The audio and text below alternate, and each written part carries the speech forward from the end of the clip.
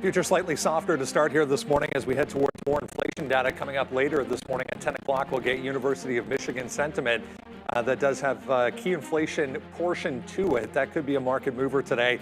Downside this morning, though, on the back of this forecast from Intel out after the close yesterday that comes in weaker than expected. Question marks around the scaling aspect of this and the speed at which they're going to be able to do that. Also, more possible job cuts coming through, both from Amazon and also in the financial sector. Citi talking about some layoffs, which is a new aspect as far as banking is concerned. We'll get into that a little bit, and more details on this Netflix and Warner Brothers deal once again just doesn't seem to go away, even though they keep saying, just say yes, just say yes. Warner Brothers keeps saying, just say yes, it's fine. So many different angles to the story, whether it's a European regulator wanting to have their say, Brendo, or President Trump wanting to have his say. That's coming too. Yeah, that's definitely coming. Good morning, guys. There is a whole lot to talk about this morning, a lot of things moving. Intel, namely, this is a really interesting report, Brendo, because I was listening to a little bit to the notes on the call, and it really does come down to the foundry business. No surprise there,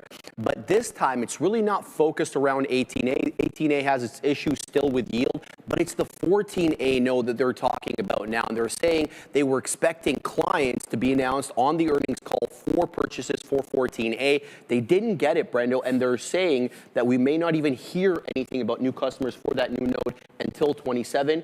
Silver lining, they're going to hold an analyst day towards the tail end of this year. Most people think that they're going to announce new clients because you don't want to face the music unless you have something to say. So yeah, let's see what happens. It's almost like there. they almost have to, I think, to get any sort of positive reaction out of that. But yeah, you're right. Here we are, $47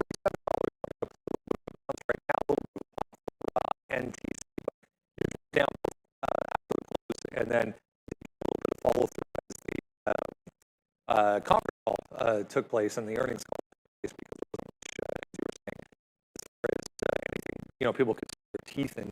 On the call. Everything else kind of following suit. I think this morning it's going to be a little bit of a wait and see as far as the chips are concerned. More China details. It's on again, off again as far as Nvidia and the H200s. Now it's back on again for them to be able to take these into China. AMD getting a little bit of a bump on that too. He to this festival. I think it's the same time every year, but you got to make the connection. The overlap. He's got to get his ducks in a row when it comes to the H200.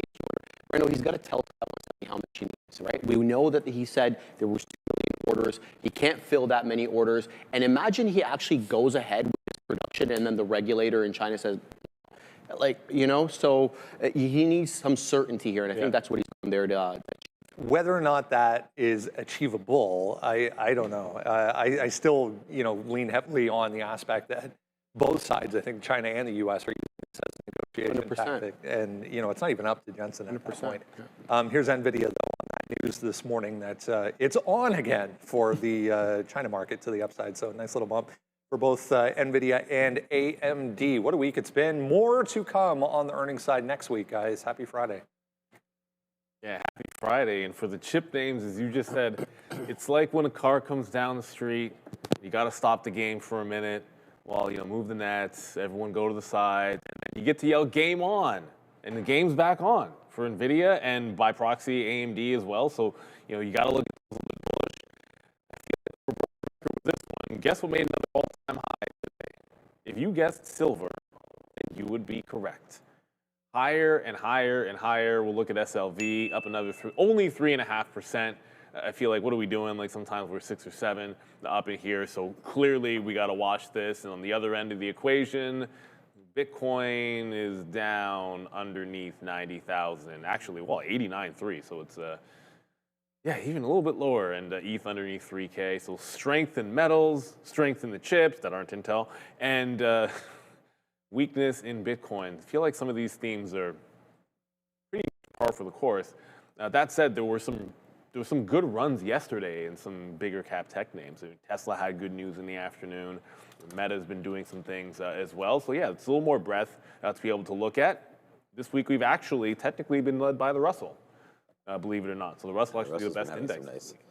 Yeah, companies that are making no money are making all the moves right there. Tesla 450 as well. Right now, that should be a good trade today. today. It's going to be one of my #1 looks today is going to be Tesla. I really like the way that one's moving. And yeah, I mean, this is why I mentioned yesterday, I had no idea where the report was going, but we did sell. You know, we got out some at 53.50 or whatever it was 2 days ago, just before earnings. I still like Intel. I was saying I think the story's not done here. I think we can go long. So I'm going to wait for a 48 break, try to get this long back into Intel, down 14%. Chip space still really hot. Intel still, the money's, I think he's going to come back into this name. You know, it was trading like a meme stock for a minute. Now we get this report. Let's let it settle down. I mean, it's day one earnings. I'm not absolutely in love with any day one earnings plays, but I think a 48 break back to the upside should be worth something. And yeah, SLV is nice. Gold nice too today. I know how to move yesterday in the sort of the after hours there a little bit. So gold will show up today. It should be, I don't know where my chart is. Should be out. Here it is. Yeah, there's something going on with my gold and It's gold and silver. I think it's the Amex charts. There's something going on with them. But anyways, yesterday there, nice new high. Like Neil said, silver all time, gold all time. It's just so funny because like as long as we had talked about gold and silver last year instead of, I wish, Bitcoin, like we're so focused on Bitcoin and Ethereum, it seemed like for the most part last year, worrying about those tops. We had the bet between Sharif and Joe. We had all this kind of stuff. Meanwhile, silver was doing its own thing. This is what Ethereum's doing right now, also getting hit to the downside a little bit, trying to hold through 3,000. We'll see if that can be the hold spot right there. And then Bitcoin, of course, as we just had mentioned. And look, we spend a lot of time on Bitcoin when we know like 50% of our viewers don't even hold Bitcoin or crypto. But 84,000, you know, that's going to be a breaking spot. We'll look to see if that can do that this weekend. We're still a little ways away. I mean, it's 89. Like if we can move down 5%, we would get that break. So watch out for Bitcoin to get into there. It hasn't broken through here since November. That was that little last wick there. And then we got to go all the way back to April to talk about some of those lows. So that's the level that you're waiting for on Bitcoin. But it should be a good day, I think, like today. You know, it's nice to see the Nvidia sort of pull forward there on China. So we'll see if that can continue to work out. Right now I just have Intel and Tesla as trade ideas. And then, you know, we asked a little bit here on Twitter what you guys were maybe thinking about here. 56,000 followers. Thank you for all of those. But right here, what are some names? And there's some interesting names here. MOV, AMDL, BBAI, PTIR, and SPY. You two guys are mentioning here, Glenn and Kevin. So I think the SPY could be an interesting name today as well. But right now, the S&P 500 and the NASDAQ both going to open up, you know, relatively muted here, down 0.13. So it hasn't gotten too cold yet, I feel like. I went to my car this morning. I thought it was okay. It was like -10 or something. But it's going to get cold very, very soon. I know everyone in the States is racing for it. Yeah, it's more about the snow. I feel like. As long as it's not too snowy. Huge storms coming through. I feel like. We already got lots of snow here right now. But are we expecting a big snowstorm there, Randy? Okay. You going to go get your haircut today there, Randy? Yeah, okay. Our barber's gone away for a couple weeks now, so last kind of a day. Yeah, Rivian Randy, I don't know. Is he rolling around in his Rivian yet? Let me see what's going on. Bad day for them yesterday. Rivian 16. Yeah, was it a bad day overall? I know it had that move right there at the end. Yeah, opened up yesterday around 1670, closes 1630. But, you know, $14 for Rivian looks to be fine. Yeah, there is something going on with some of these weird charts here today. Yeah, that AMZE, I saw someone just in the chat right here. What's up to Bomb Chaser? We'll see if that one can get going. This was a move yesterday as well. AMZE, nice move to the top side. Is Beyond Meat still under $1?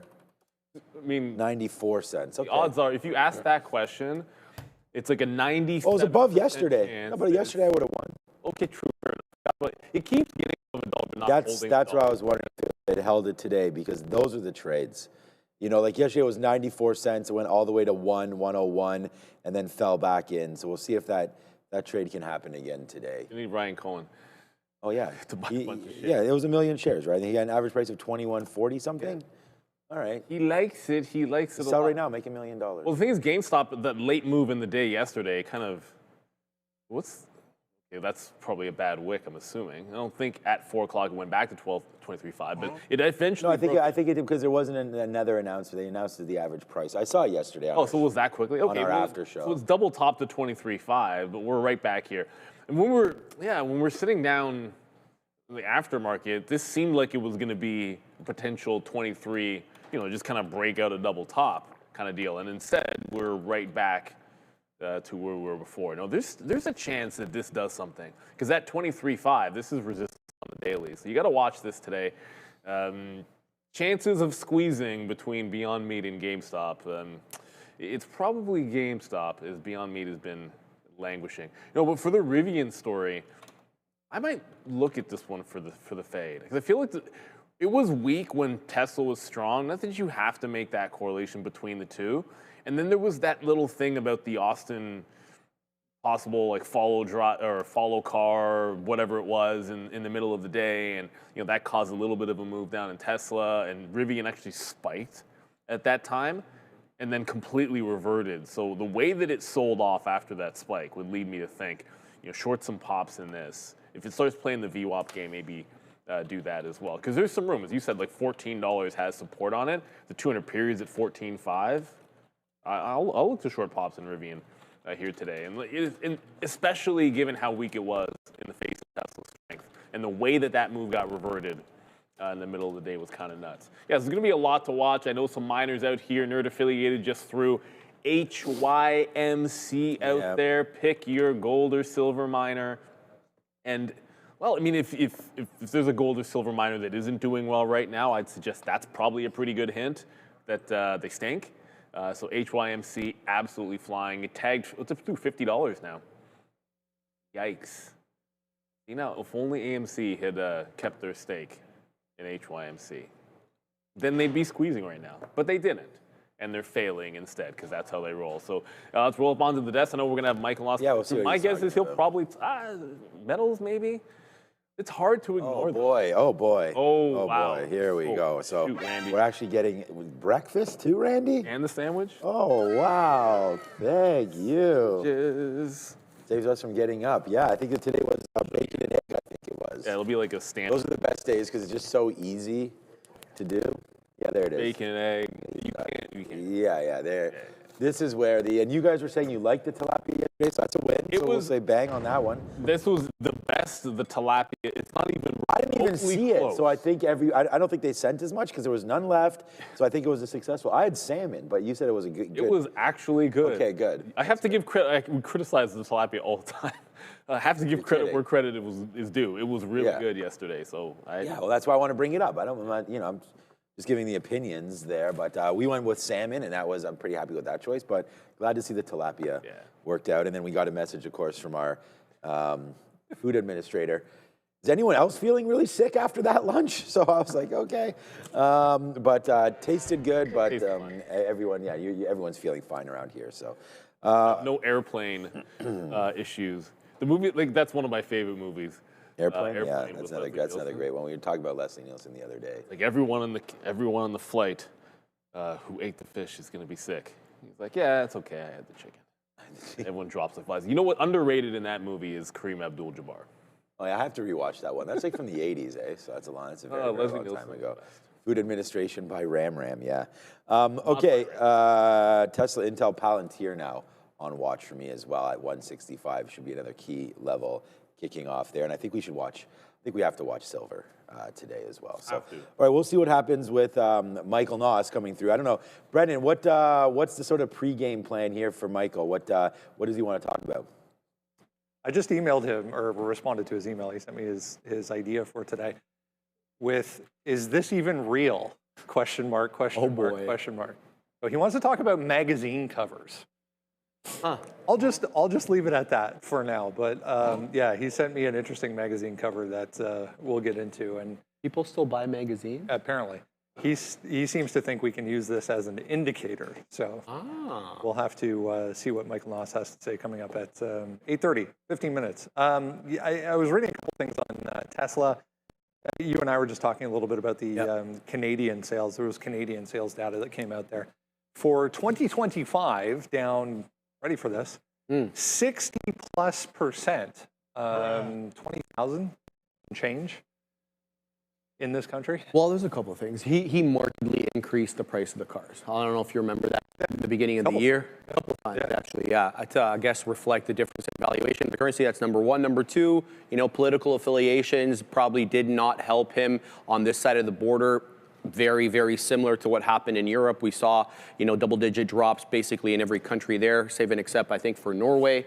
But it is interesting, the latest headline, because we got that robotaxi, fully autonomous robotaxi news midday yesterday. A lot of made about this trailing car that was supposedly following it. Now, we don't have to suspect anymore. Plenty of videos on X showing, the fully autonomous ride and how people are coming in, how it kind of works, the entire process. And then we also saw the trailing car as well. So a lot of speculation as to what that car could be doing. Maybe a kill switch, maybe controls it remotely if required. It's interesting, but apparently there's only a few of these new Model Ys that are actually fully autonomous. They're kind of mixing in those ones with a safety driver in addition to the ones that don't have a safety driver, and they're going to add more non-safety drivers as we go. It's fascinating from the standpoint that these things can, if you or I went and bought one, can just deliver themselves right to our front door. So to have, it seems a little irrelevant to have something needing to follow it to get data or collect information or anything like that. It seems like they would figure that out. But let's see. Lots came from this discussion with Elon yesterday over in Davos. One of those talking about the Cybercab production coming up in April, which I think is a little bit ahead of schedule. He really leaned on the robotics angle. He leaned on the autonomous angle, the AI angle once again, which he's been doing.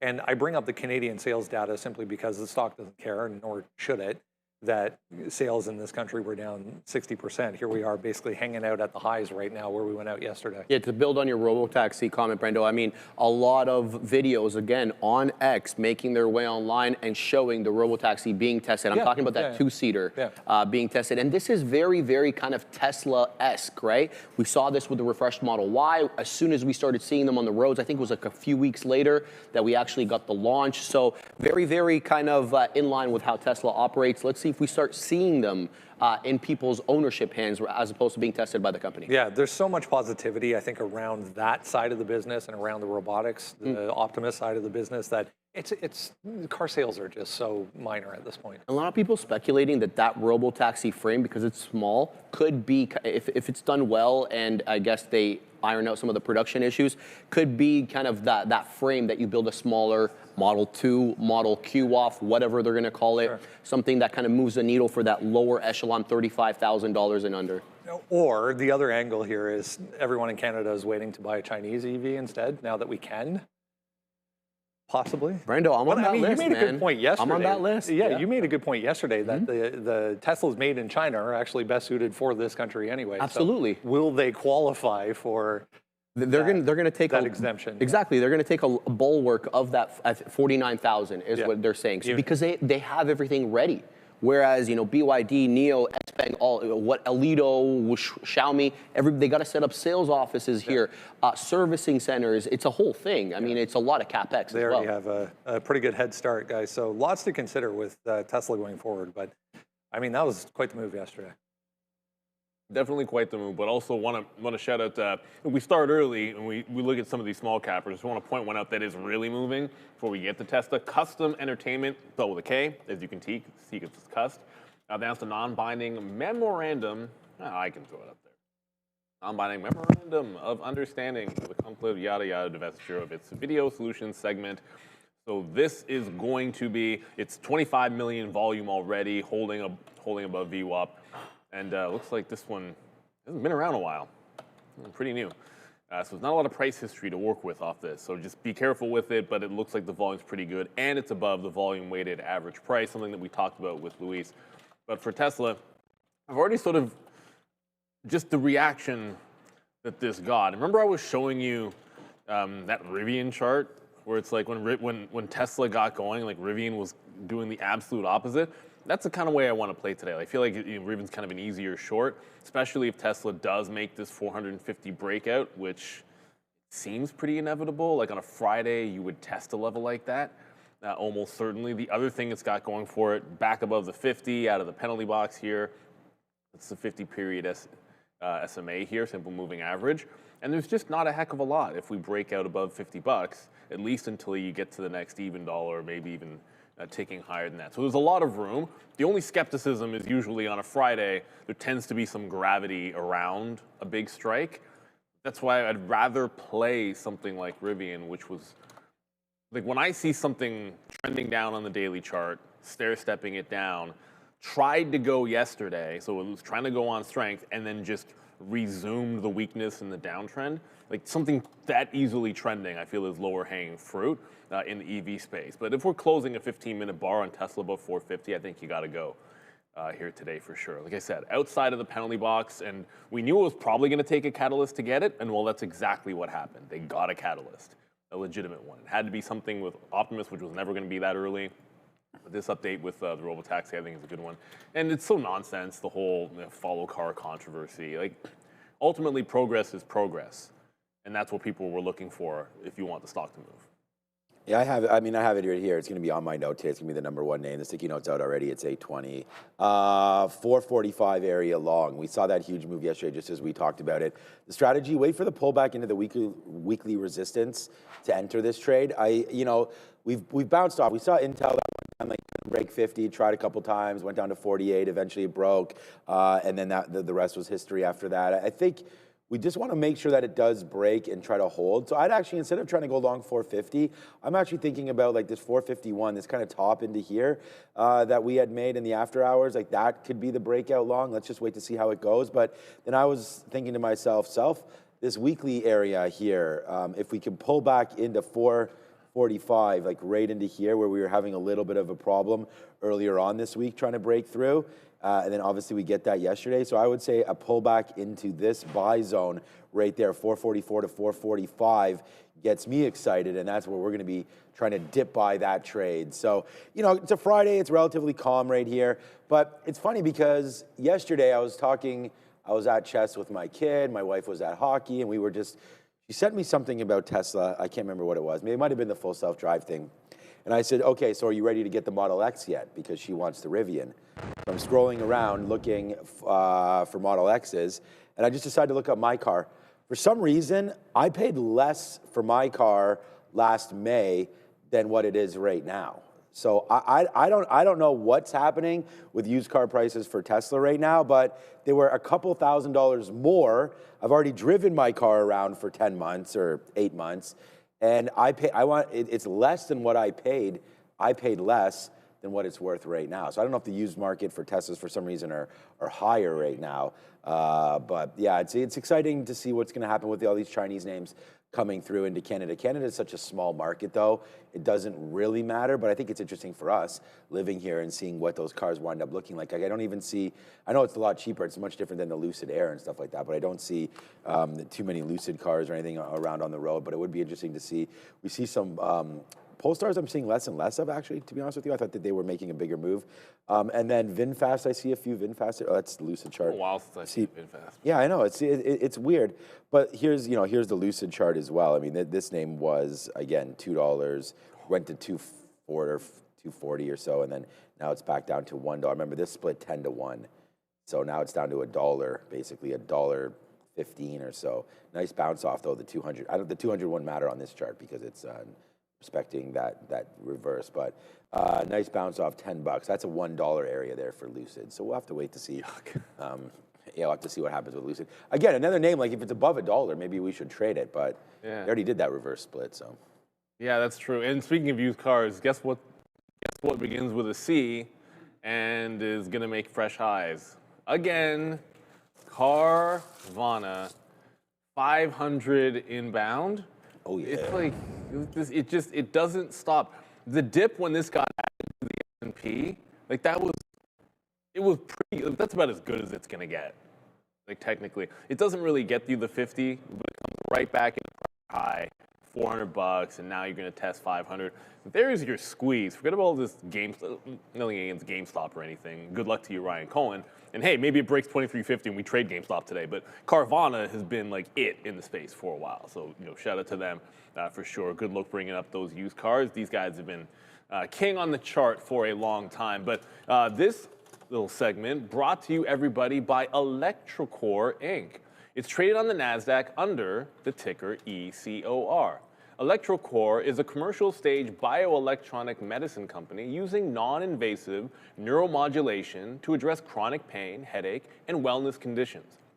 The company recently reported record revenues, guided to approximately $30 million for full year 2025, and strengthened its balance sheet following the integration of Neurometrics and its Quell platform. With high-margin recurring revenue, growing VA and consumer channels, and a clear path toward improved cash flow, electroCore is positioning itself at the intersection of medical technology and wellness innovation. To learn more, visit electrocore.com or follow the company under the ticker ECOR. You can scan the QR code you see out in front of you for more information as well.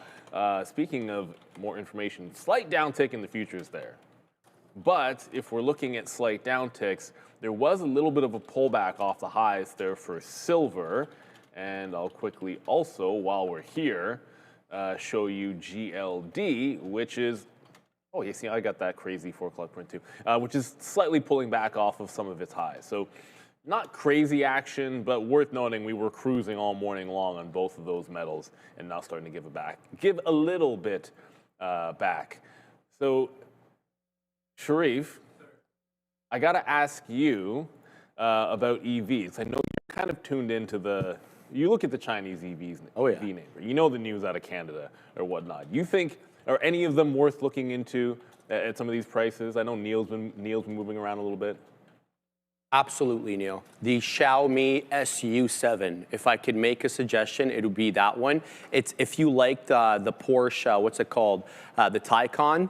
Very, very similar, Neil. Much cheaper price. Some say more advanced tech. And I don't know if you've seen the upgraded or like the fully blinged out version of this SU7. It's got over 1,000 horsepower, Brendo. It basically goes from 0 to 100 in, I think, or 60 for our American friends. I think like 1.9 seconds, 2 seconds. It's something ridiculous. So, you know, I'm not saying go for the full spec, but seems to be a really clean car. There's so many. There's just so many. That'll be good in the snow. It'll be good in the snow. Yeah. No, but that is actually a practical issue. We have to contend massively. With. But so northern China is kind of very similar to North America. Canada is like just a different level at this point. I mean, there's got to be like some better options and they're coming. I know they're coming, but there has to be some better options on the 4x4 type idea. I wanted to show you this. I know you're not a fan of this, but I just saw this chart and was kind of blown away by it. This is Duolingo. Oh yeah. On a 1 week chart. So basically the opposite of what we just saw on CBNA. Has basically reversed. This is what 550 was the high, going back to May of last year. We're at $150 on Duolingo. It's unbroken. Let me show you another chart that I just saw pop up in front of me. This is total revenue percent growth since the IPO day versus the stock price. So what gives? Unreal. Is this an AI play? Hold on, let me do it. Well, that's the thing. That's the thing. So 2 things I want to comment about that. So, you know, I pay for the Pro. Now there's even a higher level. It's called Duolingo Max. And what it's doing is you can do video calls so you can actually practice with an AI person online. And they're trying to get you to ante up more money for that. So it's not enough that you paid for the entire year. You got to pay for more. So that makes absolute sense. That revenue curve is going up. But here's the other issue.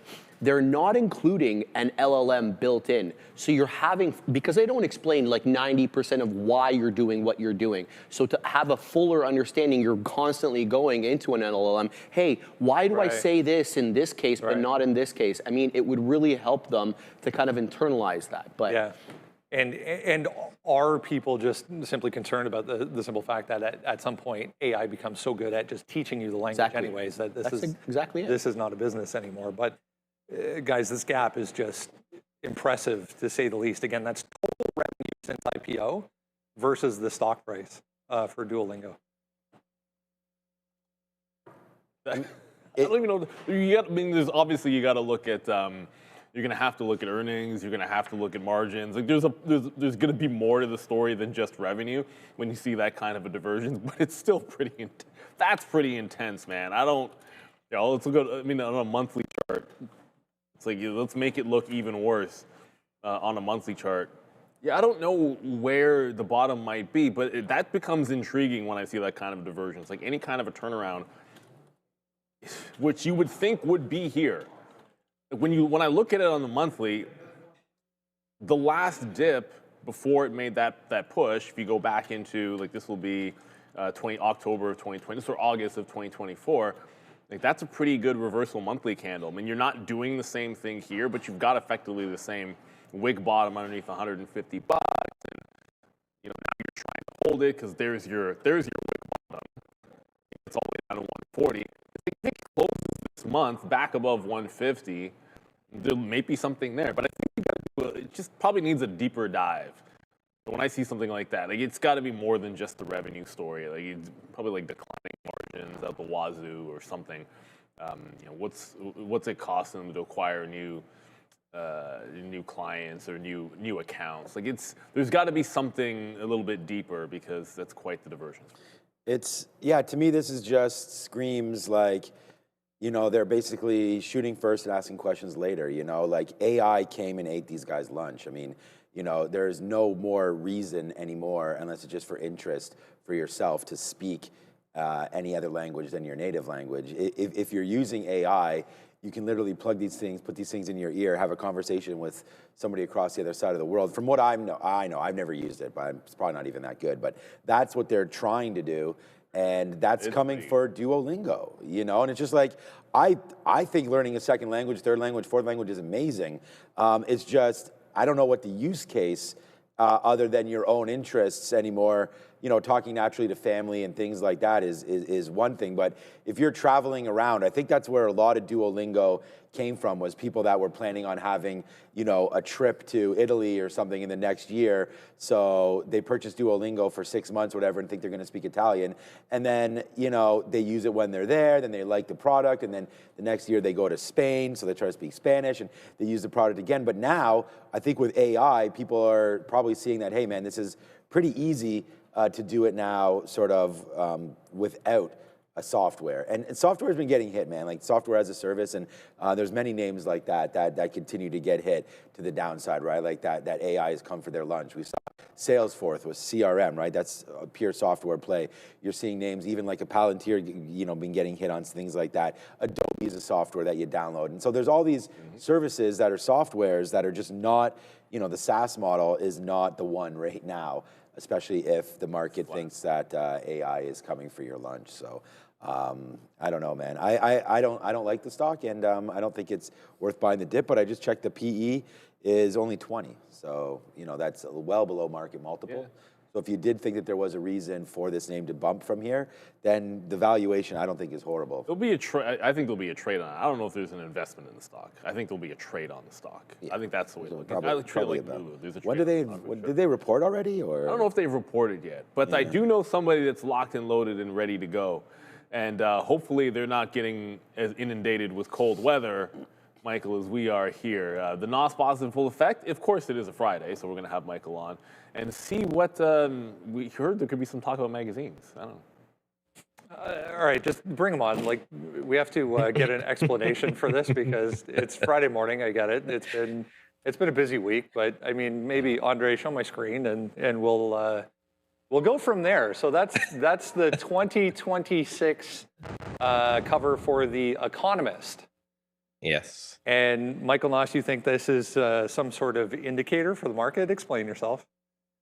Well, I almost just want to come on and say, and I saw it, so do you guys, and then just leave. But there is actually a market lesson here. First of all, I want a lot of thank yous in chat, because I censored this for you. The actual cover of The Economist is not censored, so that bar is not there. I was worried about your guys' monetization with showing this. But yeah, this is this week's cover of The Economist, and Trump riding a bear. I think it's a polar bear for a reason, because it's probably talking about the bearish action we had with all the Greenland stuff.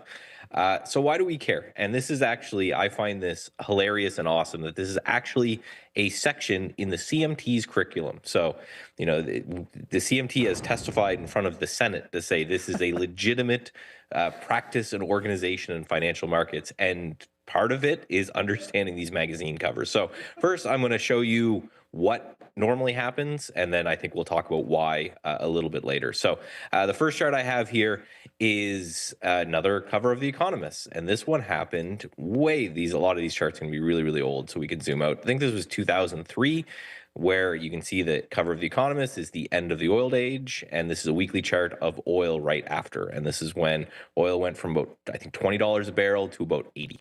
The next chart here is the death of equities, and this was way back in, I believe, the early 70s, 1979, and you can see what happened. Equities tripled right after this report was put out. This next one here is, it's the drowning in oil. So this was another one, right, where they're talking about how bad oil is, and this was in 1998, and you can see what happened there. This one here was actually more recent. The next one, it's the dollar, the US dollar, and he's all buffed up on the cover. It talks about the mighty dollar, and that was right near the top of the dollar before it collapsed. This next one here is probably my personal favorite, where it's Forbes, not The Economist, but they put Michael Saylor on the cover in the very end. So it was December. I had to look this one. It was December 2025. And MicroStrategy's down like 70, 80% from this price. So now this last chart is what we're seeing right now. So right now, as of this week, this is a weekly chart of the SPY. This is what they choose to put on the cover, right? Trump riding a big bear and, talking about how this whole Greenland fiasco is going to cause awfulness to the market. So the question is, do we think they're right this time, or do we think it's going to follow through the way it is? And then a little bit of discussion for why. And there is some, just ribbing about journalists and economists and how these guys ignore what's actually happening, which, is price. And they're just worried about the story behind things, right? They're not focused on the markets the way we are to make money, because that's not their job. They're looking to make stories that people will then pick up and read.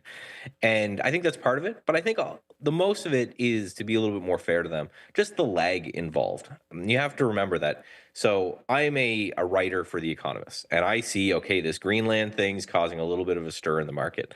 I have to sit down and gather my information and write the article and send that to an editor. An editor needs to edit it, and then it needs to go to a publisher and then a graphics guy and blah, blah, blah. And then it comes out in the next edition after that. So from the moment that you see the event happen until the news article gets released, a lot of time has gone by. And that's why I think these things actually do work as contrary indicators, is because they are writing so far in the past that it really doesn't matter anymore, and whatever issue may have been happened has probably already been either priced into the market or priced into the market and resolved, which is kind of what we're seeing here with the Greenland thing. It was, we pulled back a little bit, then it was all priced in, then we had the back off of it, and markets kind of go from here. So not every magazine cover is going to be super interesting, but this one definitely stood out as a big Trump riding a bear. And for me, I'm going to take a bet that they're wrong again. All right, so let's be honest. How many of those that we just went through did you cherry pick and say, okay, this is a perfect example of when they went exactly the opposite direction? So we're not saying buy everything, but I don't know, buy everything? Sometimes. So I think it's like a sentiment indicator. I talk about this too when I bring in the commitment of traders indicator. I think on last Friday, I talked about the commitment of traders and how it's not really telling us anything because it's neutral. And same with sentiment. If someone comes in and says, people aren't really that bearish and they're not really that bullish, well, that's a useless indicator now. That's the sentiment is just, it doesn't matter, because like a lot of things, think of your oscillators like RSIs and things like this. They only matter at extreme conditions. No one's looking at an RSI at 50, which is dead set in the middle, and saying that there's a signal here. So I think you have to kind of look at these magazine cover indicators the same way. If we see a string of super bullish, everything's amazing, things are going to pop up, and everybody in the world is talking about on the magazine cover, it's, to go back to the 50s, it's the shoe shine boy indicator, where as soon as everybody's talking about something, that thing is probably a fade. And I look at it the same way. As soon as they get bold enough to do something like this, then it's probably a fade for a period of time. But yeah, those charts were 100% cherry picked because these guys put out magazines every week, and I'm not going to give you a chart with all of them on there, but it seems to me to be a little bit of a fade. All right, that being said, let's set that aside for a second. Let's just talk about pure technicals as far as the market is concerned, because I feel like more and more people are getting to the point, sitting here at the highs, just kind of chopping around, going sideways. And credit to you, going back to December, we sat here and we had the conversation of these types of years in an election cycle can be more sideways than directional. But yeah, I feel like everyone's just waiting for the pullback to, dig their teeth into, and it's just not coming. Yeah, if everyone's waiting for a pullback, then there'll never be a pullback, and that's the way markets work, right? Is because everyone's going to bid higher and higher. I'm still in the camp that we are going to be choppy on the larger indexes for a long time, but we say chopping around at all-time highs. Well, that's the SPY. The IWM made new all-time high, I think the last 6 or 7 out of the last 10 days. So small caps under the hoods are absolutely ripping. And there's the chart of the IWM, just new all-time high after new all-time high. And I think this is kind of indicative to potential rotation. And, again, credit to me, but mainly credit to the Stock Traders Almanac, where we talked about this effect that happens generally in January, where these stocks are very depressed going into the end of the year due to tax loss selling, and then they have these huge lifts after that. And I think that's what we're seeing in the IWM. And if this rotation continues, it's going to be bullish for everything. But yeah, I'm still in the chop until there's some certainty on the next election. And, then potentially we get a move and we can trade off that move a little bit later. That being said, 2 of those charts that we looked at on the oil end of the market, I just brought up USO here, but, we're seeing this consolidation that's been, what is this, going back 2 or 3 years now in energy, getting tighter and tighter and tighter and tighter. Is there something that we can look to maybe as far as technicals on this to maybe be a little more excited on? Well, I brought 2 charts last Friday when I was talking with the commitment of traders. One was natural gas, and me and Neil joked about how I should buy natural gas here. Of course, I only bought a little tiny feeler position, so my percentage gain is huge, but I could barely go to the grocery store with it because that was the idea. There was people were more short natural gas last Friday than they had been in years. And we're starting to see about the same thing in oil as well. There's more and more short positions coming on in oil. I think the idea is with the whole Venezuela thing, maybe there'll be a big influx in oil. Trump's out there talking about how he wants to get oil prices down. And when that trade gets a little bit too crowded, it might be time to move in the other direction. However, I don't know how you express that trade because you're right. We haven't moved in years, and it's almost worse, in my opinion, or harder for me to buy a stock or buy a security and not have it move for a couple of years than to buy it and be wrong. Because you're wrong, you're stopped out, you go kick rocks, you move on with your life. If you buy it and it never moves in your favor and it never moves against you and it just chops around for years, again, that becomes incredibly, incredibly difficult trade.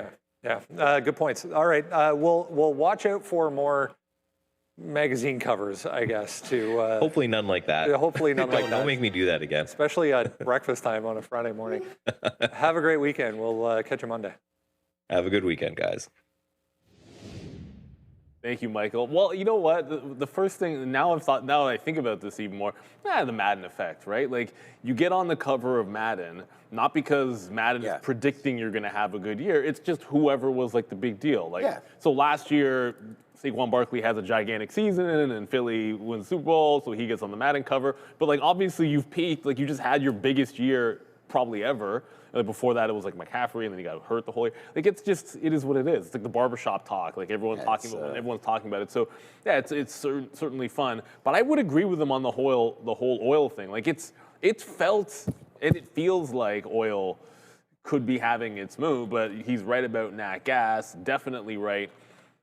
When we talked about the difference between what's going on and like look at the NASDAQ and what's happening, essentially with the IWM and where the leadership has gone to. And really it's the IWM that's been breaking out. So we've been looking at some of the small cappers. They've been just a little bit better and giving more bang for your buck, while we've had things like our Mag 7 not really go up in unison anymore. Like there'll be just enough weakness in a couple of names in the Mag 7 that, the other ones that are going up can limit how strong we're going to end up being. Meanwhile, we've been flying almost every single day here over on the Russell.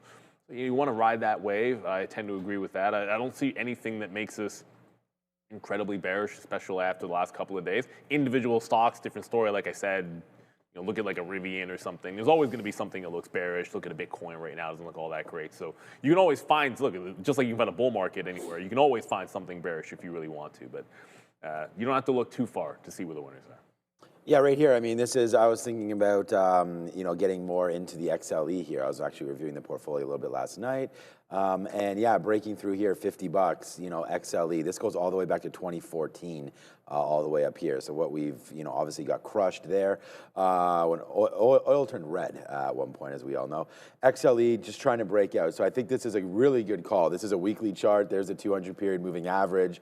Really respected that around that $40 mark as that sort of a bottom. Now, will it break out or will this just be another one of those tops? We're going to wait to find out soon. But yeah, this $50 mark seems to be something here on XLE, which is really funny because it's just an ETF.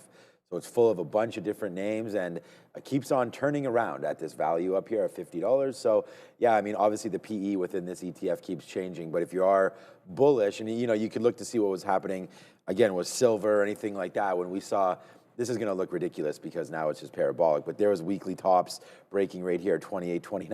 And I remember when we were sort of talking about this little breakout there, and it's now, officially gone through the roof there. And gold, I mean, all the metals are going to look similar at this 2021 top, and then we just kept bouncing our head off of it for basically 4 years, and then bang, well, I guess the 3 years, and then boom, hit that in 2025 and all the way to the upside. So the question remains, will XLE be one of those stocks or one of those names again where we've just been bouncing, our head against this wall for a minute, and will we break out of it eventually? Yes, I think it's learned our lesson a little bit there from silver and gold and what can happen, and even the IWM had a IWM had a very similar break out as well. Call up, oh man, I hate this cursor now that we have this different setup. Okay, IWM breaking as well, right? So there's that 240 level, and then there's the pop and through. So IWM still at, and now even, all-time high. So as this continues to work out, there's that 2022 high again. So yeah, XLE to me is looking, and if you find another chart like that, let me know, because I really like that kind of breakout. And I think I've learned my lesson too. Watching what happens in silver, you always think these things can slow down, but then they just keep on going. So yeah, anyways, XLE, an interesting play. Yeah, before we go back into the desk here, but Oracle just took another leg to the downside. Saw some people throwing that one into the chat. And remember, everybody in said chat, do not forget, type $. Oh, right. So AMD, Move is on the move, DRCT, stock, RDW. RDW, they're a Golden Dome supplier. So they look like a defense name which is trying to break out as we speak. Oracle in there as well. And not looking very good for Oracle as it continues. Wow, okay, like it just dropped another $1 here. Fierce General X. Broadcom is killing me. It kept going back to 350. Do you think it will rebound today? I haven't looked at Broadcom this morning. There's 3 chip stocks I would focus on. Well, 4 if I include SMCI. Intel, AMD, and Nvidia got the good news today. They're going to be the strong ones. Unfortunately, a lot of the rest of the space isn't looking so good. So the downside for Broadcom is it's lost that support that we had at about $320. That looks like a bad wick on the daily. It never got down there. Oh wow, yeah, that is broken. Yeah, so that's broken the support. All you've got left, I think, is the $300 level and the 200 period moving average, which is always a reasonable spot to look for support. There was some before, but this is breaking down. Now, do I think this is I don't know, like stocks like this, a company like this, I do believe it's the kind of thing that if you want to be a buyer of it, this is your chance to like DCA into it. But from a short-term technical perspective, it's literally breaking that support today. Not usually a fan of that. I want to see it hold that 200 period moving average first. But this it's losing contain is the best way to think about Broadcom right now. And in a moment where some other stocks are gaining some strength, right? Like we saw, like within the group, we've seen AMD go ham. We've seen Nvidia now catching a bit. I've seen ARM maybe pick up a little bit. Well, on the other side, you've got Broadcom coming back. You've got Intel coming back.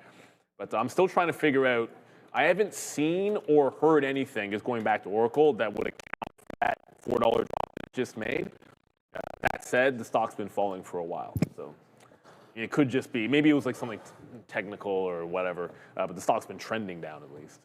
Yeah, I think if you're trading Broadcom, you just got to hope that moving forward, some of the talk here is a little more positive with respect to the chip game, right? We had such a great year in 2025 and 2024 for all of these plays. We've already mentioned that Nvidia, bless you, Nvidia's has been doing nothing since July, you know. So yeah, interesting to see Broadcom. I still like the name.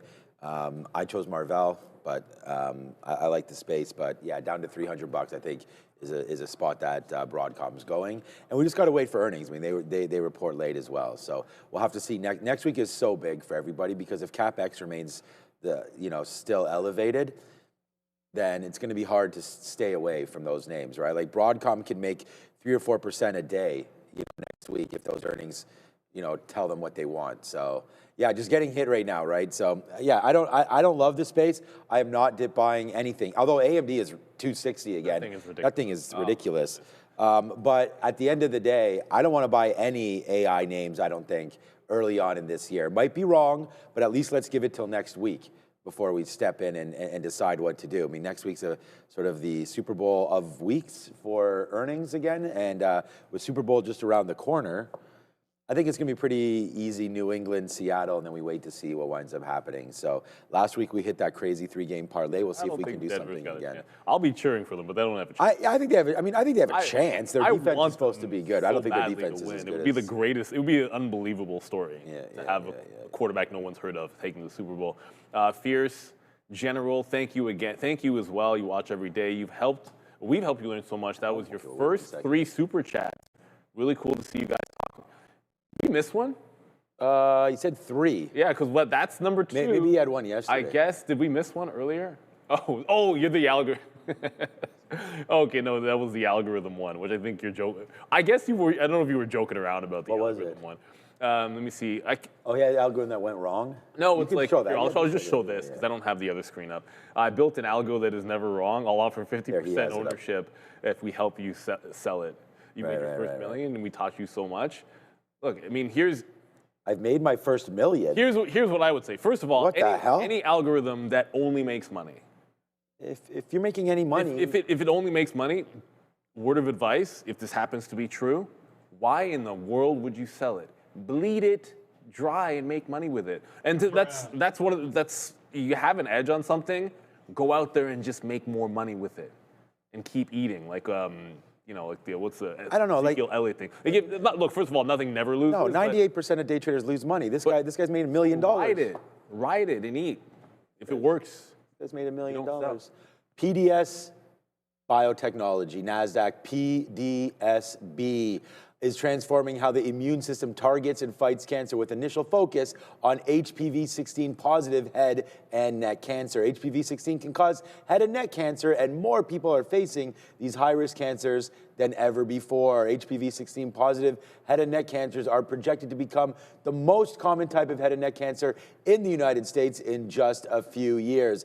If you're interested, please check them out. They are located at pdsbiotech.com. pdsbiotech.com. Scan that QR code. Check the link in description for more information about that very important topic. So there it is. Yeah, he's also mentioning here that he's so tired of sitting in front of his computer. Yeah, that's our life around here. We do want to say thank you to that, and here it is right here. Make sure you take breaks standing up. Oh, there, he's got it up there. If you do it. Yeah, walk around. That's why I'm going to. I'm going to the gym every day here. So, but like glasses every now and then. Yeah. Have those on every once in a while.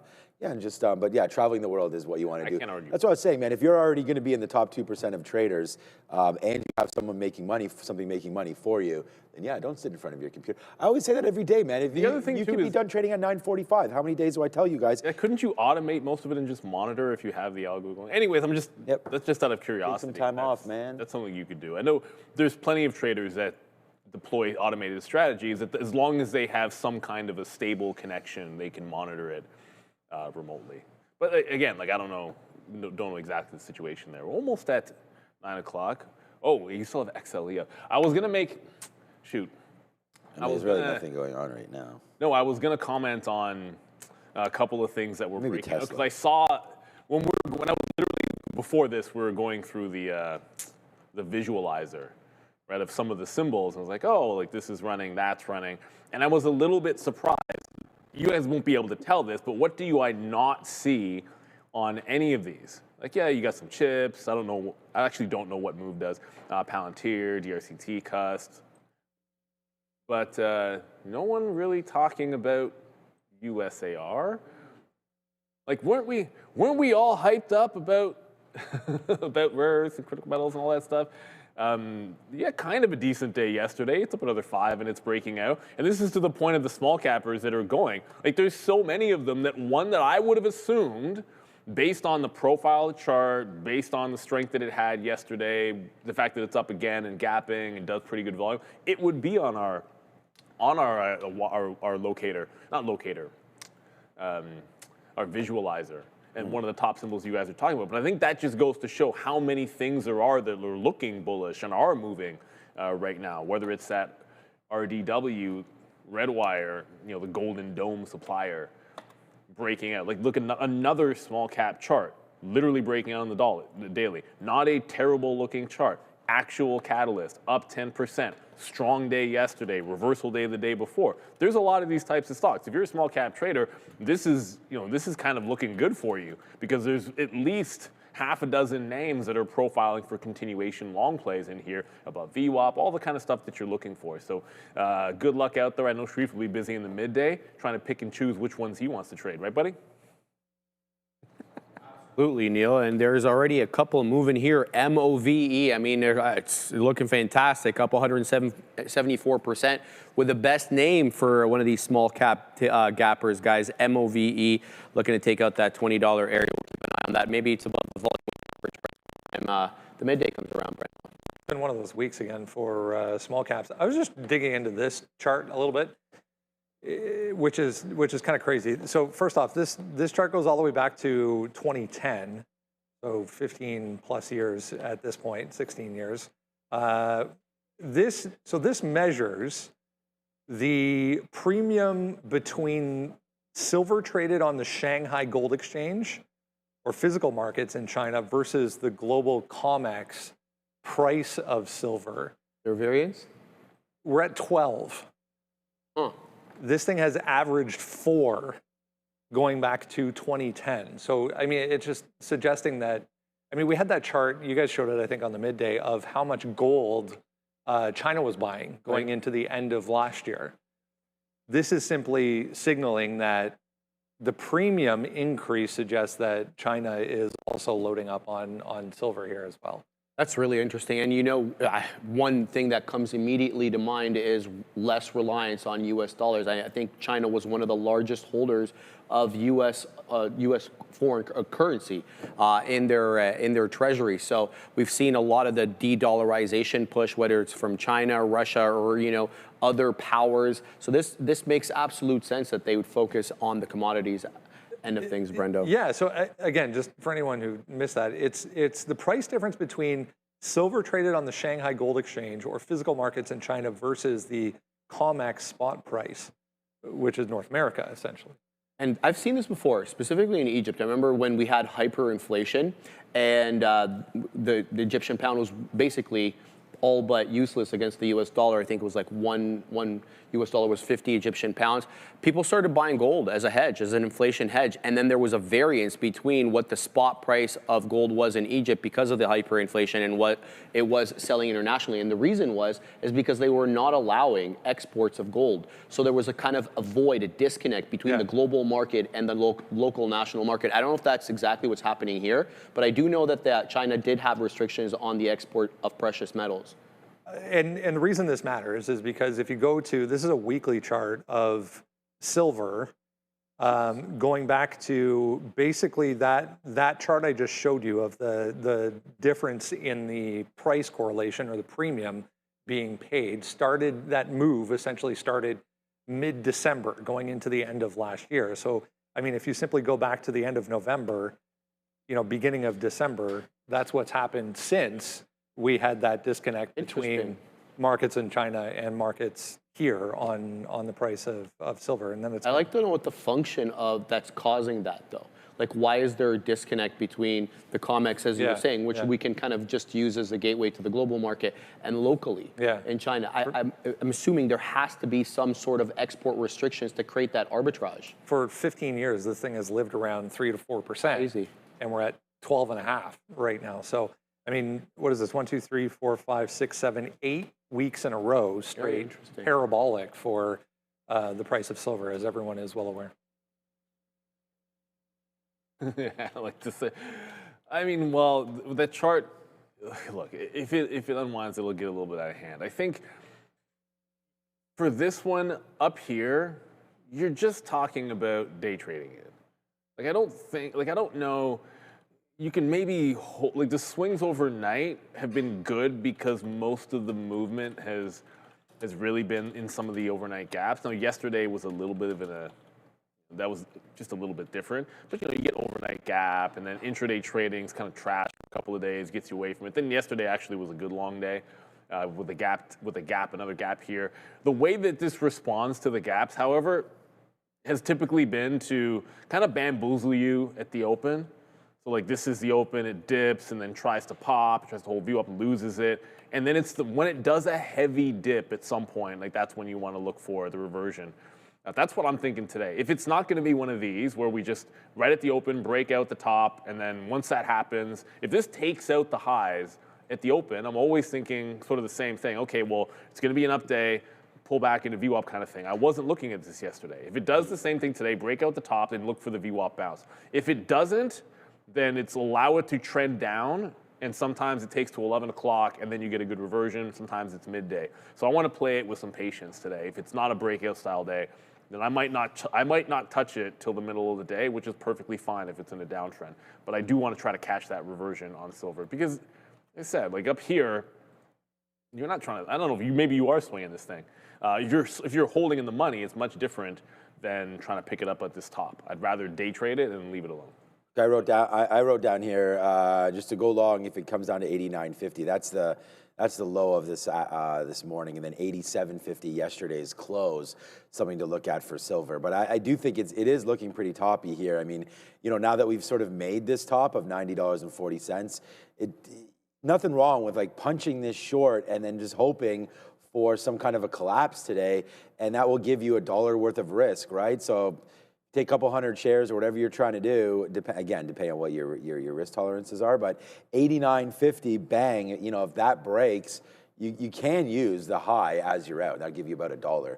So I think that's something to be looked at. Let's just wait to see how it goes. It doesn't mean I'm necessarily going to go long at 89.50 down here, but silver's up 3%. The market's down. There's not too many things that are up today.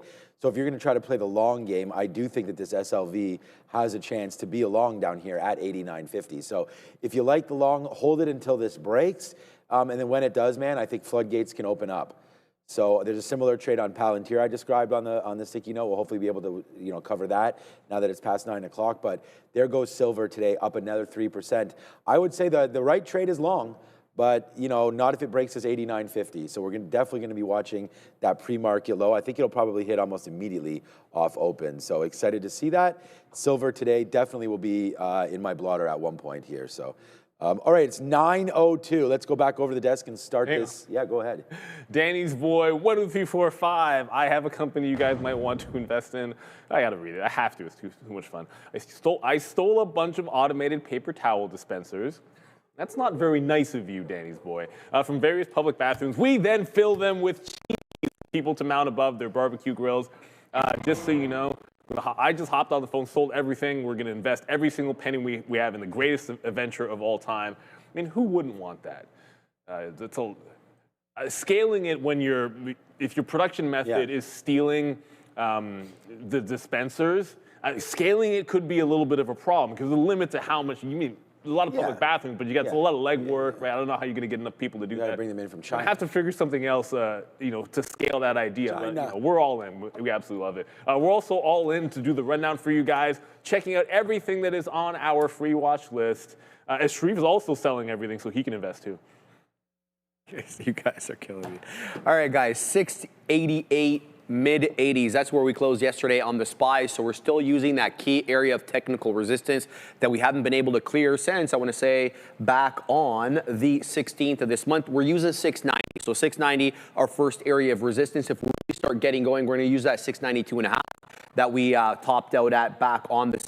If we sell off for whatever reason, we're looking at that 685 area, which was an area top the last few days as our first area of support, Brendo. All right, if you haven't done so yet, make sure you grab that. Absolutely free every single morning. Comes right to your inbox. So all you need is email. And we will send that to you. Has absolutely everything that is moving around in the pre-market on it and a little bit on the Y side of things. And then you come join us at 8 o'clock and we'll get you set for the open. Intel, top of the list here, looking a little bit toppy on the weekly chart. If you zoom out a little bit, got above this high, right back down again through that 5140 area. I mean, it's a guidance here that ends up being the problem. Exactly. They beat on the top and bottom line for the current quarter, but they guided weak on both the top and bottom line. So EPS for Q1 expected to be, revenue expected to be between 11.7 and 12.7.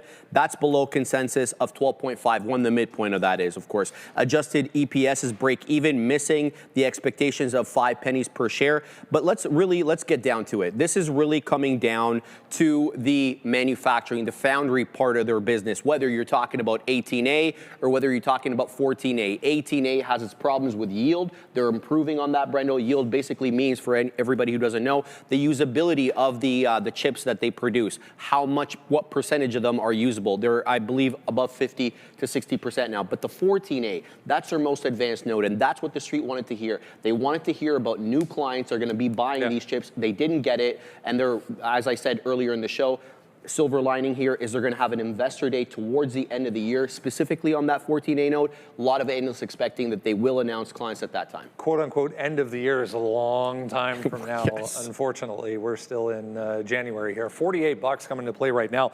I mean, guys, Sean, specifically, we mentioned this 50 level after the close, if you were with us yesterday when this came out, as maybe a key point for Intel today.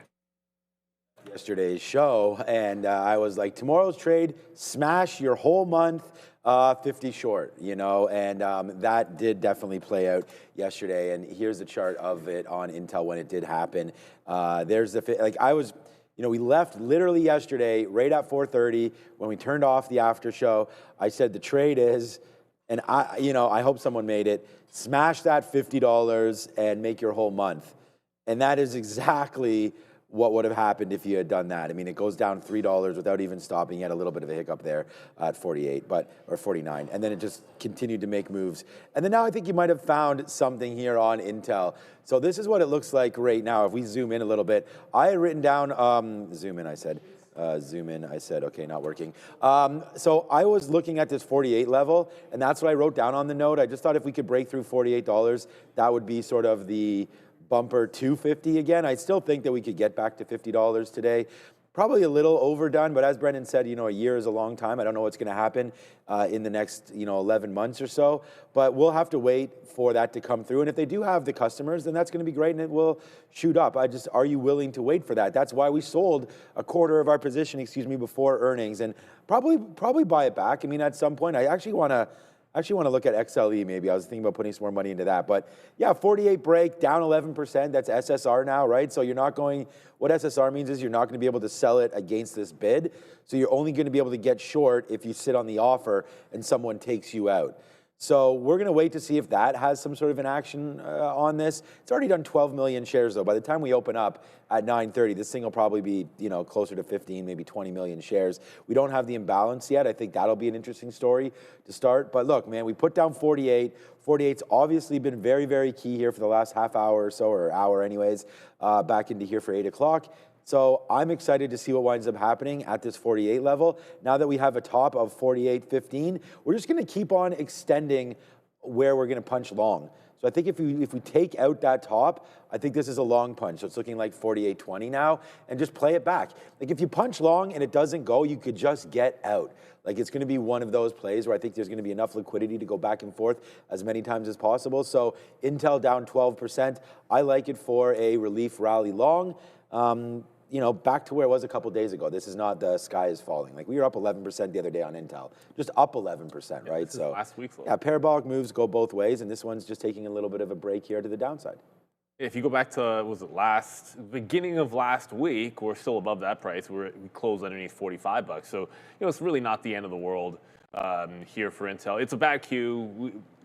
I don't know. We were talking honestly about the numbers last night. Everyone's like, you must hate the stock. And like, that wasn't the point. It was like, I was surprised when we were down 5 or 6% initially, and then it eventually did make the move.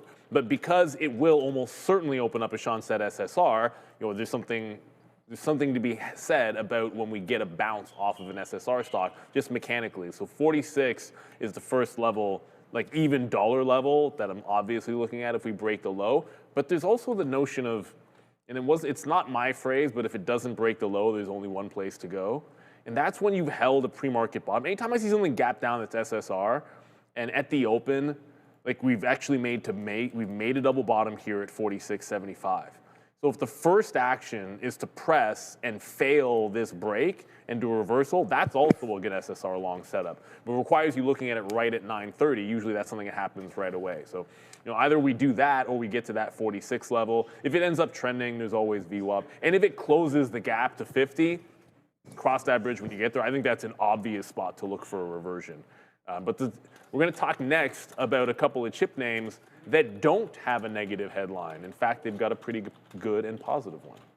The on-again, off-again relationship here between China and these H200s on the on side, once again, on that headline, it was Bloomberg that reported that initially, but yeah, Beijing apparently telling China's tech giants to prepare, don't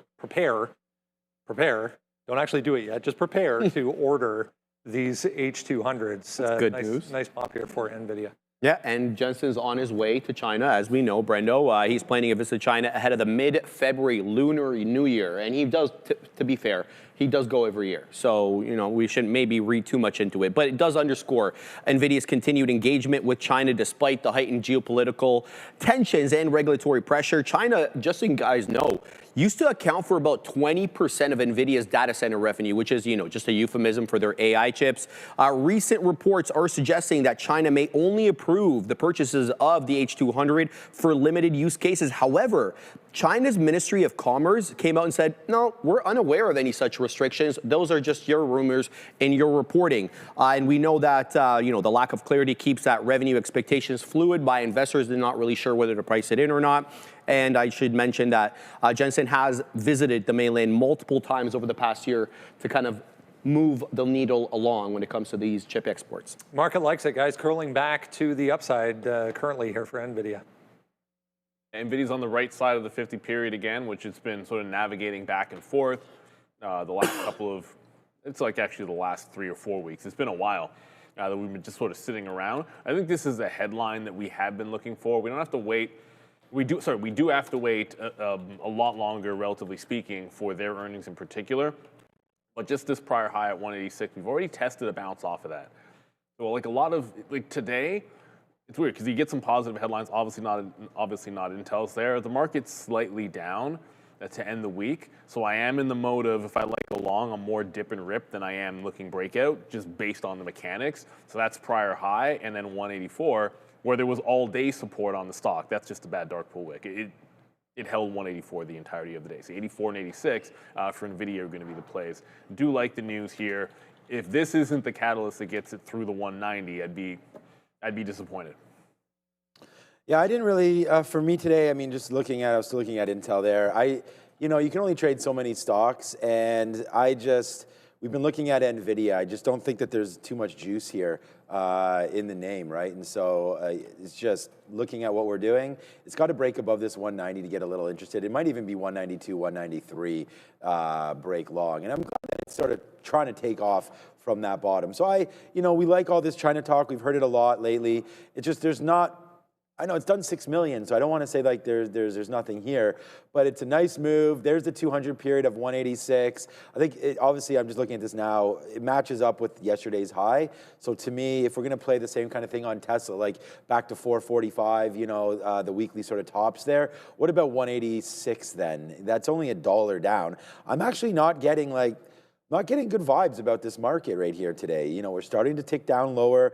I think we can easily break this level. We were very, very close to breaking that last night, saved by the market. Now we get sort of the negative report from Intel. Intel's not really affecting the market though.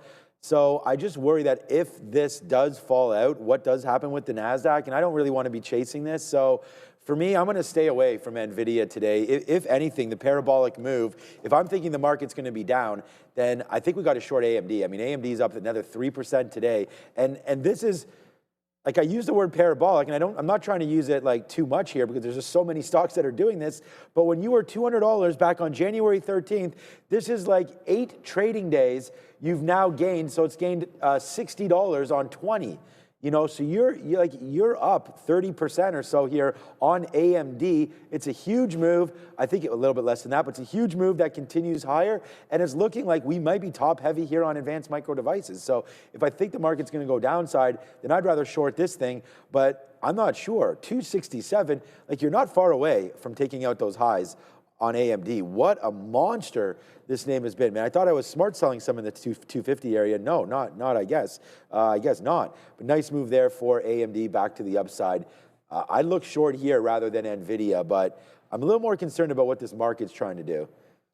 Yo, what's up, Adam James? Okay, well, it's always nice to have, you know, opinions similarly to you, Adam. You've had some nice calls recently as well. But you're saying 608 on the Qs. Okay, so here's the Qs right now. Whoa, okay, 608. All right, so you are a little more bearish than I. This is a 30-minute chart here for the Qs. I always pull it back on E-signal. You're talking about 608, so you want to get all the way back to where we were Wednesday. I mean, this would be a great spot to go long if we got into here. There's a lot of developments down there. But that would mean quite a nice move back in there today. I just don't know, Adam, if there's, I agree with you on the short. I'm not sure there's enough news to get down to here. But the thing is, it's a Friday. So we've seen markets, you know, react on Fridays. I think on average, we looked at this before, I think on average Fridays are up. On average, every day is up. Yeah, that's what it is. Okay, but I think it's up more than usual on Fridays. But, a good day. But at the end of the day, let's just wait to see what winds up happening. It's good to see that you're also thinking a little bearish there as well. As long as the market's under VWAP, under the 50-period moving average, it's going to be hard to convince me otherwise. So yeah, for Nvidia, it's going to be a pass on that. Let's go figure out what's going on with Fortinet, Randy. Yeah. Not a lot of volume behind this move, but here it is, up huge. A lot of people were mentioning this early on in the pre-market this morning. We're all the way up through to 83 here on a nice analyst note. Yeah, TD Cowen liking them today. A nice price target upgrade. $100 is what they're saying it up at, implying about a 30% upside from yesterday's close. They view Fortinet as undervalued, especially on a forward basis. The upgrade, though, they said is driven by confidence in their operational stability heading into this year, and they continue to post strong fundamentals, including, guys, 81% gross margins. That is nice there, and mid-teens trailing revenue growth. They also see upside to the Q4 2025 estimates, and they believe full year 2026 billings, the growth forecast could move higher, citing, you know, steady enterprise adoption. But it's not all sunshine and rainbows, Brendo. China's move to restrict the purchase of foreign cybersecurity could be a headwind as well. They had a recent vulnerability in one of their it's called 40Web. There was an exploit there that was posted online. Analysts not making too much of it, but something to keep in mind. Yeah, cybersecurity has been kind of stuck in a range going back to summer of last year. Or maybe just TD Cowen got hella long on this last dip here, guys, for FTNT. We're right back to the top of the range. Yeah, and that said top of the range is the lower end of the range. I think for this one, because it's light volume and how distinct the top is around like 86 up here, if this one drifts up into that high, I think that's where you look for a reversion. I feel like this could be one of those, if we're sitting at 11 o'clock and this is kind of drifting in past 86 into 87, I'd look for a short on FTNT. And it has nothing to do with the upgrade. I like the cybersecurity space. This wouldn't be my first pick or second pick, probably not even third. But overall, if it had better volume early, there might be something to hang on to, but it's very sporadic. So I'd much rather let it try to make a move into those levels on the daily and, you know, take a look to maybe short it up there if it does get there. That's just for the day trade. You know, if you've been in this one, if you've been in this one since the August dump, Like, it hasn't been terrible for you, but I think you'd have to be disappointed that it's only now getting back to where it initially bounced to. So this stock has been disappointing. If it doesn't get to the mid-high 80s, I'm not going to trade today. Yeah, FTNT, I mean, obviously a good dump down. We've shout out to Joe. He picked CrowdStrike. I mean, I think that there's going to be a bunch of different names to look at this year in cybersecurity. I mean, these names have really, really gotten crushed. I mean, it's not just Fortinet. Fortinet had the bad Q, obviously, and went to the downside. But yeah, CrowdStrike now underneath the 200 period has not been performing that well. And then, you know, the bell of the ball is going to be Palo Alto, so we can have a quick look there too. Not performing that well. There's been some CapEx, or I guess CapEx, but some spend here buying different companies. I can't remember the exact names, but they've all purchased. Don't, you know, mind that drop. But yeah, you're all under the 200 period moving average. And it's kind of funny because I know that there's been talk about like what sectors are the next ones to go.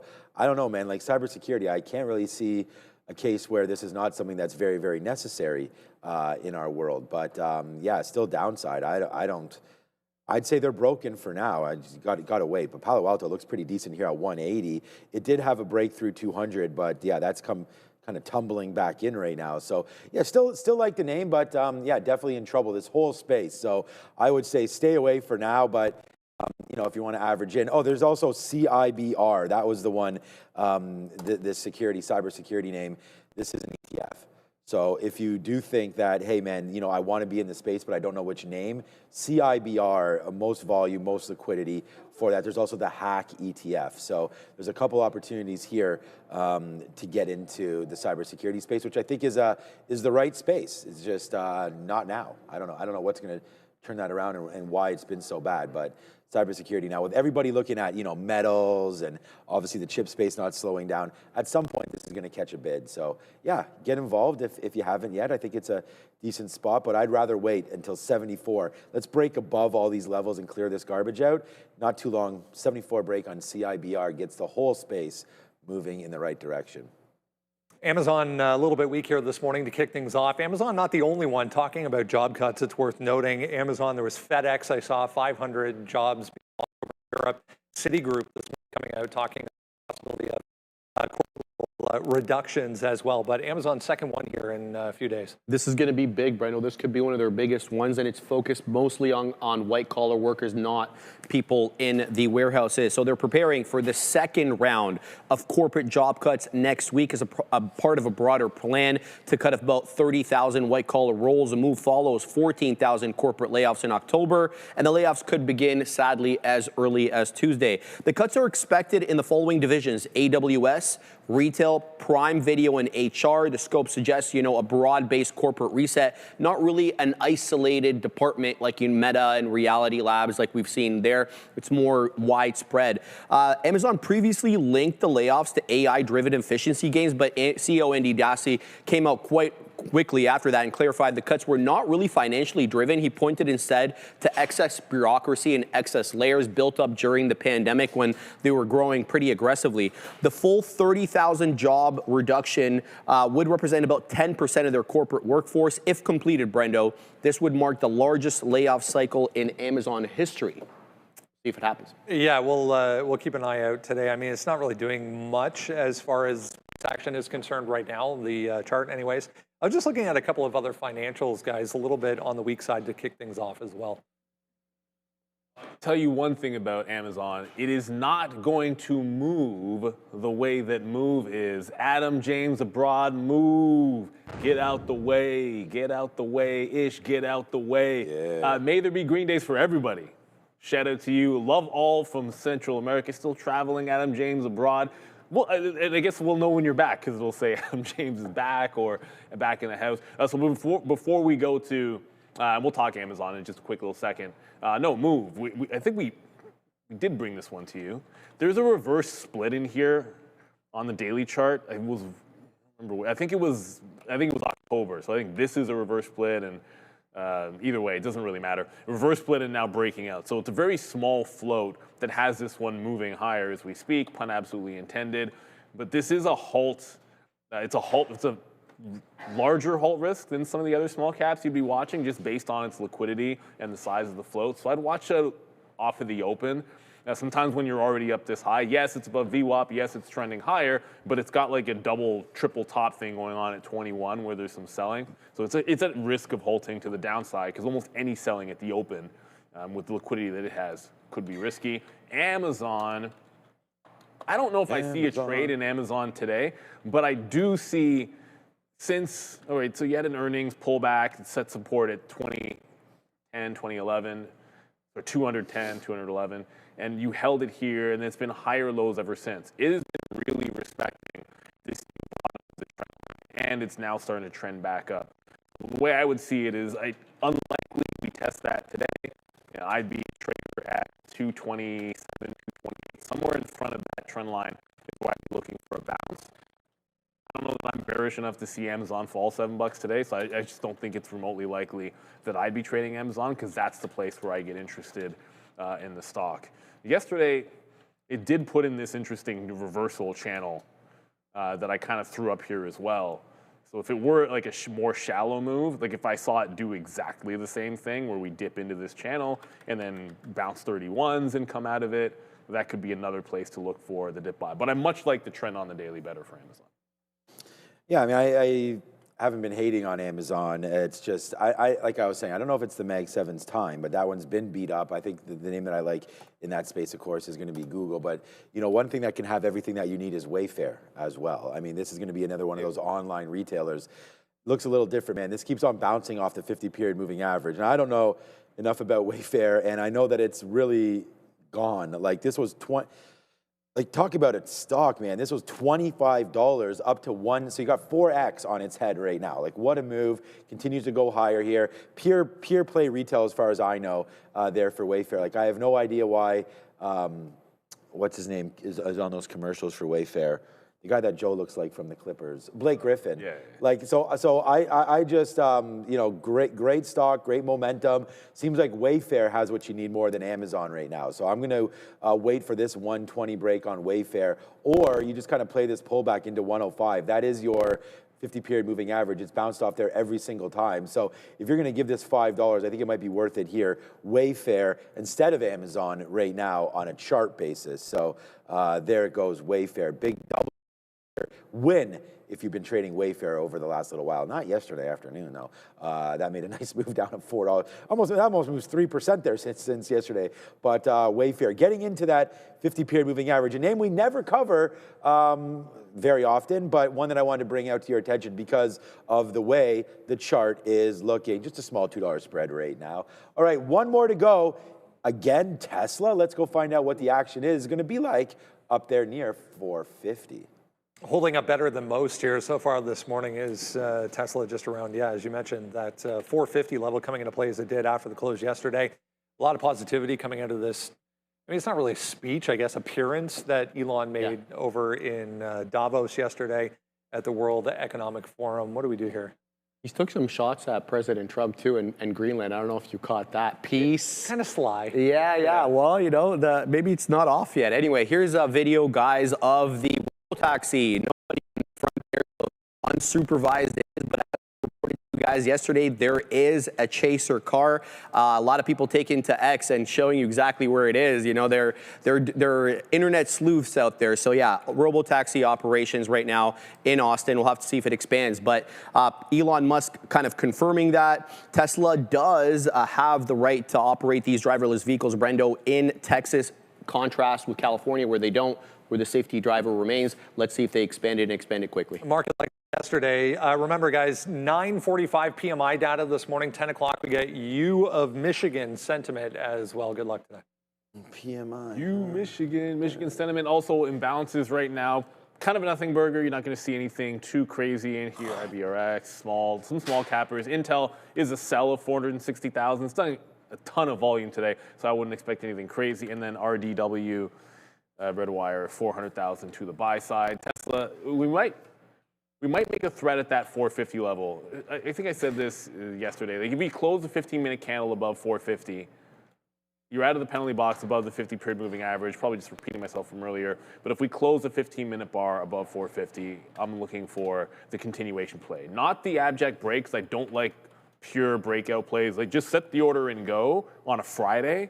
at a level like a 450. But if we can get away from it later on in the session, then I like it. And then as far as the other name, I'm looking at Rivian to fade pops.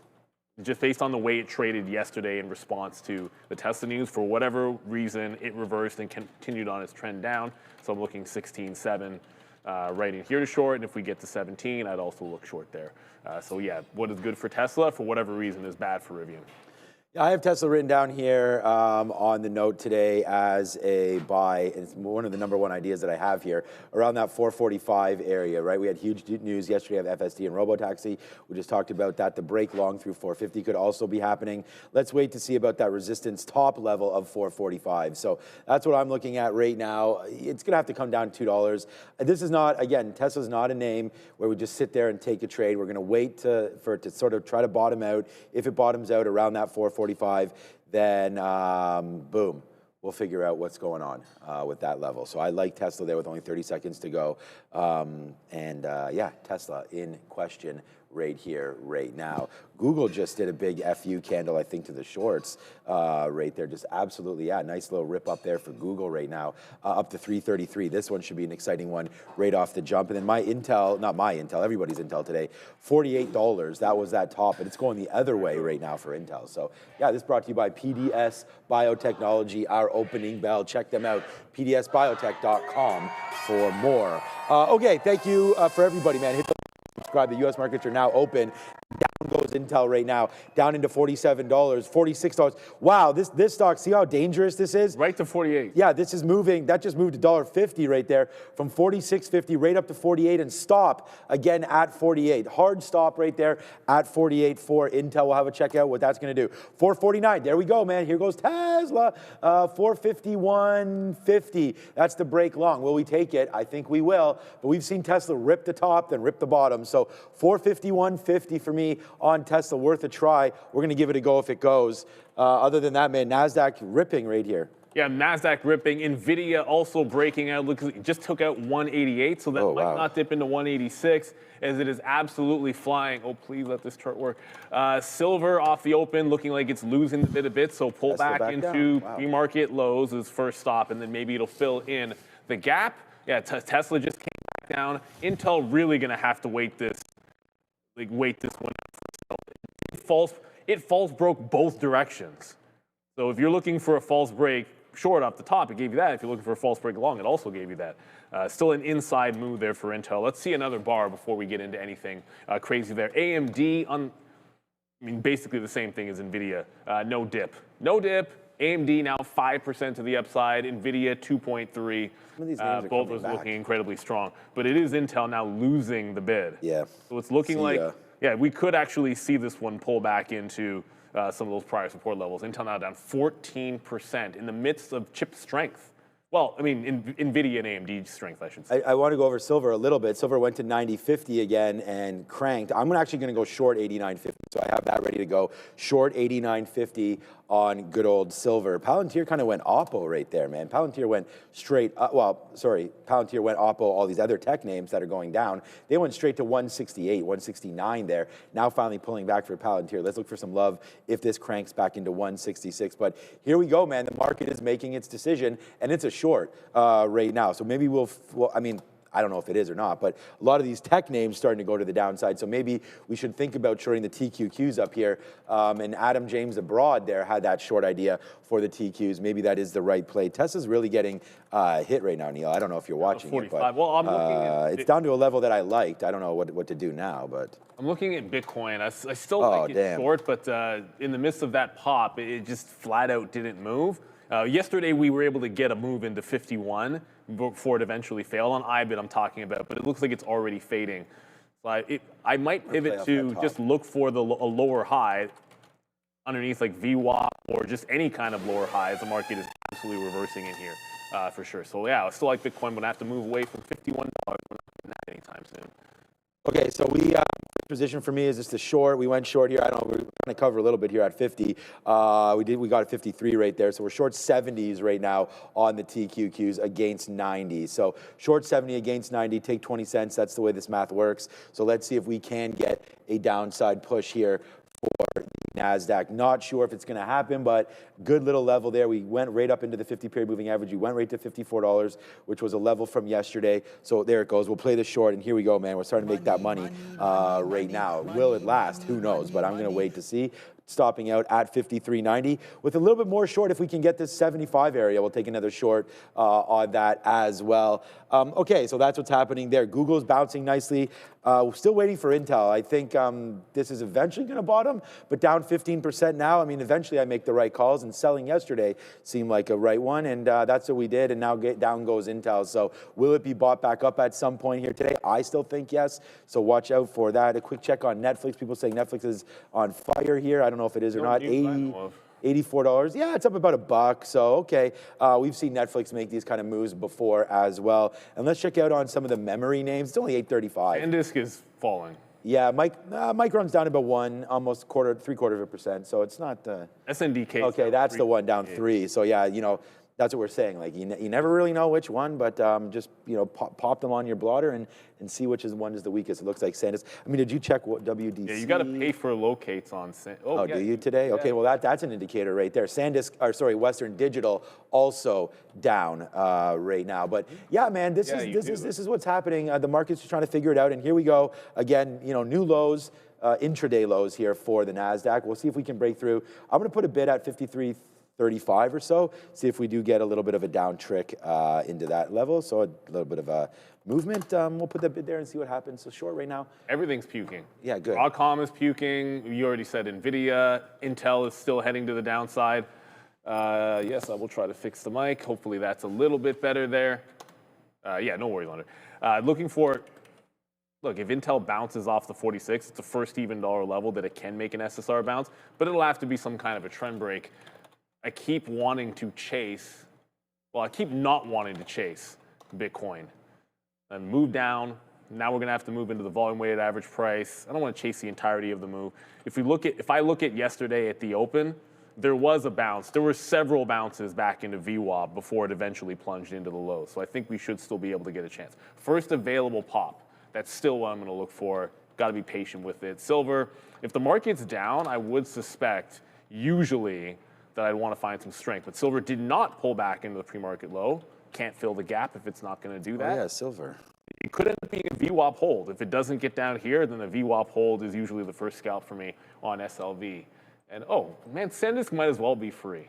It's 0.0002 cents per share for locates on S&D. Even if I don't trade it, you might as well just pay that.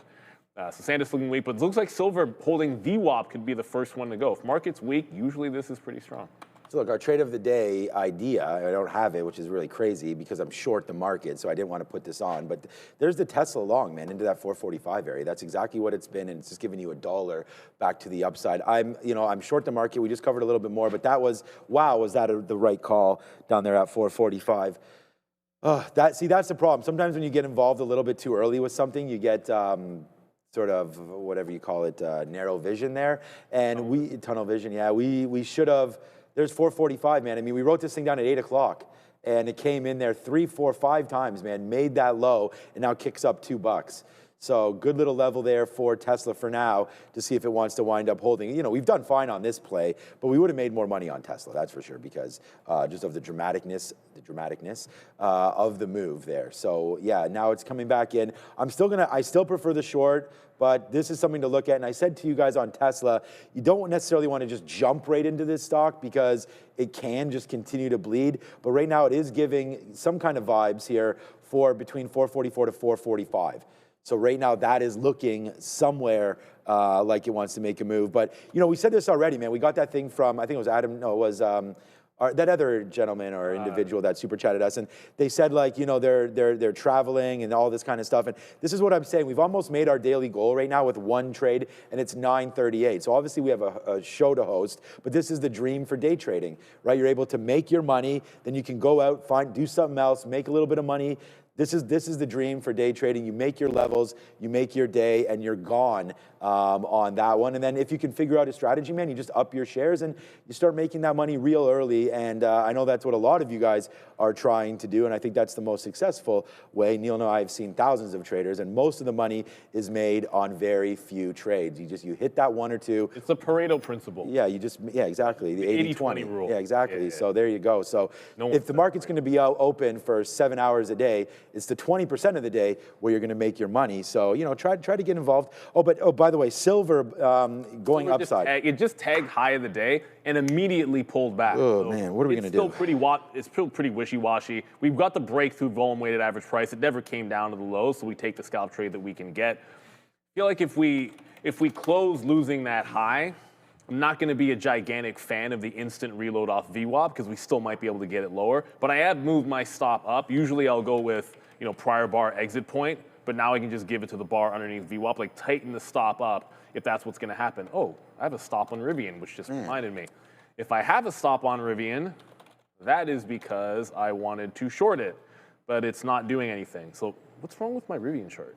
We have PMI coming in 5 minutes. So yeah, Rivian not really moving. I was gonna short it at like 16.6 to 16.7, but you can see this is absolutely going nowhere as we speak. Intel might have done the SSR bounce. Oh, did it? Oh, no. But you can, like the open, you can look at one thing at a time, I find. So I was playing that silver trade off VWAP as a first look, which we grabbed. It got to the high of the day, but I said tighten the stop up if it fails the high, and then look for the next opportunity. Like silver is the kind of thing you can trade multiple times if it's going to be in an upward trend the way I see it. So get in, get out. That's the way that's worked for me recently. But just going back over to Intel, oddly enough, the fact that it bounced off that 46, I think a relief rally is possible. Even if the market's weak, Intel should be able to move to the beat of its own drum. And I'd be surprised if it doesn't challenge this 48 at some point. I believe we're going to Adara. Yes. Speaking of here, guys, we do have that PMI coming through. That'll be composite manufacturing and services at 9:45 a.m., so in 5 minutes. In the meantime, I want to mention SLB, Schlumberger, pushing higher here. Their conference call began at 9:30 a.m., so we're roughly 10 minutes in. CEO of the company is saying that their global upstream activity is stabilized and that key markets show early signs of a rebound. They also think they can ramp up, quote unquote, in Venezuela with safety parameters in place. So great look for SLB as it makes a new intraday high. 5 minutes again here until that S&P PMI data. Back to you. Look, I mean, I haven't followed my plan twice here today. So we wrote down 89.50 for silver. That would have been an absolute monster for the long. We wrote that down. We didn't have it. These are all right here. And then we wrote down Tesla as well at, look, we're still fine. We're up and it's all good. We wrote down Tesla right into here. So I'm waiting for this. The PMI, that's what I was just saying. The PMI is coming out right now at 9:45. So we can see what's going to happen right there. Not a huge number or anything, but we're going to figure out if that helps the market, because the market right now is just very, very choppy. Obviously, there's individual names running, like we're showing you the Tesla, we're showing you the silver trade there today, because a lot of you are interested in that one. I still think at 89.50 break lower could be something there as well against that 90.50 top. So that could be a decent short. I mean, do we even want to go short right now is the other question. So that's what I'm trying to just figure out. Where is the next trade and what exactly are we doing? But the TQs came all the way back. So we did have some good outs down there. And again, but it's all the way. And I'm going to try to go short again here in the 70s if this does bump through. So Intel, I like that trade breaking through 48 still. I was just looking at that. I think that this is a decent area to break that long, 48.20. So we will be buying some of that if it does break through 48.20. So I think that could be a big trade with an opportunity to, take a decent amount of shares and then just see what ends up happening there with Intel. If it breaks back below 48, we can get out. Like almost a 20-cent worth momentum play if we can tag that level and go a little bit higher. But here we go, man. We're tagged it again. So we're going to wait to see what happens now on the TQs. We just take a 73. We talked about getting that short into that level. We'll see if it can come back to VWAP, which is 60.61. We'll put some bids out there and then see what happens as this number is now moments away and we still hold on to that short. But my stop is 53.90. So if we break that high right there of the day, then we're out of the TQs, and then we'll just regroup and maybe think about going long at some point. Well, we have a couple of minutes. So, I mean, yeah, the number is imminent. We have a couple of minutes until we'll go straight over to Adara. But, first trade for me, at least in Bitcoin, we're back at 89,000, just double checking the actual price so I can relay that to you. But we came in close to VWAP, not quite all the way there. But, you know, I said first available pop, we'll look for the curl. When it topping tailed this area at 50.40, jumped into the south side of the trade, just looking up to see if Nvidia is cooperating. I want to play this to yesterday's low, right? Like if it holds under VWAP, then you can see here 50.10 is yesterday's low, so that'll be the scalp into the low of the day. Yeah, Nvidia is creeping back higher. It just doesn't want to get all the way down to that pre-market low at 186. So we might not get a shot at this one at that 186 early. And I got to keep in mind, this is a false break of the high and lower high. So if that's the profile it has going into 86, then it makes me like it just a little bit less there on Nvidia. Right, so Bitcoin's coming back down. Silver's heading on the way back up. It might make that breakout through the high after all, starting to go. And I just saw Sit and Spin. I've not seen that name in the chat. I like it. Sit and Spin. Palantir is holding up. Well, the market's, it's kind of like the market's, you know, kind of going back and forth in the same range. So if you have something breaking out the top, you've got something distinctly different. Palantir does have that 170 level that it could not breach yesterday, and then also at the open the day before on Wednesday. So that's a huge level, especially on a Friday.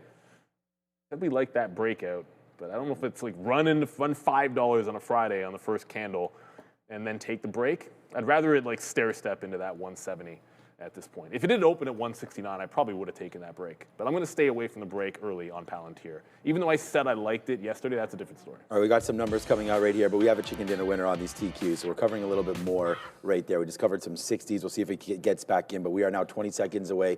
Chicago, S&P services, manufacturing, PMIs, composite PMIs coming out. Let's go over to Adair, 10 seconds till that number hits. You're going to be getting S&P Services PMI flash forecast 52.9, S&P Manufacturing PMI 52, Composite PMI 53. Those are all the forecasts now. And any minute now, we're going to be getting these actual prints. Just waiting for these to populate. It's been a little bit slow this week for whatever reason. And we not seeing them now, so let's just wait and see if we do end up getting those numbers. Okay, here they are.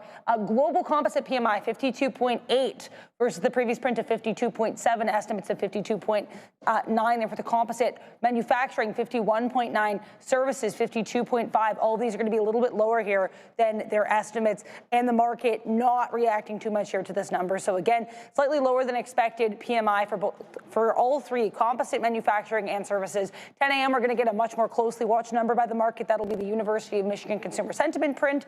That also includes inflation components. So we'll get the 1-year and 5-year inflation expectations as well in just 15 minutes. Right back here with me. Back to you.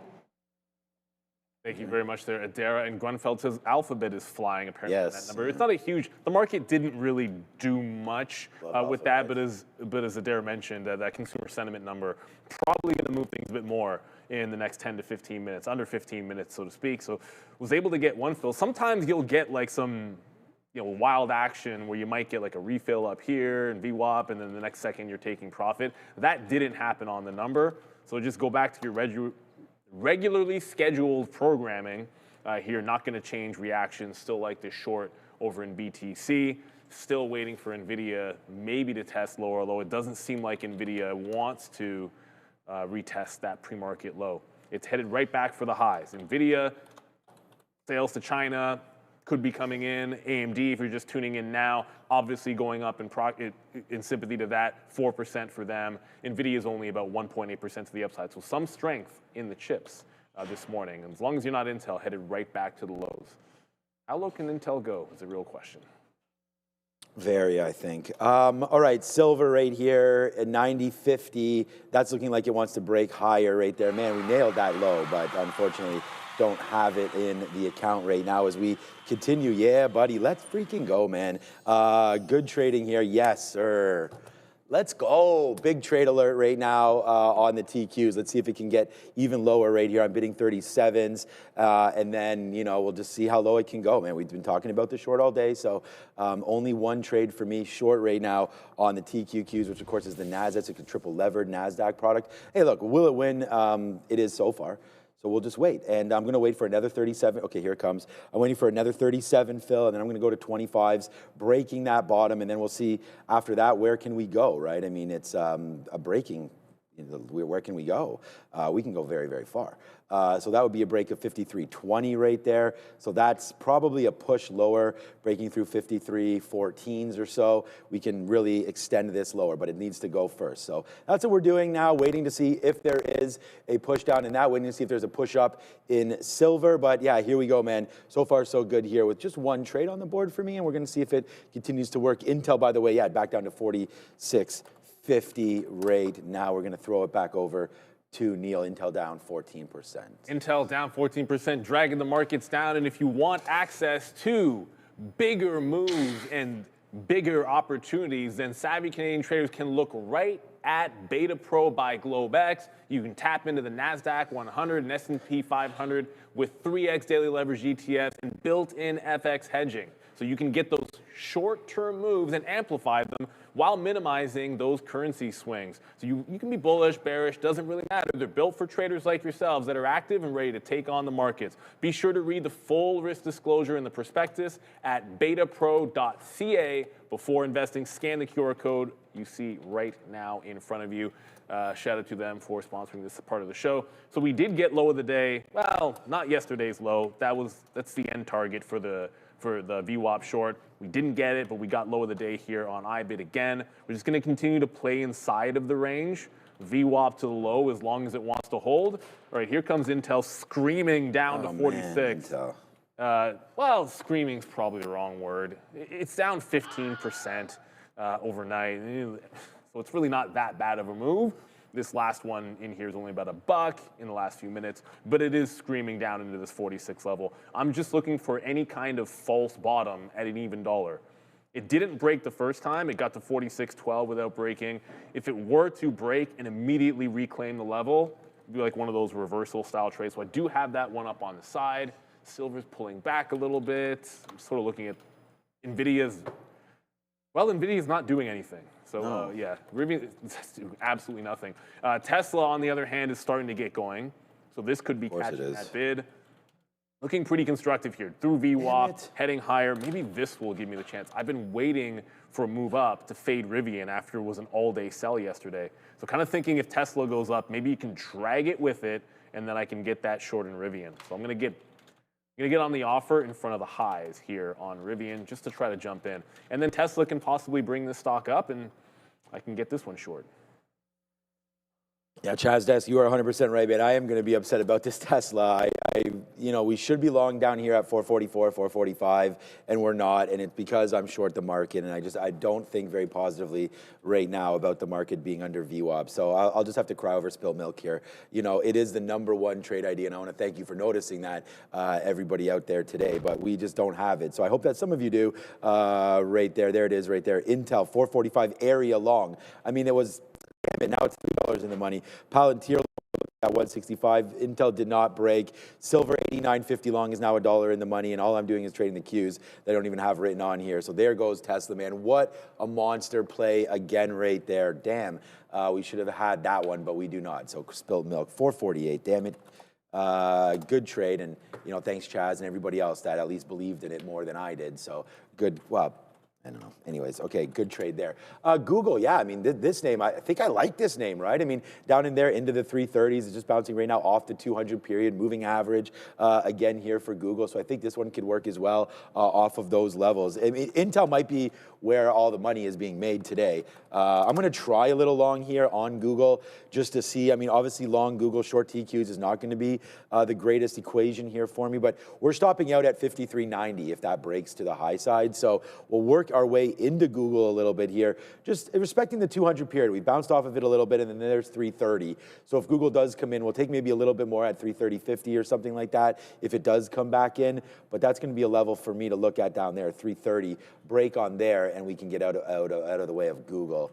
But yeah, right now, man, 330.50 maybe. Let's get a little more aggressive. Let's not wait for that little move down. Let's go to 330.50 because if the market does fall, we already have the short in the NASDAQ. So we'll try that out for me right now. And yeah, I'm going to have to yeah, there he goes. Members for Tesla. Yeah, there you go, Dane. I mean, this is what, honestly, it's why I put it up. I'm not going to have every trade right here, but this is why I want everybody to keep checking out you know, the notes that Neil and I put out, because it seems like we're nailing some things every single day here. But there's Tesla, and thank you so much, Dane Generous. I hope you have it at least. But there it goes. Yeah, people wondering about AMD as well. There's so much to trade today. There's dangerous trades out there for sure that you can have. I love that name. Play on words. It's always fun. But looks like it's going to be the right. This wick is really bothering me. A few of my charts are going to look real jacked up because of some of these prints. No, we got VWAP to the low of the day again here on Rivian. Missed the reload in IBIT. Why? Well, because I was looking at Intel. And Intel, that is what is not called a false break through the low. Clean break through $46. No VWAP, no bounce into VWAP, no mean reversion, nothing like that. It's just going to have to trend down, and I'll let that one go. If you're looking for the long in Intel, basically you had one shot at 933. That was it, like right off the open. That was the only thing you're going to be able to grab. So I'm going to stick with Rivian as long as Tesla goes up and this doesn't, then I like this play, because that was the whole theme yesterday. One trending up and then the other one trending down, and I like that notion. What's going on with AMD and Nvidia? AMD's going, Nvidia's just still hanging tough. It's starting to form a bit of a wedge, so if I'm looking for an execution in Nvidia, it might just be something along the lines of, hey, we got this wedge. If it doesn't break out of this to the upside, then I don't have a long in Nvidia, which is fine. You know, I'm much more concerned about, you know, whether you get whether you can make a winning trade than, hey, something I wanted to be a long at no point set up, then I guess I don't trade it. It's that simple. You know, just because you like something doesn't mean it's going to set up for a trade. Yeah, no, nothing means, it's just like here, like on Google, right? I mean, you gotta wait for setups, and if it happens, it happens. If it doesn't, it doesn't. We got some out there at 50 on this play, so we already take 40 cents or 37 cents right there, but we only got to have our patented 10% there on Google, so we're gonna have to wait. The market is trying to go higher here, so I do like this play, but it's gonna have to go. TQ's right back to the top of the morning to you as well, so we'll have to wait if the market wants to reverse or not. Wow, Intel, man. Can't believe I sold this $8 ago. I think it's almost time to buy it back. I don't think Intel being down 15% is what we were expecting there today, but I heard some people yesterday, especially during our midday, our recap show, talking about $44, and that was a level that I had mentioned as well. So we'll dump it yesterday at 54. If we can buy it back today at 44, that's just a huge win if that's the level, but we'll think about that. Coming back in right now, $44 there for Intel. Whoever hit that short right off the jump, congratulations. That's a trade. All right, so good trade there. We saw Meta yesterday rip 4 or 5%, and I was like, all it's done is just kind of got into the 200 period, or was it the 200 period or the 50 period? I think it was the 200 period. Where is that 200 period moving average of ours? Yeah, there it is right there. So I was like, we're probably just going to get to 680 and then try to fade that, but Meta's up another 1% today, so that's going to be a good call. And I think if we can get into, like I said, if you had bought off of 600 down here, hopefully you're able to take something out at 670, right? I mean, take your 15% or so, and then now it's coming back down in. You're able to reload it again, and I would say look to possibly even today maybe take something out of Meta there as well. Is Tesla breaking 450 and I want to bang my head against the table? Congratulations to every single person that took that trade. There goes Tesla, man. What a ripper. Right there off 445. We should be $5 in the money, but we ain't. And there goes the TQs. Stopped out. We're flat on that on the day. It's too bad. You know, we take a position. It takes us 30 minutes for it to finally take out the top. Hey, if it goes the other way, it's huge. If not, it's flat. Missed opportunity there on Tesla. Hey, man, but this is why we do it, man. You are welcome to everybody in there, man. People saying thank you there. So some of you guys took it. There you go. You may not have made money off Tesla, but thanks to your levels, some of us did. So that's exactly what we're talking about over here. We hope that you're able to make some money off some of the trade ideas that we give. And more importantly, you know, just if it sets up, take it for yourself. So Texas boy as well. You guys are all welcome, man. I mean, we love Tesla. Shout out to these memberships too as well. I want to throw down MF Dangerous and Vizbot, both sending out 5 Trader TV memberships each. Remember, and Vizbot saying also we'll buy some members. And I just want to remind you, everybody, what you are getting with that membership. And it is going to be, today, it's pretty much everything. It's going to be led by Intel. That's the note. and it's very in-depth. And I want to highlight something in here as well, support and resistance levels that you're able to find in this note that gets curated by Sharif every single morning. This is what that membership gets you for $5 a month, so shout out for those. I think it's incredibly valuable. Trading blind is not always the way to go. Just because something is in play, you want to know the story, you want to know key levels, and then you can inform your trading plan. This is going to give it to you. Nvidia, of course, talked about their Tesla, all names that we have discussed, and it goes deeper. It's 18 pages long, so you get a lot of information. Heck, you can have some AI read it to you while you're on the train or while you're in the car, whatever it is that works for you. Just make sure that you hit that join button if you want it. And you can enable gifts. That's the other thing you can do. Enable gifts when you're in the chat, and then you're able to get that advantage. So thank you, MF Dangerous and VizBot. We appreciate you there. I haven't reloaded on, we were able to get Rivian, but I haven't reloaded on iBid. I'm still sitting underneath the volume weighted average price. It is putting in a higher low. So respectful of that. If I didn't get view up, I'll reload once here, but if we take out that prior high, jump out of it. I don't love the higher low that it's putting in. I want it retesting the low each time. And just going back to the other short, Rivian is now busting through low of the day. So like that's holding true. What we saw yesterday, which was Tesla trending up, and as that trended up, Rivian trended down, and even on pullbacks, Rivian went up and then got dumped. So I think this one's a short until proven otherwise. So we'll hang on to this probably at least until the 16 even. All right, there's another call we made, and you're welcome, Vinu there. The short at 266 on Intel or on AMD. Yeah, I mean this one we just zoomed out on this level. You know, we're like, oh wow, I mean, to break through here, it does not happen. So that's a very, very brave call to make that. So thank you, Vinu, there for you know, looking at that trade. Anyways, big size right there coming through. And oh boy, man, now it's funny because we lose on the TQs and we just go right back, and now we're right back to the highest spot we've been at all day again because of this, and that was Google. And we were talking about trying to finally dip by that name. We did exactly that, and now we'll see. Okay, let's go. Now we'll see if it can run. Okay, there it is. Right back. We've already talked about daily goal hit. We just hit it again right there because we did wind up losing on the TQs. We gave back the daily goal, and we'll make it right there back again on Google. So nice move here. Now 80 cents now in the money. This is your chicken dinner winner right there now for me, as there it goes. Now dollar in. And yeah, man, I'm not going to live up this Tesla trade, but it is now out. 56.4 is the number. Let's go get it from a Derek. Rip market, rip. I mean, certainly being helped by that higher than expected consumer sentiment number, 56.4, better than the consensus of 54 and the previous print of 52.9. 5-year inflation expectations, 3.3%. So that's a little bit higher than the previous print of 3.2%, but lower than the forecast of 3.4%. Then we've got here, that was the 5-year inflation expectation. 1 year, I am not seeing, but either way, 5-year a little bit lower than expected, and the consumer sentiment print higher than expected. This is what we want to see because it implies consumers are a little bit more optimistic than they were previously, and they're seeing inflation a little bit lower. If and when I get that 1-year number, I'll let you guys know. But here is the market continuing to push higher, as Sean was alluding to there. A lot of the strength in this market and a lot of the weakness, which we'll get to in a second, ruled by these chip names. Here is Nvidia, and AMD, really strong today after Bloomberg reports that China is allowing certain large firms, including Alibaba, to prepare orders for Nvidia's H200 chip, which is their China-specific chip. AMD also very strong on this, Catalyst and Sympathy.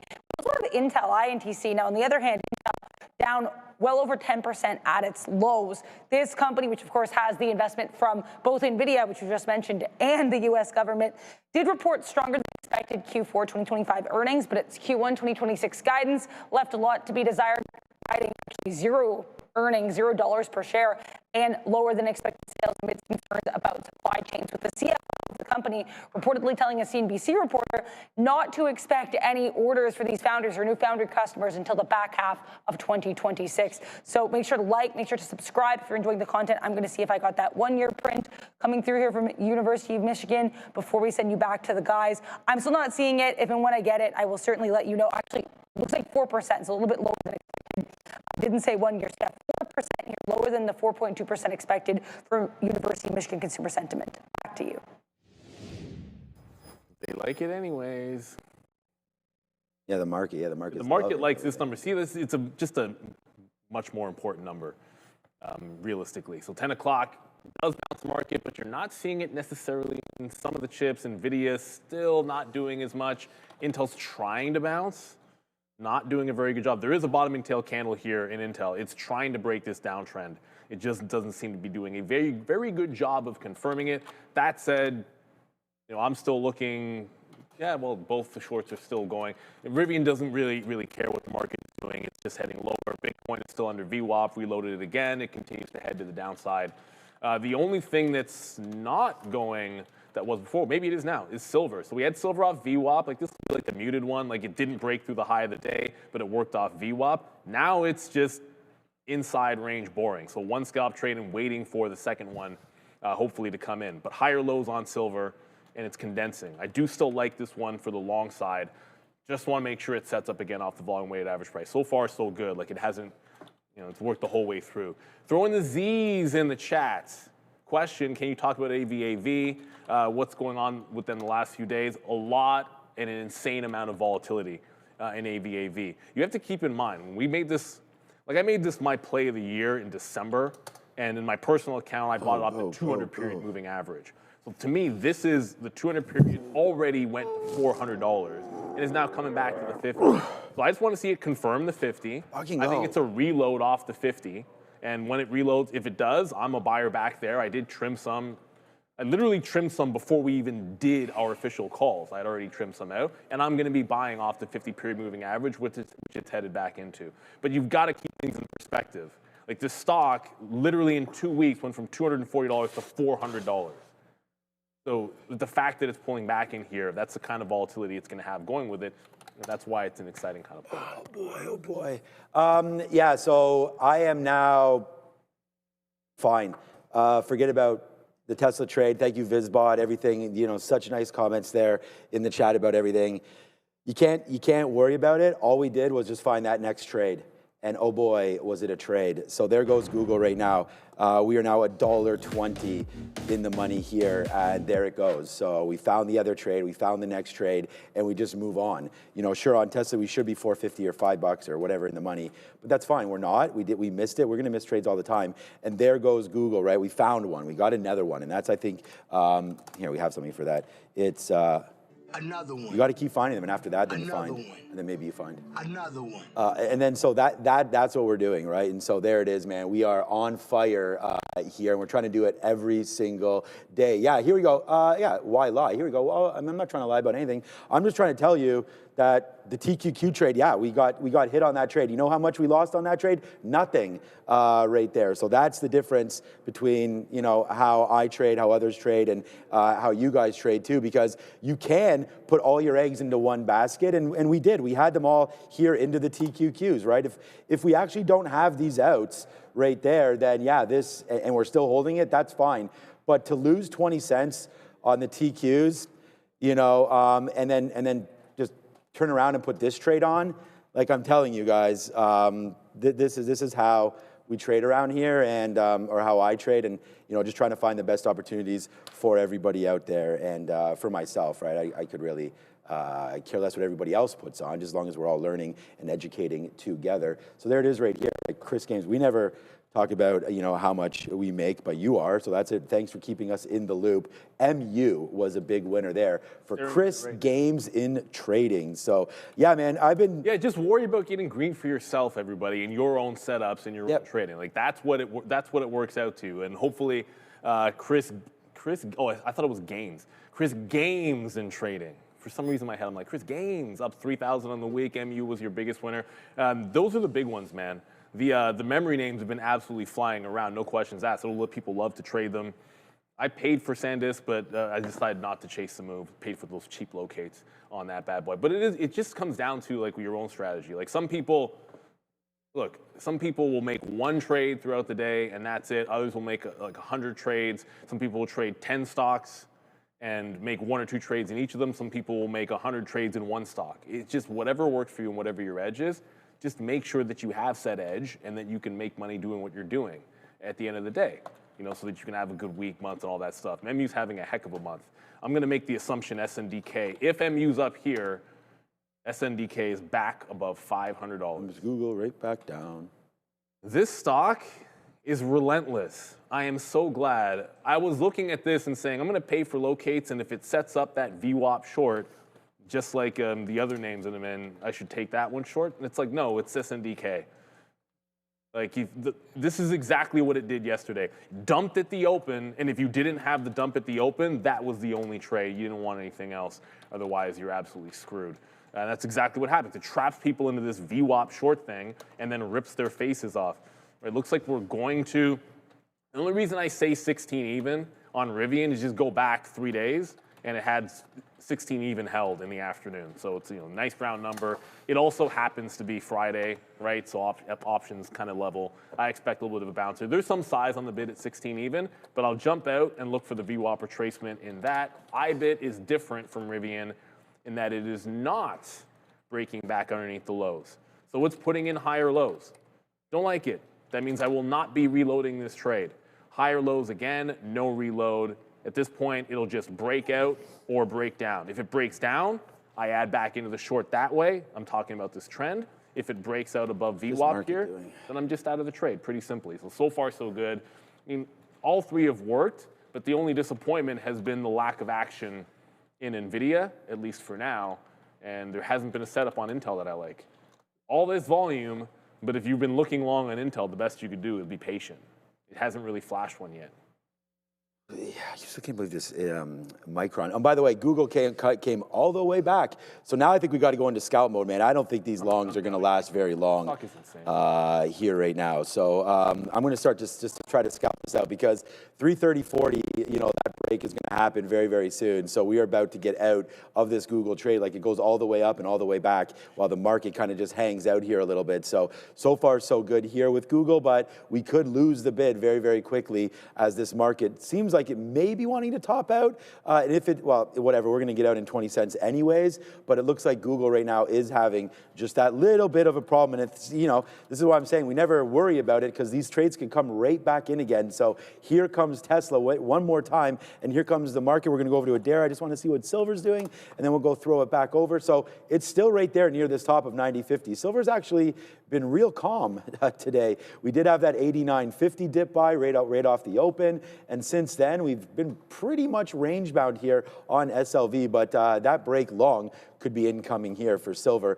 Just seems like it's building up a base down here around $90, trying to get through this 90.50. Will silver go to the upside? There goes Google, breaks through 330.50. So we're going to get out on that one. So just a bunch of flat trades basically for me today, all said and done. So yeah, not too exciting, but lots of stuff moving. Intel downside, 45. So we'll see if that can hold. We just looked at that 44. Meta life-changing move. Yeah, maybe. We'll go talk about that, but we're going to, I don't know. We're going to get over to Adair, and then we'll find out what this life-changing move is all about. Yeah, I don't have anything life-changing here, but I did want to quickly recap those consumer sentiment prints that we got. So here's a visual that I think, visuals are always kind of nice. You get to see everything all together. You can find this on X at TTV Research, but basically, this print where the market responded well to this print rather, because it does indicate here with higher than expected consumer sentiment that consumers are a little bit more optimistic about the market than we were necessarily expecting. Then when you look at the 1-year and 5-year inflation prints, both of those are going to be a little bit lower than expected, with the 5-year coming in 3.3% versus 3.4% expected, and the 1-year at 4% versus 4.2% expected. So much like almost the opposite here of what we had with the consumer sentiment. Because it's higher, it shows more sentiment. With these inflation prints lower, it shows that now consumers are perhaps less concerned about inflation than we were anticipating. So that's what these numbers essentially mean. And if you do want to look at them in obviously a more easy to read format, you can check this out on X at TTV Research for all your infographic and breaking news needs. Back to you. Yeah, and so silver, I think they just said, well, in our ear, silver hit spot 100, it seems like, and I just saw it flash the high of the day, but unfortunately, IBIT does not fall through. Rivian better, silver okay, IBIT, it gets the low, but we did reload it and it broke out the high, but thankfully didn't reload it a third time. That's one of the rules. I like that consolidation under VWAP, but if it's making higher lows in, then that third time is not going to be a charm. We're not going to take it. We can still break trend and re-enter the trade if it does.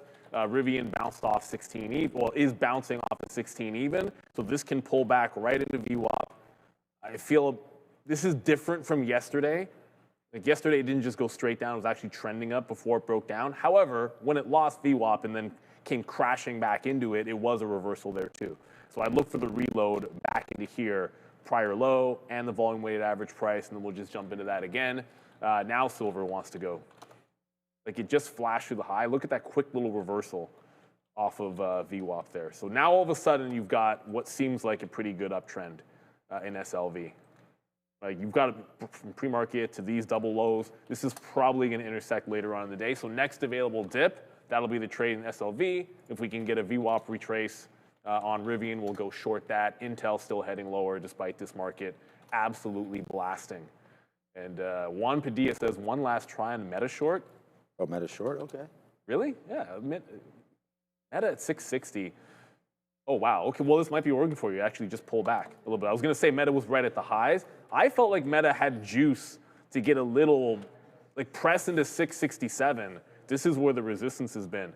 A lot of resistance between 67 and 70 here, the 200-period moving average. That's where I would think the resistance would be, kind of up in this range. Like, give it a few more dollars, but good luck on the short.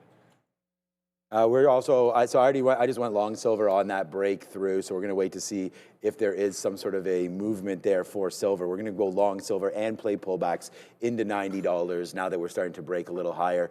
You know, we did like it at 89.50, but we don't have that rate now. All right, guys, if you are part of Funded Futures Network, let me ask you one thing here. What if you got 1.25 million to trade? Would your process change or just your upside? That's the opportunity that Funded Futures Network provides. They're a futures prop firm that gives traders access to large sim and live funded accounts every single day. They've already paid millions to traders around the world with fast same-day and daily payouts. And right now, evaluation accounts are 50% off, buy one, get one free, and come with no activation fees. You can find the link below or scan the QR code to check it out. Funded Futures Network, right there, some nice promos happening over there. So thank you to them. And prop trading. I mean, that's what we do over here as well. Prop trading. We can check out, you guys want to check out the numbers from yesterday to see who's making what? Let's do that. Let's go over, here it is. Let's go over the money being made over here. We do trade, obviously, at a prop firm here, and it is called Real Trading. You can go check them out. And here we do have a compare your profits page right now. Well, Google's really coming back into 330 again right now. Okay, yesterday's top traders. This is the markets that they're trading. Wow, it's all North American again, man. Yesterday we had a trader make 19,000, 14,000, 9 Canada, US, NASDAQ being made out. They're all the same here yesterday. So just kind of, you know, good numbers there yesterday. We saw 44,000 and change on that Donald Trump sort of tweet out there, or truth out about Greenland. We saw some big trades there. There's NYMEX yesterday. Someone in the firm made $3,800 on NYMEX. There's Blue Ocean, $3,500 there. Chicago CME, of course, we have futures, as we just talked about, the Funded Futures Network. New York, so not a huge trade. Someone in Turkey over there, good trade, 2,700. Hong Kong as well, Paris, Australia, and the beat goes on and on and on again with that. So yeah, so far so good as we get going, you know, on looking at what numbers are being put up and where those are coming from. Nice little dip down there. One in Toronto. Yeah, Toronto's huge again. Yeah, so, all right, silver coming back in. We just took that little bit of a break, but it is coming back in right into the 200 period. Sorry, the 50 period moving average and VWAP. So we're going to wait to see if silver does make even more of an aggressive move now downside, just bouncing off some of these levels. So we'll average it in here at 90.20, give us an average price of 90.40, and put on some shares. So here it comes. Nice move back in, right into 90 again. VWAP is chilling at 90. So for me, this would be sort of the spot to see if silver, I mean, look, it just touches $100 an ounce, right? We saw that on spot. We could actually call up a spot. So maybe that is like that holy moment where we saw Intel touch 50, back to 48 a couple times. Now silver finally touches that epic level of $100, and maybe the pullback is now on silver. But we've traded this before. It's very, very violent and very, very volatile. So let's be careful to see what happens here with silver. Just trying to bounce around right now, VWAP. So that would be 89 or so is the 200 period. So watch out now. Silver just motoring in right now to the downside after hitting all-time highs. I guess it was maybe a short up there temporarily, but here it comes. Silver making that move down. Yeah, right. It's blasting that average price as we speak. So it's weird because I have the.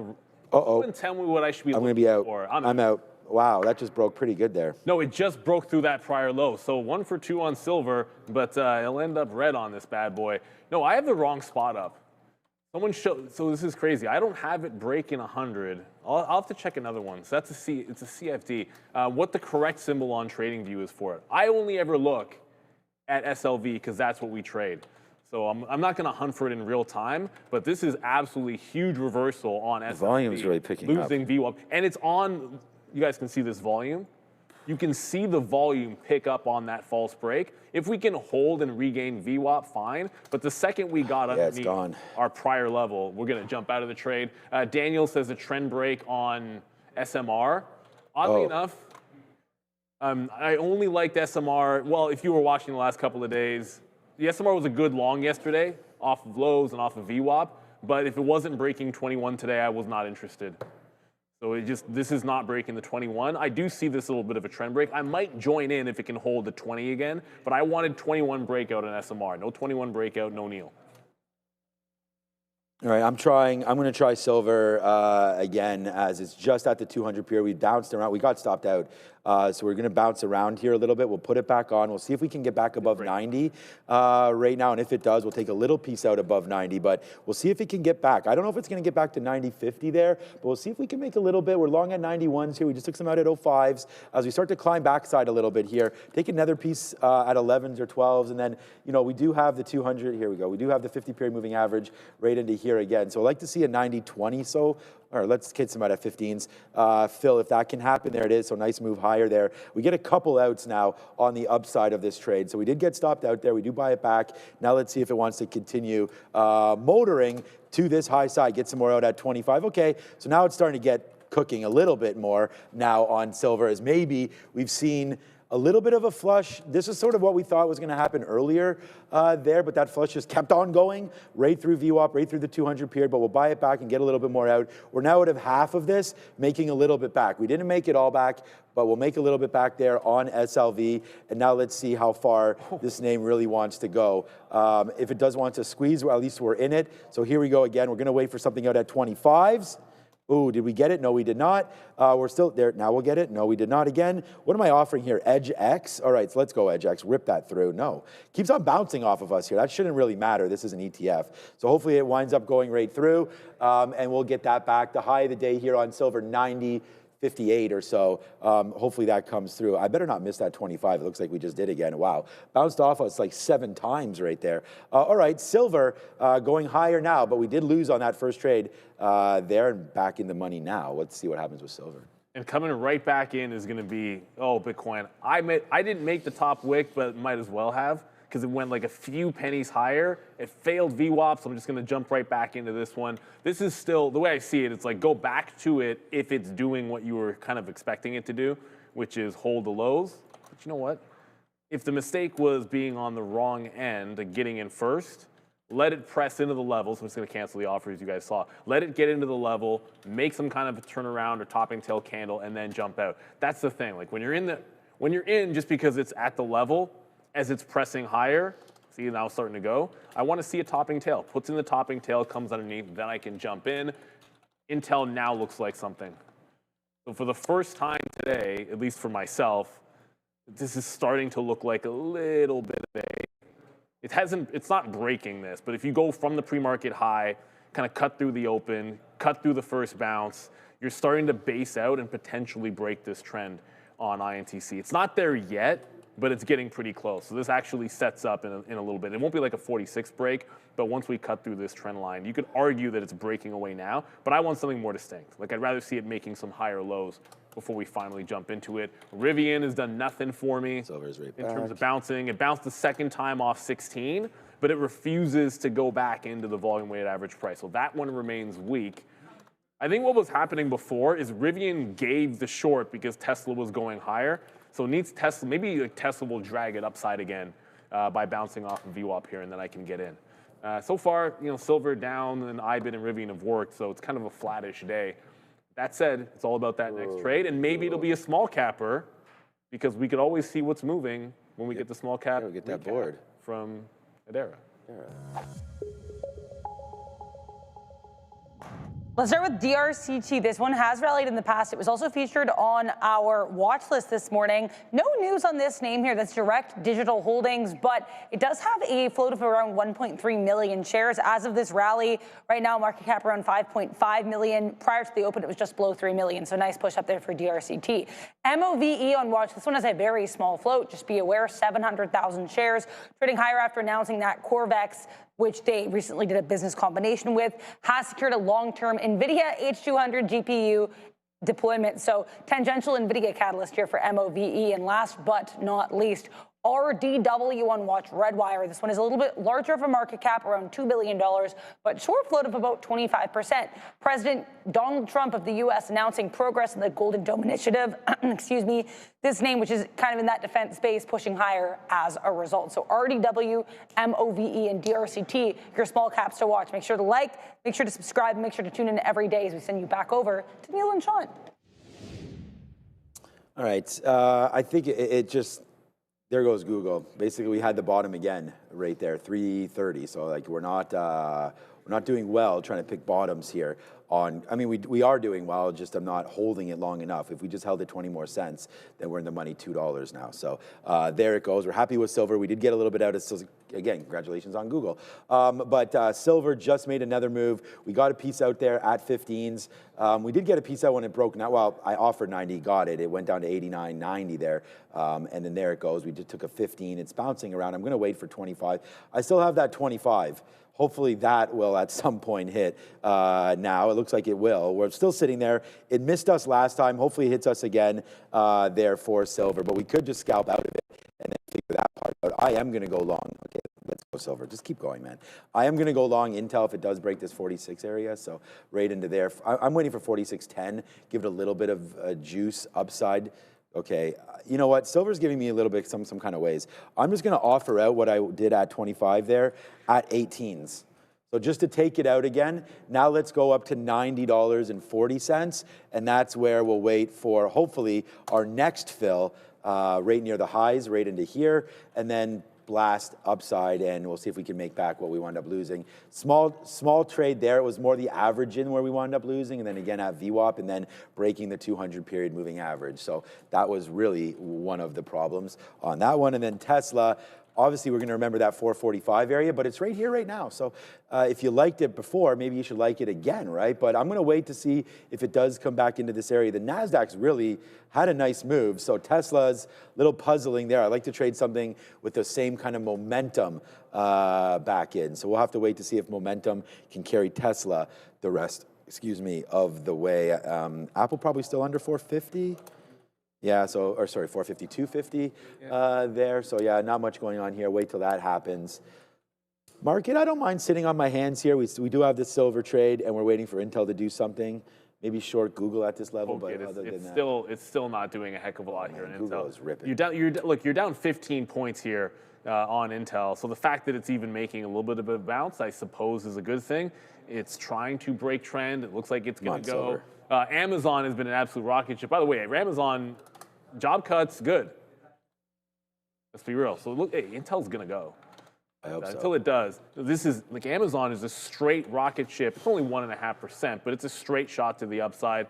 There's no such bad thing as when you cut costs. I don't care what anyone says. But the important thing for these guys will be, and all of the hyperscalers, are we going to see confirmation that they are all still spending? You get that? And then all of this weakness that we've been talking about, like we got a question about Broadcom this morning, all this weakness that we've been seeing in some of these AI plays, not all of them, some of them could abate. We just need the earnings to come through. We need to see confirmation. Maybe it would be nice if they were making money and monetizing AI, but the other side of it would just be, are they still going to spend? If they're still spending, I think we're good. If they're not, then Broadcom probably heads a little bit lower.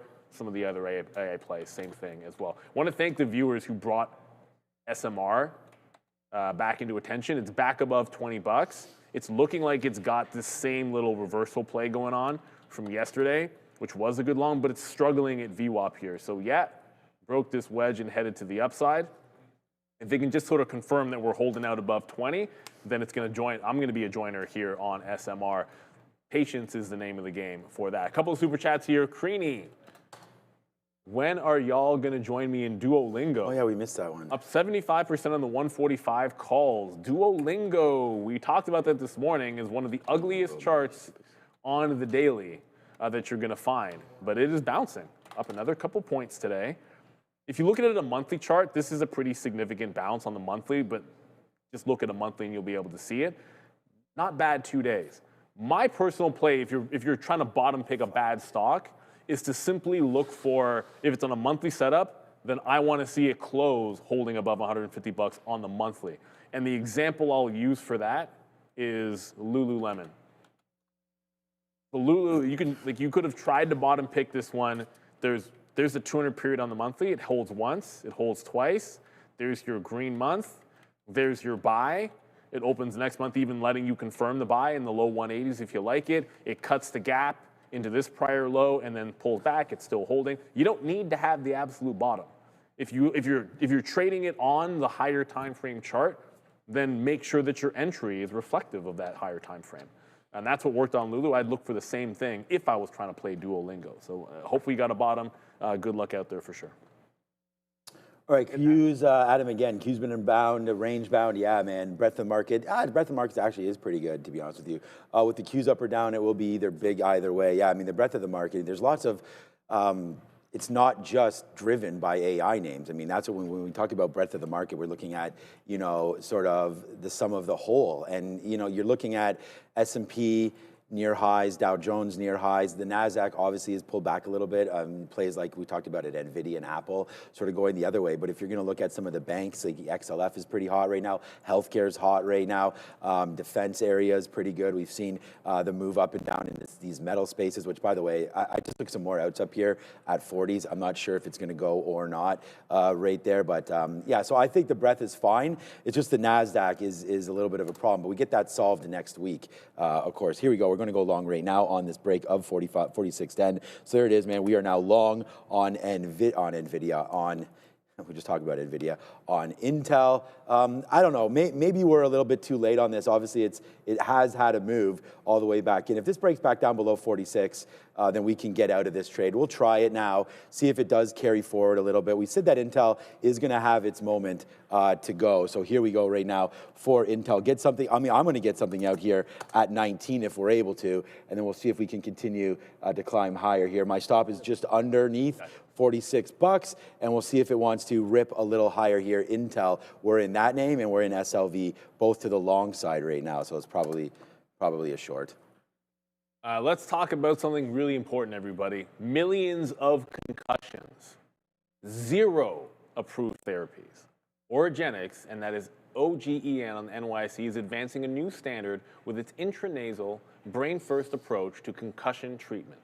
With an $8.9 billion market on the horizon, Oragenics is positioned to drive what comes next. See what is ahead and book a meeting today. I want to thank them for sponsoring the show. Shout out to Oragenics. So yeah, well, you already mentioned it, but for me, we broke the trend line right here. There was a prior bar. It was at 46.90 that it broke the prior bar. I ended up getting 96 on the punch. I tried to get some right in here at the 80 level. As it was going through the trend line, it didn't get filled. I'm still sitting there. We'll leave our bid in front of 45.8. My out is the prior bar. The target is the volume weighted average price on Intel. So if we get to VWAP, then I'm out. And blasting off, we have something for it. I see you in the chat. Fan of Fairplanes. Art Rocket Lab, back above 90. Well, you can't get to 100 if you don't break 90. That's for sure. That being said, it's only up 2 points. And a reminder, this is not to call you out, but it's just a reminder. When you're typing in symbols, use the $ in the chat. If you do, then it comes up on the stock visualizer, and you can probably see a lot of the things we talk about, A, what we're trading, and B, what we see you guys active in.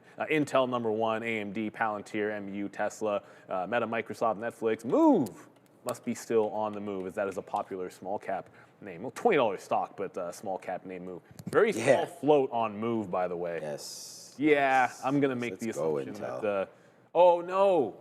Oh, sorry. Come on. Shoot, this one lost VWAP in a big way. Right. So Move halted down and is now underneath the volume weighted average price. My guess is if Luis and Co. are trading this one, they are now looking at the short side of the trade. That's one of those things. When it makes the high in the pre-market and instantly halts down is under VWAP, that's a bad sign for a small capper. Really bad sign. All right, man. Come on, Intel. This is a big trade. Again, let's just wait to see if it goes. I mean, you know, putting on size on every trade that I'm in because I believe in them. So let's go. If it breaks down, it breaks down. You'll hear Obi. He'll have a story to tell you about Intel, I'm sure, today. But yeah, 46. We just got some outs there at 20. First out at 19s and a bunch out there at 24, 25. We'll wait to see if it, or sorry, 21s, 23s there. We'll see if now it wants to go and break a little bit higher here for us on INTC. We do have a story to tell on silver as well. Hopefully we can let the rest run, man. I mean, I'm sitting up here. We're not even really getting any more out. I got another piece out right now at 38 because we did just dip down there. We got a piece out when it broke through 25s. Now we can try to hold on to the rest of this. I've traded thousands of these already, so we don't have a huge position left, but we have enough to try to make this go. So let's wait to see if it works. My next offer on silver is here at 50s. We haven't broken above that since I've been in it, so we'll take that fill, and then we'll wait to see if it can get going, waiting higher than all-time highs right now in the 70s to see if that wants to go. But my whole day right now will just last on Intel. Like if it goes, great, we'll have this nice little win to celebrate. If it doesn't, we'll have that stop out and we'll put ourselves red there on the day. So with that being said, I'm going to take just another little piece. Let's take 2 or 3% out here at 22. So we do that, and now we'll wait to see if it can exactly get over the hump. Now, I'm going to cancel my, I have an offer at 27. Let's cancel that. Let's just wait for VWAP. What, that's 40. Or let's just put an offer at 40. Maybe it gets there, maybe it doesn't. Intel right now trying to get going. We'll be there if it does, man. 46, 40s or so. We'll see if we can get that. And my stop is lower. My stop is breaking through like it's already in the money as a percentage for where our stop is, but breaking through 46. And I think we're going to wind up getting out. A lot of people looking at Netflix.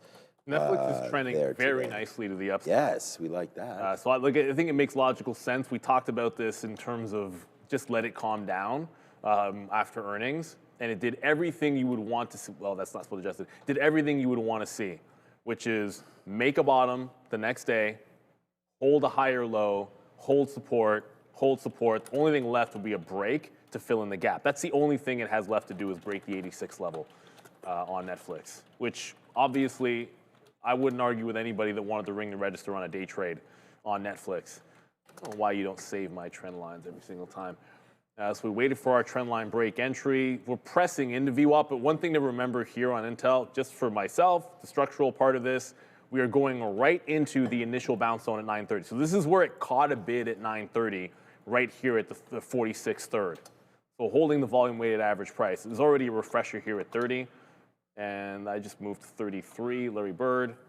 We'll see if we get it. No, I must have been at 34. There we go, we just got the fill there. So broke trend line, wait for it to break trend. Once it breaks trend, trade it into the volume weighted average price. So I'm out of Intel and now looking for the next available trade for myself, which might be something like Rivian. Like when I see what's going on with the market, straight shot to the upside.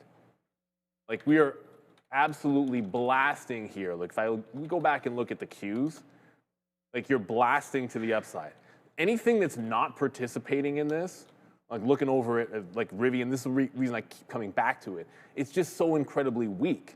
I feel like if the market even turns and you can grab an entry on a short, this is going to be an easy one like it was before. And then I'll go back over to IBIT, which just keeps on losing this volume weighted average price. I think this is on the back end. Wait for it to press, maybe shake some people out like it shook me earlier, and then jump into the short again. Now it's holding under VWAP. So I'll go back over to IBIT, like just distinctly different from everything else. Like weak when everything else seems to be strong. That's a recipe for hopefully success, either with trend or, sort of allow yourself to play something against it. Nvidia, I still think the news is good. It's just not doing anything. It's everything but Nvidia running right now. So I don't know if this is going to be the one. It's slightly breaking trend, but it's nothing overwhelming for me. So I'm going to stay away from this and maybe look for. Just stick with the guns on like that Rivian or IBIT, which we just reloaded. And maybe it's just not going to be Nvidia's day. It's the memory chips that want it today. All right, nice pullback now for Intel as it's coming back in. I I was going to reload that a little bit, but we were waiting a little lower, waiting at 46.03s. It just went to, I'm probably going to get it now, just went to 46.06. So we'll see where that goes from here. We're just long right here right now, but a couple good outs on the upside of that one. Let's see if it continues. Who knows on that? And yeah, I don't want to just glance over Netflix here, but it's just really, I mean, this 21 period moving average just continues to mature up. So yeah, great trade there. Keep it on, on the chain here, because there's a nice little move into 83. We broke through, we held that 200 period moving average. We ripped through view up. We're not even thinking about this right now, as maybe the more calm heads prevail here with Netflix, and that offer will become accepted there by Warner Brothers, so WBD. Oops, what did I just type in there? Warner Brothers Discovery, that's what it is, my bad. 28 and change now, looking at that 27.75, 30, what was it? The revised offer was $30 cash, wasn't it? Still the same price, 27.75 cash, yes. Okay, so we'll see if they wind up taking that, now trading a little bit above it. That's WBD. The other name that's interested in this, of course, is Paramount Sky. So we can, that's just been downside since it realizes that they're not going to be the ones getting Warner Brothers. And I think, the big threat of Netflix is Google, of course, with, you wouldn't really think that way, but with YouTube. So right now they're all fighting for screen time, right? And as we continue to fight for screen time, YouTube is my kids, they watch some Netflix, but primarily it's all on YouTube. For me, I don't watch anything on YouTube, but I know that YouTube's obviously very popular. It has the #1 trading show on it. I know that much is true. Okay, yeah, not bad. There we go, man. We'll go chicken dinner winner, and we'll go yeehaw on this one, because finally we do get our silver trade. Hi-ho, silver, all the way to the upside right now. Nice go, man. Nice go. Nice go. Through 60s. Let's go. This is a good trade there. Trying to break higher now on SLV. Hey, this is the highs. Let's take a little piece out, and then we'll wait to see if we can get something higher than this. But we'll offer out 60s. We just missed that very high. But there it goes. We're letting it sort of try to get going there. Silver, nice play higher. We were wrong early, because we did take this break. Then we got stopped out once it took the 200, bought it back, and now we'll go upside on silver. Intel waiting for that to keep going as well. And yeah, we'll get it from there moving forward. Yeah, there's nothing. I know there's lots of stuff on YouTube, but I don't watch podcasts or anything like that. If I did, it would obviously be on YouTube, but yeah, I don't really watch anything on YouTube other than whatever my kids are watching at home. So I love something. Look, I watch YouTube I get up way too early in the morning, so I find if I can't stay up for a game or something like that. Oh, highlights. So many great, whether it's highlights or recaps. If I miss the second half of something, I'm not going to sit there and watch the entirety of a game, especially baseball, which I'm a big fan of. And then there's all great rundowns and stuff, but. Ultimately, from a trading aspect, you don't need anything else but us. But one of the reasons for that is because we can go to Adara, see what is going on in the broad market with Sector Watch. This is maybe the most, I don't know how to put it. It's very structured, I'll put it this way, I guess, for this sector board, in that we have a whole bunch that is very weak and a lot that is very strong, and very few that are in between. So we'll start with what's very weak. Finance, you've got Goldman Sachs here down almost 3%, JP Morgan down almost 2%. We know that U.S. President Donald Trump announced plans to sue the company, or rather, I guess it was reported that he's going to be suing the company and CEO Jamie Dimon over alleged political debanking. Health tech really weak here as well. Utilities to the downside as a group. Consumer services with quite a lot of weakness, though Starbucks to the upside on an upgrade. Let's talk about what's a bit strong here. Energy minerals doing quite well today as a group. Transportation with some upside. Tech services, fantastic. Microsoft up 3%. They report earnings next week, along with Meta, Apple, and Tesla. Palantir, Netflix, and ServiceNow also faring well in this group.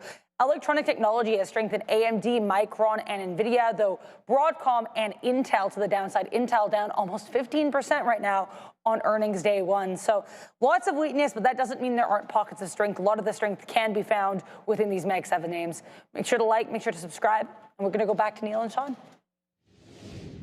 All right, thank you very much, Adara. I was going to say that board looks messy, or mixed would be the best way to put it. You have look, the trend is upside. I've been showing you guys the NASDAQ. The ES is up 0.1%.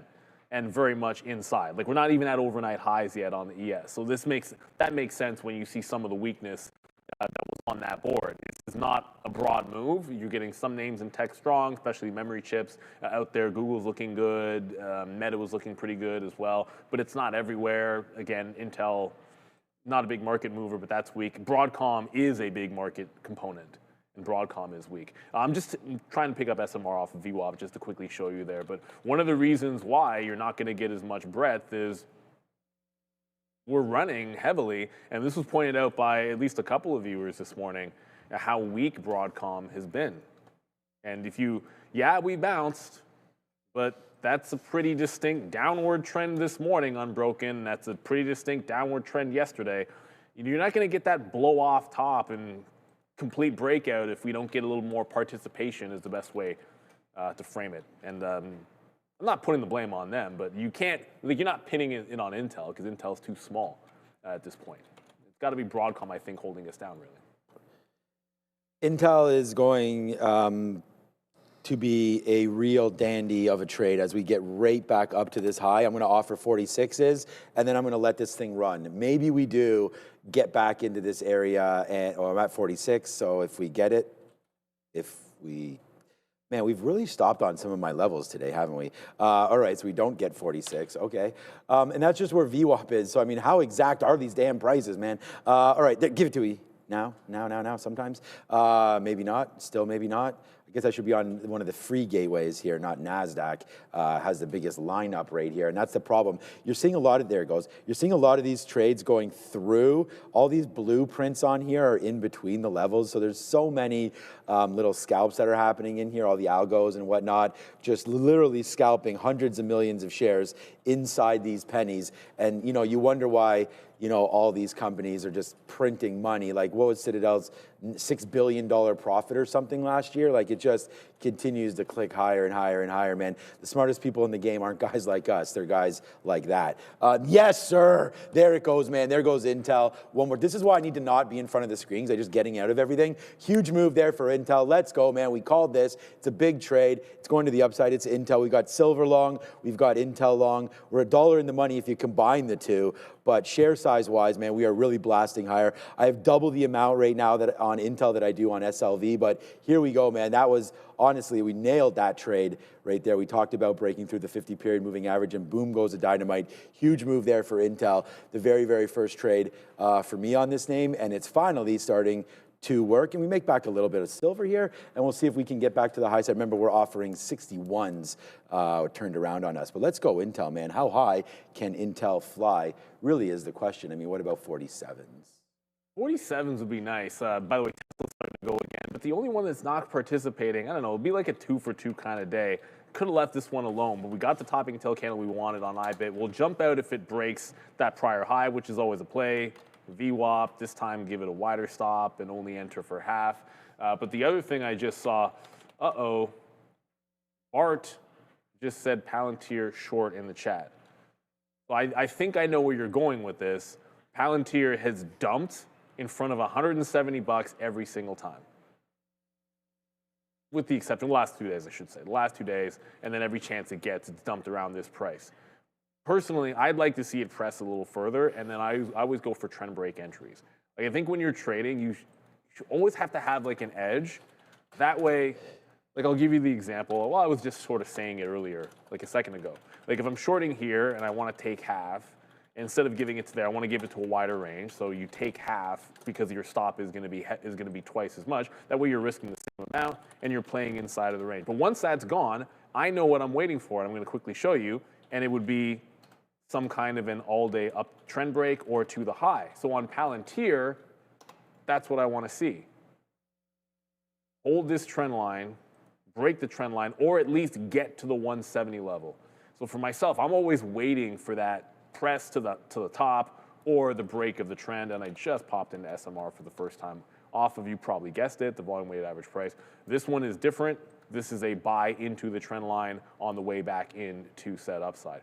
So SMR inside type of day, but if it's doing an inside day, then I think a press back into the top can happen again. It was the play into 21 that worked yesterday anyways, not the trade at $21 on SMR. All right, yeah, silver at the highs and still going. We can check out what's going on with that. Wow, that's a good one there. Let's see if we can check out what's going on now with gold. We talked about silver a little bit today, obviously, and there goes gold as well. Also taking out some of the highs. Man, missed opportunity on Google. Wow, missed opportunity. We just sold it.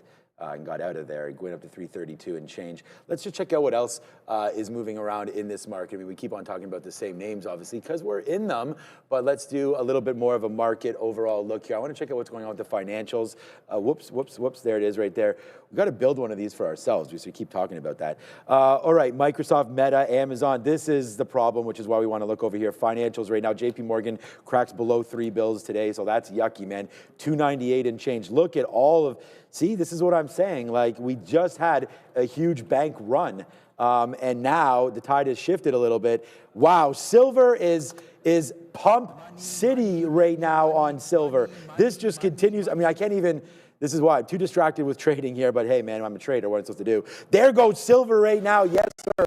Big time trade right there on SLV, approaching that infamous and very hard to sometimes get involved with dollar club there on SLV. We're so glad that we still have that. I have about 40% of that trade still on, so we're pretty excited for it. Healthcare technology down today as well. Energy, man, we looked at XLE breaking out. I really like the XLE trade. I'm thinking about kind of piling into that trade, and I'll let you know if and when I do that. I'm pretty close to doing it. Amazon, we looked at them today. White collar jobs, as Sharif mentioned there, cutting through. Come on, silver, man. Good job there, silver.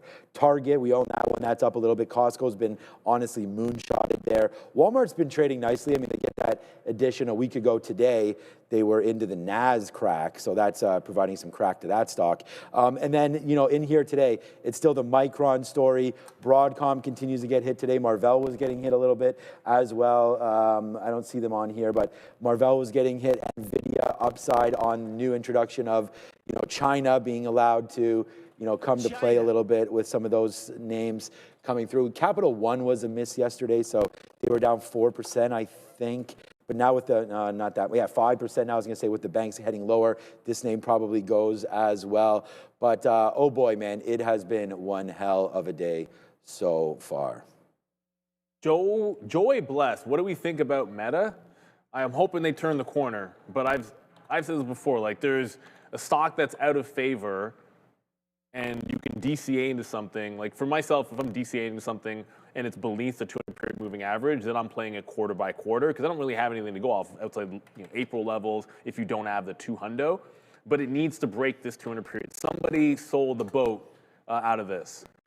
For like almost a full month, this was getting held underneath the 200-period moving average at about 670. So I think you've got room to press into that high, but that's what you're running into. It's a great trade-off, that 600. It's giving you 10% into this high. So it's not bad to ring the register if it's just a trade.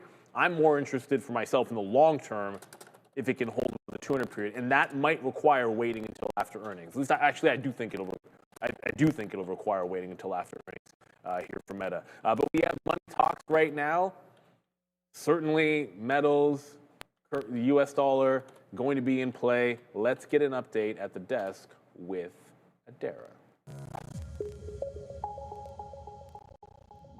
Yeah, let's talk about that U.S. dollar here. Metals certainly in play to the upside. U.S. dollar, unfortunately, in play to the downside, continuing to push lower after struggling with this 99 halves area of resistance for the last couple of weeks. Let's take a look actually at the 12-month chart. Obviously, this year has just begun, but right now actually flat on the year here for the DXY. Last year, we put in a pretty red year down about 9%, but still in an uptrend. So if you're going to look at the yearly chart for the DXY, there still could be some relief, but unfortunately, DXY's year so far has been nothing compared to what we've seen with silver or gold or any of those metals. I do want to talk about a couple things. We'll do some housekeeping both for what's happened today and what's going to happen next week. Today, we did get a University of Michigan consumer sentiment print, as you guys probably saw at 10 a.m. They really did buoy the market. I kind of went over this around like 10:07 a.m., 10 a.m., but I'll go over it again here. The importance was that we had better than expected consumer sentiment, showing that consumers are enthusiastic about the market, or about, I guess, the economic outlook right now.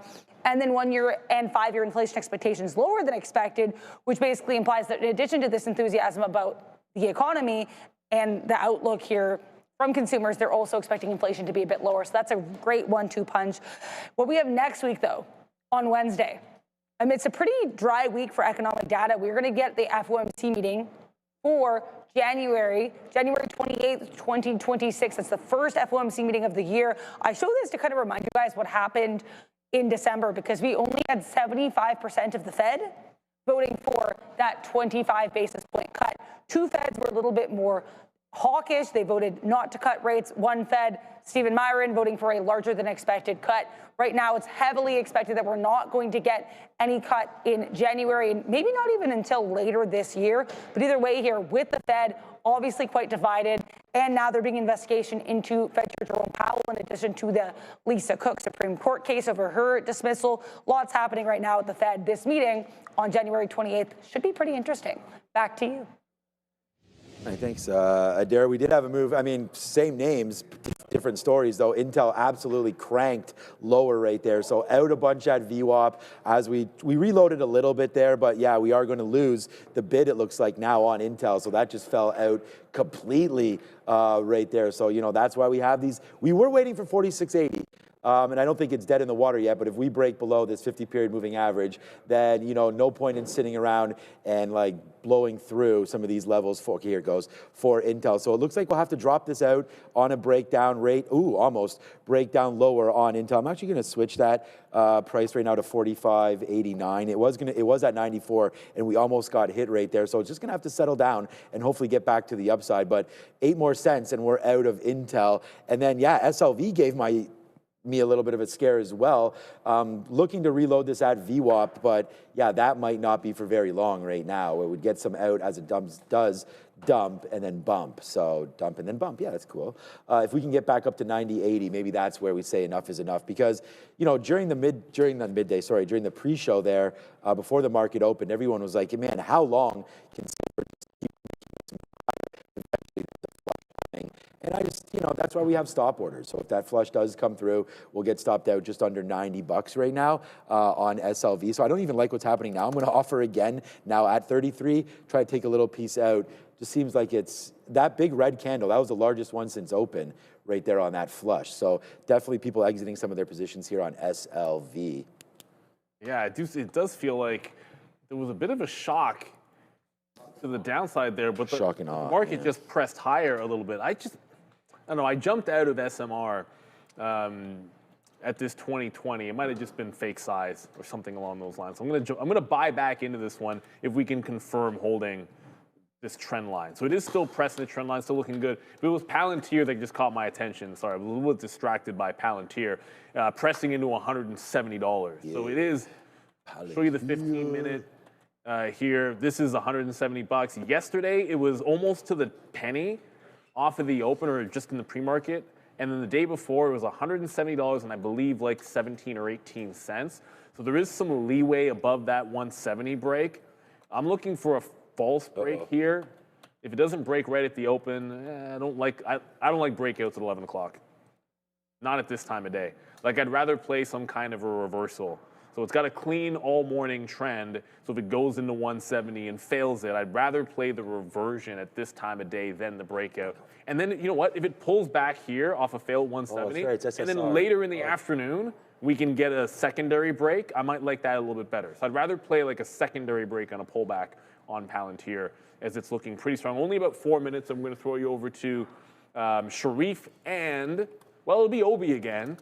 Joe, we saw Joe in the chat this morning. Yep. He will be back on Monday. That is the plan. He's recovering very well for sure. So we'll get Obi again today, and then Joe back next week. I don't know. I see you have it up. I don't know what is for lunch today, but I just want to reiterate, we finally had tilapia, and it was freaking delicious.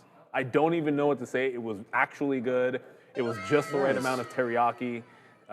It was cooked properly. Like, I can't complain about it. So I can praise the food when it's good too, everybody. Everyone's like, oh, you hate the tilapia. No, it was good yesterday. Yeah, tilapia is normally horrible. And so they got it right. Good. Normally that was great. The salmon was fantastic. What's for lunch today? I saw what it was yesterday, so I already know today's going to be a good day. Today we have it's the Canadian flag today. So you'd be thinking poutine, you'd be thinking like pancakes with maple syrup or something like that. But no, you would not get that at all. Today you get the very, very famous Canadian dish of assorted sandwiches. So assorted sandwiches, egg salad, chicken salad, maybe. It just says, whatever. It just says assorted sandwiches. Montreal smoked meat would be great. Crudité served with ranch dressing, hummus, and then Neil's favorite, fresh baked cookies.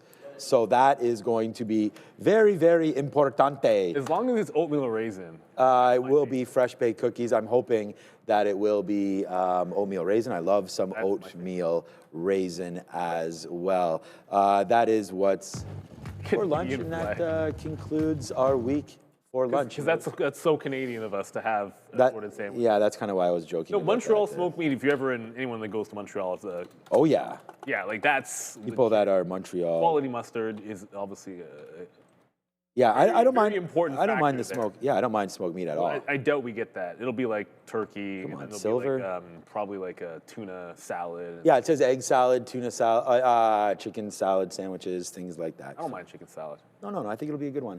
All right, man. Thanks for joining. We are now moments away. We'll go over to Sharif and Joe for the midday show. Obi, sorry. And then we do have, again, just these two positions about ready to come out, man. Both Intel and Silver did have a nice run, did blast through lower. There goes Intel, breaks through. Wow, Intel now really giving it back to the down.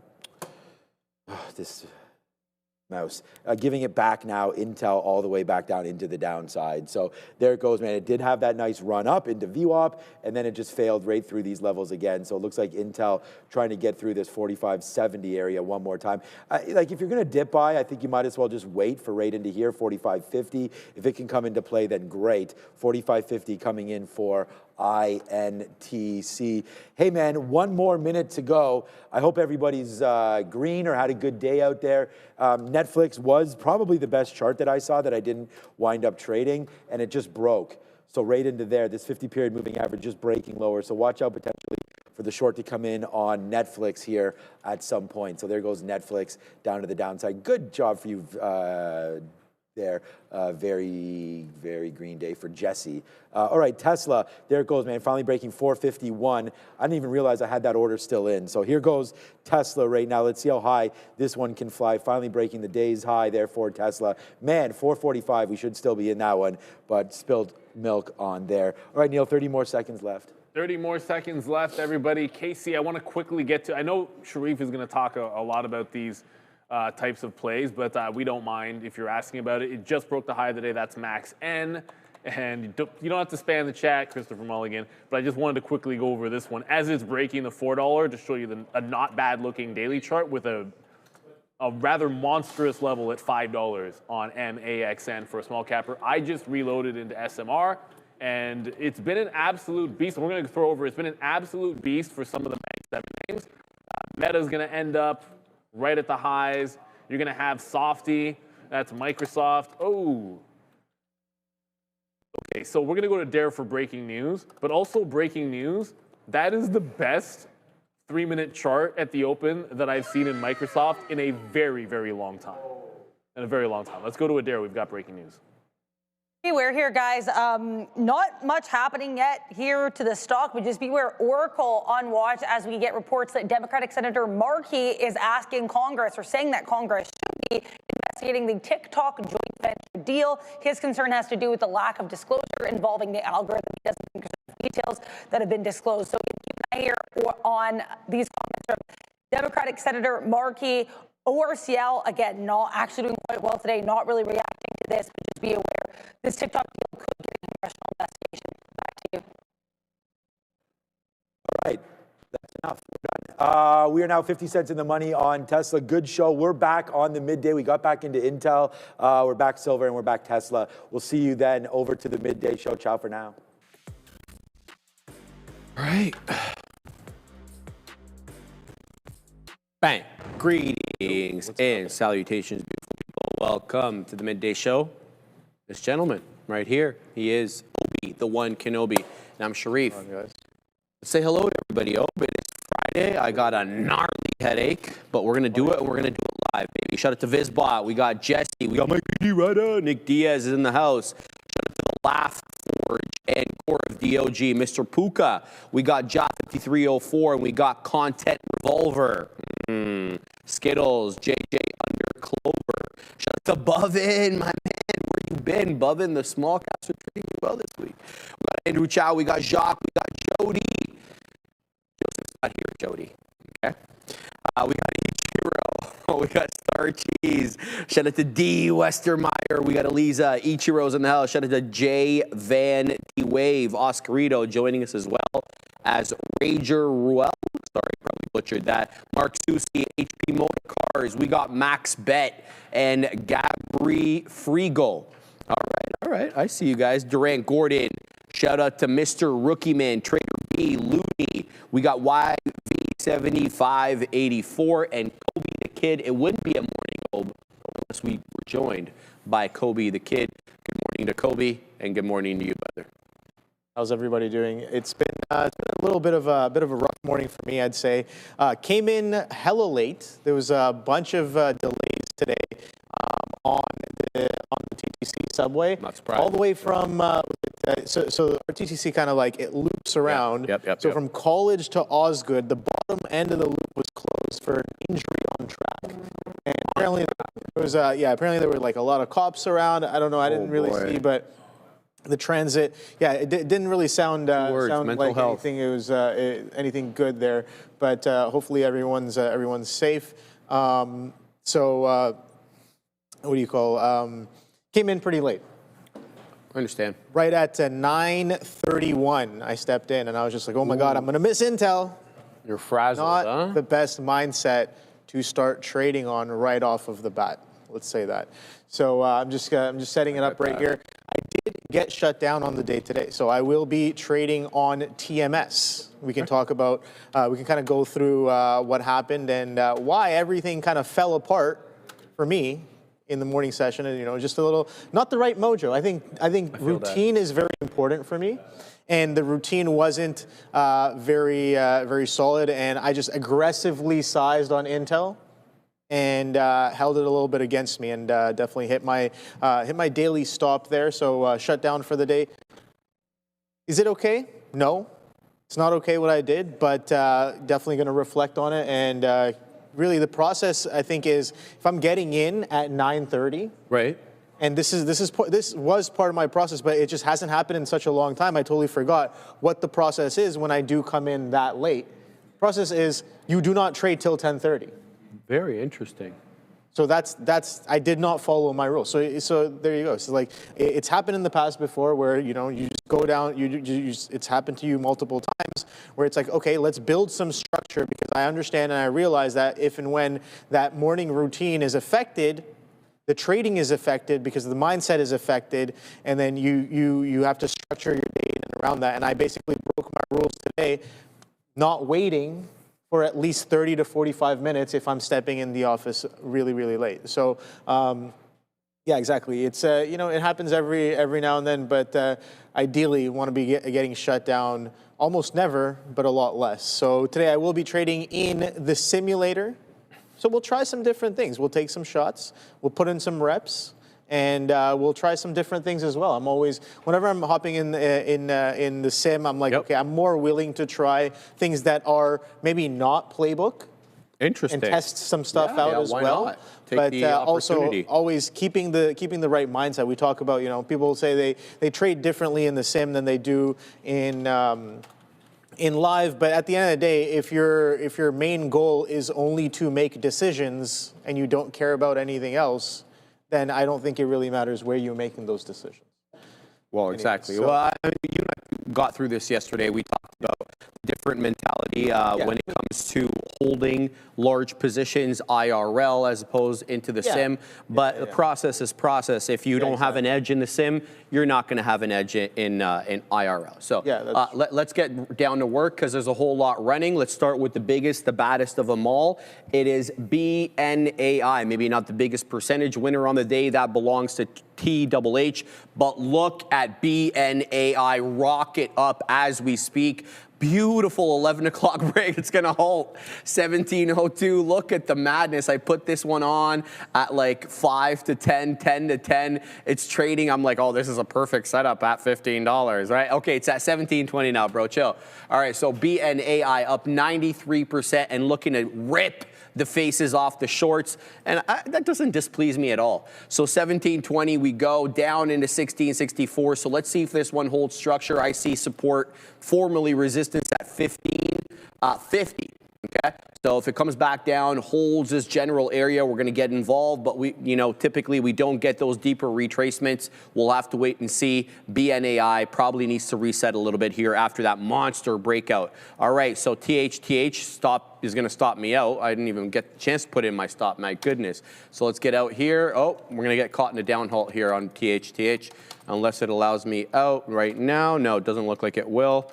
Yeah, so we're going to get caught in a down halt here on THTH. All right, not too bad. Still a starter position, but we'll wait and see if it holds the higher lows. But I really want to focus on BNAI.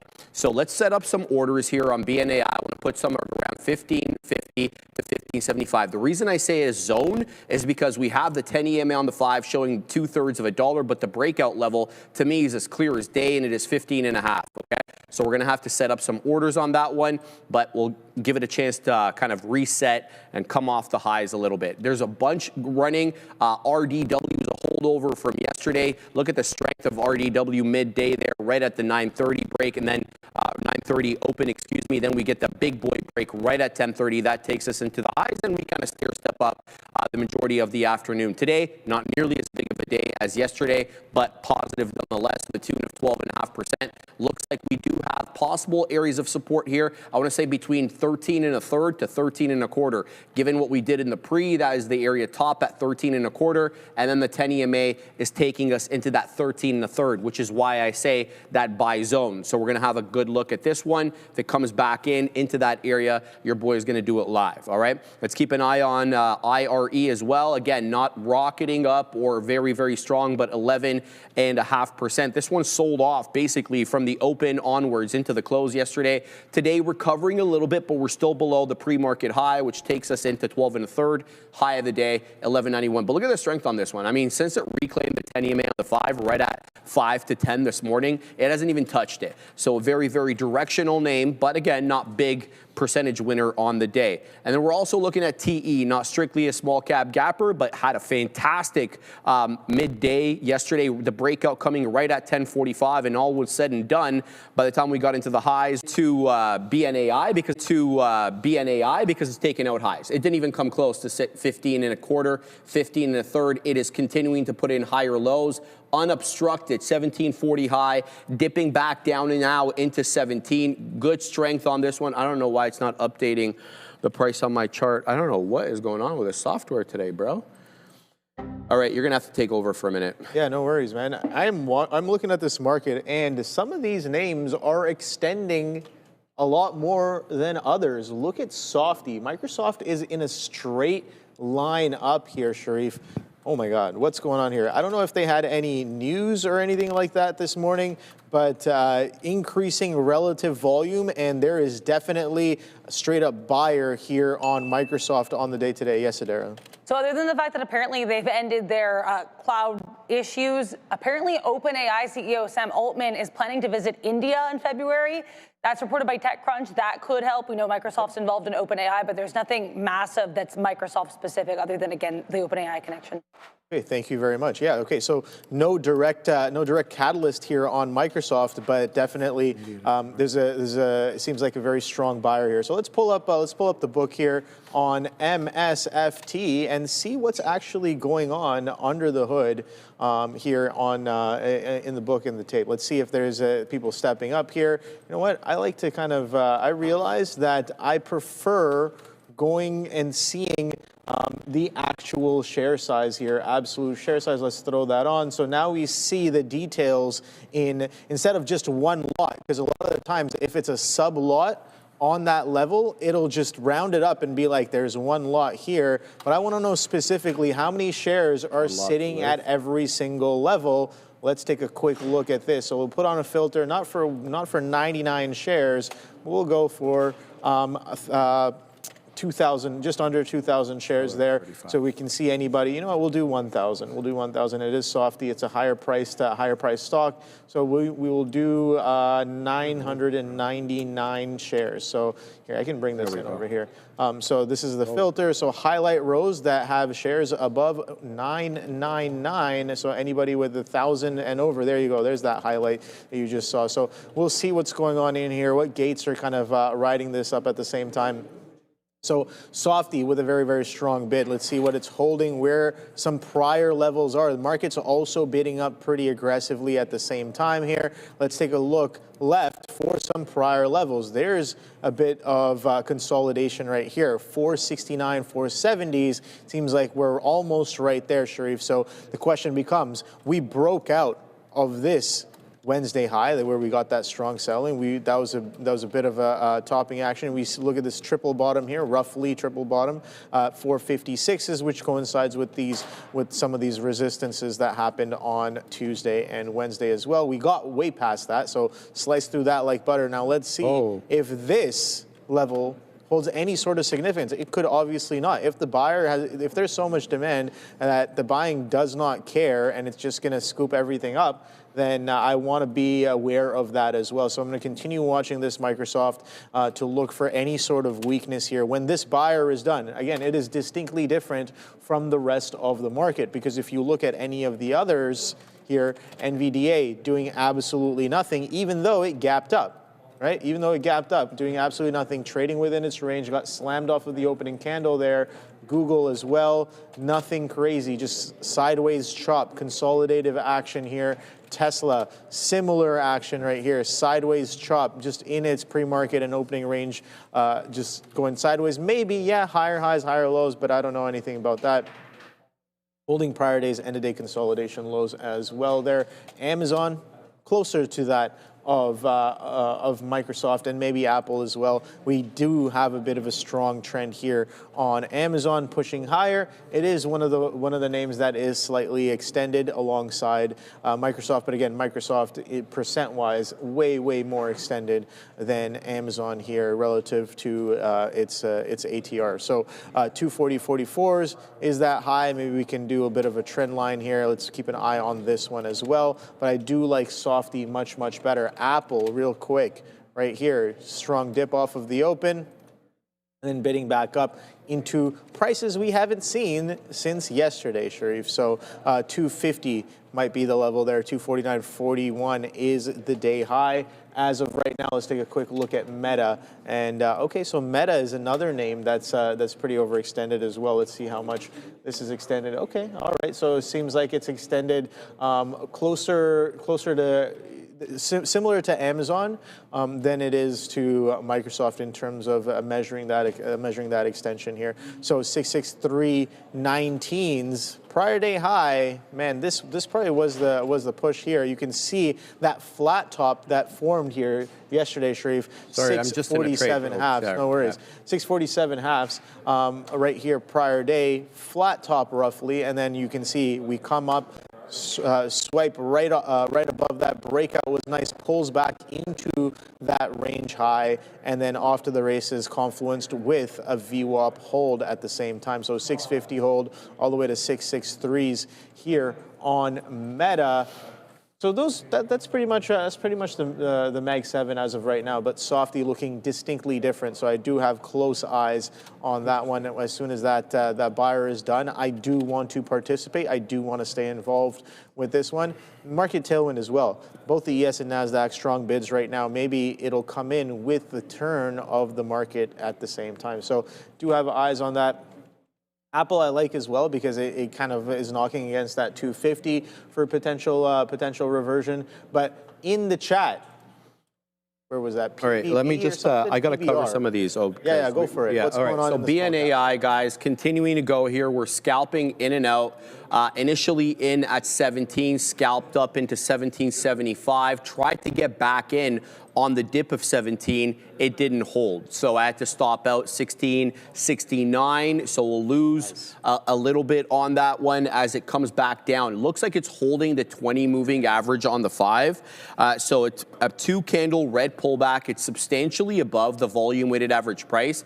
Oh, wow. Just found a lot of support there right at prior bar low. Prior bar high takes us into 17.10. So a break of lower highs is a break above the prior bar high, which is 17.10. We're showing 83s now.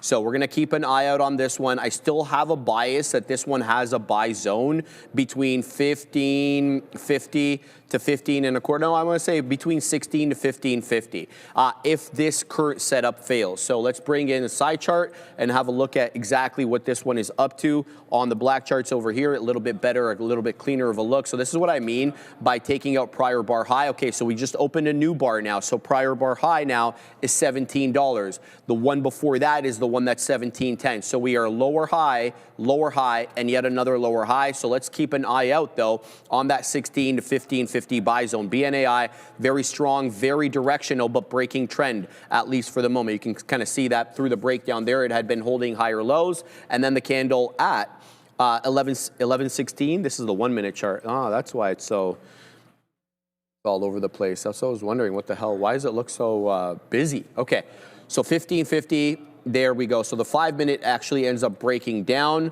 So let's keep an eye out on this one. Let's see what support levels we end up getting. Secondly, move. I tried to get to this one earlier, but the chart was freezing on me. What I do like about MOVE, even though it is below the volume weighted average price, is still holding up these higher lows. So I would like to see a possible hold here at around 17.5, maybe into 18. Prior area trough is actually, I believe, the low of the day that we put in, because this was all pre-market right here. So this is the low of the day, the 10-15 candle, which got us into 17. No, that's not the one. 16 something is the low of the day. How can that be the low of the day when it's 8.45? Huh?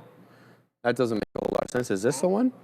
Area low. Oh, there we go. 16.26. So that's the 10-15 candle. 16.26, 10-15 candle. So let's see if it holds up above 17. It's showing 17.70 right now. It would technically be a breach of my rules because it's below the volume weighted average price at 18.50. But I do really like this higher low pattern. So if we can kind of catch it with maybe a move into that 18.50, that would be one way to play it. The other way to play it would not to be wait, or no, would not just try to guess whether it holds higher lows, but to wait for confirmation above prior area crest. That takes us above 20 bucks. So you're waiting for a $20 break on move to the high side, and then possibly a squeeze into 24, which is the high of the day, 23.90.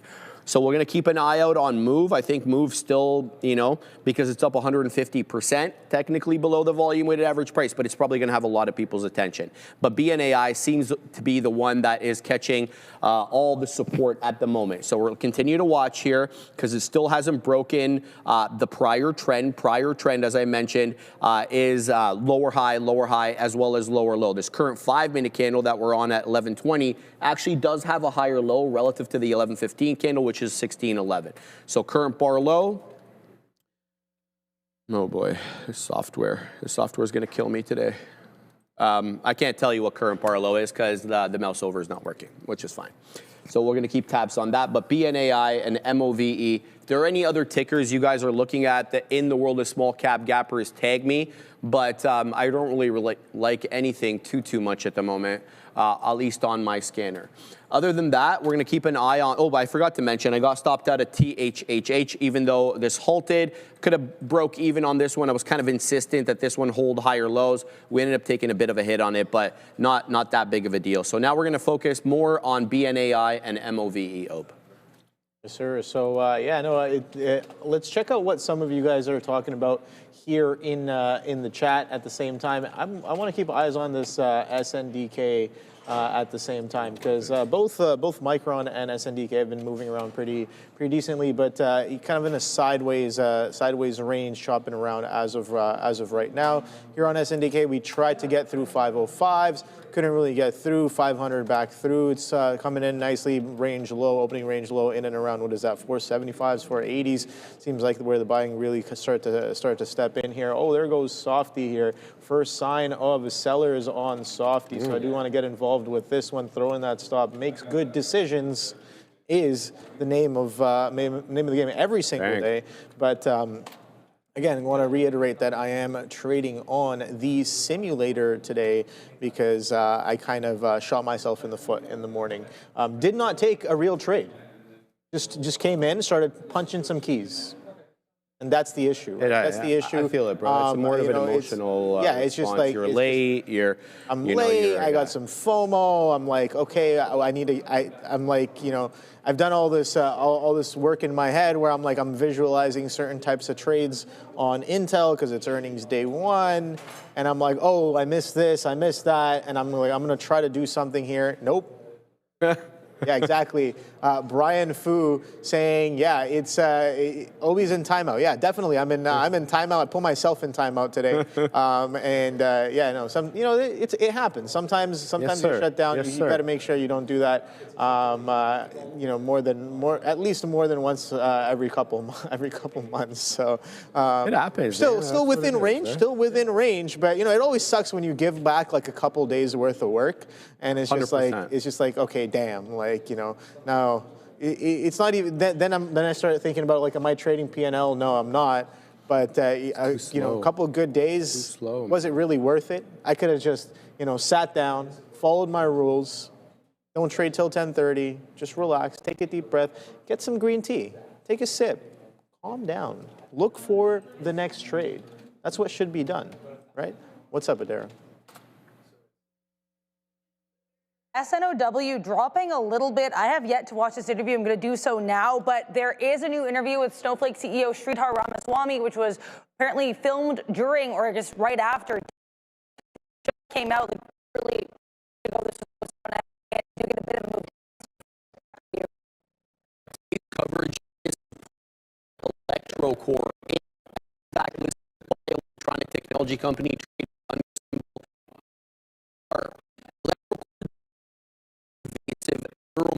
Therapies designed to activate the vagus nerve with products spanning prescription medical devices and consumer wellness.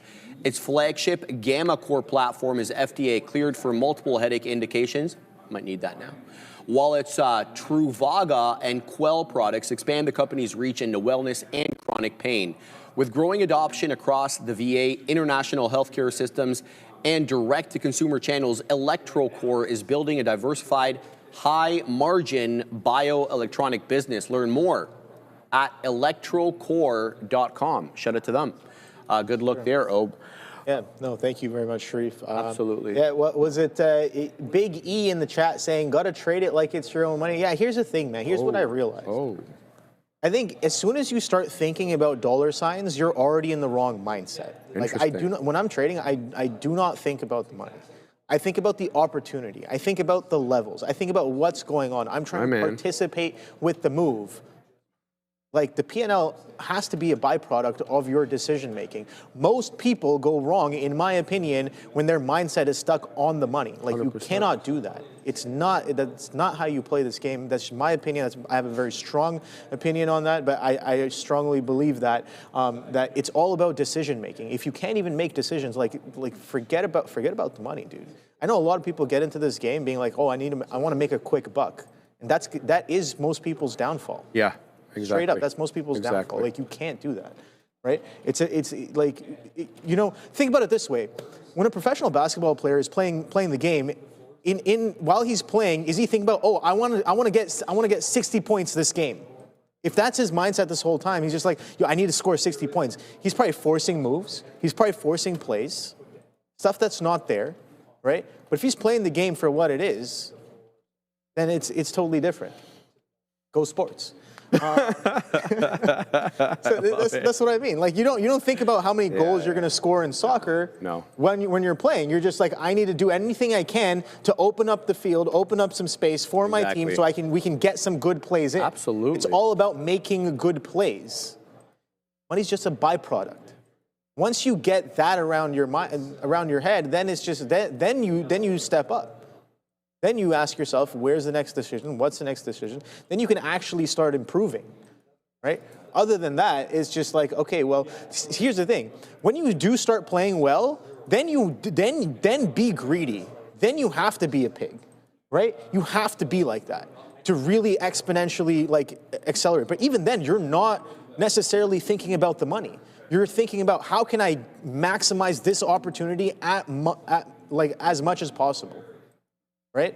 So it's never going to be about I totally money. agree. It's never going to be about money. And if you make it about that, you're probably not going to last very long. That's my very strong opinion. I could be very wrong as well, right? So anyways, where's the next trade? Softy's coming in. That broke its trend right here. So let's look at that. So we were just looking at this strong buying, and I'm like, the first sign of strong selling or any sort of distinct difference, I watched the tape for a little bit. Didn't really need to do that, but the chart kind of broke itself here as well. You can see, just draw a simple line. I was looking at the 5-minute chart. You can look at a 3-minute chart, 15-minute chart. Look at the back-to-back greens here. Now this buyer can step in at any time.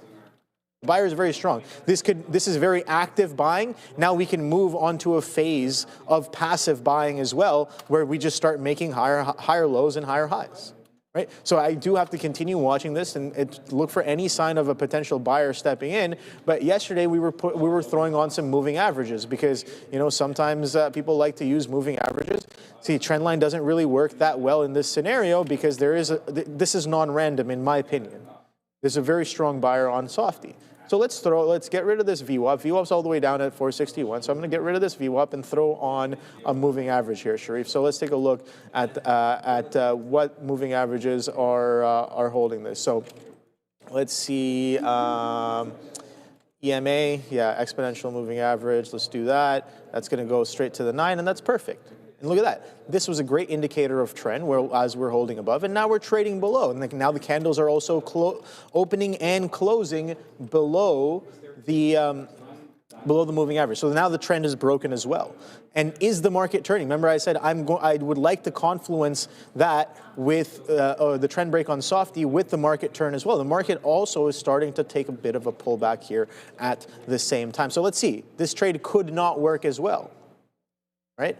It could also pull in, and it can pull right back up, and it could just come right back through the highs. So got to continue watching this, keep an eye on it, and stalking it as well. Yes, sir. But right now, let's see what's going on in the crypto world with Crypto Watch. What's up, Adara? What a range-bound last couple of days here for Bitcoin. We start this week with a lot of selling, then we have a green day on Wednesday. But these last 2 days, we're trading in an identical range. Lows of around 88.5, highs here of around 90.2. So we're mostly trading here below that 90,000 level, currently at 89,500. One kind of interesting thing that I found that I want to talk about is this year-end report from this crypto payments report for 2025. Now, Coinbase is a global crypto payment processor. One of the biggest things, apparently, that they found within this report is that there is an increase in how crypto is being embedded in business operations. Worth noting, Bitcoin, #1 used cryptocurrency on Coinbase.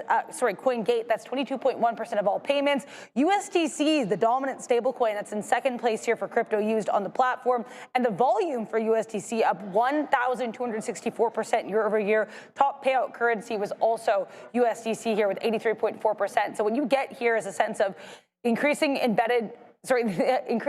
amount of crypto being embedded just in how businesses are operating, and also the increased profile of USDC. So interesting stuff there. Stable coins continue to be in play. Back to you. All right, Ob, I am 0 for 3 to start the day. So that makes a couple of us today that are doing so hot. So let's cover some of these trades over here. BNAI killing me. All right, so I'm going to have to wait until this sets up a little bit better. I tried to get it in at 15.5. 15.5 is where it's trading at right now, but it didn't strictly hold. So we have to pack our patience on this one. Separately, THTH, I already mentioned that one, got caught in a downhaul. That one was a big deal. BNAI, much bigger loser than THH. And then Move actually had a great compression pattern, some of the higher lows. I lamented not picking this one up on the higher low. It would have been profitable on that. I kind of decided to wait until it got above the volume weighted average price. Stopped me out. It has a wide range. The prior candle has 1907 high and a 1777 low. So I couldn't really hold to current bar low, let alone prior bar low, because the range was too big. So now what I'm going to wait for to see if we can break out above prior bar high. Prior bar high takes us to 1905. We're currently showing 1850. So not a good morning for me to start. We're going to try to work out of the hole that we've built ourselves into, but it's been a good week. So on the week, everything is gravy, but today, not so much. So we're going to have to, take it a little bit easier now and really look for the quality setup. So as I watch that, as I wait for the quality setups, I'm seeing BNAI generally find support off 15. So maybe I should have been looking more at that 15 rather than the 1550. The 1550 was more based on wicks. 15 is the closing print. Prior bar high on BNAI takes us to 16 and a quarter. We're showing 16, 20, 15 right now. Let's see if we can clear prior bar high and kind of see if the longs or the buyers are going to overwhelm sellers at this level. We haven't cleared it, and I don't really want to take it on a breakout level, like, you know what I mean, like putting it a penny or two above prior bar high. Probably not a recipe for success just based upon the liquidity grabs that happen at these levels. Okay, so we've breached prior bar high. Now let's see if we get continuation, right, into 17. Not really. We're zigging and zagging here at the third of a dollar. Let's see if we can get above a half. Nope. So even though we have higher lows and higher highs in the current 5-minute candle on BNAI, there's no continuation, and down into 16 we go. So that's what I mean kind of by waiting for a decided clearance of prior bar high rather than, a technical clearance of the level. Down into 16, continuing to watch. I think BNAI may have buyers come in at some point, but the lower high, the general lower high trend is still very much intact. So packing the patience on that one. We're zigging and zagging into 16. We may lose 16 here momentarily. So kind of happy that I held off on that one and didn't get in on a technical break of the prior bar high. So that's what I'm looking at there. People are saying NFE. Let me have a look quickly at NFE on the top chart over here to see what that situation looks like. A little light on volume, 16.5 million shares, which isn't bad, but it's a $1.95 name. And I can just tell you that it's illiquid just by looking at the chart. You just kind of get a feel for things at the time, but not too bad. If it clears $2 decidedly on NFE, it could be a good one. New Fortress Energy, about a $500 million market cap, 553 is what I'm seeing there on my chart. GIBO is working its way back above the volume weighted average price, and this one is, I should say, up 31, 32%. It's still well below that pre-market high of $2.99, $3, and not to mention the official high, which is $2.70. This one was trading below the volume weighted average price for the majority of the morning, which is why I didn't really focus too much on it. MOVE dropping right back down below the volume weighted average price, so kind of happy I didn't pick that up, but here we go. RDW, this one I was mentioning, I was singing this one's praise yesterday and today, 1374 high, dropping back, Christmas tree retracement into the volume weighted average price around 13 bucks. Here's the deal though, multiple bottoming tail candles into that VWAP area usually means that the buyers are waiting around VWAP for the buy, but they're not strong enough, at least for the moment, to overwhelm sellers, hence why we are closing these candles red and not making any higher highs. But I'm alive to the bottoming tail candles, and that usually sometimes is the setup for the long. So we'll keep an eye here on RDW, a much more stable name. Mind you, it's not a BNAI or a move, but one that we can make money off nonetheless. I don't want to say it's predictable because that usually gets me in some trouble when I use that word in small cap gapper land, so to speak, but it's more stable, I would say that. Let's not use the predictable word and jinx ourselves over here. I see TE. Shout out to Reg Cockery. TE, it's not too bad.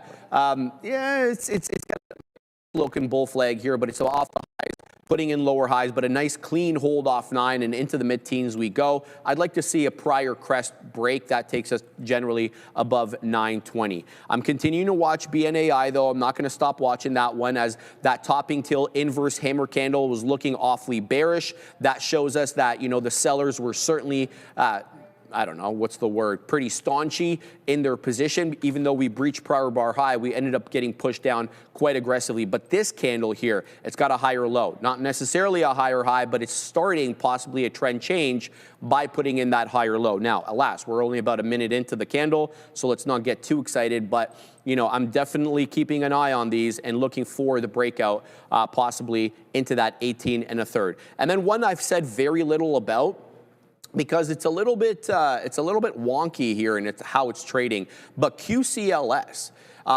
a nice breakout, man. It kept popping off that initial halt level at 475, rocketed up to 548, kind of in the mean now at 5 1/5, but holding 5 generally, but some higher lows here. Yeah, some higher lows, but also some lower highs. And here we go, moving back into 37. It's 48 high of the day. So I'm looking at that one as well. So those are the ones I'm looking at right now. I'm not in a position because nothing is setting up in the way that I like, but I'm very interested in getting in the move if it's able to take out 19, 1910, and BNAI OB if it's able to break above that kind of 16.5, maybe 17-ish. Nice look there, Sharif. So the market did start to take a bit of a pullback here. So I got involved with some TQs, not really expecting this one to work as cleanly as some of the other ones, but the market is taking a bounce right back up. So that's selling very short-lived, and these shorts might be shorter than I expected. So you know what I mean. But we'll see. It's not too bad. I got Netflix on watch here as well, Sharif. Netflix continues to push up 3%. higher. Oh, NFL. baby. We talked about that area, man. Remember that? Yes, 82? sir, we did. Yes, sir, And I was we like, did. hey, next level in and around where the support was that 82 level. On earnings report, we got to 80.38s. And guess what? Sure, it might take a couple of days. But on the first day, we rip up, we see that demand, or see some demand there. Next day, flushes back in, holds this prior day consolidation low here at 83s. Now 83 became a little significant because I was like, okay, well, that 83 is showing itself. If we're going to start stepping up, 80, 82, 83, then I like it. Take a look at this now.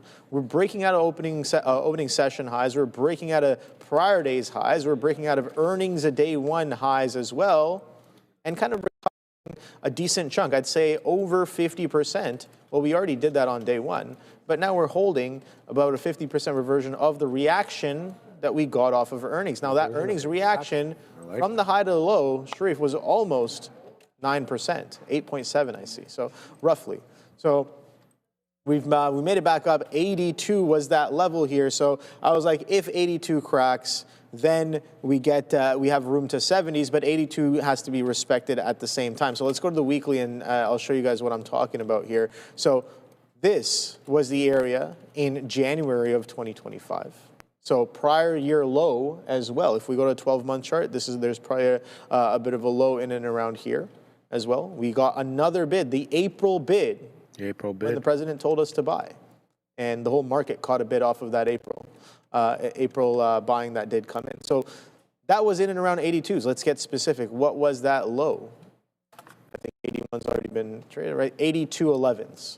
82.11s was the intraday open session low there on both those bottoms. And you can see here, we did push up pretty aggressively all the way from 82s. These are split adjusted prices, 82s to 134. So that was about a 64% run within about, what is that, 70 days, 80 days? 77 days. So how many bars is that on the week? Within 11 weeks, 11 to 12 weeks, Netflix ran a good 60% off of that support level. Now, this is where buyers were before. Again, just trying to use support and resistance. This is where buyers were before. And this is where it looks like buyers are coming in once again.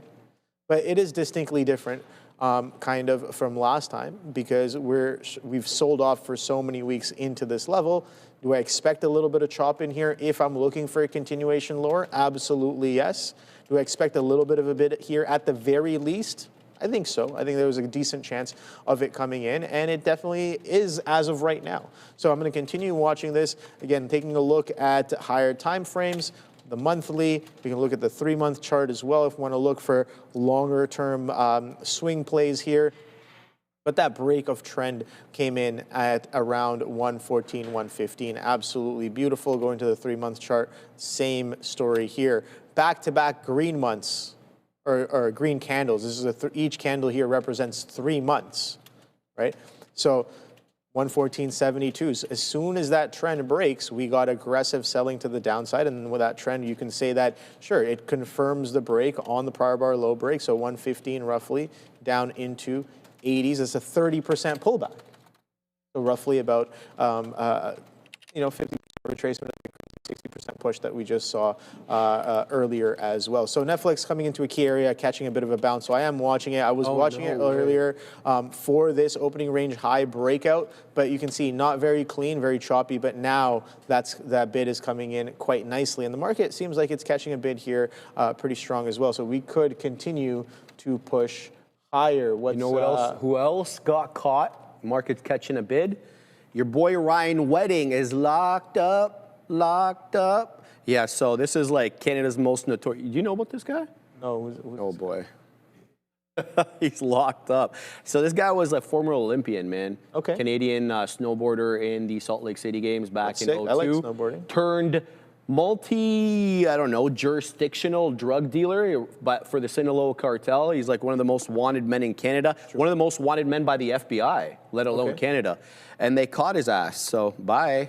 But anyway, yeah, this guy's lawyer. How do they catch him? Was this the one where his lawyer told him to like deal with people? Yes, yeah, to take care of people, yes. Yeah. His lawyer who ended up getting bail, which is funny. This speaks a lot to the Canadian justice system. But yeah, there's neither here nor there. But anyway, thank you, Grant, for letting me know that. This is hilarious. They've been looking for this dude. Is this what he looks like now? Yeah, okay. Yeah, well, did you see this guy's car? Ooh, he's got some stuff, man. I mean, I'm sure if you're hustling for the cartel, you got some dollars in especially the in Sinaloa your pocket, cartel. for sure. They might have a dollar or two, Ope. Yeah, they might have a dollar or two. A couple of bucks there under their belt. But yeah, okay, Scott. I see you, Scott. All right, guys, we're holding. We're doing it live. We're finally in a winning trade. Unreal. No, I'm kidding. We're keeping an eye here on RDW, a clean hold off the volume weighted average price. We're looking for continuations here into the third of a dollar. And then, if all is well, we'll get back into those highs at 13 3/4.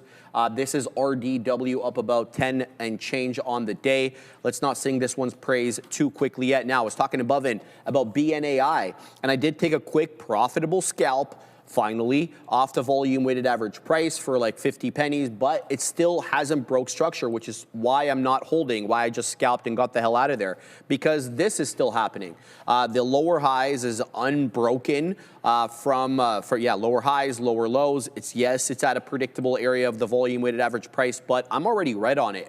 So I don't want to create more bleeding. I'm going to wait until the downtrend is broken, breaks above this trend line, shows me a couple of higher highs relative to the prior 5-minute candles, and I'm going to jump into this one. But I feel, this is not setting up for a long quite yet, despite the fact that it's at the volume weighted average price and, a predictable area for a long. Now, I want to mention this one, IRE, much slower mover, and this one is actually only up about 15 3/4 on the day, but there it goes into another daily high, 12 1/5 right now into, the high of the day. Good trend structure as well.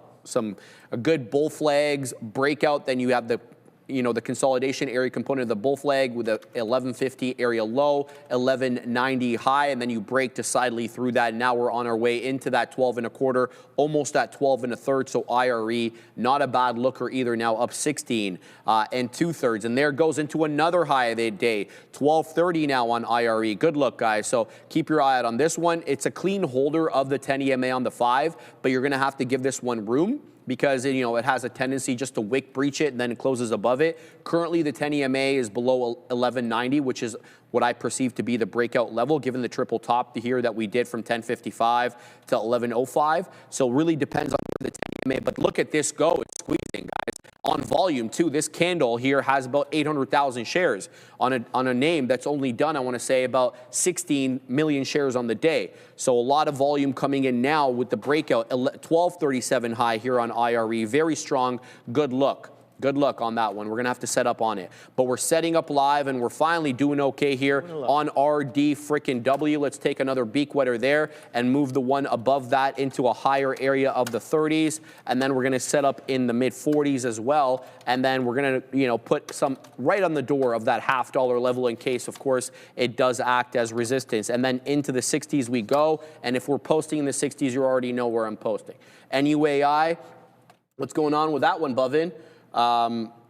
NUAI, let me see who I'm going to take off over here to see what NUAI looks like. Let's just look quickly here because I want to get to BNAI. Yeah, I don't like this one, Bovin. I see that it's holding VWAP at 7. I know you like these ones, the ones that where, it sets up a base and then you take it long. That's your world, Bovin, but I don't really like the trend set up on NUAI at the moment. But thanks for mentioning that. Let's get back now to BNAI because this one just put in 2 green candles in a row here. The first time this one hasn't closed. The first time it's done that, I want to say, since the candles 11:05 and 11:10, every other candle has been red or mixed red and green. There hasn't been 2 green candles in a row, nor has BNAI broken the lower high downtrend. So I'm going to wait for that before I get in, but certainly looking at BNAI for another entry off the volume weighted average price, but it has to break structure first. What else? Oh, by the way, IRE got into 1250. So we were talking about that one at 1237. This one now has a high of day of 1250.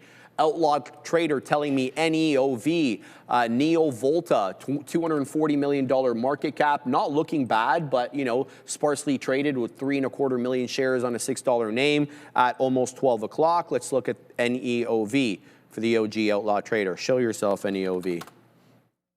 That's the daily. We don't want the daily. Good looking daily though, man. Not bad. Breaking through some of these critical technical levels here at $6. Into 7 we go. Not a bad looking chart. Certainly good higher lows breaking through that area top. But on the day, it's a 10 EMA hold and pop, baby. Because ever since we claimed the 10 EMA at 9:30, right at that opening bell, it hasn't closed below it. A couple of wicks that it does breach a 10 EMA, but for the most part, as you can see, a clean hold of the 10. Now it's going to have trouble likely at 7, right? Because this is the whole dollar level, a bit of a thicker trade, psychological resistance. Shorts likes to set up at the whole dollar. We'll have to wait and see whether NEOV can take out that level, but not a bad looking chart, certainly. So keep eyes on that. How's RDW doing? Zigging and zagging, but it's curling up. Now, I want to mention something here on RDW. What I fear in these type of trades, when you have a very, very pronounced high like this, which drops, basically unabated down into the volume weighted average price, is that, yeah, you get a bounce and it looks good. 3 candle green setup, V-shaped retracement incoming. What often happens though, and this is just experience talking, is that it ends up holding up at a lower high. So if you've got a bias that this is going to take out 1350 on its way to 13 3/4, sometimes, I'm not saying all the time, but sometimes it ends up putting in a lower high and then it makes its way right back down to VWAP, maybe even loses VWAP in that lower high, flat bottom break. We've seen that pattern many times before. So I don't want to get caught in that. So I'm going to try to take out some beak wetters here. And then if it decidedly breaks above this level that we're at right now, actually, which was kind of the pre-market top where we could expect resistance, we clear that decidedly, then, your boy's going to add. See what we can do it live. So keep that in mind. Back to BNAI, continuing to watch here. Now, we've got 2 green candles in a row, but they're quite anemic on the 5 relative to the red candles that were put in prior to them. So it's not really showing buyer domination over the sellers. Certainly not. These are kind of very anemic green candles, especially when you compare them to the move up above that. So I'm going to continue to wait here. I don't think it's quite right to get in on BNAI at the moment. By the way, some technical levels, 1440 VWAP, 1520, 10 EMA on the 5. So we're currently using the 10 EMA on the 5 as a resistance as we had been using it for support prior. So that is the look there. Obi, what else? What do we got over here? Are we doing it live on RDW? Yeah, good. This one is moving up. Let's see if it really takes out that pre-market top that I was talking about, 13 1/4. We're showing a third now, but I don't know. I'm not too exuberant about this. Outlaw Trader, QCLS new highs. QCLS, show yourself. QCLS, not a bad look at all. Okay, good breakout. This is a good one. Give me a sec to pull it up over here. Yeah, Drew Farrell saying the same thing. They're both seeing it. QCLS, here we are. Good, clean breakout on volume. 7 million shares, 567, 576 high now, 579 high. So this one's quite strong. We're going to put this one on the side chart. QCLS. There we go. So now it'll update on that one. Good. Very good breakout here on QCLS. Oh, I had that one already. What am I talking about? I'm losing my mind, Obi. I already had that one. That one's a slow mover. What are you looking at, brother? Nothing much, man. I'm looking at Google here at the same time. People in the chat where we're talking about silver. We'll get to that one in a second. Google breaking through its day low as of right now. Look at this. Maybe not a clean flat bottom, but the 330 hold as well. Prior days getting taken out as of right now here as well on Google. So flag consolidation, whatever you want to call it, lower highs into this pre-market low, which kind of held as support in the pre-market, held as support off of the opening range low, held as support once again at around 10.15, and a nice little slow and steady consolidation on top of it, and a clean breakdown happening here on Google at the same time. So that's kind of what I have on watch. Amazon continues to push higher here as well. So is Softy. Probably going to get stopped out here as we did pull back into 65s almost, 465s, and then bid all the way back to the high. So I'm just going to keep the stop in there and let that hit if that potentially comes in. But the Google breaking down through its range low is quite nice at the same time. So let's go to silver here. Silver, people are saying silver is out of control. Yeah, definitely going absolutely crazy here. Let's go to silver futures. That's US dollar by the ounce. You can see here, we did hit 100 today. Okay, wow, nice. Finally hit that 100 mark per ounce on silver. So let's see how this one has been building up. Look at this. Look at the range on the weeks, man. Prior week high breakout at 93, straight up to 100s. This was the push. This was the squeeze, right? The first red candle, definitely we saw maybe potentially reports of some larger players getting positioned in for the short. Now, I don't know if that TDS report I saw, TD Securities report I saw was valid or not, but it was kind of circulating. So I was like, okay, well, you know, if they were short and their stop was 92s, they're probably not the only participants that were shorting on this. You know, valid move. A lot of people get involved with the front side of the move, and from time to time, and it happens. So I'm just like, if they're the only ones, if they're definitely not the only ones getting short. It was an okay idea, I guess. Right. But we did talk to a couple of people, and we're just like, okay, well, unless and until it can actually break the trend and hold lower, it might not be the best thing to get aggressive on the swing on the swing short. But yeah, absolutely parabolic here, $100. Let's see how our friends are doing in the gold. Gold as well. Wow, almost 5K. Almost 5K an ounce. Is that the weekly? This is the weekly. That's ridiculous. This is the weekly chart on gold, and you can see here we hit a high of $4,988.22 on Don't forget gold those 22 here. Then this is the was it CFDs on gold, but roughly the same area here. So yeah, these commodities are absolutely blasting off as of right now, Sharif. Where will it end? Are we going to find a consolidative base on top of 5,000, on top of 100? That's the next question that I'm asking. Right? It's a great question. Can we continue to push higher and continue to bid higher and continue to squeeze people out as well at the same time? Here, Escape Planet saying, can you please look at Oracle for a possible swing trade? Okay, all right. Oracle. This one's an interesting one here as well, and I know that Adara has a lot to say about this one in terms of some of their practices. And yeah, it's definitely a little bit questionable, some of the stuff that they're doing and some of the numbers that they're putting out. But as a swing here, let's just keep it simple. No bias. Let's just mark some support and resistances. So this was a resistance. Okay, you already see a bunch of my stuff. Already it's telling me that every anchor I had pinned from March of 2024, where we actually started to break out of the sideways range, we are now trading below that. So in any and every average participant, we're trading below their average prices. So maybe, you know, that can definitely give us some sort of a bias here. I look at all these horizontal levels that I had on, because I'm like, oh, that's a level, that's a level, that's a level.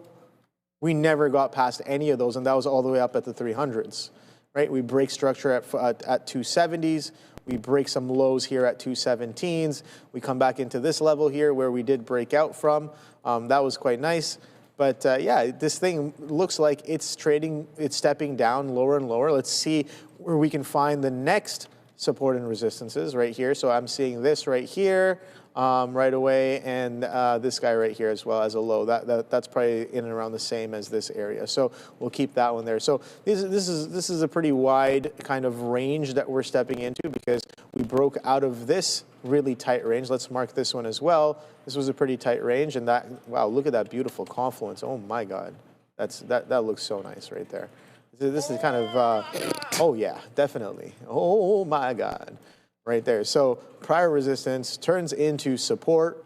That becomes into a range. That range breaks out. We step up on top of that range. We get going. And then we pull back pretty aggressively. This happened from December of 24 all the way to April of 25. That's where that presidential bid came in, right? April of 25. We hold that prior range high, and then we accelerate all the way. I remember trading some Oracle here in and around this area as well. It was absolutely solid, right? The opening drives, the breakouts, those were quite nice. But then we lost a lot of that pressure. We lost a lot of that buying pressure.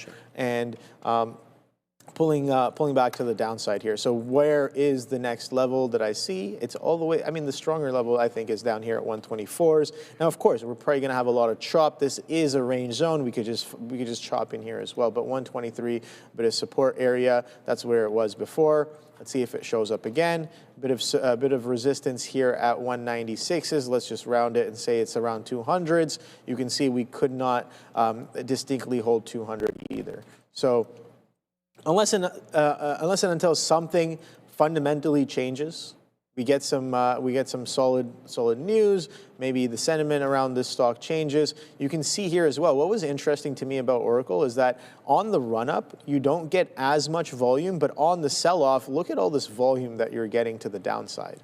It is significant. These volume bars are significantly higher than anything that we've seen from August onwards.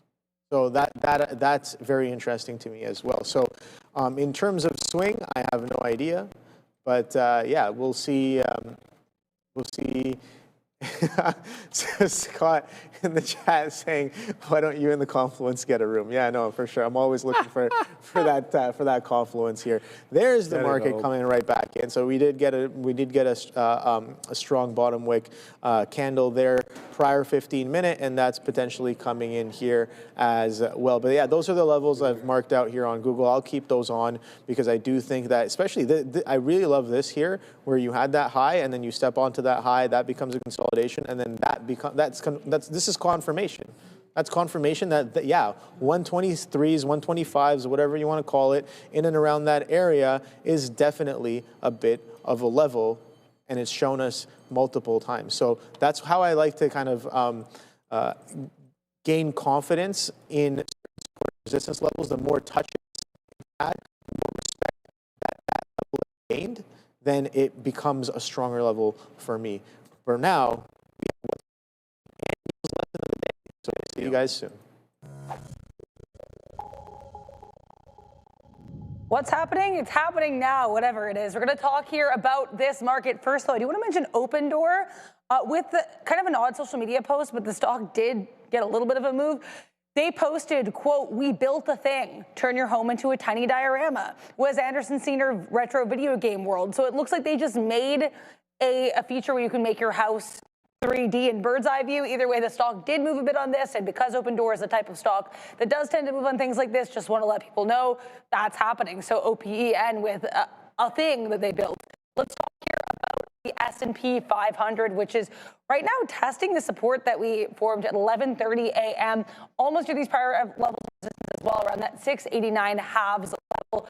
We did have an announcement this morning, or at least a report here from Bloomberg, that the EU suspending planned counter tariffs on U.S. goods makes sense because those tariffs were tied to U.S. President Trump's planned tariffs on certain EU countries, but because those tariffs are now off, I guess the counter tariffs are off as well. One thing that certainly gave the market a bit of a boost around 10 a.m. today is the University of Michigan consumer sentiment print.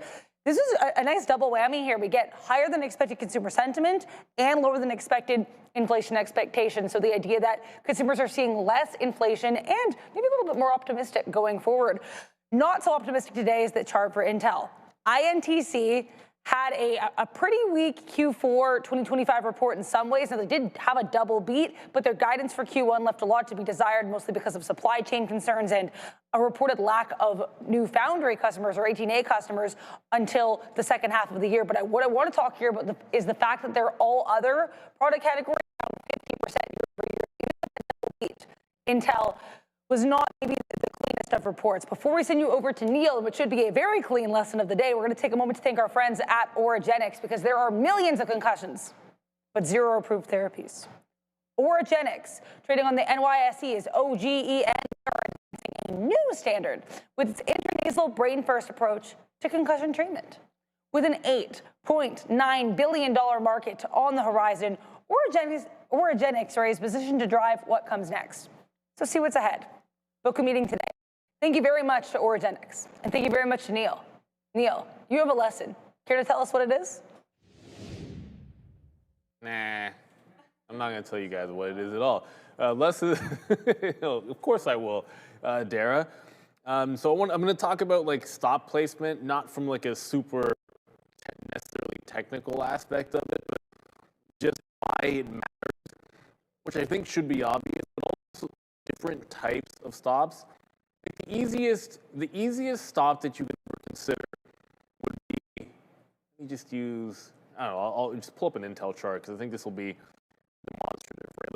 Let's imagine you were going long Intel into the lows earlier today. So you might, like if you were trying to bottom pick this thing, you could just be long and you're going to give it to the bottom tail. So maybe you get stopped out there, you give it to the even dollar. When you're doing something like that, where you're like short in front of a big level or long in front of a big level, yeah, you throw your stop in and you leave it. But there's something about when a stock is moving away from a price that can be a little bit different. And so I'm going to give you an example of like, to me, like what ended up being kind of day saving on SMR. Like when you're long off a bottom, okay, fine, it breaks the low, you get out. But if I'm observing an uptrend and I'm joining that trend, then I've got to recognize that okay, there might be support at $19.90. But I have to determine what kind of a trade I'm making. Because if I'm going to go long on the trend line here, I'm either doing one of two things that I have to differentiate between right away. Am I taking this as a scalp trade into the high, or maybe I'll hold on to a small piece for a bigger move, and thus I want a tight stop if it breaks the trend? Or am I doing a bigger structure trade where I am getting rid of this, who cares about the trend line? I'm looking at this little V shape it made. There's your kind of constructive higher low. It fills in this gap, right? So a little bit of a gap fill. There's the support. I'm going long this break. I'm giving it to this level. Now I'm giving up a full percent. On a $20 stock, okay, fine, it's only 20 pennies. That's a full percentage point. So I need to think it can go multiple percentage points higher. So I'm going with the wide stop if I believe that this move is so strong it's going to take me into the high without breaking that low. That's the difference between, I always get like, well, where's your stop placement going to be? And oftentimes, I know I'm guilty of this. I'll just say, hey guys, this is my reason for getting in. Here's my stop. I can show you the trend line. But I kind of leave out the other part, which is you have to determine like what is the trade that you're going for. You could be like a scalp trader when you're day trading it. You could be like intraday. I call it like intraday swinging, where you're looking for like a full day's move. Like that's your goal in the trade. So you're already giving it to a wider stop. You're needing more structure to come in. But you've got to determine that. And when you're going through multiple strategies, or you're trying to learn strategies, or you're trying to develop an edge, you got to pick what type of trade you're making and then sort of stick with that so you can judge the results. And this is the same thing whether you're swing trading or not. Like, are you willing to hold this thing for 3 quarters or 2 or 3 months into like next earnings? Maybe it's going to require, say, a wider stop and more confirmation on entry. Are you taking it for like 3 or 4 days on a swing trade, and it's very different, and you can go with a tighter stop on a daily chart. But having an idea between whether I'm going for, hey, I see it holding a trend line, breaks VWAP, I like things over VWAP, I'm buying the trend line and scalping to the next high and just going to ride that wave with a tight stop, or am I completely ignoring that and am I going with some kind of a wider structure Now, ultimately, this might have waked you up. Maybe you're still in it. And I could be there flat on this trade, like waiting for the bigger move. Like I haven't taken anything out and maybe I'm not stopped out. You've got to know what type of trader you're going to be. Because ultimately, when you get caught in between, and the entire reason for this lesson comes down to why I'm flat on the day and not up.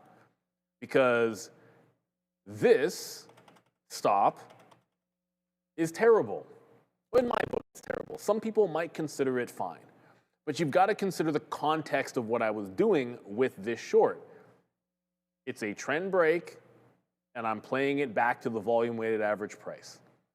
Well, it got almost to the volume-weighted average price. So there's zero reason for me to have my prior bar stop out here when I've only taken half of it out. When it's gone down, part of a trend trading strategy, to me at least the way I trade it, is to observe that trend, and that's where the trail should be. As it gets down and presses VWAP, my trailing stop moves into here, so it cannot turn into giving up half of your gains or most of your gains on that trade.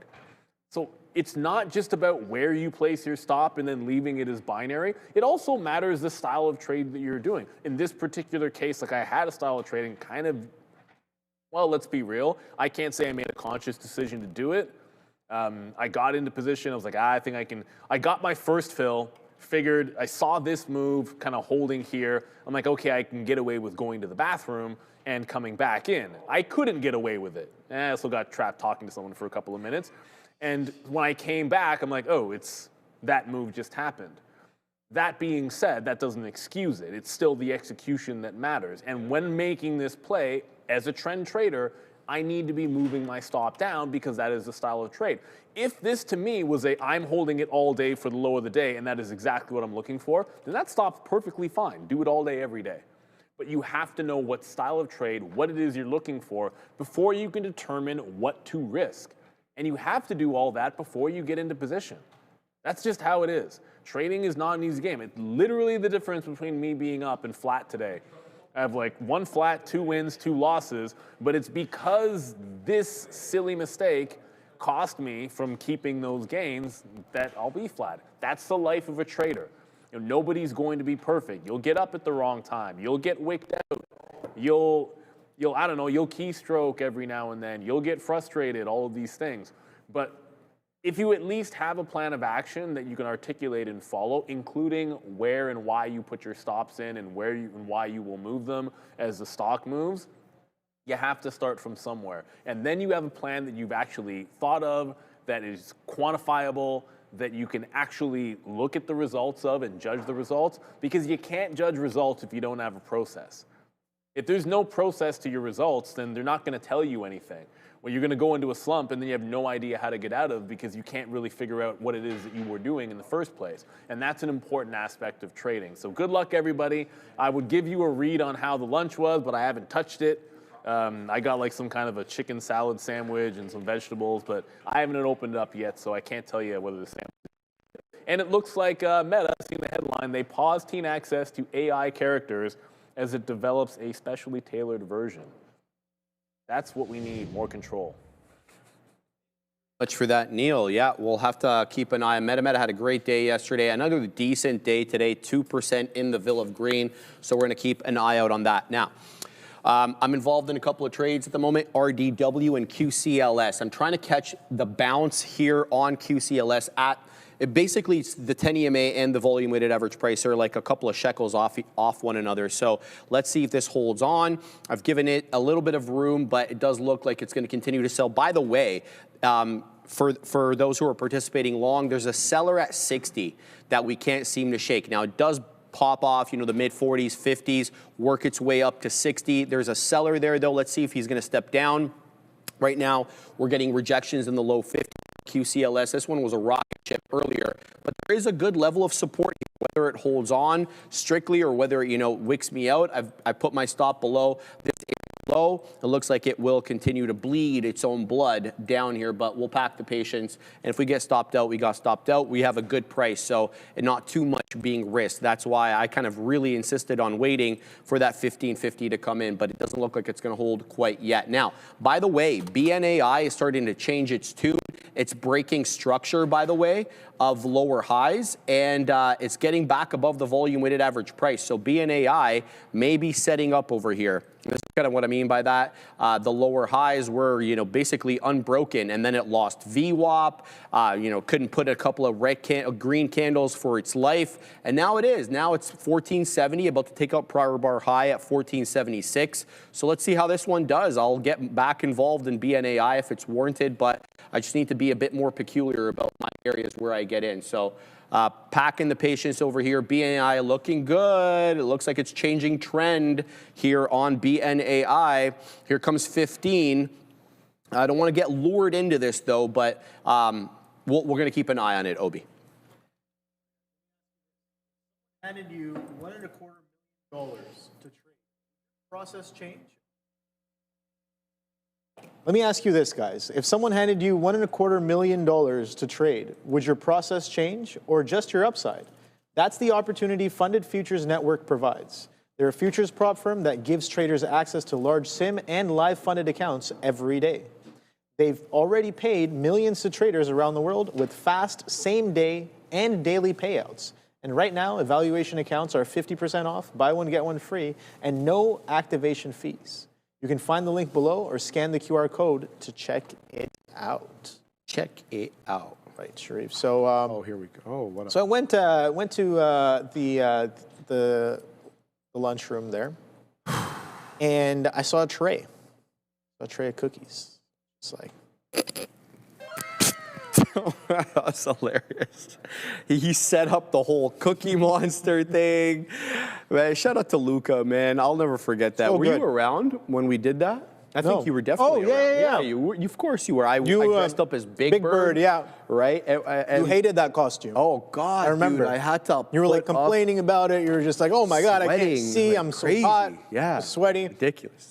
We did it for the viewers, man. What happened to that costume, bro? You still got it? I think it's around here. It used to be in the podcast room. Oh, and yeah. I don't know where it's at now. I think they may have thrown it out, but those were good. Those were good.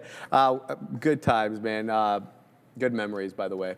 Did you wet that beak? Yes, I did. Yeah. Is that where it comes from? People are talking about F-Jet. No, wet the beak, that comes from The Godfather. I see F-Jet, good breakout, 11 1/3.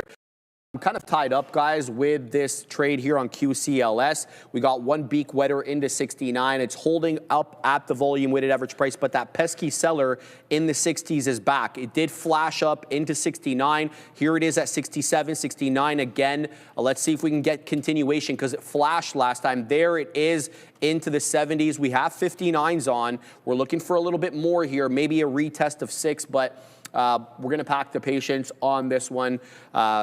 Let's see if it can pop off maybe into 6. We'll set up some orders. I've got orders in the low 80s, high 80s, low 90s, and then I have nothing in the high 90s, so let's go ahead and put that up there. And then we'll see, man. Maybe we can get up a little bit above 6. We'll put some at 607, but we definitely need to clear prior bar high, and we are very, very far away from that because prior bar high takes us into 607. So now we've opened up a new bar, so the prior bar high now is 571.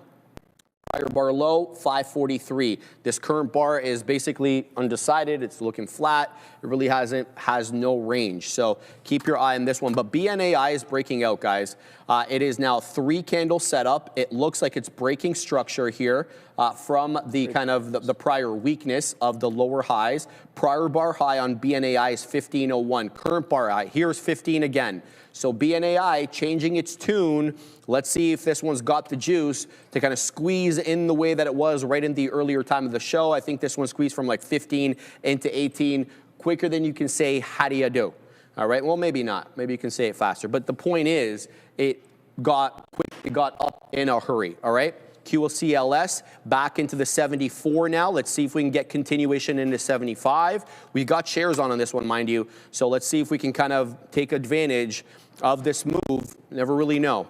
RDW as well, looking real good. Back into that one. The higher lows and the flat top through 1330 was what lured me into this. 1335 now showing up here. Looking for a little bit more. Looking for that $0.50 break, knowing full well that we could be on the receiving end of lower highs. That's what concerns me. I made this point earlier about this There's your area high. Then we get another area high, which is lower with that same flat bottom. I'm talking about 13. So sometimes we don't take out this area high and we end up flat bottom breaking through 13. So be on the lookout for that. But finally, some success over here. I don't want to jinx it and then get clipped.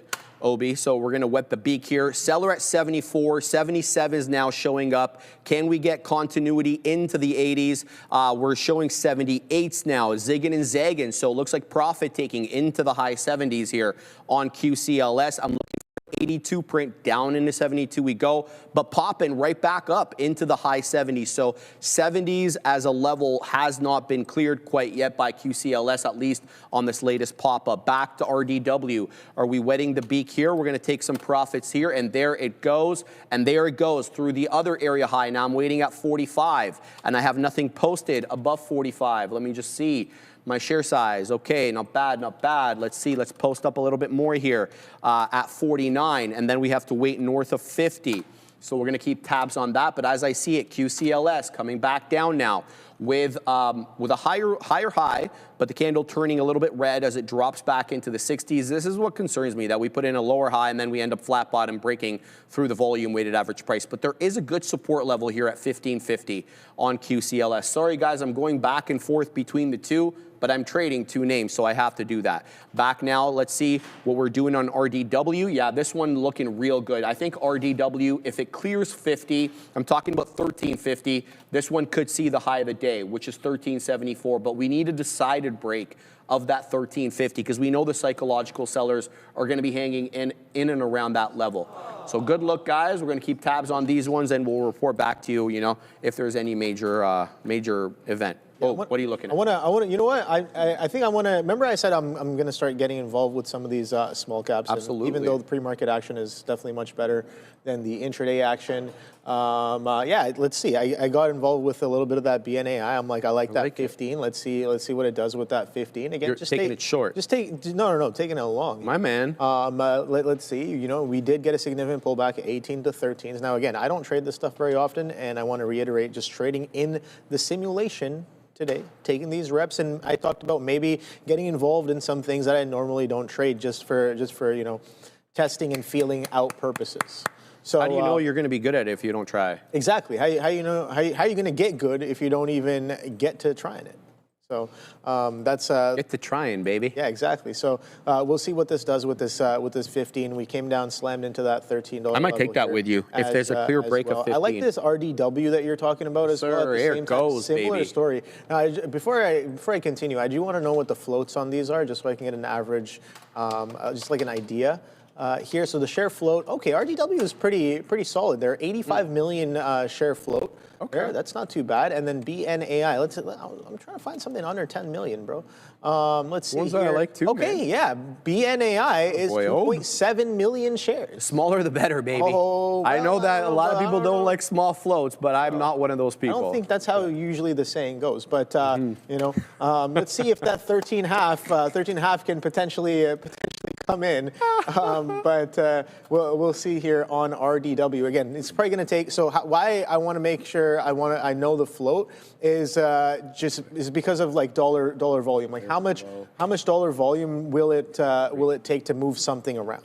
If it's a lower float, then you probably need a lot less. And then if it's a higher float, you obviously need a lot more to kind of move some stuff around. And obviously the smaller caps, someone was saying under 20 mil. Yeah, I like under 20 mil as well. But when I was trading at home, I would look at things that were specifically in between 20 to 50 mil shares.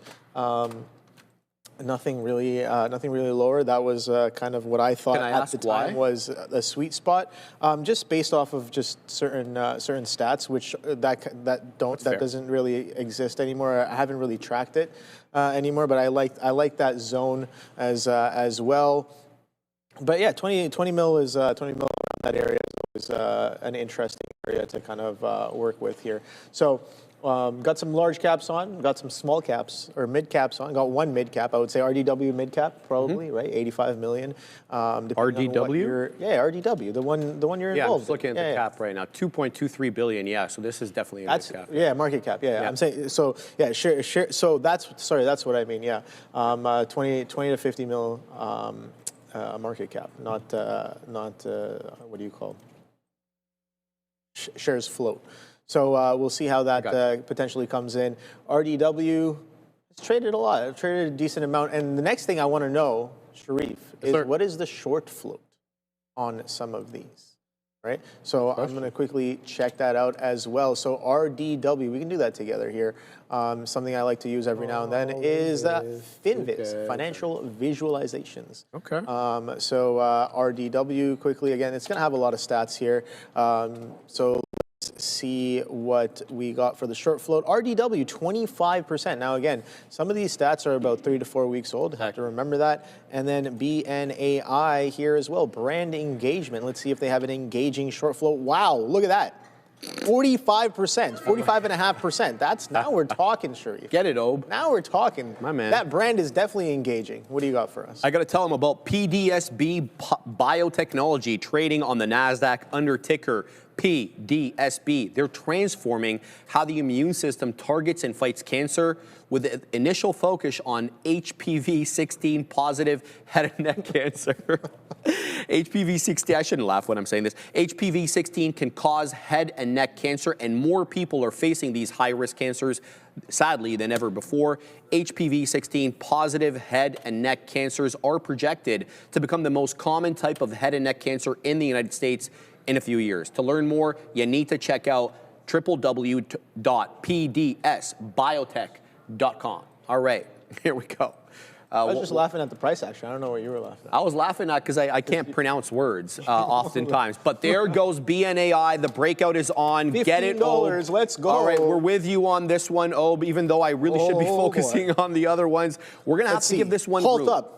Well, is it time for that? Is that how these work? I don't know. This guy, I don't know. I'm new to this. I'm new to this game. Do we halt up right now? We need a little bit more, Ob, than what we're getting. Where the halt bands at? Where they at? Yeah, well, you're going to be able to see them. Did you highlight them on your level 2? I did not. Well, can you show me how that's done here? I still haven't gone around. Whoa, there's 2,000. Okay, so lots of the shares. Seller at 20. Yeah. And 20, there's 25, there's 30, shares. Here we go, 35 showing up. Oh, the strength is on. Here we go, it's 40 now. The shorts might be in trouble here. So let's wet the beak here on BNAI, but dropping, back down into the teens. Let's see, popping right back onto the 30s. Let's post in the 50s here. I'll be able to tell you the whole thing in 1 second, but I'm seeing that QCLS is coming back down. My stop is break even on that one, so we don't have too much left on that, so I can kind of rest easy a little bit. Watching BNAI, looking for continuation in 16. There's going to be zig, there's going to be zag, but if we can clear the $0.50, that could be a good sign for whether or not we can make it through 16. But they're certainly selling here in the third to $0.25 that we can't seem to shake those sellers, but the buyers were coming up pretty strong into that, I want to say 15.25. They were supporting there, but here we go, dropping back down into the mid-teens. But I think you need to give this room. It's broken structure. That doesn't happen by accident. That's not happening for no reason. Whether or not, though, it's pulling you in for a bull trap, that's a different story. That often happens with some of these names. So we'll keep tabs on that, and we'll keep we'll report back to you guys. So what I'm seeing right now is a seller here. Oh, prior bar high 1536, prior bar low 1461, 10 EMA on the 5 1482. Current bar much lower than prior bar high, as I mentioned, 1536. But we have to give this one a little bit of room, unless if it loses prior bar or low, I'm out. It's as simple as that, because that'll be what I perceive to be a bit of a bull trap. So that's my look there. What are you seeing?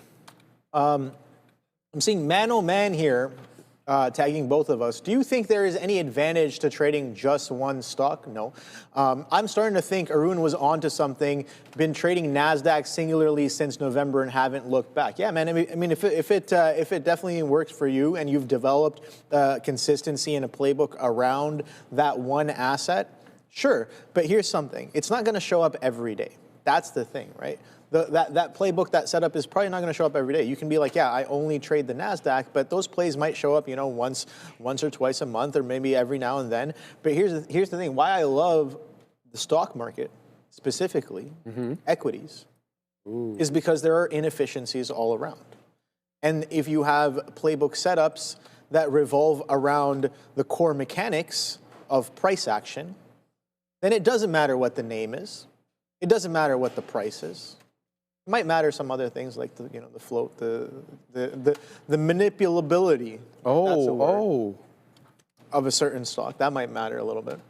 But I personally think that S&B does a great job of like highlighting over the years like what has really worked for them, and they call it stocks in play.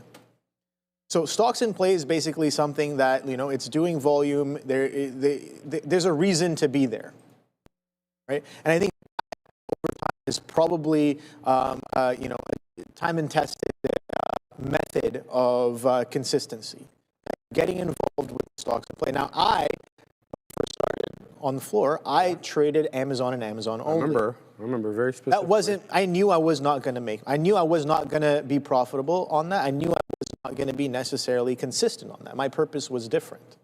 Purpose was more of understanding and getting to know and familiarizing myself with certain types of price action when it was in play, when it wasn't in play.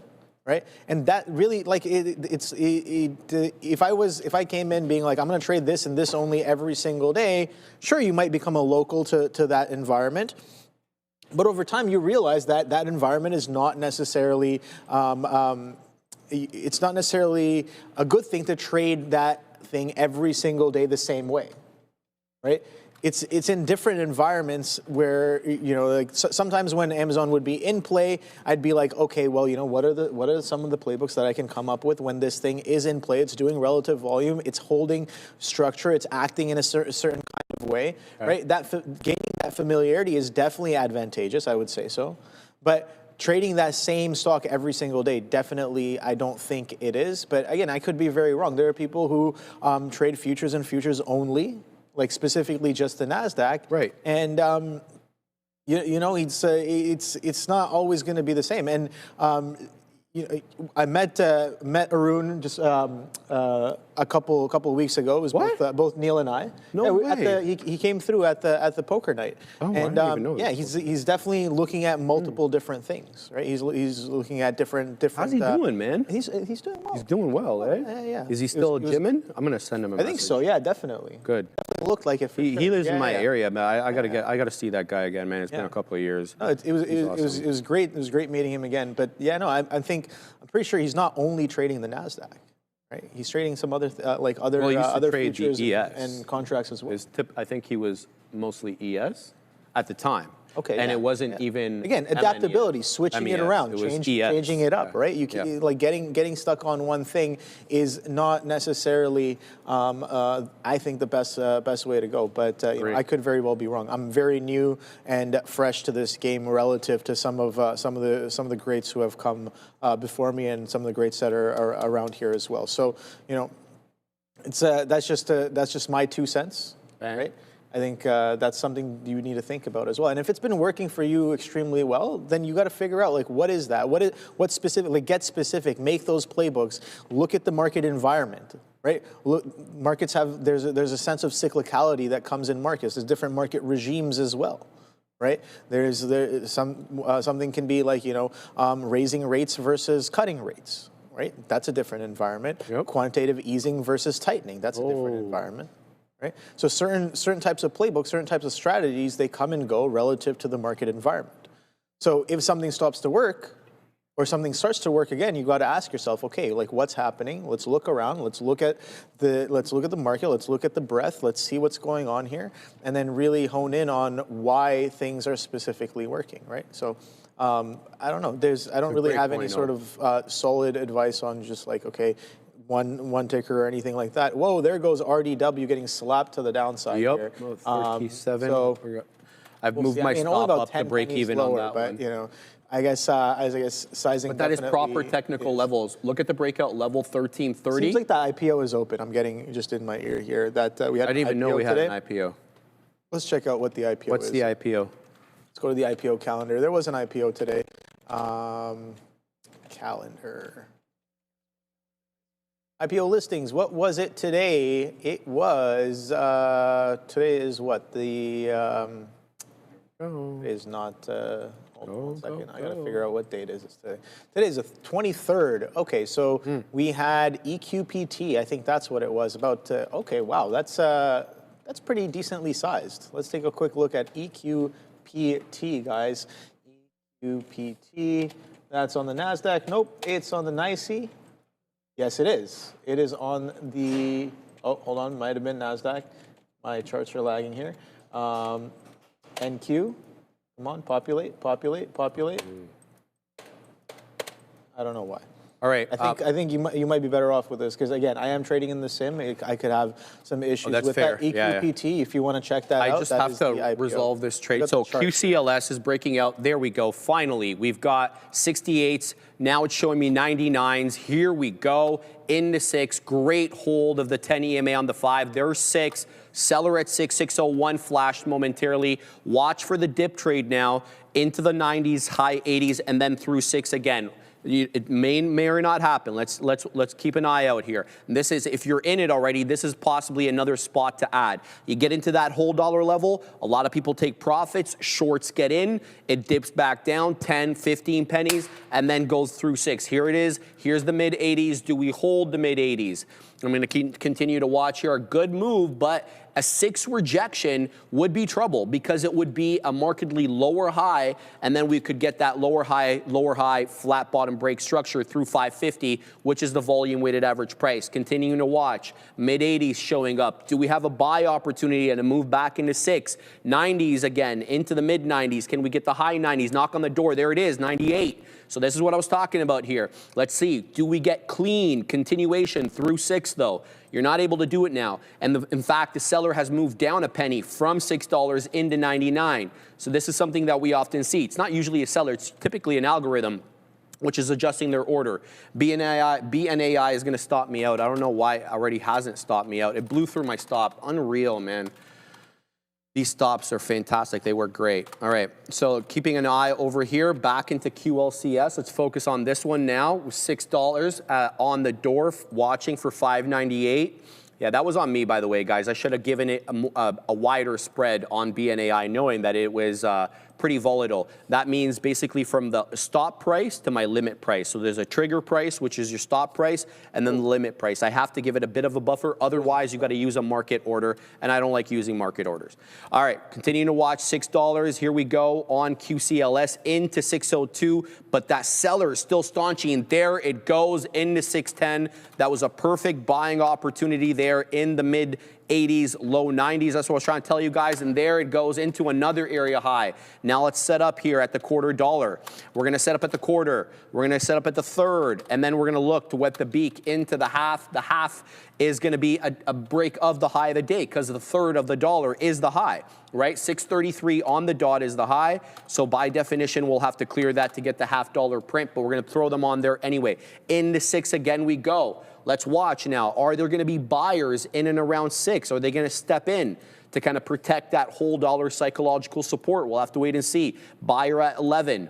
Yeah, that's a big buyer at 11, by the way.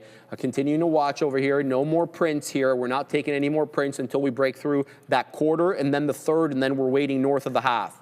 Now, because I've got 68s on, I've got to ask myself the question here, do I want to get more into the dip, into the 6 or 5 mid-90s? That's kind of the question that I'm going through in my mind right now. I don't really have a plan for it. Watch, let's see. This is the $6 dip that we just talked about. Are the buyers stepping in? For the moment, they are, right? And there is the 6 buyer there. So aggressive buying at 6, but are the sellers going to overwhelm us? Well, they're doing it right now. Into 598 we go, right back above 6. So good continuation here on QCLS. This might be a dip trade opportunity. Let's take an opportunity to do that. So we're going to add into this position here into 6, which will, of course, fundamentally change my cost basis, but that's the cost of doing business. Let's go ahead now and wait at 15s. We're going to wait to wet the beak there. So a lot of zig, a lot of zag at this $6 level. So what's my out? Well, I can't base it on prior bar low because prior bar low takes me to 565. My average is 78. So this is always an area where I struggle with, especially when prior bar low is so much farther south than where we're trading right now. 10 EMA on the 5 is basically just a couple of shekels above prior bar low. Here's what I'm going to do.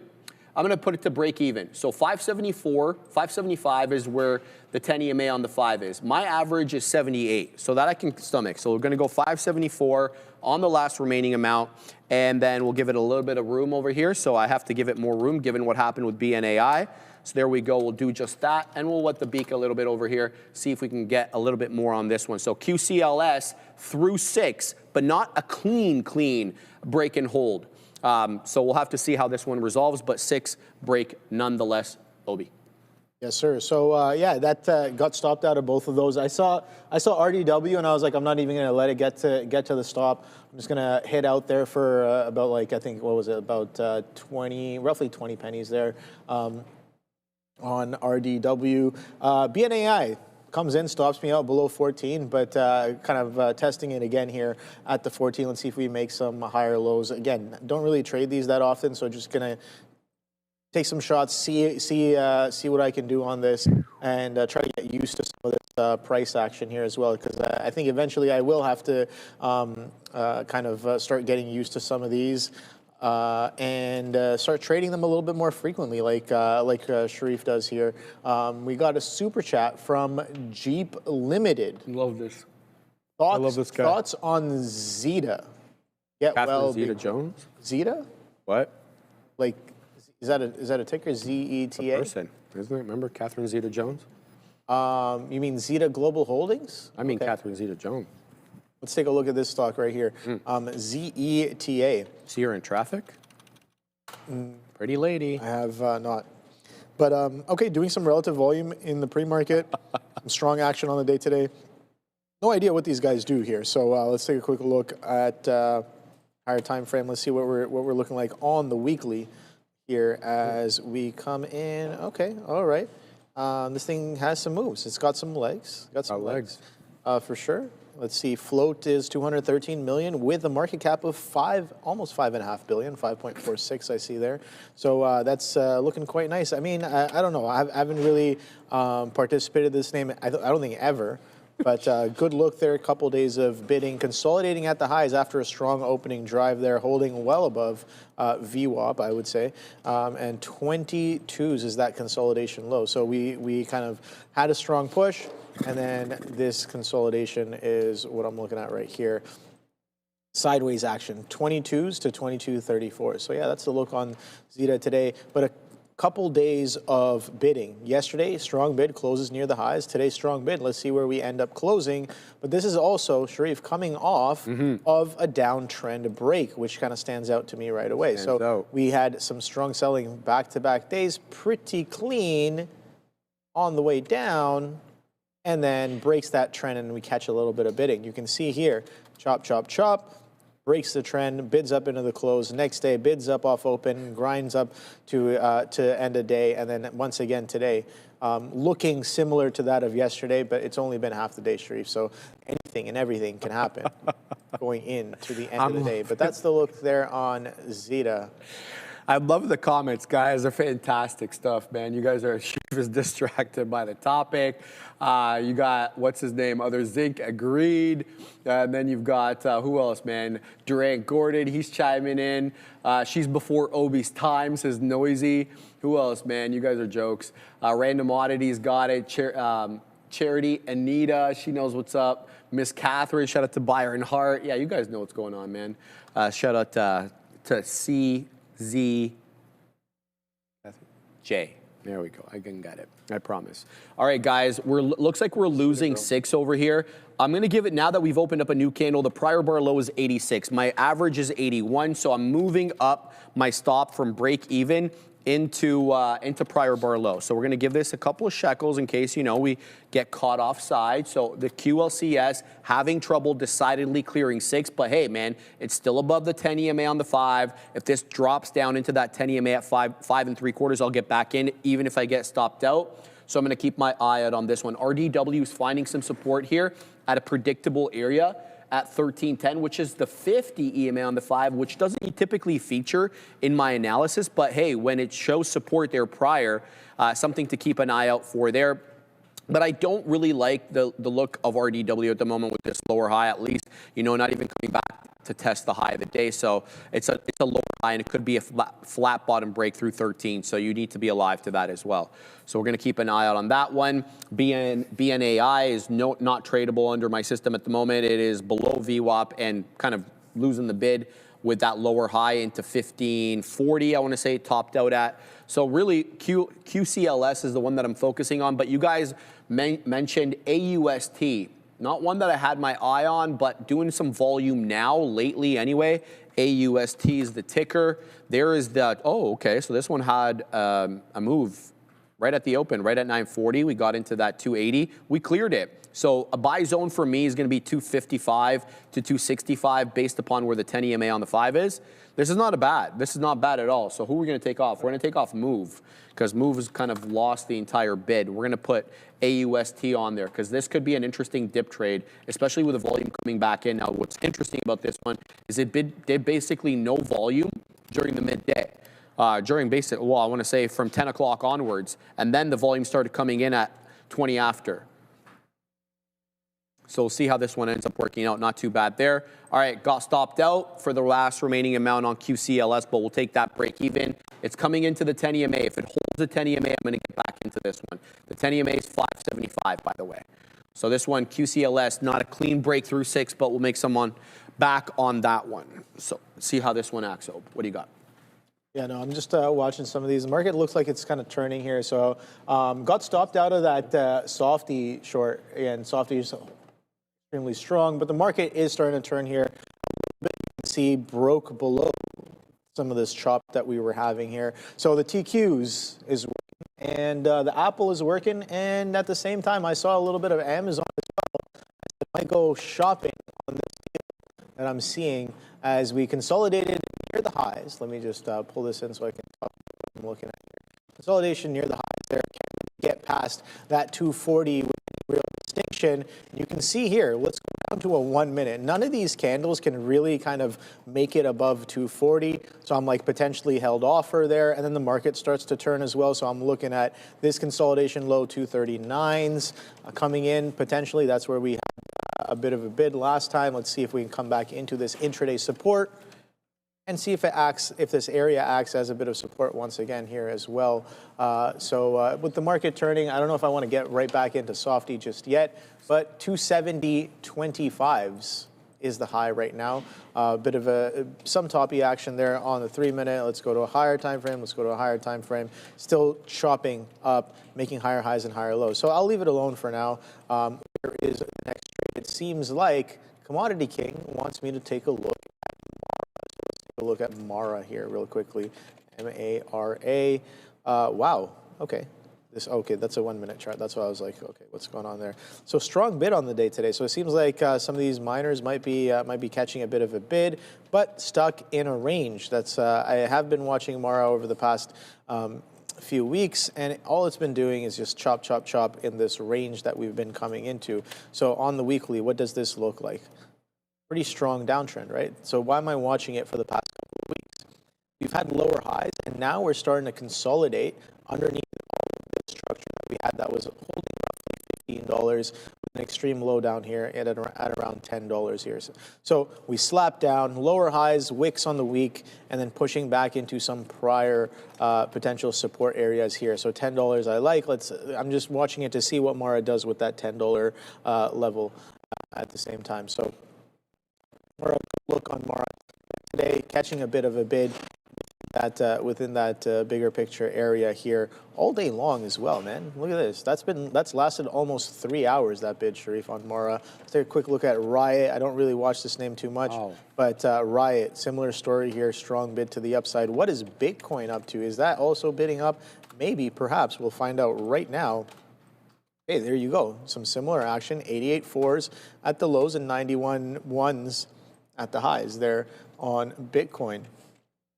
You know what I haven't looked at in a long time? What? Dogecoin. Let's see how my Doge is doing. Oh, you like that? Man, you like that? Yeah, you saw that? Yeah. What is that? Yeah. Is that a trading view thing? Yeah, it's a trading thing. Whenever you pull up the Dogecoin, there's a little Doge that comes. Well. Yeah, look at this slap right here. I definitely got some alerts on this push down here a few days ago there, and that was Saturday, January 18th. And that got slapped all the way from 13 pennies down to 11 pennies for a decent move. That's about 15-20% move there on the Doge. So keeping a close eye on that one as well. Look at the weekly on this one, man. Absolute getting wrecked to the downside. Look at that, discounts here happening. And I think that people were talking about on the floor earlier today, there's just like how crypto might be selling off because of quantum computing. Because a lot of people have been saying that for a while. Yeah, but here's the thing: AI is accelerating at such a fast pace now that quantum horizon might be a lot sooner than. But I don't understand why it would sell off. So all of them get mined. All right. So as soon as quantum comes out, you can crack the code. But can't they update the code? I did research on this before. They apparently it's like. They could, but you know how much effort it would take. It's been a minute since I've looked into it. I don't know. I don't think you can really edit the Bitcoin source code. Shout out to the way that you can do.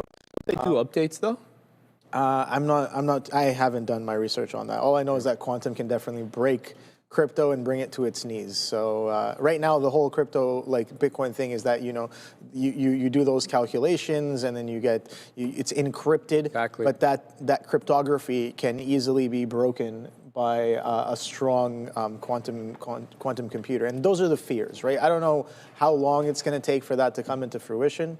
But I guess that's one of the things that were being said earlier this morning. So something that I do want to consider and keep in mind at the same time. Maybe we do get that 80% flush. I heard something different, though. I'm not going to go like I want to pontificate like I understand, but I did hear that there was certain safeguards that they were planning for quantum, but we're not there yet. So God, who knows, guys? We got to prepare. Savvy.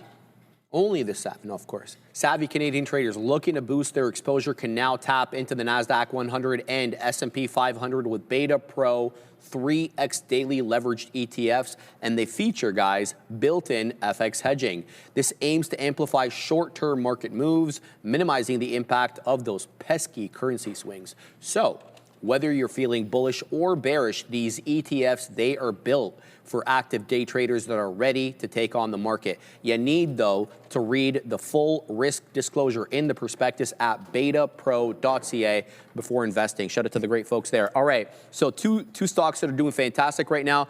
Both of them are blocked on our system, IRE and AUST. They're rocketing up, whether this one is just, a perennial holder of the 10 RE's up, I want to say almost 20%, 19.75, and then AUST is just rocketing up through 3. It looks like a short squeeze here on volume, mind you. This current 5-minute candle has 700,000 shares and counting. We have another minute for this candle to close. It's up 63%. Fantastic flat top break through 280. The $3 level was no match for the buyers here, that psychological level of resistance. So AUST, great rounded bottom off that volume weighted average price, really taking out the sellers at 2.5. That was kind of your first inclination that this could be strong, and then really the last of the levels, 280, which was the implied balance high at 950. That one got blown through, so 324 high and looking to do more damage. I got stopped out of QCLS for the last remaining amount, and this one just lost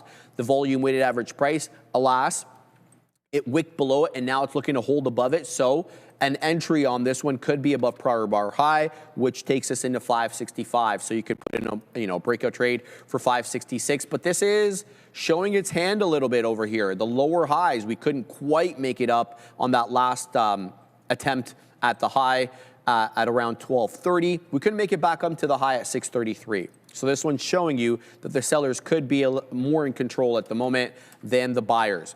What's this one called again? RDW, finding support at the 50 EMA on the 5 that we were talking about, but this one is also suffering from that same affliction, which is lower highs. Now, this one's got a bit of a different tune, though, because it's got some higher lows as well. So it's got a bit of a compression pattern forming here. Now, how this resolves, your guess is as good as mine. I'd be more bullish if we could take out prior area high. That comes as if we can take out 1360. So a good move here. Expect resistance, though, on RDW, likely at 13 1/3, given that we topped out there multiple multiple times earlier before we got into 1360. So RDW looking okay, putting in some higher lows, but it's also got lower highs. And I'm going to keep my eye here on QCLS. If it can take out prior bar high, I'll just trade it off VWAP, and we'll see what we can weasel up to this time around. So let's go ahead and put that breakout trade. All right, so we're going to go just like that. And then let's see what this one has to offer us. There we go. There it is. There it is. And then we'll put into 16.9er. So let's see what we get there. Maybe I need to give it a bit more room in case it gets a bit spready. So not too bad of a look. TMC, somebody was saying, the metals company. This is one of my favorite stocks, guys. You know, I gave you guys this one, I think, a couple of months now. This is a company that deals with mineral extraction from the bottom of the ocean floor. They've patented this kind of extractor that goes onto the ocean floor, sucks up all these like small nodules, which are jam-packed with rare earths and critical minerals, and then they suck them back up to the surface through this, like, I guess, kind of yeah, I know, not, well, in that case, it would be going up, Katina, man, but I know you're short the T-triple-Qs. So it sucks it back up, and then it takes it to the surface. The only thing that this company was waiting for, TMC, the metals company, excuse me, was approval from the American regulator, and it seems like maybe that is going to come sooner rather than later. Today they got some love from H.C. Wainwright, which upgraded the company, I believe, to a buy, or they kept the buy rating, but they did boost the price target to $11.75 from $7.50. Here it is, permitting progress. Let's see what's going on here. Has announced the filing of the application for a mining license with the National Oceanic and Atmospheric Administration, which is responsible for the U.S. in the U.S. for such applications. The first ever submissions. It submits the previous indicated application to cover 65,000 square kilometers, which is larger than West Virginia, up from the previous 25,000 square kilometers. The application is supported by the company's previous environmental studies, resource assessments, mining tests, and engineering development. So this is a company, full disclosure, that I'm involved in. And I feel like it's a different play than MP, whereas MP, you know, is that traditional mining company that's vertically integrated, which is why I'm in MP, because of the vertical integration. This is a completely different take at the rare earths. So do your own research, obviously, before ever investing any money. But there goes AUST, rocketing back up into 336, very strong, up 70 3/4. This one is him at the moment, but it is an MX stock, so it's not permissible on our system at the moment unless the Neil or Sean or Brendo submits a ticket. But you know, usually by the time we get the ticket back, this one may be fading back down. So we'll call it, guys. Fantastic here. Trade it carefully, though, guys, because it's an MX stock, and that's like a boosting exchange. We won't know what the theoretical auction price is. Only NASDAQ stocks you'll be able to see that. We got to pause for a second. We got breaking news at the big desk. ASTI pushing a little bit higher here with some speculation involving the Department of Defense. The CEO of the company reportedly said that they have had meetings with several department members, or I guess several departments within the overall department. So either way, ASTI with some potential government talks here. Good look for this stock. The company's name is Ascent Solar Technologies, again, ticker ASTI. Back to you. All right. What do you got, Oj? Yeah, ASTI. We'll take a quick look at that one here right now. I just got to fix this wick on Softy. You want me to take over for a bit? It's fine. It's fine. Sometimes these wicks get in the way of. They get in the way, bro. Reading the stuffs there, but yeah, no. BNAI kind of consolidating near the lows. You can see the market did flush quite nicely here at the same time. So let's take a quick look at how that TQs is going. TQQQ, what's up? What are you up to? So right here, that was quite nice on the break of trend. It's coming in quite nicely as of right now. Microsoft was looking at this one, participating once again here. As again, the market looks like it's breaking out. Microsoft might be the only thing that's really holding this market up as of right now. At the same time, Apple I really liked initially because the market did try to bid up, but we got lower highs below that 250. So that could be a little. That was a little interesting to me. What else do I have on here? Let's see. That's not the one. This one right here. Okay, so anything. TQs, Microsoft, Apple, Amazon as well. Amazon we just talked about as well. And then BNAI, man. BNAI flipped on that one. BNAI. I don't know how much shorts are on this, but again, want to reiterate that trading in the sim today. That's me. And just taking some reps on some of these small caps, because I've been saying to Sri for the longest time. I'm just like, yeah, I want to get involved. I want to get a feel for how they move. And I'm definitely not going to do that on live at the same time. That's not why I'm trading on the sim today. Bang. I'm trading on the sim today because I shot myself in the foot this morning. That's a whole different story. But, you know, happens sometimes. Just make sure it doesn't happen again or too often. You know, we were talking about routine. Yes. Routine is very I'm very important. sympathetic to Today, my routine, Trader 6 saying you're trading in the sim because they force you to? Absolutely not. Hey, not at all. I would Not at all. would not be my choice personally, but I'm never trading in the force you to sim do because I am anything here. shut down on my live account. Stops here. So at a prop firm, every single day there is a limit to how much you can lose, and if you hit that limit, you are done for the day. You pretty much that your account gets locked for 24 hours, and you cannot trade anymore. And they whip your legs too. Yeah, exactly. that, right? And they take you out back, and then you should see some of the get scores. whooped. No, I'm joking. No, that's how it works. So daily risk limits, if you hit those, then you're done for the day. And that's a way that the company or any sort of firm manages their risk, right? So it is what it is. So people ask me, what did I lose it on Intel this morning? I came in hella late, and this is why I'm talking about routine. Routine was thrown off hella hard.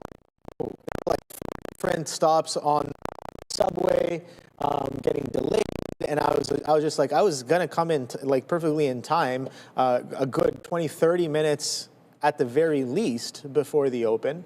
I do a lot of my prep on my way in, so I like to time it like that. Just come in, grab a coffee. You know what you're going to be doing. You have your game plan ready to go. And I come in and I miss the first like 5 minutes ish, and I'm just like, Intel is just not so happy. A little bit FOMO. Like I missed this move, I missed that move. You know, I start going into a mental spiral. I'm not really in the best mindset to trade. And then in that kind of mindset, so exactly. It's just like once you realize, you refocus, you kind of you assess what you did wrong, and you get back to it. You move on, and this is exactly what I'm doing. So right now, just putting in the reps and taking some reps on as I told you before, some small caps, because I am looking to guys, $45 on the dollar here. that one. Huge size. Katina May saying, let's take a look at that. Trading screen. There's a lot of size on 45s here. There we go. Big 4501 seems to be a monster level. The 5,000 sitting on 5,000 lots sitting on 45s here. So, but here's the thing, man. I got involved. Where's Intel right here? I got involved right here in the morning on this push, and then kind of held the bag a little bit down to this low. I'm like, all right, well, I'm totally wrong down here at the prior low. So when it comes in, I'm like, all right, well, now I have to take, but I was long from 47s, gave it to 46s and some change. Unnecessary, irrelevant, don't do that. Breakdown on BNAI, Sharif, so that's coming quite nicely. Again, the market pulling in as well, and I did, you know what, this is good. And I was talking about halts before. Oh, that was almost a halt, was it? I don't know. What was it? How do you put on the bands again? On this one? I don't know. Neil did it for me. He's Oh, okay, all right. So but that's a good hold of 45 there, I can guys. figure that out here. So yeah, 14. It's tried for the 14 again. I'm just taking reps. I've never really seriously traded this or small caps like this before. So just taking the reps there. We'll see what 45 does here with that size on Intel, but a slow, steady bleed on a forward guidance that wasn't necessarily as expected, I guess. So that's coming in, pulling back into some prior levels we might not have seen for the past couple of days. So market tailwind definitely not helping with that one there on Intel, but BNAI looking like it's coming in quite nicely. Let's see broke this part. Comes in, I gave it large initial push. I'm like, I'm going to size accordingly. I'll give it roughly $1. That dollar slapped down, slipped me an extra 30, 40 pennies. I was like, all right, I see you. I see you, sir. I'm like, okay, get involved again in this really tight consolidation. I'm like, okay, let's see what we do here. Just a chop, chop, chop, chop. Market's pulling back in here as well. And then buyers can't really take it. I'm like, okay, well, I like that. For the long, though, so flip game strong, maybe. We'll see how this one pans out. But I was just like, all right, I can just risk against this 14 and then pull look for the pull back into some of these prior levels. Maybe some straggling longs from the morning session are still holding on, looking for more. But we pretty much went to 18. I wouldn't call it a blow-off top, but definitely a break of trend and a switch in hands in terms of the participants involved there on BNAI. If that one potentially comes in, yeah, it's knocking against that size there, Sean, but not really eating it up that much. You gotta. Oh, is it? Oh, right. It is SSR. So anybody and everybody who is punching into that size is actually holding inventory. So it might be a little. Oh, boom! Bye bye. There it is. There it is. Wow, 45? Beautiful. Yeah, it lost 45. Went straight to 85s here. So yeah, some real sellers coming in here on Intel through that 45 level. Let me pull up you guys here at the same time so you guys can see what we're looking at here. So 44.90. So they give you instantly about 15 pennies to 15 to 20 pennies roughly there on that breakdown. The wick down I have here was at 44.80s. So that's potentially coming in here at the same time. But yeah, definitely shows you gives you some information. Like I said before, are people who are already holding a long inventory, not necessarily like if I want to short into that level and I don't really have any shares long, I'm not going to be able to push into that, and that is the short sale restriction rule on Intel. So beautiful trend to the downside, holding lower lows as well. This 14.5. That's what messed me up this morning, Sharif. This 14.5, I was looking for that to go, but guess what? That was a very strong reason to sell when it knocked against, 47.5. When it knocked against 47.5 on Intel and then pulls back in, double tops, and then sellers reclaim VWAP, and then we trade below this open session low, and then we make a lower high at 16.5s and then 45.5. So it seems like every dollar down, a bit of a key level here. So the question I'm asking now, 45.5s held, do we go to 44.5s on this breakdown? That's the question that I'm asking here. Catch a little bit of a bid as of right now. All right. It seems like Softy is relentless, man. Softy. All right, brother. We're gonna start the news now. All right. Let's get going. I think Sia is ready to go. So Assassino, if we can, brother, we're gonna start the news. Thank you so much. Hey guys, welcome.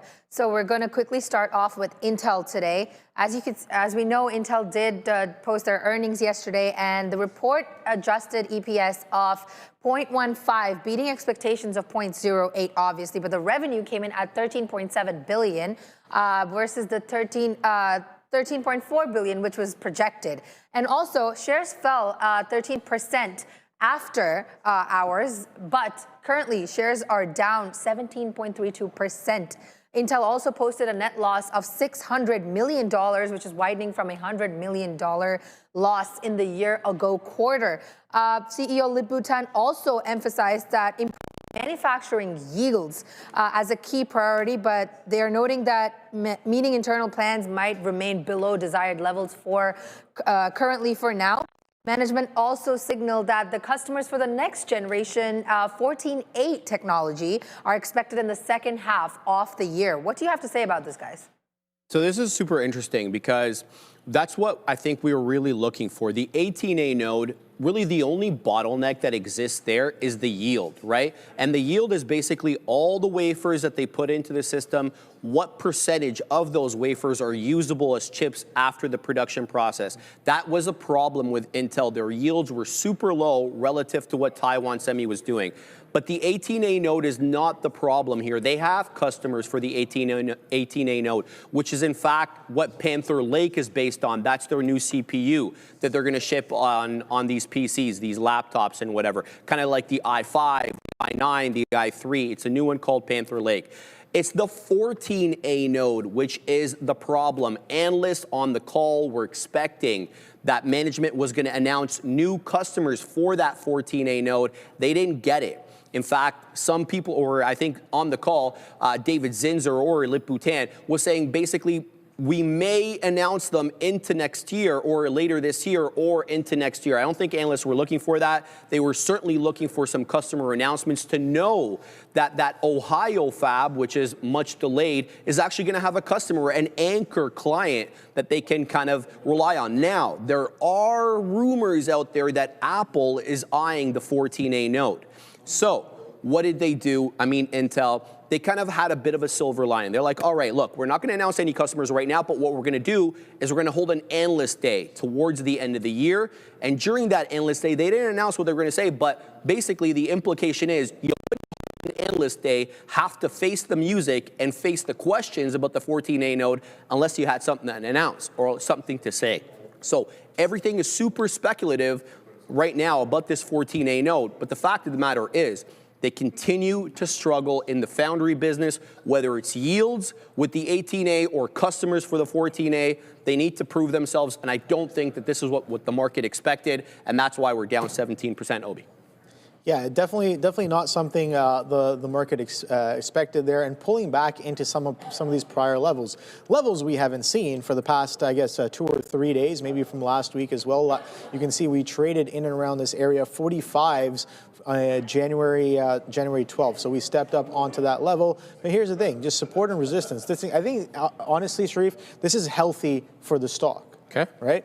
Even though, you know, forward outlook, not the great, they're still developing their thing. But strong sell-offs that resistance levels, I think, is definitely healthy because that builds that stepping up structure. 100%. Right? Agree. So that's the question that I'm asking. I liked the push to 50. We actually pushed all the way to 55. And guess what? I love the short at 55s. Right? But for a pullback into 50s, and then we slam even further into off of their earnings. So let's go quickly to the daily chart and see how this thing's been cooking up.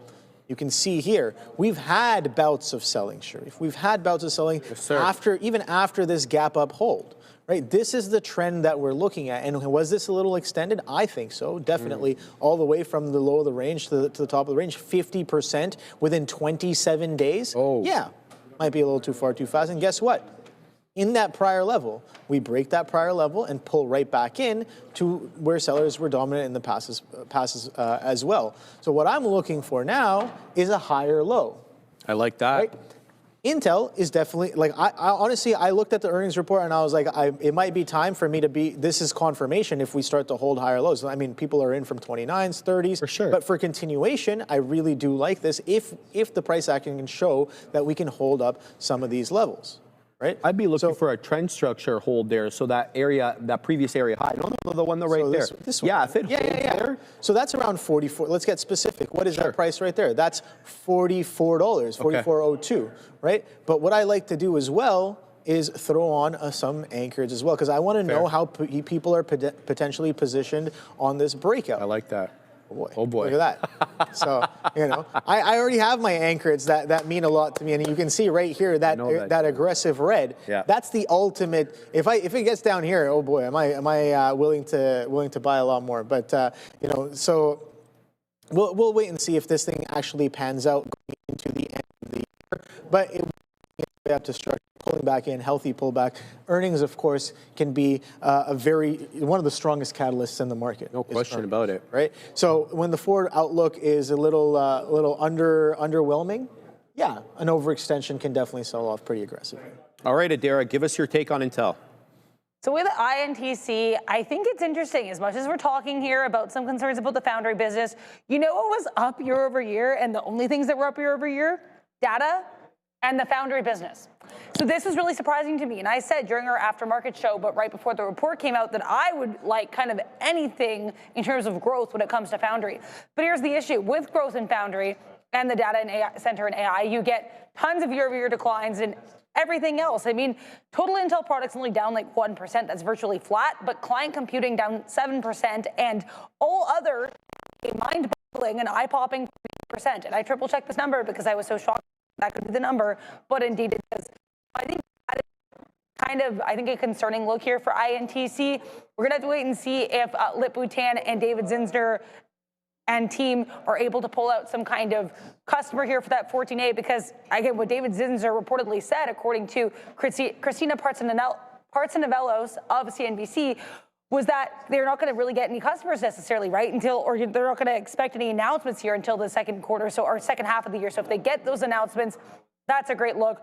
I am not quite as optimistic to think that just because we have some kind of company event means there's going to be an announcement, but we're going to have to wait and see if that does come to pass, because if so, that would be a good look. Unfortunately, under new CEO Lip-Bu-Tan, who's been there for less than a year, still kind of flat to slight year-over-year declines for Intel revenue. However, Lip-Bu-Tan has made the stock go up more than 100% higher since he started his tenure. That infographic's going to be out soon. I'll put it in the chat for you guys. But yeah, I think it's kind of a mixed bag for me, and I think it's also tough because Lip-Bu-Tan's interest. And he made that very clear. So now it's kind of in this place where he's fully into this position where he has to do the foundry business. I don't know if that'll ever be a great fit, but he's clearly put himself great business.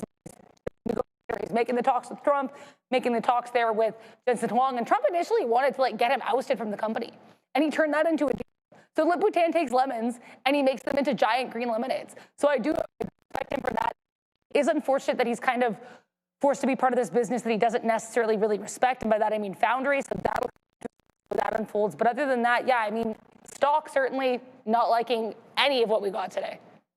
And I want to add as well that the Ohio fab and the delays that are coming from the Ohio fab is not because the company doesn't have money, not because they're not, getting a lot of support from the state government in Ohio. It's because they're trying to run what their CEO is calling a disciplined approach. He's not going to complete the Ohio fab until that anchor client for the 14A comes. So as much as we don't want to talk about, Intel being that foundry, or the CEO doesn't want it to be the foundry business, this is why people are investing in it. This is why the U.S. government took a stake in it, so they can reshore the chips locally and not be dependent on Taiwan. We know that 80 or 90% of the most advanced chips are still created in Taiwan. That creates, obviously, a strategic vulnerability for the United States. So as much as the CEO doesn't want it, the money coming in because they want to do that locally in the United States. So that's kind of my take, and that is sort of supported by how they're kind of approaching Ohio fab. And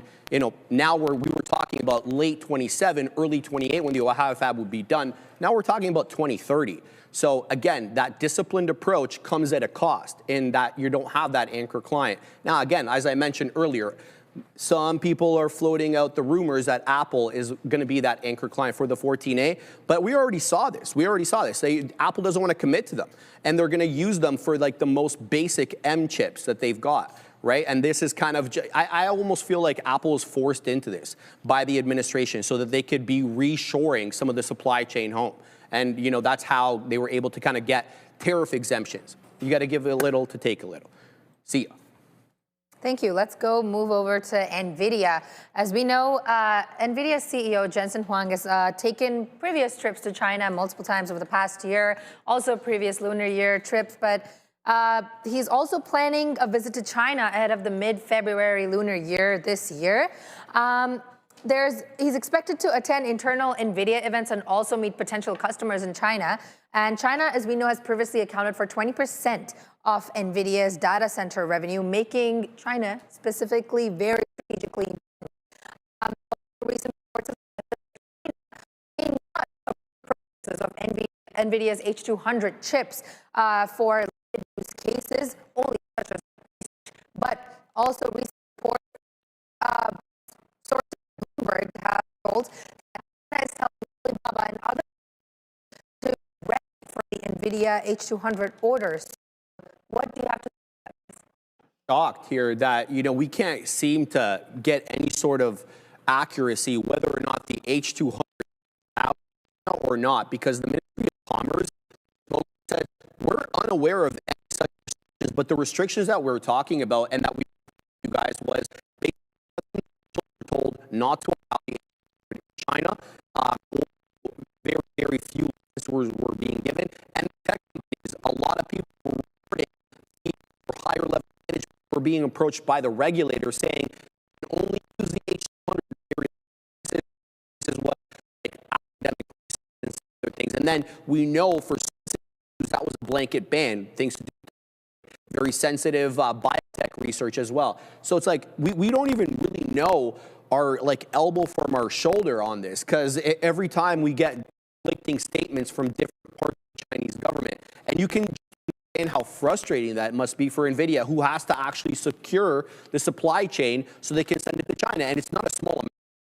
We're hearing orders of 2 million H200s coming from China to Nvidia. So imagine, you know, I think they've only have 700 in storage, or that they can, that would be 1.3 million that Taiwan have to produce in what, 1 year? I don't even think that's possible. So, you know, this whole thing on again, off again, OB,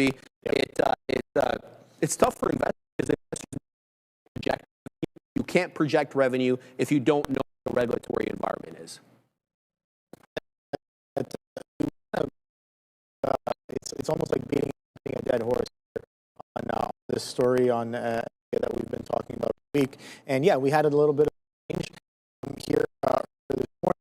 The gap up that did come in, but yeah, no, I think you know, sound investors are already kind of positioned for the push, and I think that push is definitely coming in, because like I said yesterday, it's just like, you know, whether one way or another, they're going to get those chips, right? Whether it be through you know, legal routes, or you know, from Singapore here, there. To me now that they denied.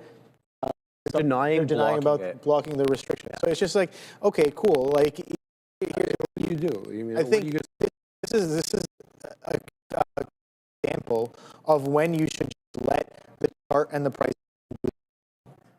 If they're flipping on he says, she says, like, I'm pretty sure astute investors are not really taken out by any of that, right? So I think the bigger picture here is that they're still selling the picks and the shovels for this gold rush. I'm just going to say that again. That's all. All right, see ya. Tesla, as we know it, as we were speaking on the show yesterday, Robotics rolled out as of yesterday without any human driver or safety supervisor. But shares were up 4.2 on the day at 449.36. But this also highlights that Tesla's progress, while it's notable, it's also not the first mover in fully autonomous ride. We know it. We have Waymo, we have Baidu Apollo in China.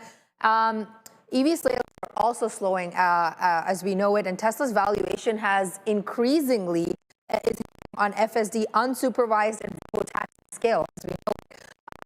But also, I don't know what to say about this, because Tesla, honestly, I have no words. I've been reading updates about autonomous driving, robotaxi, and it just does not seem like a good idea at this point to roll it without any human interference at the moment, or any safety regulations, because Texas is permitting Tesla to do this with under transportation network license, but California. So what do you have to say about this? That's definitely one of the key things there, is that they don't have the go-ahead from the regulator in California.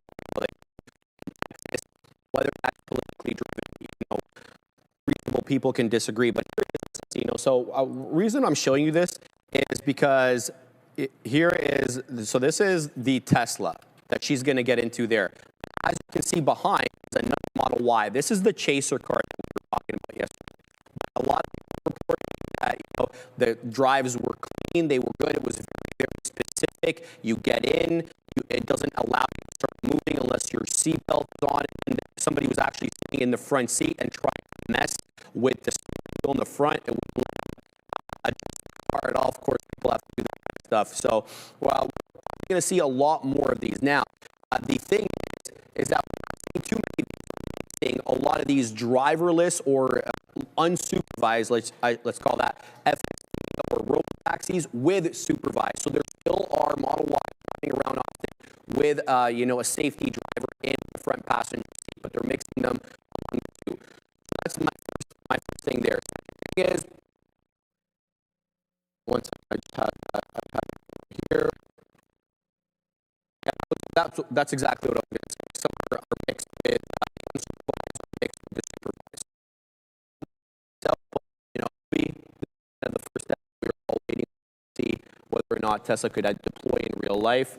They've got a shot to prove it to us all now, and I'm willing to bet we're probably going to see videos maybe of some hiccups here and there, like we see with Waymo, right? Yeah, exactly. No, I think these are good steps for the technology going forward. I would love to see more of that. We had a detailed conversation about automated driving vehicles versus human drivers yesterday, and I just cannot wait until a lot of driving is straight up automated, and we're gonna not be dealing with a lot of headaches and even safety measures. Like it's very clear that, yeah, sure, as of right now, there are going to be hiccups. There's going to be bumps along the way. Yes, sir. And those speed bumps will definitely take us to better places because you fix those mistakes over time and you come out with a better product. And that's only going to happen if we continue to make steps like these and take those leaps towards, okay, let's start testing this out in the real world because it's safe enough to do so. Right. And I think this is good. This is good for Tesla. This is not only good for Tesla, just EVs in general. They have literally trailblazed a lot of these policies and exceptions in how do you say, like on the road for governments and different countries accepting automated driving around the world. I know I want to mention as well, Elon tweeted, I think it was either this morning or yesterday, basically, you know how they've switched to a SaaS model now, so it's $99 a month for FSD. He says it's going to go up as the capabilities of full self-drive goes up. But this gives you the real, possibility that in the next few months, maybe a year, you wake up and your 14.3 or 14.2 FSD is all of a sudden maybe 15.0 unsupervised. And this is really how it comes down to that, right? Software update with one caveat. You got to have hardware version 4.0. If you're below 4.0, a lot of the new features may not work. Now, Tesla has been kind of cagey about whether or not upgrades to hardware 3.0 would be available, and if they would they have to be covered by the customer most likely, or would the company cover it under some sort of upgrade program? So this is, I think, where most people are looking for the majority of the money to be made for your own car to have unsupervised FSD. It's great to have the Robotaxi. It's fantastic, but it's just like another Uber. Derek, give us your take.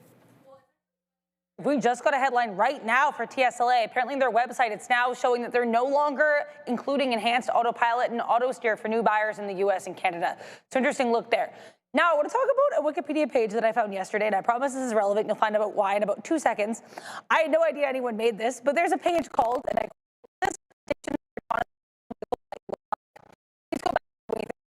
and this column is if they were met or not. But as of 2013,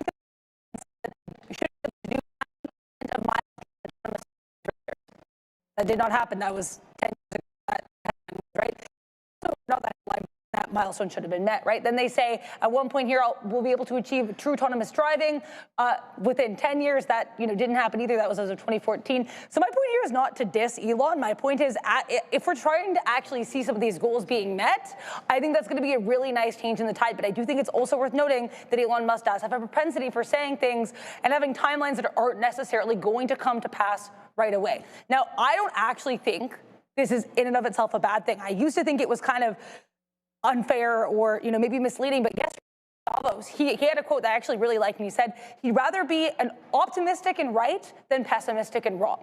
Now, unfortunately, he has been optimistic and wrong so far, but as we start to get some of these milestones being met, we literally had Morgan Stanley coming out. They think they're going to have 1,000 robotaxis on the road by the end of the year. So I don't necessarily think this is impossible, and by all means, I'm not trying to bash Elon and hurt his dreams here, but I think it's interesting to kind of look back at the extent of these robotaxi and autonomous driving claims.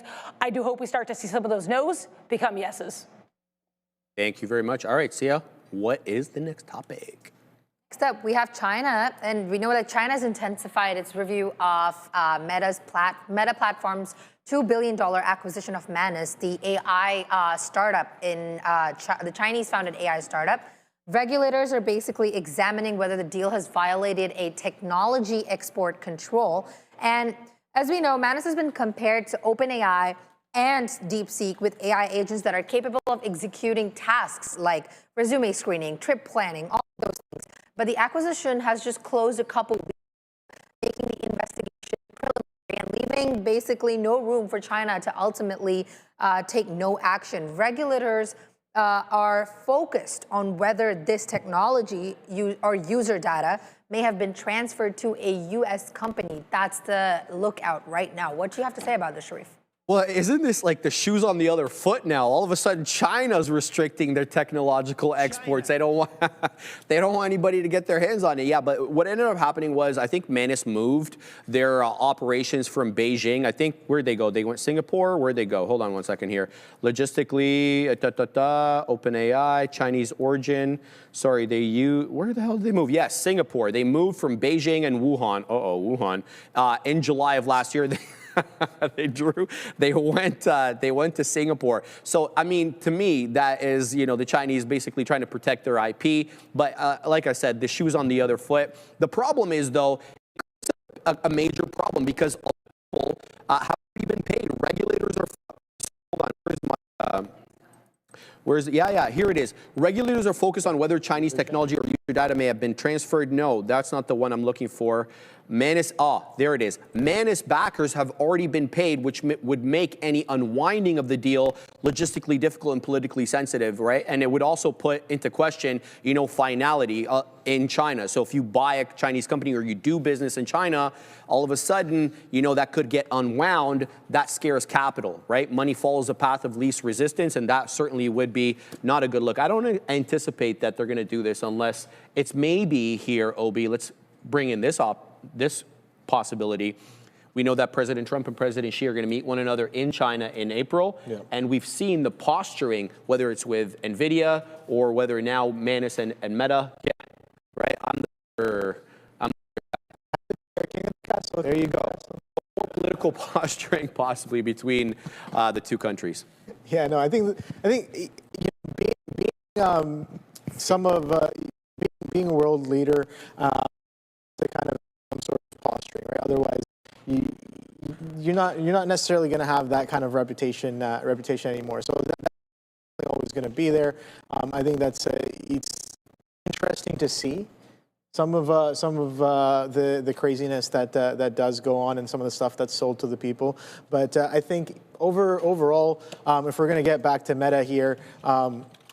Again, Meta here is looking pretty strong, right? Looking pretty strong. We had this aggressive sell-off here in March of last year, and we caught that bid, the April bid that I keep talking about. The presidential bid is what I like to call it there. And 480's held like a champ, and we've been holding higher lows and higher highs since then. And we got aggressive buy today as well, right? On maybe a little volume over the past couple of days. So continuation from yesterday. So a bit of a missed trade. And I talked about this one on Meta today. Missed trade for me this morning. This is a flat consolidation yesterday. Strong volume coming in. Flat consolidation at the highs there. 647 halves. Look at how that level gets interacted with off of the open here, Sharif. Straight through. So a held offer potentially here going into the end of the day. And that breakout comes in nice and clean, straight through 650. A little bit of chop, maybe a little pullback to 648.95. So that's barely $2, a $650 stock. So yeah, that was absolutely solid, and we're continuing to see that bid pushing into the end of the day here. Still a couple hours left until the close. 665s are the highs. 665, 665, 77. So we're printing fresh highs as of right now here on Meta. So absolute strength. Man, let's go Meta. I just want to see 700 sooner rather than later. All right, see ya. What's next? Up we have Microsoft. As we know it, Microsoft 365 was down, was out, and currently it's been access has been fully restored, as said by the company. It confirmed that the affected infrastructure was returned to a healthy state, and impacted services were including Outlook, Microsoft Defender, and Microsoft Purview. Yeah, what do you have to say about that? because Microsoft spends a lot of money on redundancy, and this is one of those ones where it obviously came into play. So they rerouted traffic to alternate infrastructure, but the main part was North America. So money that's spent on redundancy probably, especially as people rely more on services, money like that. Obviously, that takes money off the balance sheet and profitability. You know that, but I think this is one of those areas where it's super important. But this is another thing. I think we had an outage back in July of last year. Let me take a quick look. I'm pretty sure that was issue that they had. Well, outage, I'm coming. Okay, I can't find it at the moment, but I'm pretty sure this is not their first outage. And even if it is, we already saw Snowflake and like how the entire internet seemed to collapse under that with X and other websites. So this is just more kind of signs of growing reliance by people on these services, Obi, and probably money well spent to make sure that the uptime is, 99% is probably money well spent. Yep. So Microsoft. All right. So MSFT. I think, yeah, money well spent, definitely for sure, man. And speaking of well spent, look at this trend break that we did today. Yeah, 470s on 471s on the day. So definitely solid strength. I was watching this one all morning. There was a strong buyer on board on MSFT this morning that and still continues to be strong and extended on the day. So take a look at the strength. Multi-day selling here, multi-week selling as well. So kind of up here from the 489s, we talk about this consolidation. It's been stepping down after this crazy, I don't know if you've seen this thing on the weekly.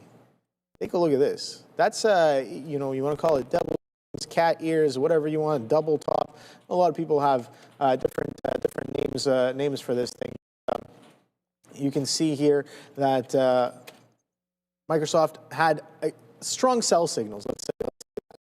So 550s and some change, and broke the trend, pulls back into this prior resistance from 2024s and maybe 2023s a little bit here as well. No, it's all from 2024. So that consolidation that we broke out of, and we're pulling back into that range. So I like that. We'll see. I don't know. This is really ominous to me, especially on a weekly. But when just go up to a higher time frame. We've seen some action like that before, and on the monthly, we look perfectly fine here, right? Stepping up decently. I think we can definitely pull back into some of this range. And just a couple of weeks ago, I was talking about how Microsoft keeps stepping up. Yep. It's holding prior structure, holding prior structure, holding prior structure. So as long as that the current sentiment on from Microsoft shareholders still holds, I think this trend is more than poised to continue. And one thing that I felt was a little unfair to Microsoft was the sell-off was really, really aggressive. And I don't think it was, for foundational reasons. In fact, I think Microsoft is probably one of the few companies that's monetizing immediately their AI CapEx because they're renting it to you through Azure, right? We've seen them include all their Copilot as well as other things that they took from OpenAI for their Azure clients. We're not calling that cloud anymore. I guess we're calling it Neo Cloud now. But you look at Meta, for example, and the huge amount of CapEx that Meta spending, not immediately apparent how they're going to monetize it. Obviously, it has to get monetized either through products or increased revenue for advertising, whereas Microsoft is getting dollars now. So I felt that Microsoft and Google and Amazon, of course, because AWS, those are the people or those are the companies that are going to immediately realize their investments into AI, whereas the other ones, not so much. So I felt like the sell-off was a little unwarranted, and we'll have to wait, see how it is, but it's well off all-time highs, and I think showing that double top as well, that gnarly-looking double top. But that's my little couple of cents. See what's next. Next is Amazon. Amazon is planning a second round of corporate cuts. It's also, it's a broader plan to reduce almost 30,000 white-collar jobs. It follows the 14,000 cuts that Amazon did make in October, and the layoffs could begin as soon as this week next week and Tuesday. The cuts are expected across AWS, Prime Video, and HR. Important thing to note here is that warehouse and fulfillment workers will largely be unaffected because Amazon's 1.58 million employees sit outside of the corporate roles. And CEO Andy Jassy has repeatedly signaled that Amazon's corporate headcount will continue shrinking over time as the AI adoption will be accelerating. As we all know it, this is going to happen. It's bound to happen. What do you have to say about this? That's the thing, right? I mean, when we got the announcement of these 30,000 or 20, yeah, 30,000, he wants to reduce 10% of the corporate workforce. We talked about that. Everybody and their mother thought it was AI related. Okay, so the efficiencies are coming in at the white collar corporate level, and here come the job cuts, because we're not seeing the job cuts, by the way, in the warehouses. But then he came out and he really wanted to clarify that. He's like, no, that's not what this is about. We were way too bloated during our expansion during the pandemic, right? We got way too big, and we need to kind of reset and get everything under control from the cost perspective. So it's super easy, I think, to point the finger at AI and be like, oh, the efficiencies are gonna cause job losses. Maybe that happens, and probably it does sooner rather than later, but I don't think this is one of those right now. And he wanted to make that point very specifically. So whether or not you believe him, you think maybe he's trying to cover because he doesn't want to be, that first CEO of a major tech company to be laying people off en masse because of AI. He doesn't want that moniker, he doesn't want that label. That's fair. I think reasonable people can disagree, but if you're looking at what the company's saying, they're not pointing at AI in this specific instance. Obi, thoughts? Yeah, no, I think in terms of Amazon, again, too big to fail. Too big to fail. They're involved in all sorts of places. So even if they lose certain aspects of their businesses, I think they still have a lot of room to do well. And you know what? Yeah, layoffs will definitely. It's not about if. I think it's more about when. We start seeing some of these robots. Have you seen some of these robots that can kind of pivot at the hip and at the arms as well? Factory, right? In, like the factory working robots as well. Seen them. Like that's like maximum efficiency, right? And over time, if you're running a good business. Now they're saying in the warehouse. Yeah, they're going to start off with a hybrid model. Yeah, for sure. But I think eventually you're going to get to a point where as a business you want to work on your margins as best as possible. And if a robot is going to cost you, let's say even $1 million once, and then upkeep costs, is that not better than having a lot of hands-on employees? Right? You're asking from a business sense, from right? a business yeah, from a societal sense, we're going to obviously have to go through some trouble. Yeah, but I think the world is definitely going to change drastically with the technologies that are coming. How fast and swift it's going to happen, I have no idea. Yep. But I think that is the natural progression of things. I respect that. I agree. So I think that whether you do it now, whether you do it later, you don't want to be called out as the first one to do it. Well, that's the I think thing, eventually right? it is bound to happen. It is bound to happen, and it will cause some distress for sure. But humans are very powerful. They will adapt, and they will overcome. So I have no doubt in that either. I like it. What are we talking about next, Sia? Next up, we have TikTok. President Donald Trump confirmed the formation of the TikTok joint venture. Adam Presser, TikTok's head of operations, will serve as the CEO of the U.S. venture, while TikTok CEO Shao Chu will sit on the board and assist. The joint venture will operate as an independent entity with 7 board members, all of which are U.S. citizens. ByteDance will also retain a 19.9% stake, which is just under the 20% threshold, which is often cited as U.S. national security concerns. Managing investors will include Silver Lake, MGX, and Oracle. Yep. So TikTok US will also manage key commercial activities that will include e-commerce, advertising, marketing, and this also applies to certain US availability of certain apps, again, like CapCut and Lemon8 as well. What do you have to say about that? What really caught my attention, Sia, was this part in the green here, SSE. TikTok's TikTok's recommendation algorithm will be hosted in Oracle's U.S. data centers, retained and updated, using U.S. data only. This was like one of the major points of contention, right, that we were talking about. TikTok's algorithm is what it's most coveted, right? Why does Reels suck, right? Because it doesn't have a good algorithm like TikTok's. TikTok's just seems to understand you a lot better. And so this was the protected IP that, you know, supposedly China would never let anybody get their hands on. But apparently this is now part of the deal. And not only is it going to be actually housed on Oracle servers in California, but it's going to be updated using American user data. So what does that mean? That means that you have to have access to the source code in order to be able to update it. This was a major point of contention. A lot of people thought this was never going to materialize into a deal because of the algorithm. So this is super interesting to me. We're kind of agreed on that. President Trump publicly praised the deal, and he thanked Chinese President Xi Jinping, and he claimed approval, but the reports, we always claimed, right? But the reports are suggesting that both governments from the U.S. and America have signed off, pardon me, on the deal, and it could close as early as next week. Oracle, Obi, it's seen better days. Oh, for sure it has. And talk about, you know, talk about a blow off top here on the monthly chart, man. Absolutely crazy. It went all the way from 135 to 321 within 6 months. Within 6 months. Absolutely crazy. And that's off the April bid, right? Yep. And we're pulling back, we're balancing back in. Sure, this trend is still potentially intact, this one right here. But take a look at the downside. I pointed out earlier for a viewer some of the key resistance levels. It was still, I think, pretty, you know, nothing has changed for but just this simple trend from this low to this low, 2 points in that line.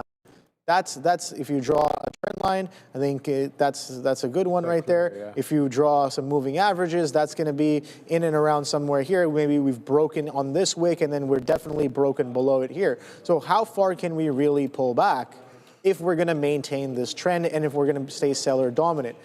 That I have down here at 140s. We pointed out the prior support level that really kind of came in and we broke out of multiple times, tested multiple times, is in and around that area as well, 125. So we're currently trading at 177, so that's about $50 away. So in terms of Oracle, yes, sellers have been dominant and they've shown nothing but dominance with increased volume.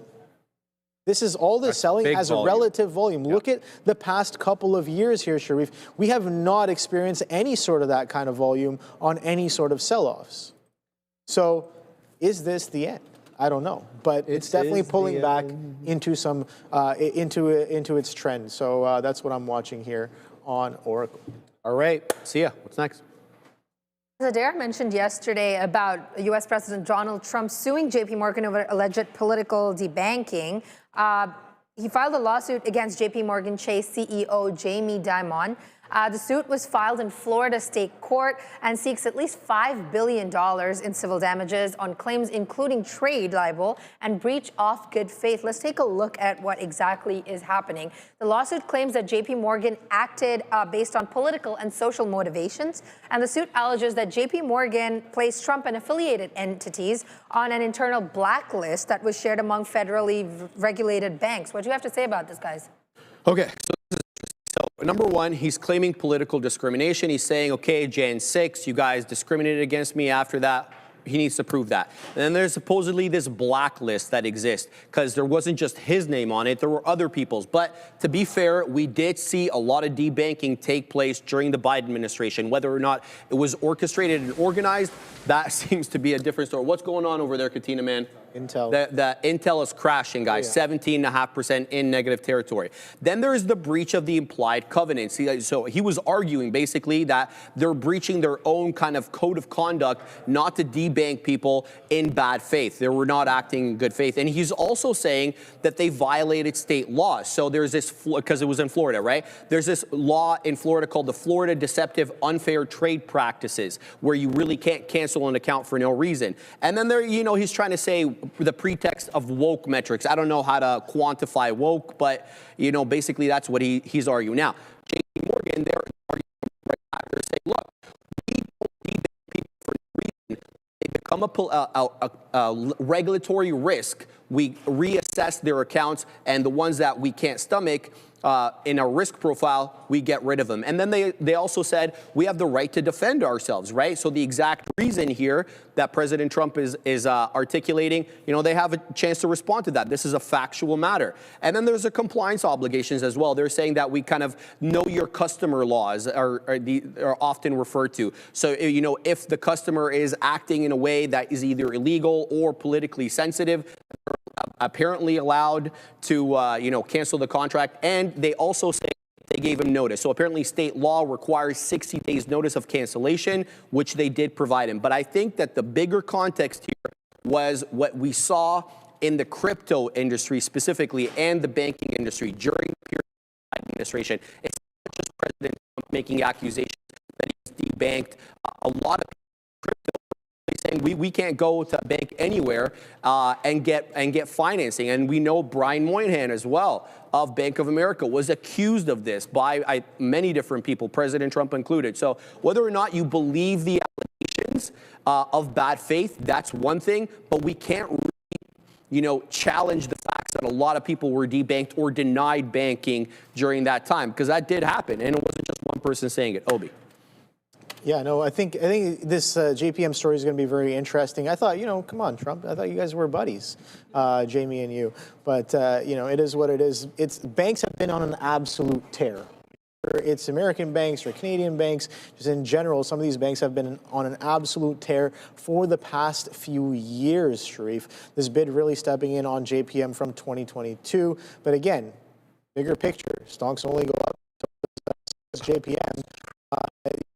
Straight up. And this is a monthly chart here. So the question becomes, are we going to take a serious trend break here on the pullback in? Maybe, I don't know. But it seems like these prior bars are starting to get a little tested. We broke that as of today. Yesterday we saw that 303 range break happen while the news came out. That was in and around here. I think I marked some of those levels yesterday, and I was like, okay, well, I want to play this range break off of this catalyst. And guess what? The trade does come in later on in the day and continues going into the next day as well. So yeah, sometimes it doesn't have to pan out on the time frame, but the trade does in a bit of a swing off of that catalyst that came in yesterday. So that short is coming in quite nicely. Now also, as I pointed out before, breaking down monthly, which we have been holding for many bars on end. So the last time we did that was here on April 2025 was the last time we broke that prior month. Then it sort of just wicks right back up. And since then, Sharif, for the past 8 months, each month has been trading not necessarily higher highs, but definitely higher lows. Oh, yeah. And as of right now, with only 7 days left in January, we pull back and we start breaking that month. Interesting stuff. And if that's confluenced with a little bit of shaky news. Is that a bearish engulfing candle? I don't know what kind of animal is engulfing there, but I do think that price getting violated, which again, it's a break-in pattern, is more along the lines of how I like to see it. It's definitely a break-in pattern if we do close below some of these prior month lows. All right, Adara, give us your take on JPM.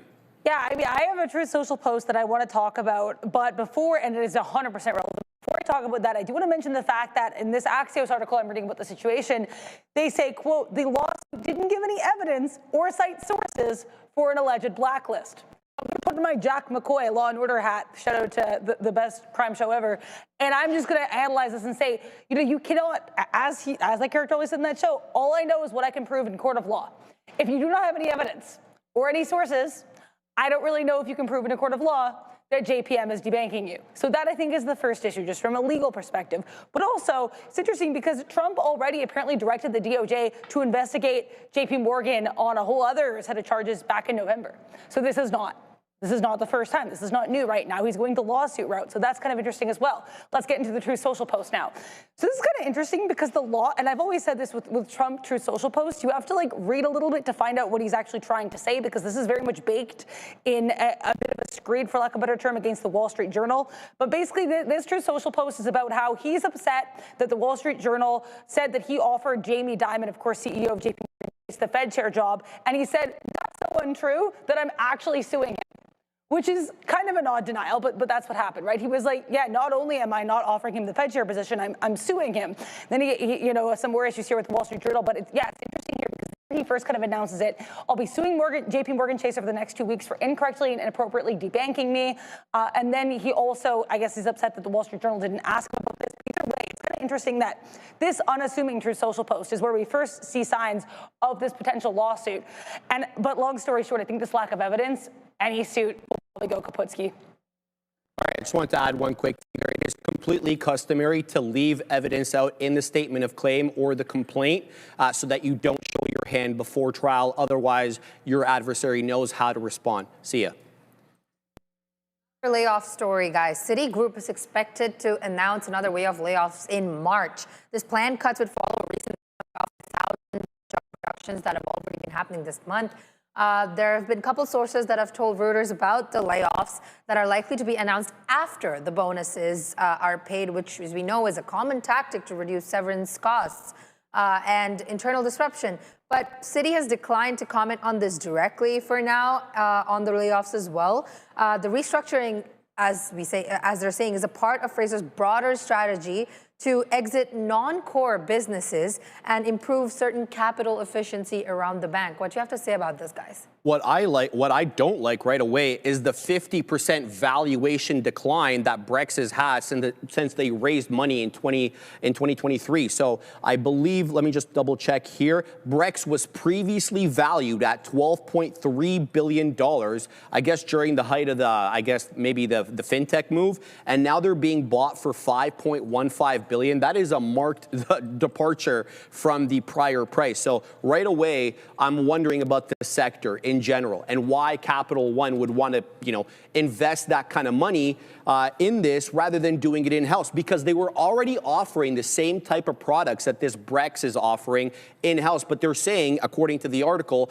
that this will help accelerate that. Well, okay, fantastic. But why couldn't you do it in-house? Why go and ante up $5.15 billion of shareholders' money rather than producing it in-house? So that catches my attention right away. But, there are, obviously they know their business a lot better, Obi. Capital One, I think it's also seen some better days. It's been dropping lately, hasn't it? Yeah, what's that in your wallet? Right? Isn't that what the thing was? What's in your wallet? And that's the Capital One ad. Yeah, no, I didn't even know these guys had earnings today. But what a trade, man. How much volume did this do? This is definitely doing some significant relative volume. Yeah, 4 times on the day today relative volume. So 8.9 million shares traded today with only about 4.6 that on the 30-day average. So definitely very much in play on the day today being earnings day one. Take a look at some of this confluence.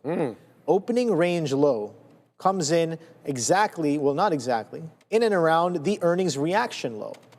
We sell off on the initial reaction. We bid back up, make lower highs in the pre-market session. Sure, it might not be doing a lot of volume, but coming in off of the open, we make that range. You see the confluence of the lows, and take a look at the breakdown of 221.60s. That's roughly where that was. 221.60s gives you a low of day of 217.45s, where we start to go a little bit sideways here. Knocking up against 220s, not really getting anywhere as of right now, consolidating near the day lows. So yeah, definitely missed this one on in my book here. Very, very clean opening range break when it does come in. This is a chart. We can just go to 5. I know a lot of people like their 5-minute opening ranges. Same level. It gives you that beautiful consolidation as well, really showing you that we cannot bounce off of this level. And look at that crack, straight clean to the downside. So clean. Solid opportunity on that one, Capital One. Today's segment is brought to you by Electrocore Inc., traded on the NASDAQ under ticker ECOR. Electrocore is a commercial stage bioelectronic medicine company using non-invasive neuromodulation to address chronic pain, headache, and wellness conditions. The company recently reported record revenue guided to approximately $30 million for the full year of 2025 and strengthened its balance sheet following the integration of Neurometrics and its Quell platform. With high margin, recurring revenue, growing VA and consumer channels, and a clear path towards improved cash flow, Electrocore is positioning itself at the intersection of medical technology and wellness innovation. To learn more, you need to visit them at electrocore.com or follow the company under ticker ECOR. Shout out to Electrocore. See ya. What's next? Next, we're talking about SLM. The private education loan company Sallie Mae has more than doubled its fourth quarter profit, reporting $233.2 million, which is $1.12 per share versus its $111.6 million a year ago, which is a big jump. Results are comfortably beating analysts' expectations that were of $0.88 per share. Also, student loan originations were totaled roughly around $1 billion in Q4, representing a 4% year-over-year growth. Couple things here as well. Net interest income rose to $377.1 million from $362.2 million last year, and net interest margin has expanded to 5.2% compared to a 4.9% a year ago. These are good numbers. What do you have to say? What I really like, Sia, right away is the provision for credit losses. So this is like the money that the bank or the institution has to tie up provisionally in case it incurs losses that it didn't plan for. Now, obviously, when you move the money from one side of the balance sheet to the other, it can't be realized as revenue and or profit. So that hurts your fundamentals. It hurts your revenue. So I do like that. And it's also more indicative of the strength of the consumer. If they're not incurring as many losses as they had predicted, bad loans or bad, whatever financing that they offered, that is more signaling you that, the consumer may not be that weak yet. We always look at, delinquencies, 30-day delinquencies for car payments, 30-day delinquencies for credit card payments, and we look at those metrics to see are they on the uptick or the downtick, kind of have a gauge for the economy. So the fact that they did lessen, their credit loss provision, to me is a good sign for the economy. I'm not really speaking about the company here. Now, when it comes to the company, if this one has been very, very strongly, I know Wayne had a great trade on this one. They're buying back $500 million worth of shares. So that's on top of the $650 million that they had authorized for 2024. So putting money back in the shareholders' pocket, never really a bad thing unless you need the money to expand. I don't think they do. Yeah, no, definitely always a good sign there. I don't really know too much about this, nor do I have I ever traded this name here. But it seems like it's been holding up quite well. Some strong selling here. I guess this was that 08 crash, and they really definitely felt the pain on that one there. But since then, what a recovery we've had. It only took them about 25 years or 20-ish years to do that here and print some highs. So interesting stuff here. But even though through today's earnings, they had earnings today, or last night, we sold off pretty aggressively on that pop up. So initial reaction, nothing really. Pretty much, I call this crumble. So because it looks like cookie crumbles just on the chart there. And since then, strong selling off of the open. So strong spike. So this thing did about 10%. Almost roughly, what is that, to the opening price right there. So 8 to 9%, 10% off of prior day's lows. Yeah, I would definitely sell a little bit as well if the stock I was holding gapped up 10% overnight on people are taking profits quick. Oh yeah, definitely look at that. I mean, here's the thing: we're kind of holding up above some prior levels here, so that's all I really have to say about this one. Maybe one to continue watching, because bigger picture, it is holding this range much higher after that recovery I just talked about. All right, we're done the news segment. Thank you very much, Obi. Thank you very much, Sia and Adara, for contributing there. Let's take a look at some of the small cap gappers that are still tradable. I want to say QLCS looking the best of the bunch over here. It did lose the volume weighted average price and stopped me out along the way, but it's quick to recover, trying to knock on the door of $6 again. If we look a little bit further, though, that lower high trend still unbroken, whether or not it is above the volume weighted average price, still up 43%. The one that you guys were asking me about in the chat during the news segment, AUST. This one is on the Amex, and oh boy, did this one lose it in a hurry. And you could kind of gauge that a little bit by that lower high. Two topping tail candles, both of which caused lower highs. And then you could see that the support had come in at 330. So what I was saying to somebody in the chat while we were doing the news segment was watch out for that 330 to 320 break. And did you get it? It didn't even hold up at 330. So this one is bleeding its own blood right now. Watch for support though between 260 to 250. That was the implied balance breakout level. So it could find support there. So AUST still up 40%, but it's certainly seen better days. IRE is him. It has been kind of up higher lows, higher highs, very little in the way of bamboozlement. When it did bamboozle you, it dropped into the 20 and then caught a bit immediately. So we are, though, finding some resistance at 13. So those who are still holding from the 11s and the 12s, be on the lookout for that because that lower high trend unbroken for the moment. So those are the only good small cap gappers, I would say, that are still in play. It's that QCLS, IRE, AUST's had better days. RDW, OB, and I were involved in this one. Again, you can see it. The lower high trend unbroken. In fact, it feels like it's a downward channel since making that lower high trend. So I would stay away from this unless you're looking to play it as a range or maybe a bounce off VWAP. So RDW only up 10% and it really kind of showed its hand there. That BNAI is pushing back through 15, man. Oh, good call on that. I missed that. Took me out for a chop there. Was long, was then short, and then flipped back long again. It was absolutely crazy. And like I said, just kind of feeling out some of these small caps. And do they really tell you where they want to go? Let me say that. They do, bro. At the very least. So until they don't. Until they don't. Exactly. That's what those edge A orders are good for, right? Good call. So I think I'm going to be thinking a lot more about some of these names here. And BNAI was probably the best one. I'm so happy to hear that, bro. Yeah, man, definitely. It is absolutely solid there. So it looked like it was about to break down this 13 level, get rocked on the short, and then I just flip long because I'm like, okay, now we've broken trend, and that buying was definitely a little distinct, and then starts to consolidate, step up higher, consolidate, step up higher. Let's see if we print the 15s going into the end of the day. But a lot of learning definitely on my part here on the day today, especially about some of these small caps, just participating and taking some reps. So solid session today there, Sharif. And thank you for being on, brother. I mean, you covered last week, you covered this week for your boy Joey Opsh. Yeah. I'm gonna be sad. I'm around. I'm right here. Yeah, but you're in the back room. You're always hiding in the back room over there. Yeah, no, I know. Shout out to Ob. Thanks for being on, though, brother. You killed it. Thank you for having me. Yeah, absolutely, guys. All right, Joey Opsh back on Monday. For now, though, you got the big boys, Neil and Sean. Take it easy, guys. All right, yeah, thank you, Obi. Yeah, good one there, Obes.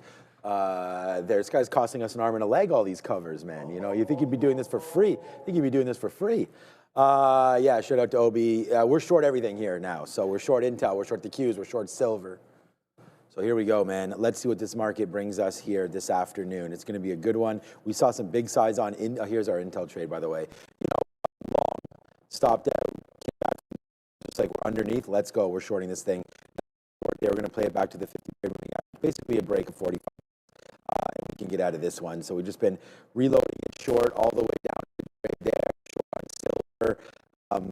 We went long, good. Obviously my top stock there. And then here's the short, but silver's coming right back up. Let's see if we want to break through the highs again. So, hey man, the stocks were going down during the midday when we just come back on. One big candle to the green side right now. So, hey man, who knows what's going to be happening here today into this rest of this day, but only 2 hours left. It's a shortened week. About to get real cold across the Northeast, Midwest already. Snow as well. Freezing cold. I was actually having this conversation with Fabian. He said, man, like sometimes if you get a big of enough storm out in New York, it'll actually affect some opportunities on Monday. Because if there's just less volume, the movers move more. Wow, that's just how it works. Moving. But yeah, it's freezing. It's already cold in here. I'll make myself a tea at some point. No, straight up. My hands yeah, for sure, man. Get that tea. Like we're indoors, man. It's fine. Now it's a bit cold. The sandwiches were good. The cookies were okay. Yeah, a little over baked. I would. That's that's fair. That's fair. But lunch was pretty good. In Rivian, both pretty strong, but trend break and I think both broke trends. So there's a trend break, and then CLSK, Clean Spark. Every now and then I have to say it out loud so that I don't completely mistype it, which is what I was doing. Was a trend break, but there was also a bit of a missed opportunity. because I believe it's EQPT. That's that IPO. Silver's gonna break. Maybe not the best if you took the open, because it opened at 28.5 and then held 28 even exactly. Wow. And then broke higher, got to almost $30, pulls back. Where does it bounce? Open at 28.50, bounces off exactly 28.50. Like, this thing was holding even dollars like nobody's business, but like, it didn't have the hype. It's just, it is what it is. Like, some of the IPO strategy for us involves how excited are people about it and how much people talking about it. And with this one, there just wasn't that. You could have made money on this trade. So I think missed opportunity for the IPO. There's a couple of other ones next week. Neither one that crazy, but we're getting back into the stream of the, end of the year you didn't have much, but you're starting to get back in IPO season. SPACs are going crazy. Sure. We'll get the rundown when we'll let Sharif get ready and get into the rundown. As usual, everybody let us know what you're interested in, what you watching, what's working, doesn't really matter. At the end of the day, we just make sure that in a holiday short week where things are going to go. That's the kind of go through the I mean, we made the money long on silver. We were just going short in front of that high. Okay, we're out. We'll flip back into the long. You know, we just got going. Just got going. We're at 5%. Those are some good covers there off of that short, but then it broke higher. We got stopped out at 92. We'll buy right here. We'll buy a little bit if it comes back into the 80s, and then, you know, if we dump back down below and we sort of give up this bar, then we can worry about getting out. This is the problem when you're looking at 1 minute charts. You know, everything looks like so. The problem is we had some sort of a bad wick or something down here, so it's creating all these actions down like this. That's really 91.25. So there is, you know, if you're looking at 5 minute bar, that's just one bar there. Like in the last 5 minutes, we ripped up almost $1 right there on silver. So yeah, it's definitely kicking higher right here, SLV. Yeah, so all right, we're gonna get it all set up. We're gonna go over all the names that you guys want us to go over, hopefully, and more as this day comes on. Yeah, throw it up there, USAR. Keep it leafy. Yeah, Wants to talk about USA rare earth. Keep it leafy. It would just be US rare earth. USAR. Yeah, I don't like that it's just US rare earth. Make it simple, let it roll off the tongue, but I'm not gonna tell you how to name your company. Oops, still looking at the IPO there. Oh, the breakout is real. The breakout's real in USAR. There's no doubt about it. The one thing I would say when I immediately eyeball this, okay, so there is your consolidation. It's about 15.5 to call it like $19. So you get like $3.50. It's already outpaced that consolidation break. So I feel like I'm not the charter market technician here, but I know Brian Shannon, it's only he looks at, and Michael Moss as well. Like if you're breaking out of say like a $3 consolidation range and you got that long, usually you're taking some out when it goes that first $3 too, or whatever that percentage might be. But because now it's out in the ether, where it's not a blue sky setup, but there's really no levels that aren't psychological, like 25 and 30 obviously up here, and like $31 actually looks like a bit of a level. So yeah, the breakout's there. Just feels like it's already done one move and you're looking for that secondary play. For this afternoon, it is pressing through the high and trying to confirm the hold over the pre-market high. So that's what the concern would be for this afternoon. Like hold on to this area here, 24.4. That doesn't even look like that bad. If it can form a little bit longer of a bull flag, could be a little bit spicy. I believe that Sharif ready to go. Uh-oh, I don't know what that was. Hopefully everything is good at the big desk because we're going there. Good, you're good. Welcome, everyone, to the Afternoon Rundown, the show where you decide what we talk about every afternoon. The big boys, they're locked on and loaded on this Friday, and they're ready to look at the tickers as decided by you. But the only way to get your tickers with CNI here on the Afternoon Rundown is to get into the chat and vote for your favorite tickers every day, but you gotta throw in that $sign, otherwise it doesn't register. Let's look though at all four major averages. Let's starting with the triple Qs here. The NASDAQ ETF up 0.42, the SPY barely holding on to positive territory, but positive nonetheless, up 0.1. The Dow getting clipped today, down a bit more than 0.5%. But speaking of getting clipped, this one, the Russell IWM is the ETF for the Russell 2000, down here into the day's low at 1 2/3%. in negative territory. Speaking of things that are trading, of course, in negative territory, Sia, we have Intel. It has certainly seen better days, 17.75%, losing that $45 level. It reported earnings after the bell yesterday. We had that live for you guys on the Market Recap Show, and it wasn't a good look. We know it. Intel's largest shareholder is the U.S. government, as we know it. The stock is down 15.2 midday right now. The government has taken a $2.4 billion loss just as of the day and has notched a 121% overall return rate since August. Yep. Pretty big numbers there. All right, guys, it was really the story of the foundry business yesterday, whether it was the 14A or the 18A. What is your look? Yeah, I mean, we left you guys yesterday and we said, you know, the trade of the month was going to be that 50 break, but you had to get it during the after show or, you know, 5 o'clock. When did that break? Right in and around, no, that's right here, $50. So there's the $50 break right there around, you know, quarter after 5 or so. Breaks down and never sees the light, really. We did have one long action rated here, and we'll show it to you in a minute. But all it does is really go back to VWAP and still continue to lower. So, you know, I'm just put on my trader hat a little bit there and just went short. Finally, you know, the momentum's there. It's SSR. It continues to bleed down. We did this sort of look yesterday. Great quarter, like great quarter. The quarter was 15 cents versus 8 cents. They beat their earnings by 88%. You know, it was a great quarter. Oh, Sharif, I love when he does that, man. I tell him that all the time.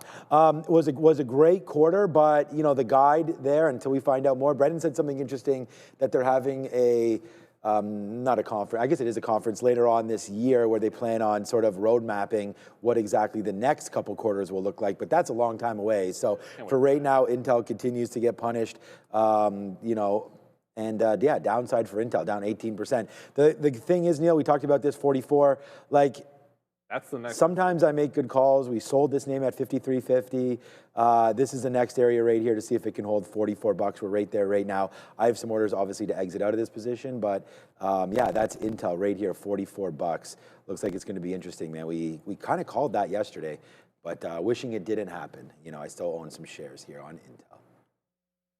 I don't know how. Like, I feel like the break of 50 was healthy and sort of made sense based on the quarter. Like losing 46 here and possibly closing all the way at 44, like that's where it gets out of hand. Like on a bad print, you're expecting it to go down when it's gone parabolic. Fair enough. And so the U.S. government's number one. Nvidia is top 5 according to Gemini with their stake. So they can't be too happy with it. I just feel like the market's not going to want to wait 2 weeks and, oh, sorry, 2 weeks, two quarters till the back half of the year to get a better update. That being said, it's worth remembering that Intel does have a bit of history of rather conservative guidance. So it's been like this before. In the off chance that they're overstating it, I think this is one that if it gets back into the 50 period, the only thing I don't like about that 50 period is the fact that each time it's bounced underneath it. So you really would have to give it some room if we lose that 44, which could easily happen. You got to operate under the assumption right now that what it's doing already is what it's going to continue to do. So yeah, I think you got to wait this one out for sure. I'm not sure it's going to look that great when you have. There's so many other places you can put your money, and this has already given you such a big return. There's a lot of people ringing the register and thought this was overbought in the first place. We just got a headline here, Kraken it's all good. Just I was going to read it. Investigating issue resulting in withdrawals on Ethereum, currently not available for several stock assets. Oh, boy. And whenever there's volatility, I don't know. You always get these reports in crypto. Is Bitcoin, is it? I don't know. What's so volatile about Bitcoin right now? I'll just say, like, I remember, like, I've always had issues with whenever things are going absolutely nuts, like just logging, or not logging in, being able to display on Coinbase. I've never actually had an issue once I'm in trading or doing something, but I find like sometimes they just get overwhelmed when there's volume. It could be that. All right, guys, let's ask you this. If someone handed you $1.25 million to trade, would your process change or just your upside? That's the opportunity, of course, that Funded Futures Network provides. They're a futures prop firm that gives traders access to large SIM and live funded accounts every day. They've already paid millions to traders around the world with same same day fast payments and daily payouts. And right now, evaluation accounts are 50% off, buy one, get one free, and no activation fees. You can find the link below or scan that QR code on your screen. Thank you to Funded Futures Network right there. It's funny because we went short into SLV, got stopped out. Now we're trying to go long, see if we can support this little area here. Maybe playing with this at the top end for silver right here. Not a great idea. Let's let it see if it wants to flush or see if it wants to, get the top again. But yeah, we're going to stop out of this thing. 75% of the position anyways if we break down below the 70 mark. So we're getting ready to see what happens here with SLV long right now at 84. All right, let's go back over and get the next name on our list, Sharif. Man, I just want to let you guys know, reports coming out here that the Trump administration is weighing, reports, we don't know if this is accurate, weighing options to navally blockade Cuba to prevent oil imports. It's being reported by Politico. So we'll have to wait and see what that does. Just looked at U.S. oil, not really moving at the moment. Microsoft on the list, up big, 4% on the day. Several different headlines, but I got to let you know they are reporting on the 28th of January, so make sure to catch that with us. Barron's has a positive comment on that earnings report. They expect Microsoft to beat. Separately, we already announced to you guys that the 365, Office 365 outage yesterday has been resolved from early this morning. Separately, UBS with a price target cut on Microsoft, boys, from 600 to 600, see ya. And then today would be, if it holds up, the largest percentage gain for Microsoft since July. Very cool. Also, another thing to note here is Microsoft's Fairwater AI data centers are expected to go live in early 2026. UBS analysts are confirming there's no significant delays, which is projecting a rollout of in 50 megawatt increments reaching 400 megawatts by the end of June, which will drive Microsoft Azure's growth. And like you said, UBS also raised Microsoft Azure growth estimate in Q4 from 35% to 37%, reflecting a certain optimism about the GPU capacity coming online, which is indicating a very strong market demand for Microsoft's cloud services. Up 4%, boys. What's it take? So just quickly, I have no idea if it has anything to do with that Kraken headline. Probably not, but we just got VWAP on IBIT and probably shouldn't have pulled the bid because it's starting to accelerate to the downside. So Bitcoin has just gone through 90K again, and we're continuing to go down. I still have clean sparks, so it'll probably be fine. But just one note on that Microsoft thing. First of all, it's impressive. I think we were all surprised. Well, not we were surprised at how strong Microsoft's move was today. But there's something about this that just screams, if this is your best day in that long of a period of time, that probably says more about how the stock has been doing than what it says about today for Microsoft, right? Like if we're saying this about 4%, just look at the stock. It's been doing nothing. And even when it's had big days, like this is your biggest day, just indicated the top when it failed $560. So Microsoft has been in the penalty box. It has a chance to get out of it with maybe one more day like this, get back above, because you could simultaneously take the 50 and the 200. And when some of these Mag 7 names get the baton passed to them, it can be pretty impressive. We saw what happened when it was for Alphabet. We saw what can happen when Apple was doing it before that. Certainly when Tesla gets going. I'm just not convinced that Microsoft is that kind of a play. But happy to see it wake up a little bit because this is a stock that we have not talked about Microsoft in forever, despite their link to OpenAI, despite the fact that they do have a decent moat as well, like some of the other big mags. What I'm actually more interested in for Microsoft when they report coming up is going to be the spend. I want to hear their comments because they're one of the reasons why.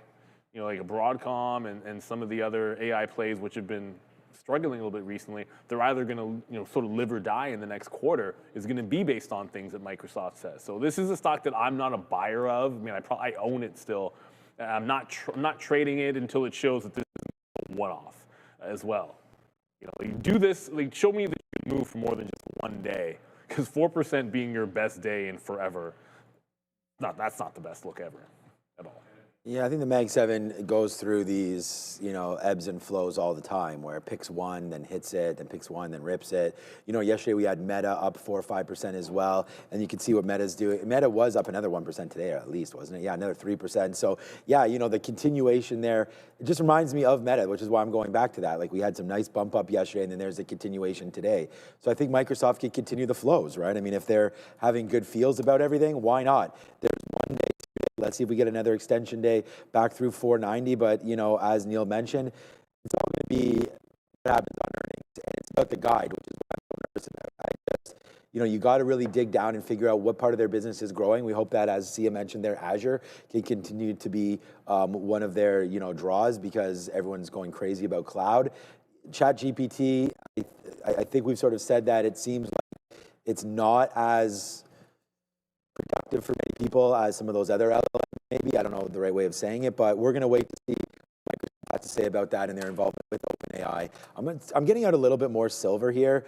It's just a little nervous. But, yeah, I'm not going to be able to show you the positions too much because we have something's wrong here with our charts. Oh, there. If I get rid of 4 o'clock, it's fine. Just nervous about it breaking back down through, man. We're long at 80 right here. Just keeps on going to like 90s. So I just got another piece out there at 90. We got some at like 86s, 87s. Position, so I'm just trying to kind of ease my way out of this one. I have another offer at 95, and after that, hopefully we can retake some of the highs here. Just want to make sure that as it's bouncing in and around this range, like the high's been 95, the low's been 80, we should be able to take 15 cents in and around here. So if we can do that, we'll do it, and then we'll see if we can let the rest sort of ride here on silver. But of course, we just missed. We had to punch out a little bit more there. We just missed our, do we get 95s there? No, we got 94s. All right, let me cancel our 95s and see what winds up happening now. Silver to the upside, let's hope. Okay, yeah, so Microsoft, I think this is just the beginning. I think it continues. If you've got calls on that, let's see how high they can go. Right now, Softy, nice one. Only up 0.4 the NASDAQ, right? Yeah, I think the next probably one to go will be Apple, but, no point in making that call. Just wait and see. I'm willing to bet. I would pick Apple over Microsoft. I'd be willing to bet that most of the crowd here would pick Apple over Microsoft, but that's just a guess. I feel like Microsoft is the most, disrespected is not the word, but I think it's the Mag 7 name that seems to get the least chatter out of not just our community, but pretty much everywhere. That's just, maybe they just don't get their due because they've been around so long. Like, you know what's crazy? I mean, it's the whole OpenAI thing. I think there's a lot of people who are over it right now, and you have to look to see like Xbox. You know what's the most impressive thing about Microsoft? Down goes drop. If you look at like lists of the top 5 market cap companies, and then go back 10 years, and then go back 10 years, go back 10 years. So it's not a list that has a bunch of repetition outside of these like small pockets. Yeah, Microsoft. Like Microsoft has been through like all 3 waves. Yeah. In the top 5, and at some point been the top. Back, we're talking about when we started trading, and then if you go back into the mid-2000s, it did it again, and now it's. There was something called Windows, I think. I can't remember what was. So they've been in, like, no company, no tech company has had as long of a run at and near the top in terms of market cap as Microsoft. It's pretty unprecedented. We passed the baton a heck of a lot more. So there you go. Microsoft, we'll give it some due. Hopefully it does more of these 4% days and not the half measures from before. I'm guessing Palantir next. I got to echo your sentiment on the Microsoft thing, Neil, but I also want to point out there is a lot of people that don't like Apple, just in general. So a little bit of this, a little bit of that. I wanted to mention as well, more information on that Trump-Cuba headline coming from Politico, by the way. It says the Trump administration is weighing new tactics to drive regime change in Cuba, including imposing a total blockade on oil imports for the Caribbean country. 3 people familiar with the matter told Politico yesterday, that escalation has been sought by some critics of the Cuban government in the administration and backed by Secretary of State Marco Rubio, who's Cuban, of course. According to 2 of the 3 people who were granted anonymity to discuss sensitive discussions, the decision has not been made to approve that move, but it could be among the suite of possible actions presented to President Trump to force the end of Cuba's communist government, these people added. Next, guys, is Palantir up 2.5%. Specific headline today on Palantir, but I got to let you know, they report on the 2nd of February. They did catch an upgrade, though, from Phillips Securities yesterday. Sia with a buy rating and a $208 price target. That's it. Nothing else to say. All right. Send it back to you, boys. Bam. Palantir with a big breakout today. Finally took out that $70 level. $170 level, I should say. If it took out the $70 level, then, well, what would we be doing if Palantir had broken $70 today? I don't know, like running around in the streets, checking in with the family, just make sure everybody's okay, like that kind of a thing. So $170 got broken. It was a very clean uptrend. If I'm slapping a gigantic fail on myself, it is for, okay, there it is. That didn't work the first time through, but you just saw it. Look where it went. It broke the 170, went clean to that higher low that we were talking about, or overhead resistance that we were talking about yesterday, and then broke an all-day trend at 1230 right into VWAP. Doesn't get any cleaner than that. Now, oftentimes, see, here's the thing. Oftentimes, what ends up happening is the thing that you were looking at before is the thing that you continue to look at. So fair enough, like I was playing pretty much every short opportunity in IBIT, which missed it there, which was part of the plan. So I was waiting for some confirmation of that move into VWAP, but it turns out that the missed opportunity was in Palantir, which was much more clean. But throw that aside, and I think what we have here, hopefully, is another bounce where we don't even get to the 200 period moving average. And last time it did this, it didn't even sniff the 200 period and had an instant reversal, went green like a bunch of days in a row to get to the 50. This is a little bit slower, but that could be indicative of how the market is right now, not as crazy. So Palantir, looks like it's making another bottom, and maybe next week we get that continuation. It has to now take that 172, so I think we look for that on Monday. If we didn't take the punch at 170, I feel like this 172 breakout is the play for Monday with another gap fill to be had for Palantir. Maybe not getting as much credit for the defense side of things that you would think. 100 an ounce. Yeah, some experts. That expert's an idiot. What if we always say some experts? It's No, just the beginning. No, it's a continuation. Yeah. It's not just the beginning. I mean, the beginning was $28 is where it started from. Oh man, just the beginning. That's how you know it's a top. I mean, that's it. Where's this magazine cover with like a big silver bar on it right now? Because as Michael Noss said, nah, whatever, man. I mean, I hope for everybody long. Look, I'm long right now. We're rolling. So I'm just trying to say just the beginning. Okay, that's how people get caught up in stupid stuff. But hey, man, I hope he's right or she's right, because that'd be great if silver kept going up. That is for sure. And hopefully it's just beginning today and we just moon right now. But yeah, no, look, Palantir's in the penalty box right now. There's no doubt about it. I mean, it doesn't want to get going. You know, the recent high, that's the high. Like, we're still making, you know, lower highs. There's the high. There it is again. We tried to go again. We tried to go right now. Potentially we're trying to go again. You know, I mean, this sort of movement, until we sort of break above 180 and try to hold there for, like, let's try to hold like maybe a week above 180, and then we can use this 50 period maybe as a springboard. But for right now, I feel like this 200 period is going to be once again in jeopardy. The only time, I think it's because it switched over to the NASDAQ, so we don't have, yeah, okay. No matter how far I go, it's not going to give me 200 days. But okay, here we go, silver. Hi-ho. I got to get another piece out here at 99 as we continue to climb. But yeah, there it is right now. So I like the stock. I think I'm a buyer here at 160, but let's see why we get down to 160. You know, if the whole market's cranking, I don't like Palantir down there. If it's going to be something geopolitical or something, then I will, you know, take a Palantir bid down here. But yeah, for right now, earnings, I think 3 weeks away. We'll have to wait to see what comes with Palantir. It's had such a monster run that there is going to be some kind of a slowdown. And it kind of reminds me of Nvidia a little bit, where we're just doing nothing. I mean, sure, that's the earnings high, just like Nvidia. And we're right back to where we were in like June and July again. I saw someone in that, let's go silver, man. Yes. Whoever that analyst said that was just getting started, they're 100% right. That person, Sharif, I don't know which outfit that was, but that is now my favorite investment bank or analyst ever. That person nailed it, man. Silver is just getting started, guys. It's like those dudes from Chicago. I don't know. Just getting started. Let's get this party started right now. Anyways, we're long. We're getting some out here on silver. So having some fun today. Sia, what are your plans this weekend? Let me think. I'm working at my other job, and I will be doing my assignments. Yeah, that's all. There you go. That's the life of a student. Yeah. Life of a student. All right, guys, Tesla zigging a little above 450, a little bit below, down 0.5% after a great day yesterday. In case you missed it yesterday, Tesla has launched unsupervised robo-taxis on a limited scale in Austin. There's still a trailing car, though, as we've seen from the video separately. They did drop, Tesla that is, drops the autopilot feature in the US and Canada. So apparently they discontinued autopilot yesterday, which it's different.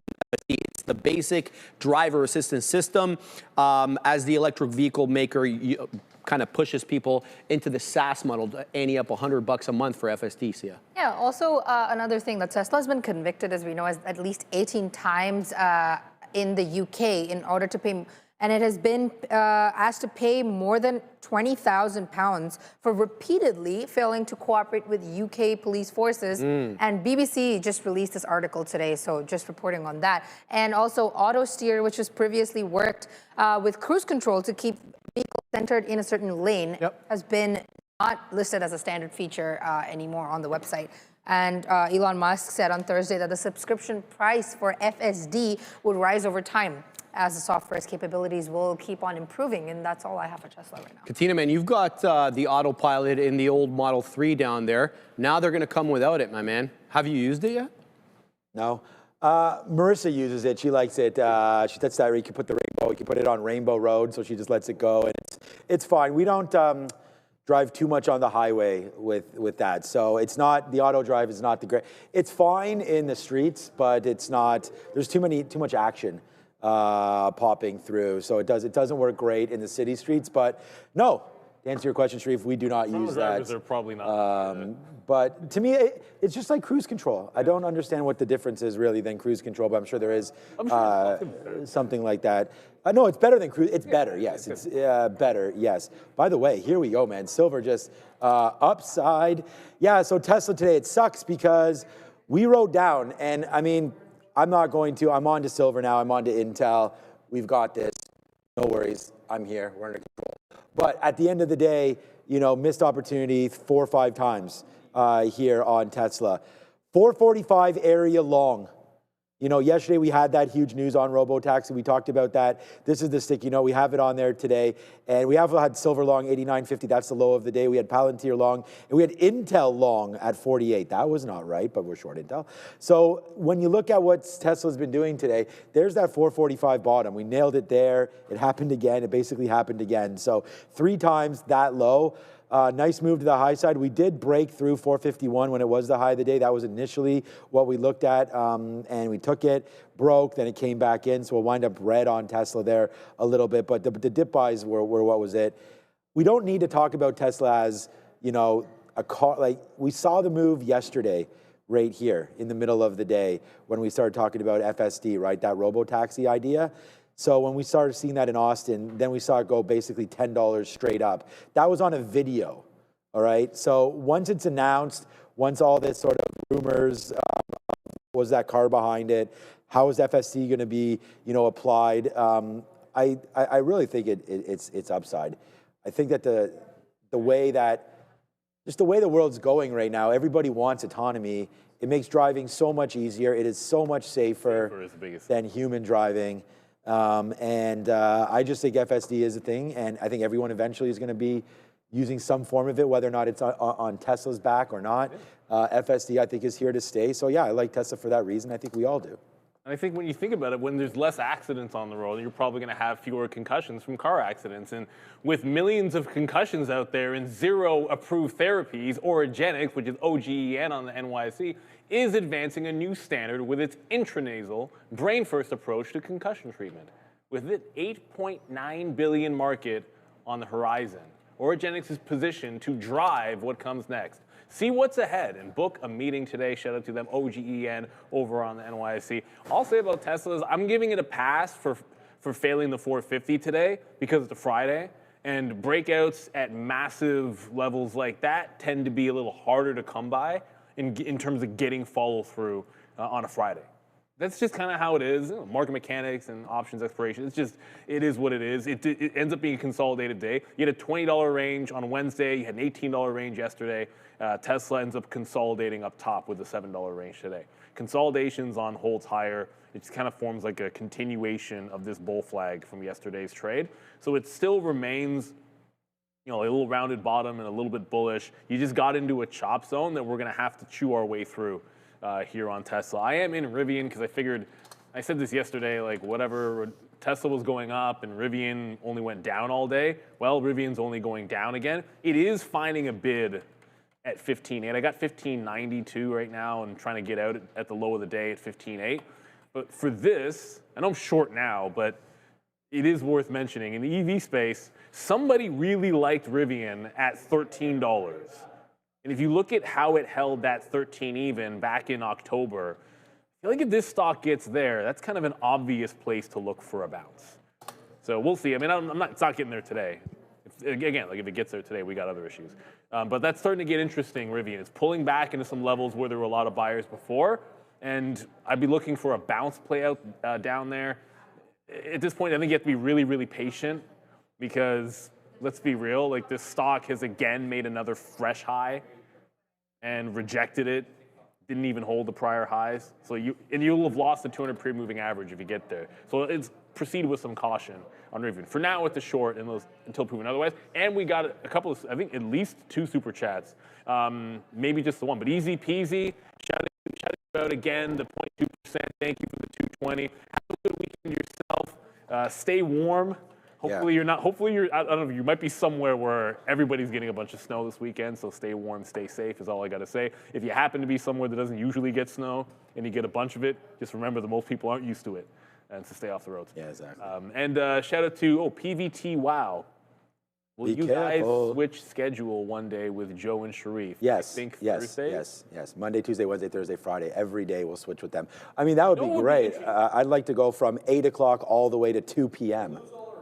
Guys? Yeah, I know. We'll lose all the midday viewers, I think. Well, my wife is traveling. That would be great because then it would be easier for me to take her into stuff, get out a little bit earlier. But yeah, we can. Yeah, Sharif, you just want to go from 8 to 11, Sharif? I'd love to. Katina, man, I'd love to trade the small caps in the morning. I'd like to be able to give that a shot. Okay. We can dance around. But that's before the big show. Attention, Brendan. All right, let's look at the next ticker, as decided by you guys. The last ticker, by the way, Netflix. And today, Netflix is set to break a 6th straight session of losses. It's down nearly 9% in the past month. It has been far underperforming the S&P 500, rising only about 5% in the last year compared to the S&P, which is up about 17. Separately, Robert W. Beard reiterating Netflix with an outperform rating and dropping the price target, though, from 150 to 120. But see, there was more. There was something about sniffing there. There is something about sniffing here. So there's thank you to Financial Times for certain executive interviews that have been reported on. Co-CEO Greg Peters has said that Paramount's bid for Warner Bros. Doesn't pass the sniff test. And basically what was going on is that Wall Street and the media are awaiting apparently an even bigger cash bid from Paramount. And Peters said that it would not work out from a borrowing standpoint is what was being said. And what he commented was, without Larry Ellison independently financing this thing, there's no chance in hell Paramount would ever be able to pull this off. Well, we know a lot of the deal, as you mentioned, there is with debt, whereas Netflix an all-cash offer and they're financing it with money in-house. Guys, Netflix up 2.33% finally. I just feel like if they needle enough, Larry's going to up the bid or going to guarantee a little bit more, and we'll see what happens. But ultimately, in Netflix, seemingly on a weekly chart, it seems like we are getting that bounce. So there is our 82 level on the weekly. Netflix has pretty successfully bounced off of that after earnings. It held the higher low, so our line in the sand. It looked bad on the night of earnings when we did it, but it's now holding out. The next step would be breaking away, showing that it's not just a dead cat bounce, but has some continuation. We need to get back into the 88, 89 zone. We've got further clarity on this deal. Netflix has made their statement. They're going with cash. They haven't had to up the bid at this point, and I think the market is telling you that after the earnings, there was a little disappointment early, but probably just a bit of an overreaction, and the big level is held. But we're only 2% away from that same low. There's no celebrating that 82 is held on a weekly chart if it hasn't even held for a week. So I want to see us hold this level for at least a week and then I can, then maybe get constructive about buying again at these levels on Netflix because the downtrend is legit on this stock. There's no arguing about the downward trend that Netflix has been on. You haven't broken the downward trend. You've just simply bounced off of a low with Netflix. I think it's a good value in here. I'm not buying necessarily again at this level because I just did, but I am looking for another spot to buy before we get to the second half of the year. I can be patient with it because of the downtrend. Yeah, Netflix, I think there's going to be nothing wrong with what's happening there on Netflix. By the way, Intel is at the day's low right now, so that is now cracking, like down 18%, man. This one is flying right in there as the short just continues. Like, I can't believe I got some out up there, right there back in. We're going to wait for a break of 50. There was huge size on, okay, it's not that big here, on 45 flat. So right now, some size there at 50. Remember, it's SSR, so you got to actually hit the bid, which you're not allowed to do. So everybody that's actually selling are shares dumping them. So there's 230 million shares traded today. The only way you can hit this side is if you already have a position or you already have inventory in the stock. So these are big sells happening today on Intel, man. It's like everyone that's long in their personals, probably some hedge funds and whatnot, definitely rinsing out today. I wonder how much of this would be that US government or Nvidia or something, because you are getting a lot of volume really crushing right here Intel today. So it's really getting hit. The futures we've just shorted. I mean, this is what we're doing right now. We'll do a face slap. I mean, Position board's incorrect. Position board's fine for me, but maybe incorrect for you. What is that? You're not long long. TQs. No, I'm. Reverse silver and. What does silver say? Short. Short. Oh yeah, that's way off. I just Yeah, noticed good thing it. I you noticed noticed it now because someone was saying. Oh, Fabian. Fab, Position board is completely wrong. it's right now. right for me, but Let's I mean, try to turn it off and on, maybe. Yeah. And it doesn't. I mean, for me, whatever. You guys can keep it on if you want. But I am right now short Intel. Short Intel, long. Well, here, I'll tell you my positions. Short Intel 54. Short Intel 45.14. So that's right. We are long silver 91.81. So yeah, everything silver's right, and the TQs just corrected. is short. it just fixed itself. Oh, it did? Yeah, it just fixed itself. All those positions are what they are now. So, okay, you know what was really violent the last couple of days? We talked about AMD hitting that 266 mark and then fading. That's a great level. Like, we actually looked at that earlier by accident today when we were talking about Nvidia. And I said, I'm not going to look at Nvidia today when this thing is right here. And we opened up at 57. We worked in the very first minute or so up to that 66 down. So, like, there it is right there in the first minute of the market open. It ripped like crazy up to that level, then just got hit right back down. So yeah, there's, you know, stocks have memory, and it remembers that AMD has sellers up there around 266 to 265. So let's pay attention to that and see if that is the play moving forward on Monday. Is there going to be some love up there for AMD one more time? Micron, you would think the opposite of that, man. Like Micron, there is no top for Micron. It just every day seems to be an extension there. On the year, 48% or something like that since January. SNDK is up 120. I mean, I think SNDK was falling the last couple of days, but SNDK continues to be the big winner in 2026. How much? Still up down 4%, but yeah, what a ridiculous move. That's January 1st right here. It was $242. It's $500. So SNDK and the rest just keep on moving, man. AMD appears to be the one right here. Yeah, the chosen one. Another out here at O's for silver. Let's go, man. Let's get back up to the highs here. That $150 silver seems more and more accurate as we go higher there. We got a super chat from Alberta Gloater. Shout outs to our fellow Canadian. That's right. Out of Alberta. I've only ever been out there once, and I didn't get out of Edmonton. I was just in Edmonton for a few days, supporting my wife was in the age group world championships for triathlon, so I got a chance to go. It was pretty cool. They do like the whole like flag thing and everything. It felt like the Olympics, but Hims bounce off the 200 SMA weekly chart next week. Okay, so here's the thing. Maybe this is the 200 simple moving average on the weekly. It's like $10 down That's a good 30-something%. So if this is what we're talking about as far as the bounce, if HIMS even gets there next week, that's a gigantic problem. So I don't know if there's a different metric you're looking at, but yeah, it's in theory it could be a level, but I would be utterly shocked if HIMS has that bad of a week next week that it gets blown out that far to the downside. Unless maybe they report next week and that's a reason you could see that hefty of a move. But like the last time it moved $10, it took 2 months for it to move $10 down. It's doing it in just 1 week. I didn't realize this stock was doing this poorly, to be perfectly honest with you. I had no clue it was doing this bad. It is coming into some levels on the daily chart at 25. I think this might be a more realistic bounce spot here at $25 for next week. Dara, do they? I was just going to say they don't report next week, but I know for a fact they usually report the same day as Palantir. Like that, I've seen that 99% of the time. Palantir, I believe, is set to report on February 2nd. So tentatively, that could be when Hims and Hers reports. They do tend to report the exact same day, generally speaking. There you go. The memory for the win, as usual. I'm not going to pretend that I remember something like that for sure. It's just such a weird one, how bad this one had been. It was doing so. It had just been such a rocket ship, and had all these problems in the 60s. Hims reports February 23rd. 23rd? Yeah. That's pretty far away. I mean, by earnings, it could be down that level on the weekly. I don't think it's 30% in this week. What would the catalyst be to drop Hims 30% a week?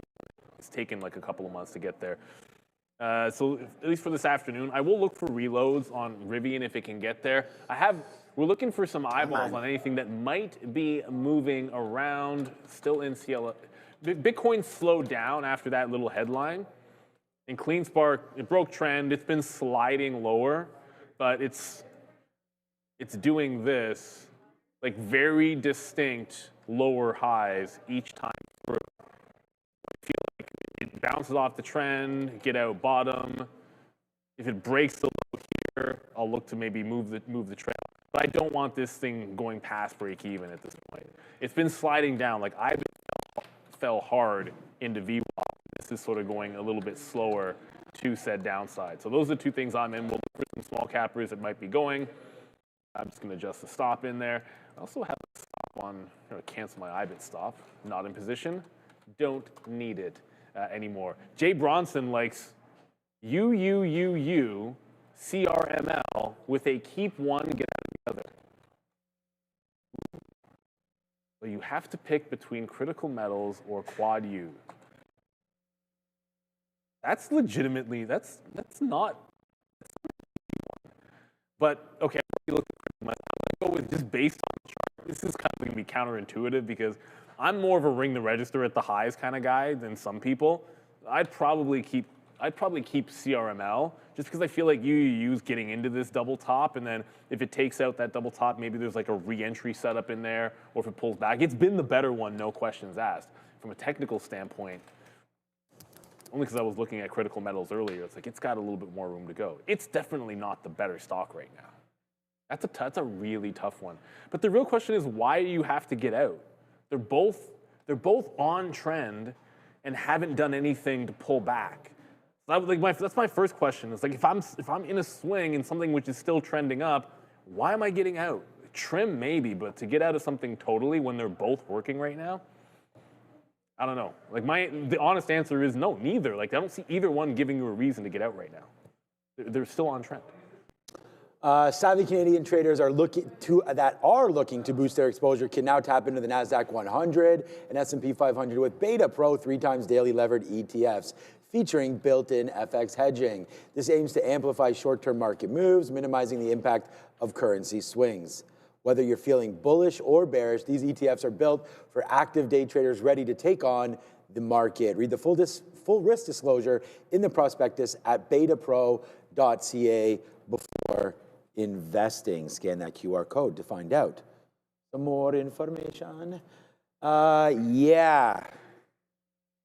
I mean, here we go. So here we go again, basically. Here goes silver, up to today's high again, breaking higher on SLV as we break through the $100 on the physical contract, and SLV ticks a little higher. We did have that one upgrade or price target of 150, And now that we're breaking through, let's see what winds up happening. You know, China's going to get a hold of this as well, and we should see an extension, hopefully in silver over the weekend. But yeah, there it goes. Nice move upside there for silver. Let's see if it can hold on to whatever momentum this thing is going to have. Let's just see if it keeps it. You know, my stop now, we can always just move this 91.90. Let's just move our stop into that. We've seen, like, when we've been in silver before, like, we were long rate, so oopsies, we've been a bull all day for silver, except for when we weren't, and that was right into here when we went short against that high, able to make a little bit of money, but we went long silver down here at $90. Boom, there it goes all the way to the high side right now, and looking to take some more out. So what I was trying to get at right there, and if we zoom in, you'll be able to see hopefully a little bit more. Right here, when we were long silver, we put a stop. We just didn't adjust our stop order. It came down. We should have used the 50-period moving average because it just went whoops. So right there, we wound up losing about 20 cents more than we should have on that one because we were not really respecting it. And right here, we see we've just been kind of climbing with this. So I am going to put a stop order right there at 91.90 and see if, just in case we do have a flush, I want to make sure that we mark it out. At least, how many shares do I have left? Probably about 75% or maybe half of the position out right there if we do break back down below 191.90. So let's just do that right now, 91.88. Well, let's get out of 75 because we can always regroup if we need to. So nice move to the downside right there. Let's see if it can continue here. Nice move to the downside. If it moves down, we'll see about buying some of that dip. Downside is happening here. We've just been short. I just put a bid. Where was my bid? 36s. How low did we get? 36, okay, so we get missed. But hopefully that can fall back in. That's going to be an area that we're working with. If this breaks above 65, we're out. That order's already in. And then one more talk would be Intel. That just went to day's low. We were able to sit there at 50 and take a piece. We took another piece there. Looks like it's just dancing around. Our stop is at $45, and we have very little shares left. We have about 15% left on this trade, so that's been pretty good. But yeah, we'll just wait, sit on this. If there's any other trades that wind up coming through, we'll definitely look at them. The stock move. Now silver's at $102. We can actually look at spot silver if we wanted to as well. But I mean, I'm sort of tracking it here with SLV. So another push higher. I don't think we need to really get out of this until the close. I mean, we could put something in case it hits us. Let's go something to 92.24. We'll just see if we can just slowly get out of like 5% every little bump up and see what we have left for the ride higher into the close. But yeah, so far so good here for SLV. Yeah, what are you into? Oh, you're short those two? Shorts, yeah. CleanSpark and Rivian like before. I was just asking Adara what the news was on Open Door, because a few questions about Open. Like Anton just said Open is going to join Beyond. Yeah, we think they're going bankrupt. Eric Jackson probably has something to say about that. I think it's a little bit extreme. But I know there was a story, I believe, because I heard the Midday. There was a story earlier, but I don't think it's what caused that. I'll have to look into because I didn't see anything on that. But there was a story in Open Door. They released, in their words, a thing, quote unquote, which is just a weird little feature that allows you to turn your house into a diorama. Really bizarre, but it did lead to that whole pop off of the low at the time on the day, and that was the entire story. I'm not sure what this spike is. I'm going to look into that now, but I have not seen anything. It's just like it's just a very weird volume spike out of nowhere, like 224. He's just cruising down and then does this like, uh-oh, let's just shake everybody and their mother out and then head lower. Diorama. What are we doing here? That's not getting the job done. So just for a look, if you're anyone interested, look, it is potentially breaking down. All you do for this stock is get up to 7, fail the break of the 50 period, and then head back in. Hopefully it can hold on to this 550. I just can't see what gets it going at this point. Like, this is turning back into the why not just be short at every single pop when you get a chance in Open Door. So I don't know what the catalyst is going to be, unfortunately. That looks pretty nasty. Inane Investment says, have we seen the volume spike in GameStop? We did. That was yesterday. Today, GameStop has been incredibly disappointing. Certainly gave an opportunity. If our good friend Mike Cole wants to get any more, then he could have bought the dip today for sure. But it was I think it was like 2 tranches of 500,000 shares, I believe. And yesterday it got the juice. Today, right back at that 23 level. I still favor a 23.50 break. That's not happening today. We file that one away till next week for GameStop. I do like the you want to see someone like Cohen have confidence in it, but it needs to break out this resistance right here. It's not doing it today. It didn't do it yesterday. I think we have a shot at it happening next week for GameStop. Squeeze stocks need to break out levels that shorts cover, or at least start looking to cover once it gets above a price. Otherwise, it's just going to slowly go up, which is what it's doing here. All right. We're still watching silver, obviously. TQ's going downside. We're taking some bids. And hi-ho, man, it's just still going, man. Silver now 60 cents in. We just got some outs in the 50 there. So just the high is 51. Here it is 44. Going a lot higher goes silver. So boom on that one. We'll be positive on silver, positive on what I call the futures here with the TQQs as well. We're working on our Intel position, and then we have Tesla as our other trade there today. Okay, just looking here, we can have a quick little look to see sort of what's been going on with the broader market as we keep on talking about a lot of the similar names. I'm glad that you guys went over Open Door and a few other plays like that, but let's just see, banks have been a problem. Today, down 2% on JP Morgan, as it seems like that credit card scare might be real there. So we're going to see if Trump and company can come back. Look at Capital One, down 8%. They had or 7%. They reported last night, not great for COF. We can have a look at that. Broke through that 220 level and downside there on COF. Goldman Sachs down 4%. Wow. Morgan Stanley down 2% as well. Some of these great names just got hit pretty badly. I think it might be time to look at something. There's Robinhood, by the way, up 2% as crypto and Bitcoin. That was itchy. Bitcoin keeps going upside there as well. So there goes Robinhood. We can have a quick check on SoFi.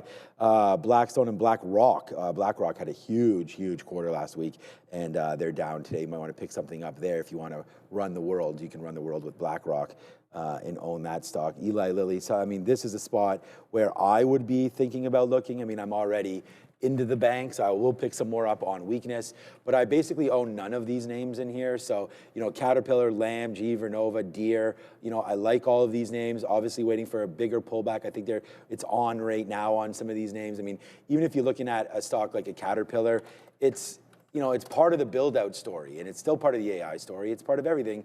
And I just like the fact that you can get a little diversified with a name like Caterpillar. It's still not pulling back enough, but if this does, look at the 50-period moving average on Caterpillar, right? Most stocks will look like this, especially after the tariff tantrum, but at the end of it all, it's still respecting it. It's a nice upside move, and if we can come back in to 6 bills like we've happened before, Caterpillar would be one that's on the old radar looking forward there. Cal reports next week, so thank you so much there, TPS reporter, for dropping that knowledge. Obviously something that's relatively important. Caterpillar.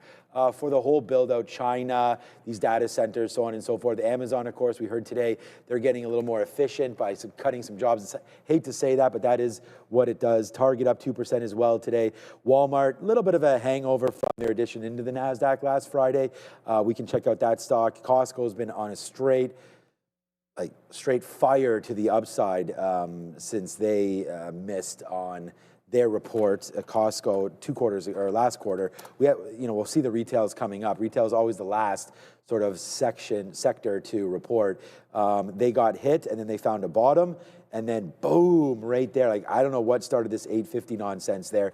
Everyone was concerned that the tariffs were going to affect Costco. They took a stance on it, and we still don't have a decision. So I think you should take a little bit of profit on Costco at this point if you've been able to exercise your demons and buy this thing at the low, and now you have an opportunity to get some out. Just like I said on Intel yesterday, man, Intel went parabolic to the upside, and it was very, very easy decision for me. Look, man, I got some out here at 42 when it went the first time, and then right before earnings, let's get out. If Microsoft goes parabolic before earnings, if Palantir goes, all of those stocks, just insert name here. I'm going to try to do a very, very similar strategy for every stock heading into earnings. If it has a huge move, there's nothing wrong with pairing something off. And if you had done that with Intel today, obviously you can buy it back $10 lower. So far so good there with Intel and the rest of them. But wow, what a day yesterday. Great review, great after show. And we're starting next week again, man. It's going to be Wednesday, Thursday of next week. Yeah. And Adair, I don't know if you have the earnings calendar yet. Oh, perfect. So in just a matter of a couple minutes, we'll review next week's earnings calendar. We got to hit power hour. There's an order of things. We get the power hour has to. Right. Yeah, it's basically it's like an alarm for it, for sure. Which, let's be real, we have a lot of fun doing the aftermarket show, especially during earnings season, because I feel like only during earnings season. Well, yeah, exactly. Now it's only during earnings season, but like those are the types of days where you start to set up your decisions for especially the first report of the year, your decisions for the year. That's why I've never been a huge fan of like, what do you like for 2026? Because like to me, it's like some of the stuff I like, it's like, well, what was I looking at in December after the last quarter of earnings?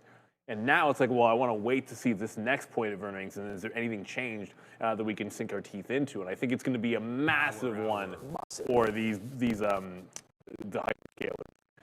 Not necessarily, but we've talked about it before, like for Oracles and for Broadcoms. Like, is this going to give us an opportunity to find some strength in Broadcom again? Will Oracle ever not stop dying here? That's what we're going to find out. So Power Hour has hit. Few things just kicked to the downside a little bit more. Finally got a bit of a bigger move in CLSK. I'm kicking myself over that IPO, and then I just saw that Lego SPAC would have worked as well. Lego? Oh no. Oh no, it's not. It's they're not public. Yeah, there's a SPAC. No, there's literally a SPAC. It happens to be LEGO. I'm starting to get out a little bit of silver here. Silver's pushing down.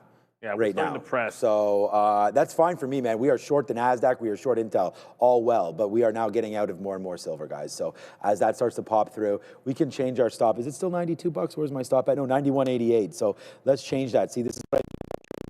Let's get the question, what are multiple positions?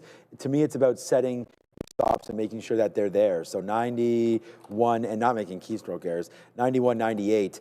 All right, you know what? Let's just flatten it all out. If it breaks it, it breaks it. Because we're able to get out on the way up here, it's now like less than 15% left of this trade. And I do have offers. I have an offer at 37, and then I have an offer up here at 58 again if it does reach the highs. Intel down in near day's low, so we take another fill there. And as Neil said, I would not mind if the futures really start getting worked a bit right there. We'll take another fill. Let's see if we can get to the downside. Adair's going to let us know, and she can actually break the story once that calendar is ready, and then we'll have a look at it all together. Tesla is making its move again. It's right at VWAP again and trying to figure out what it wants to do. They're breaking through right now. Pretty choppy this afternoon, which generally is the case in the afternoon for Tesla. Back and forth, back and forth, back and forth. And then you just wait to see if there's a news story or if the market really starts to go. We know that there's some juice in Tesla. It had some early today. Late. Early it was down, and then it got going there to the upside when we were, basing out at 445. That's the trade for Tesla. Always wait for it to try to make its mind up, and then it goes, and then you got to deal with it after that. So Tesla right now trying to get it all figured out. Silver goes right back upsides now. So we're just doing what we're doing. Capital One, 3-day rule, yes. Yeah, you guys. Have you looked at XLF? Banks have really, it was a conversation in the chat about some of the banks. Someone just said SoFi is turning into PayPal. I'm like, I don't think so. And then there was a good comment saying if you're in fintech banking space, you're all selling off because of JP Morgan today, which I would tend to agree with that a little bit more. Like some of the weaknesses being led by what's happening between JP, it's the credit card thing, and then of course JP Morgan and the debanking story, which could have some legs to it, and if they fall out of favor. So I think that's what's happening to the finance sector, in my opinion. And again, I like SoFi. Just to liken SoFi to PayPal, I just think one of these things is not like the other. That's all. Although, hey, PayPal, for what it's worth, has bounced off the 52-week low and put a couple of good days off of it, and now turning right back in. Maybe a double bottom. Maybe PayPal's going to turn things around, but I don't know if I'm comparing SoFi and PayPal, everybody. Let's go to Adara. Now we can see what's in tap next week. We know some names on the middle of that list. Yeah, I do have the weekly earnings calendar. And just so you guys know, there are posts coming out during the weekend as well. So I do have an entire Meg 7 earnings rundown that's scheduled to come out, I believe, Sunday evening. So you'll get it basically right before the market opens, more or less. But some of the companies reporting next week include MasterCard, Caterpillar, Royal Caribbean, Altria. You've got SoFi on Friday, American Express on Friday, Verizon, Charter, ExxonMobil, Chevron, all on Friday. We said yesterday that we didn't think Friday was too exciting of an earnings day. That's not always the case. Sometimes it can be very exciting. So good luck there. And then on Wednesday, you've got ASML, Starbucks before the bell, which I've never seen before, but that's what it says. So we'll have to wait and see if that is in fact the case. AT&T also before the bell, but after the bell on Wednesday, we get 3 Mag 7 names: Microsoft, Meta, Tesla, as well as IBM. Tuesday morning, we also have UNH and Boeing, too, that I discuss a lot, so it should be an interesting look. I also want to mention, I looked more into Open Door, Neil, and I apologize for how late my response is on this because my computer kind of crashed while I was looking, but I did not find anything. Some people were circulating a podcast interview from yesterday with Anthony Pompliano, who was right after Eric Jackson, like the second kind of major investor to pump Open Door, but he did an interview with Open Door CEO Kaz Najarian, which that was kind of circulated around that time, but again, it was released yesterday, so very unlikely that's the reason for the move. There you go, and look, it's a busy week. Obviously, you've got one major name post-market on Thursday, but Wednesday night, it gets real. It's absolutely real when you're talking Wednesday about night Microsoft, when you're talking get my about hair cut this Meta, night when you're too, talking about Tesla, Lam. This is the kind of thing that it'll be so easy to forget that you got Lam and IBM out there as well, and ServiceNow. Like it's going to be fire, no question about it. And in the pre-market, you got ASML, so we're going to get a monster name in the chip space pre-market on the same day. Yeah, well, that'll be at midnight, but. We got to see it because they're in Amsterdam. Yeah, so ASML will be a thing. But yeah, man, I mean, this is the name here, Tesla. Yeah. That's going to be an absolute monster. We'll have to see what winds up happening there. You know, looking forward for the guide there. What are they saying about that robo-taxi? What's that call going to look like? Like, Tesla's going to be, I think that's going to be the most exciting earnings report this quarter. I'm going to go with a name that is not Apple on Thursday night.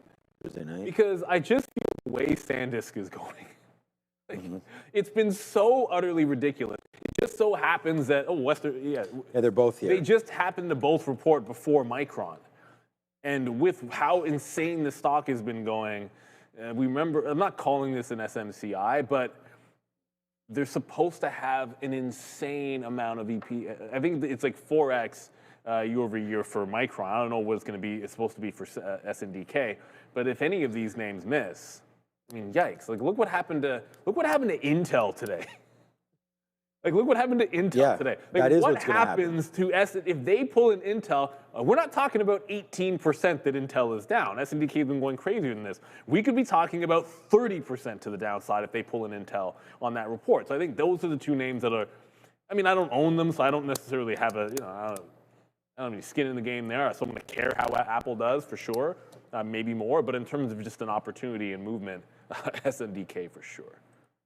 Yeah, like on one of the best companies here, you know, with Apple reporting on Thursday, I really do think that that's definitely a buy the dip if they don't get it all figured out. So we'll wait. So anyways, yeah, good job there, Derek. Go find it at Trader TV Research right here, the calendar. I'll retweet that as well, so everybody can watch out for that. Watch my account and Adara's TTV Research at Trader TV Sean.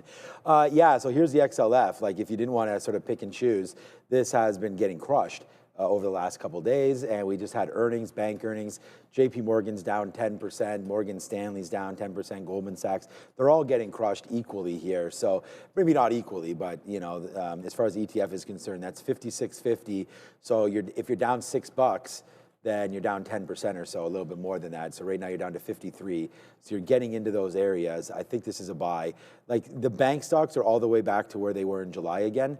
So yeah, must be some kind of a buy heading into 2026. I mean, it was all the rage was XLF and whatnot. Everybody talking about this is the year of the banks. Actually, Joey Smalls chose JP Morgan as one of his picks, and that's been a dumpster fire since we made those picks as well. So yeah, it has not been a good movement there. What day did we make those picks again? January the... I have no idea. So we made them last Monday, I believe. So that would be January. It was oh my God, my brain's dead. That would have been 12th. January 12th. Maybe the 12th. Then. Yeah, so there's January 12th right here. So this is January the 12th. Obviously, I think we did it at the end of the day. So wherever that was at the end of the day. So right here, 324 down to 290. I mean, I still own the stock, so you know, it's to me, it's a great pick, but that has been getting hit to the downside. So, you know, take some love here for the bank names. Money, money, money, money, money, money, money, money. Let's go. All right, Intel at day's low again. Yes, sir, man. We keep on saying this. We sort of coined here, traders going to trade. We just went short. Like the minute that Intel, we lost the bid there. We were long on Intel early, a long, and then it lost the bid. And then it was just like, you know what, man, we're nowhere near VWAP. We're nowhere near this thing. This stock is a dumpster fire, and just glad that it's continued. You know, you got to reward yourself when you're winning. And there it goes, right down to the downside, 44.45 right here. It's freezing cold, but we are now 50 minutes away. Go home. We're going out for a date night. My kids will be hanging out. They'll do their thing. We're going out tonight, so Where you guys we're painting the city tonight, man. So I can't tell you the exact restaurant. You know, I don't need to blow that up. I'm but, going to Rodney's tonight. We're going. Okay, good. It's freezing. Is Rebecca going or? Cold. No, my wife's actually, there's a conference she's going to be heading to. Yeah. So she's packing and whatnot. I'm going out with, the buddy I always go. Yeah, of course. Yeah. That So we're going to be some hanging seafood. out. Get some seafood. Get some chowder, which is my go-to. I love New England chowder, especially if it's freezing cold. Get something nice and warm. But usually you have a bourbon, and well, can't get good bourbon in the city anymore. No. You seriously like. Yeah, I know. It's unless someone has it. Yeah, unless you just have it in stock. Stockpile. Basically, everybody is out of bourbon because of what's going on between Canada and the U.S. It's. I know that's not the biggest of issues, but like it's kind of annoying. Is what it is. Yeah, I don't drink enough for it to matter. And no, to New York Cent, we're not saying goodbye. We still have 50 minutes to go. Oh boy. Yeah, we're not saying goodbye just yet. No. We still got. It's only 3:10 right now. Wow, silver just went upside again for us right there. Wow, this stock is just booming right back up to the highs one more time. It's hi ho. It's off to work we go. It's silver making new highs right now. What a stock. I just started trading this SLV. Talk about late to the game here. Just started trading the last couple of weeks, and silver's been a great addition to the show for sure. There, SLV, and thanks everybody for your help. Looking at that and talking about it in the chat. And there goes the market as well. Wow. Are we cooking or what right now, man? We've got 3 very active, aggressive names. If you guys are here looking for, trades, this is what we got, man. Intel, silver, and the NASDAQ. These are 3 of the biggest names, 3 of the biggest things right now in the market. We've got the short on the NASDAQ, we've got the long in silver, and we've got the short in Intel. It's just turning out to be such a great afternoon. Everything's working. Often this is not the case. So I don't know. I kind of want to sit on all these, but the futures just went down to lows again. So let's see if we can break a little lower now and see what we wind up doing. Maybe we just sit on our hands the rest of the day. I know I keep saying that. That's how I roll. I mean, the way I see it, this afternoon's been pretty, IBIT trend broke and then just slid all the way down into VWAP. It's bouncing, so let Clean Spark be next. I've got my trend line, so I know where I'm getting out. Now it's a play into VWAP. It's stair step down. I'm getting out when it gets to VWAP or breaks the trend, the way I see it. But that being said, I said this in the chat to somebody else that was asking about this afternoon. They're like, Intel's a trend break. It's going to reverse to the long. Would you look at it? And my response was, it's not the kind of. Here, actually, do I still have it up? So it's not the kind of trend break that I like. To me, one of the distinguishing things for a trend break is you would like it to be a not parabolic but a hefty move down. Not this really slow grinding move down. If it's a slow grinding and it's the entire day, fair enough, but that's not the all-day trend. It already broke the all-day trend and failed that. It's a very slow grind, and it was probably in here that they were arguing it did. And I said, well, it's also the kind of day where I've traded 7 stocks and 3 are green and 3 are red and 1 is flat and I am flat. So just kind of let what works work and don't necessarily overtrade. Now, that's the way I want to look at it.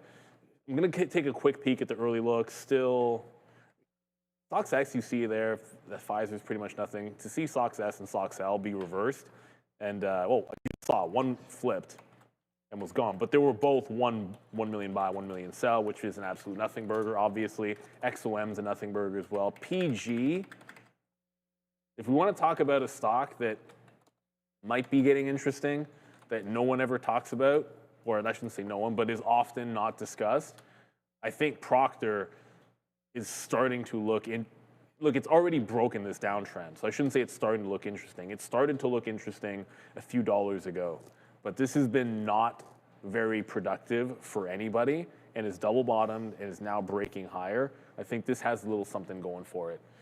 PG. That imbalance shouldn't do anything to the stock. I think it's pretty useless for sure.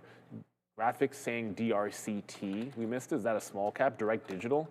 Yeah, it was in our watch list. Oh, this one. Okay. Yeah, this was man, these Friday charts, man. Friday charts. This one would have been the example of what Luis talks about when he comes on, where it's great if you're long early in the pre-market, but it's the perfect example. Makes the high in the pre-market, fails the lower high after that, and then their edge is effectively just shorting after that. So it popped up here on some actual volume, but I think his stat and his edge was, he said, like 60% of the time on these types of things, they end up closing underneath. That doesn't necessarily mean you would short it here, but when they fail at the open, that's your chance to jump short. That's about as perfect as it gets, because right at the open, it ticks VWAP and then goes down, consolidate, drops down. Structurally, very, very good. Maybe it's a breakout for you this afternoon. What does the daily chart look like? Oh, reverse split special. Hate these. Reverse split, tank, reverse split. You know what usually happens next. So enjoy the run while it lasts. This is a habitual line stepper. Yikes, that's a really bad looking daily chart. So enjoy the ride while it lasts. Don't get caught in the offering or the inevitable. You know what happens next. I think we've all seen it. Great stock if you're able to catch those bottoms and day trade it here. But the swing trade on those is very, very perilous. Well, I'm just going to hang on. If we trail out, fair enough. But I'm waiting for my VWAP here. I see no reason to get out until we get it. Yeah, like, I'm just getting out for profit everywhere. Like, there goes SLV. Like, now that is almost $1 and keeps going higher and higher and higher and higher. So I don't know. What's gold doing today? Let's go have a quick look at gold. All right, up 1.4%. So the silver metal that's shining right here is silver today. Let's check out what copper's doing, COPX. We can have a quick look over there as well. Thank you, MF Dane Generous. We're trying to go. Copper up 5% as well. So that name just keeps on going. Wow, like, I don't know. I've chosen silver as my weapon of choice over the last couple of weeks, but copper could definitely have been something similar as well, as that continues to climb higher. Only 4 million shares there, as opposed to GLD is 18 million. And then silver's probably, I have no idea, 120. Copper's not doing volume. No, yeah. No, I mean, this is 120 million. So this suits my style basically perfectly. Right there. There goes silver, man. Absolute monster. All right, what's Tesla doing? Tesla's always a sleeping giant here as well. We can have a quick look and see what names you guys are pumping through on the stock visualizer. It looks like, I mean, I told you, I'm in all these names here. Like, we've got Intel, not all of them, obviously. There's Intel right there. All right, Netflix is a nice day, man. Up 2.4% today. All of these names look like they're green. The only one here, SanDisk, red. Tesla seems to be fighting the good fight, but maybe potentially losing it, as they're only down 0.3. Microsoft's had a pullback. That was up 5% the last time we checked. CoreWeave, what's up with that one? Maybe near $100. Yeah. You know, I hope Sidhu just rips right there, because we had a violation on our picking. But there goes Sidhu, Cydia Space. That was what day did we say? A short, the 12th. That was a short for Obi right there. And it's kind of funny that he chose the short in the space sector. Like, why that? Space is, yeah, we'll have to ask him. No, I'm just playing around. I don't even know what price he's short at. So that's a nice move there. Silver up 6. Okay, we just talked about that. Microsoft, I mean, it's really nice to see Palantir where we are right here. 169. I mean, it does break through that 170. It gets as high as 172 today. That's PLTR. So we're gonna have a look at that stock as well later on. But I think it's SanDisk. I don't know anything, but what is AUST? We can have a quick look at that one. Yeah, there goes Tesla. That's a gold company. Oh, is it? They were talking what did I about do? What did I do? They were talking about it in the midday. Well, I only know because while I was like eating lunch or something, I might have heard Sharif mentioning it. That is a Christmas tree retracement for AUST. AUST. Yikes. Wow. Well, we'll see what happens when you lose VWAP on a small capper. It gets nasty, nasty, nasty. All I was saying about Sidhu is I was just curious as to why this stock, as opposed, like, there's a million small cappers which had just gone parabolic that you could take. I'm just curious why he picked on Sidus. And the space stocks. He's just going to say the chart looked great, but come on. No, well, I was joking around like beyond, because you could have had beyond. I think it was at exactly $1, which is why that one would have been funny. But I was just like, that wasn't what we were doing.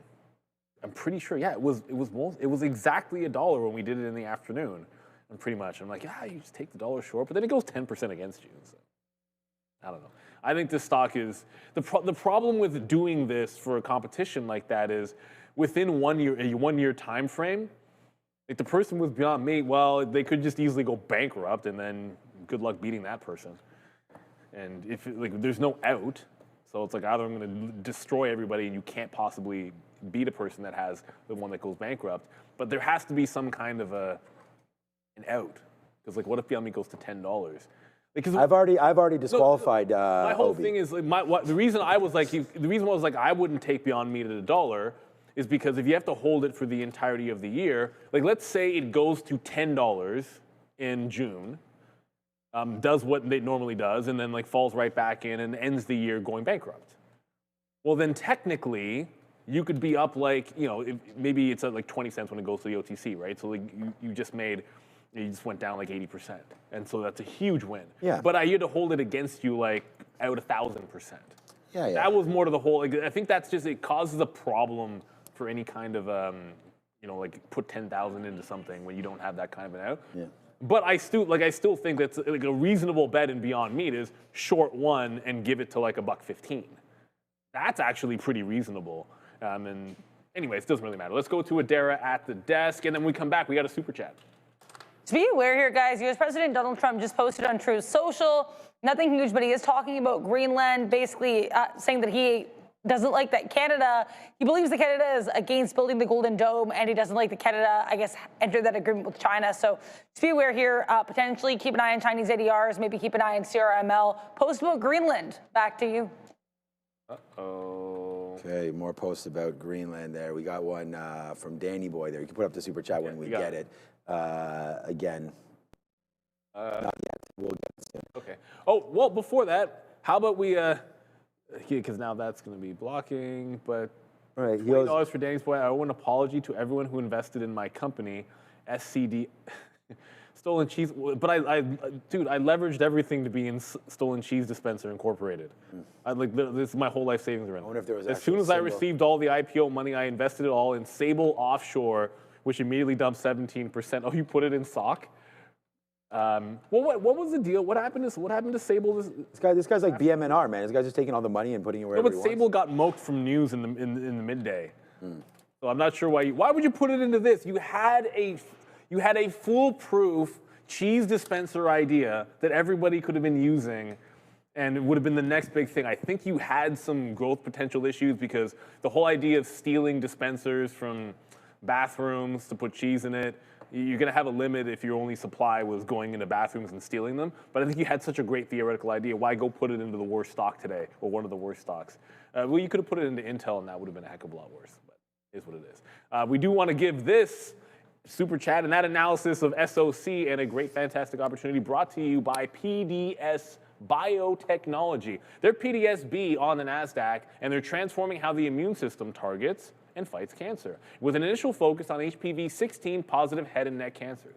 HPV-16 can cause head and neck cancer, and more people are facing these high-risk cancers than ever before. HPV-16 positive head and neck cancers are projected to become the most common type of head and neck cancer in the U.S. in a few years. You can learn more at www.pdsbiotech.com.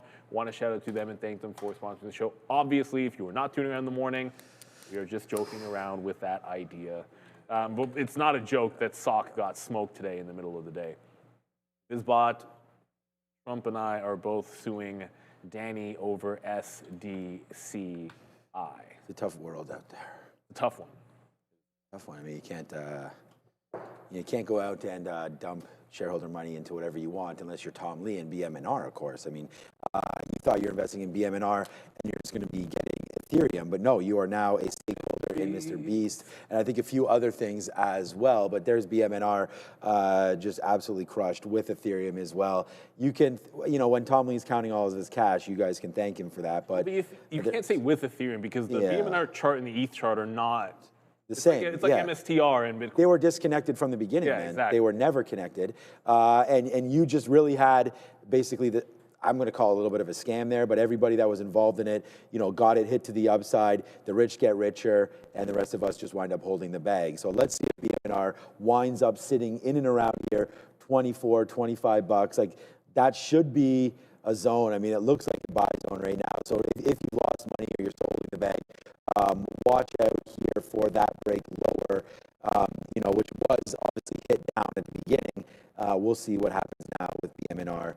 And I'm just, I hope that you guys are short, actually. Underneath the 50-period moving average, this one, BitMine right there. Do your research. If you go back, that sorry, stuff. you have that wow, daily chart up a silver's quick still second? going. Yeah. I just wanted to show. So go back to that. Go back to the low in November. Yeah, this right here. Yeah. 25. Yeah, like November, if you look at it, like look at the difference between that and ETH. So like you have that same bottom, it's downward sloping into that low on BMNR. On ETH, into the same support, it's upward sloping.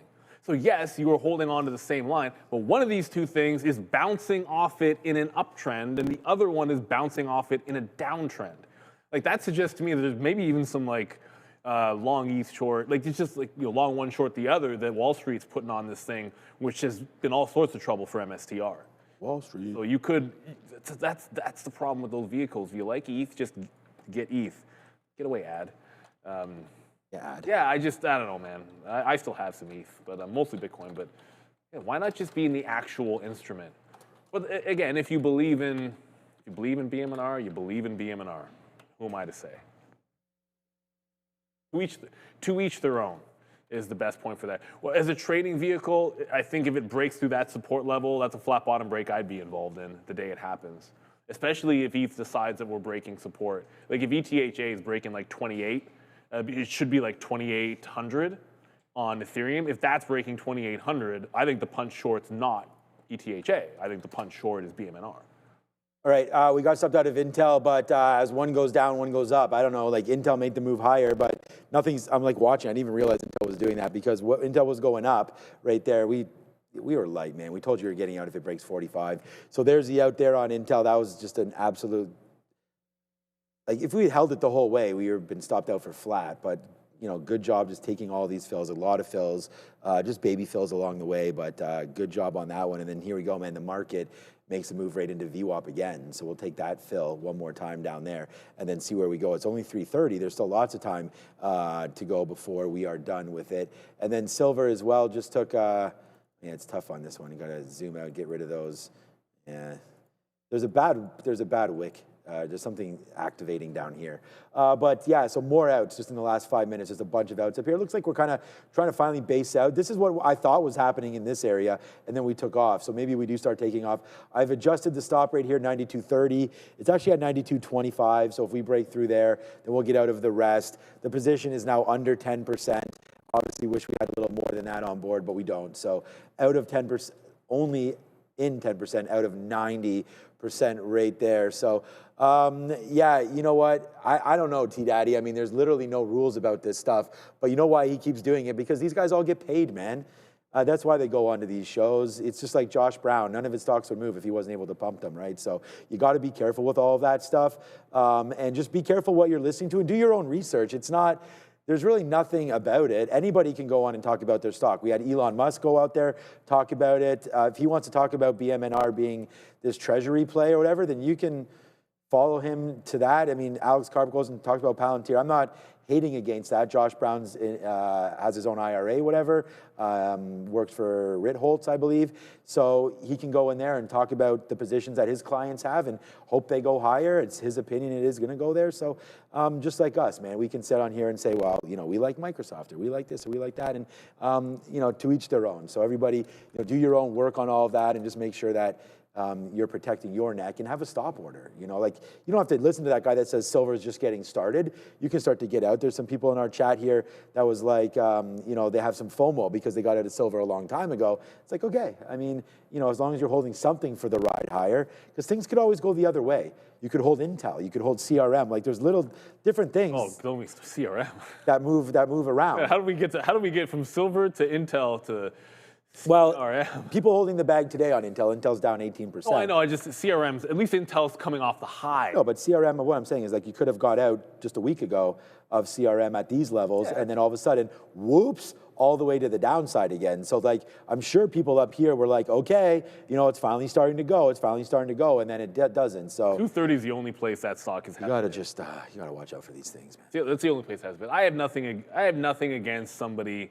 You could, like, here's like, what do you expect somebody to say if they own the stock? I think it becomes a difference if somebody is actively selling or getting out of or covering as they're pumped. Like that's where I would take issue. It's like, okay, well, if the whole time while you're saying you love something, that's when you're getting exit liquidity. I mean, do we know if he's still in? I don't know. Like, I don't know enough. I'm sure that he was doing that. I don't know enough about it. Like, I just when it comes to the like, I have nothing against Michael Saylor. Like, I own Bitcoin. I'm not a believer in MSTR. Like, I just I can like Bitcoin without having to believe what he believes.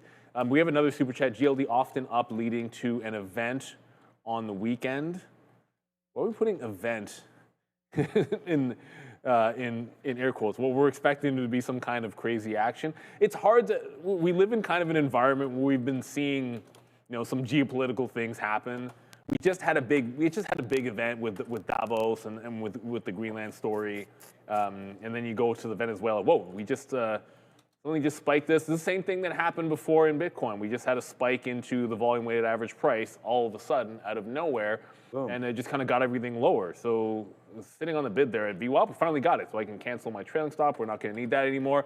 Okay, so that worked out, and I just lost my train of thought. No, I don't think we're expecting an event. It's just that there's headline risk, it seems like every single weekend. So if there's headline risk, shocking things, and the metals are the safe haven play, then that makes sense that they would be bullish on a Friday. Like, that's risk off for those would be to the upside, right? Instead of to the downside. You don't sell, you'd be buying that protection, I suppose. That makes a lot of sense to me. We're not expecting anything over the weekend. You just never know. No, you never know.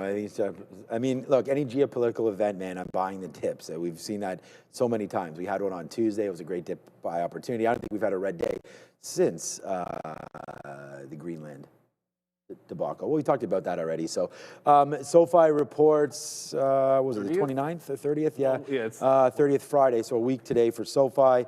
I like the stock. I really do. This would be, like, it's too bad J&J's not still, or JPM's not still high, because I would almost sell that and buy SoFi at some of these levels. I think SoFi's going to have a bang-up quarter, man. I mean, Robinhood's getting hit, SoFi's getting hit because Bitcoin's going to the downside.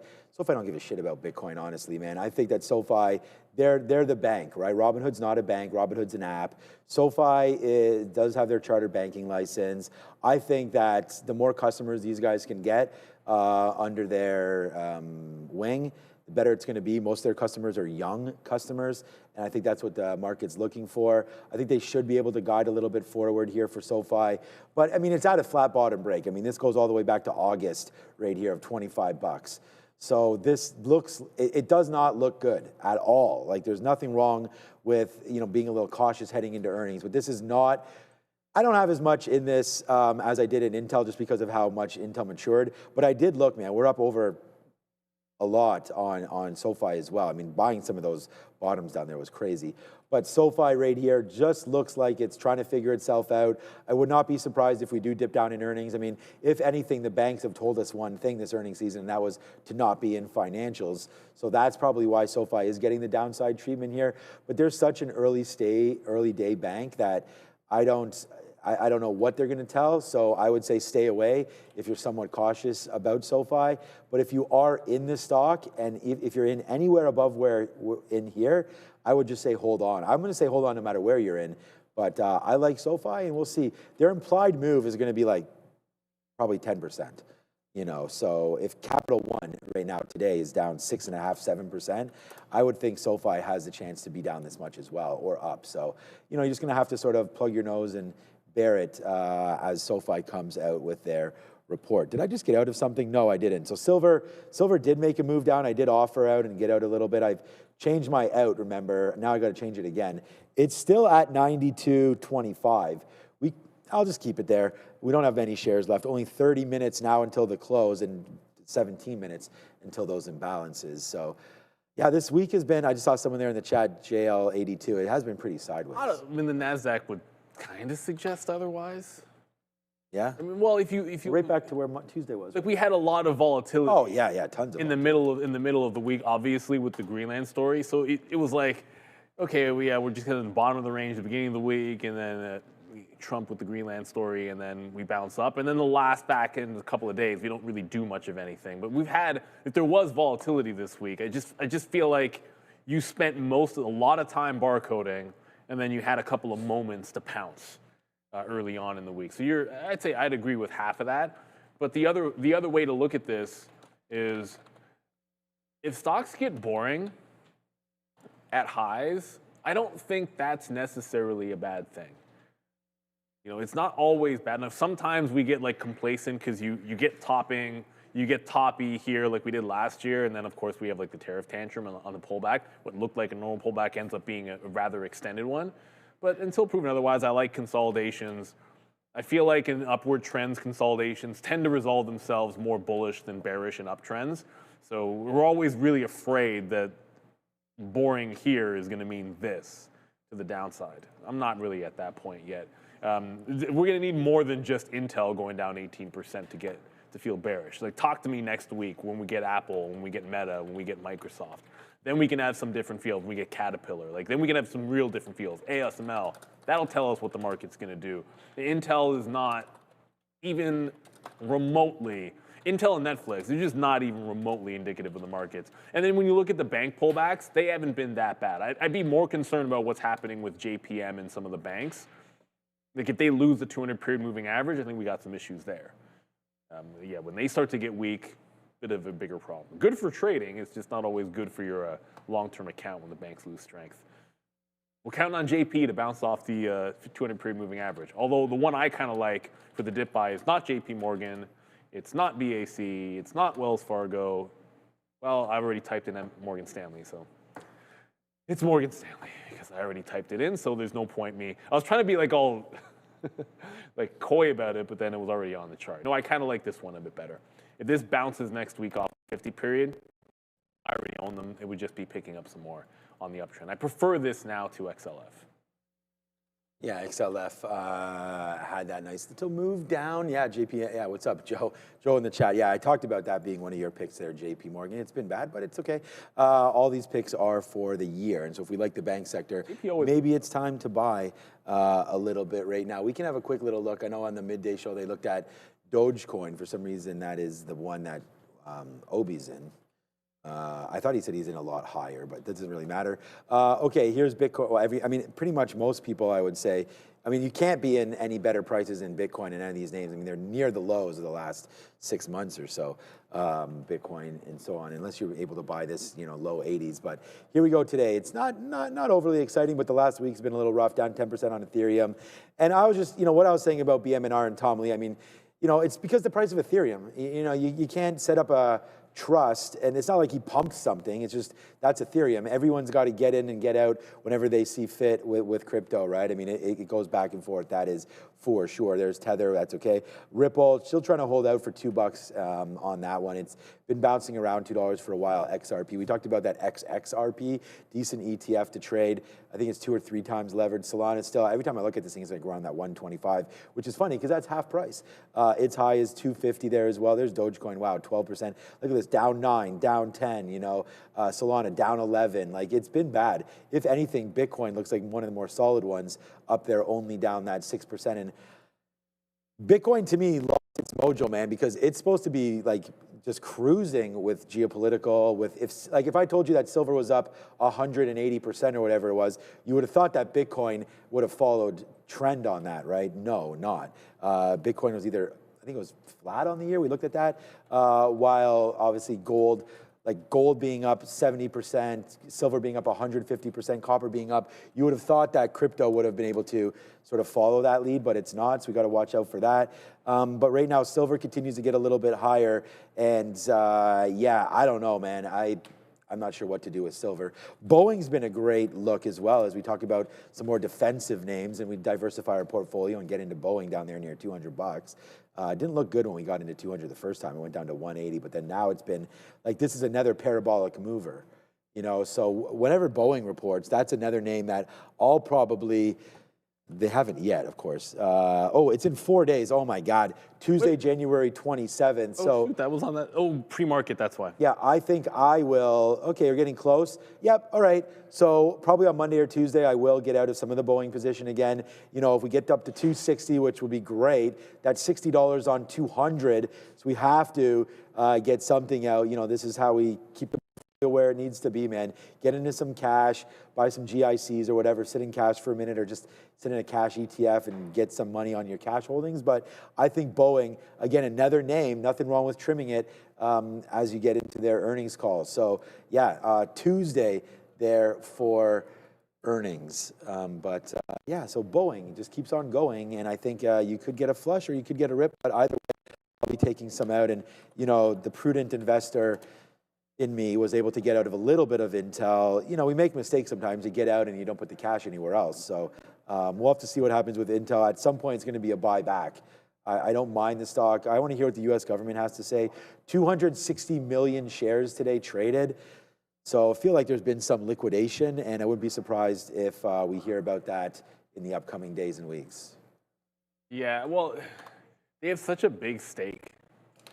Like, so they have 10% of the company. The next big, like BlackRock is like 8%, and we could look, BlackRock and Vanguard are like the biggest shareholders of everything, so that's not that big of a deal. But they're like, BlackRock and Vanguard are both in the 8% range. So for the U.S. government to be at 10 is intense. It's insane. Like, how could they not be ringing the old register? Like, you think Donald Trump's not like, oh my goodness, look at that return. We got 200 and whatever percent.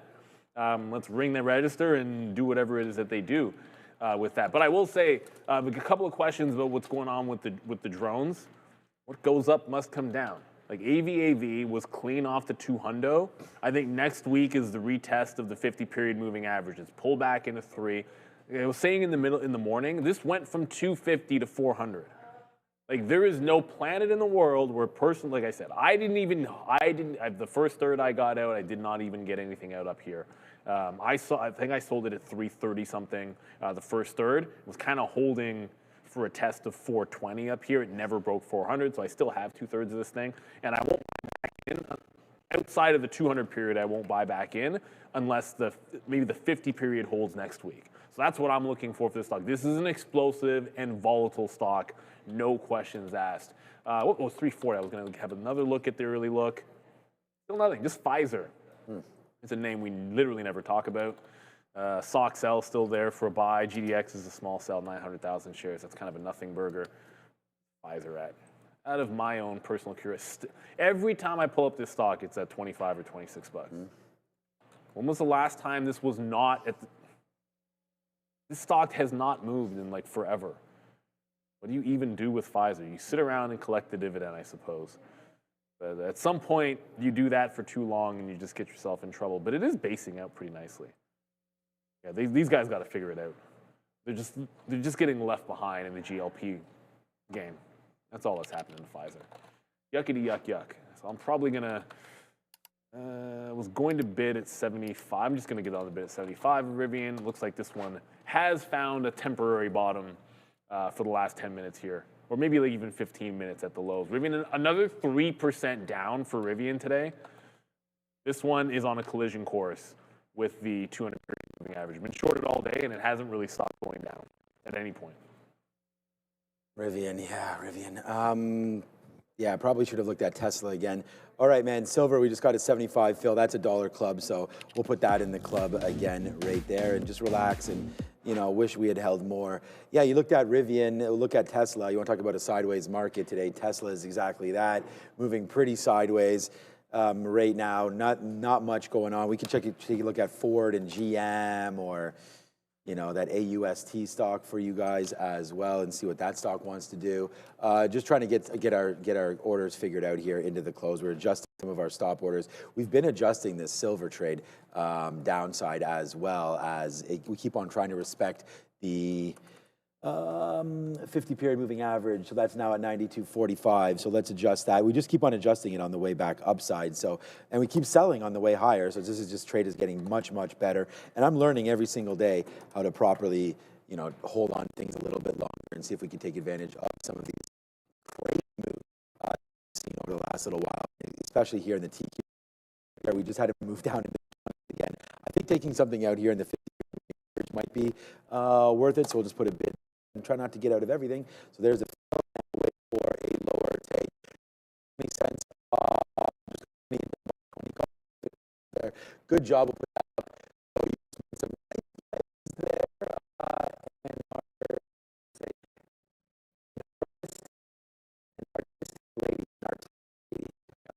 lady, they're just on Intel 20. So nice move. Yeah, I think if you're going to go on Intel, you might want to extend like that. I think the March is probably a good job there. I don't know. Give yourself some time. Yeah, give yourself a little bit of time there just in case. But yeah, good job there, Artistic. Looks like you've got it there with your options plays. So yeah, there goes Intel back up through 45. We did really well getting out of this one near the lows. Took advantage of some of that price movement today and was a good one today for Intel. We said that that break of 50 was going to be a hero trade, but unfortunately it happens yesterday at 5 o'clock. And there we go, man. Palantir moving into the close. Some people saying that's good. Not to talk, we always talk about silver. What about Robinhood? We had a little talk about SoFi there. I know Joe's in the chat as well. I know he likes Robinhood. I like Robinhood too. I just think that it's just near this area. For all of these names, just like a SoFi, it is, all right, get rid of that. Look at the 100 level on the daily. Yeah, exactly. So that's what we've been looking at. We called 99 a while ago. It looks like that's gonna play, but yeah, right now, waiting for Robinhood to come out with some reports. I don't think the tokenization of anything solves anything, but you know, they want to tokenize some stocks. I think that'll allow them to do real-time settlement. It'll allow you know, easier partial shares. I don't think that's a game changer. If anything, I think if you're buying on that, that's not good. Let's just wait to see what the fundamentals are, right? It's better for us than it is for them. Think of it that way. Yeah, I think that's a good point. Like, I think us is in like the trading community. Yeah, yeah. I think it's I don't know what to think about that technology, but yeah, Robinhood up 1.5%, so it's actually bucking the trend today, right? So out of all the banks continue to fall down, you know, the name that I might like the most heading into this year is Goldman, because and like Morgan you mentioned, these guys have a lot of hopefully tailwinds with all the mergers and acquisitions and IPOs that are slated for this year. Morgan Stanley and Goldman Sachs. JP Morgan, it's actually, I just trailed out of Rivian. It looks like it's making a minor bounce here. Hey, my Rivian chart has these crazy wicks up here too. I don't know, there's something going on. But no, JP Morgan is making bank regardless of how this Warner Brothers deal works out. It doesn't matter who gets him. It does, as long as there is a deal. JP I thought they're only making 150 million or something. Yeah, but still, it's like. But that's what they make a day. Yeah, but it's the business that they're in. Yes, of course. That's like why we love it. As long as there continue to be big deals, they just have this like. It's not a monopoly because there's a few of them, right? But at the same time, it's like any IPO. Well, who do you think's the underwriter of every big IPO? It's the same. It's always like 2 or 3 of the same names. Who's behind the next big deal that happens? Like who's gonna bank from it? Like the next time when Pfizer finally figure out what position they want to make in the space, well, who do you think is gonna make money off of that? They did. Pfizer bought whatever that GLP. Yeah, well, I'm using it as an example. Yeah. It's just all they do is print money. At some point, I always think the banks are a dip buy. Like the only thing that that's not fair to say because there's other stocks that I bought and never been out of before. But I can say I've never bought a bank in my long-term account and ever completely gotten out of it. Even when I hated TD Bank for a while, I still held on to a good piece of it. Yeah, we got the dividend there. Yeah, it's just like they're just so solid as a part of your portfolio, generally speaking. Like I might prefer one a little bit here or there, maybe I'm buying a different one, but I ain't never getting out of all of it together. Because whenever I look at like the monthly chart, I'm just like, how could I possibly sell all of this? It makes no sense. David, a couple of dates to keep an eye on: February 20th and March, Friday the 13th. Oh, we got a Friday data. Well, we just got a good GDP number. It wasn't over 4.5%. Oh yeah, back to back some good GDP. 4.4 or something like that on that. Does the market actually care about Friday the 13th? Is there? No. I think it's the other way around. I actually think Friday the 13th is awful. What we all think. Yeah, I think it's actually one of the good things. Why February 20th? Just out of curiosity, I saw. I think I wasn't saying that's a GDP or. Oh, February 20th is the GDP. Yeah. And then March, Friday the 13th. Okay. Okay, makes a little bit of sense there. April 20th, would you care about? Yeah, April the 20th. Buy Tesla on April 20th. 20th. 420. Yeah, Wall Street has left for an early lunch there, TPS report. I think you are probably right. We'll put that up as well, right there. I think you're probably right about this one. You know, the only thing here that I'm looking at right now is silver. There we go. Silver now officially $1 in. Now we're at 81. All right, let's just get some out at 81 then. Whatever, man. We're now 1 minute away from these imbalances, so they'll come out. Silver probably will move. I mean, silver always has something here. I'm just going to get rid of the broker side of this, and then just get ready to show you only New York, only Nasdaq, and Amex, and boom, very, very soon here coming out on SLV. We should be able to hit that in just a couple of seconds. Yeah, other than that, man, the Nasdaq.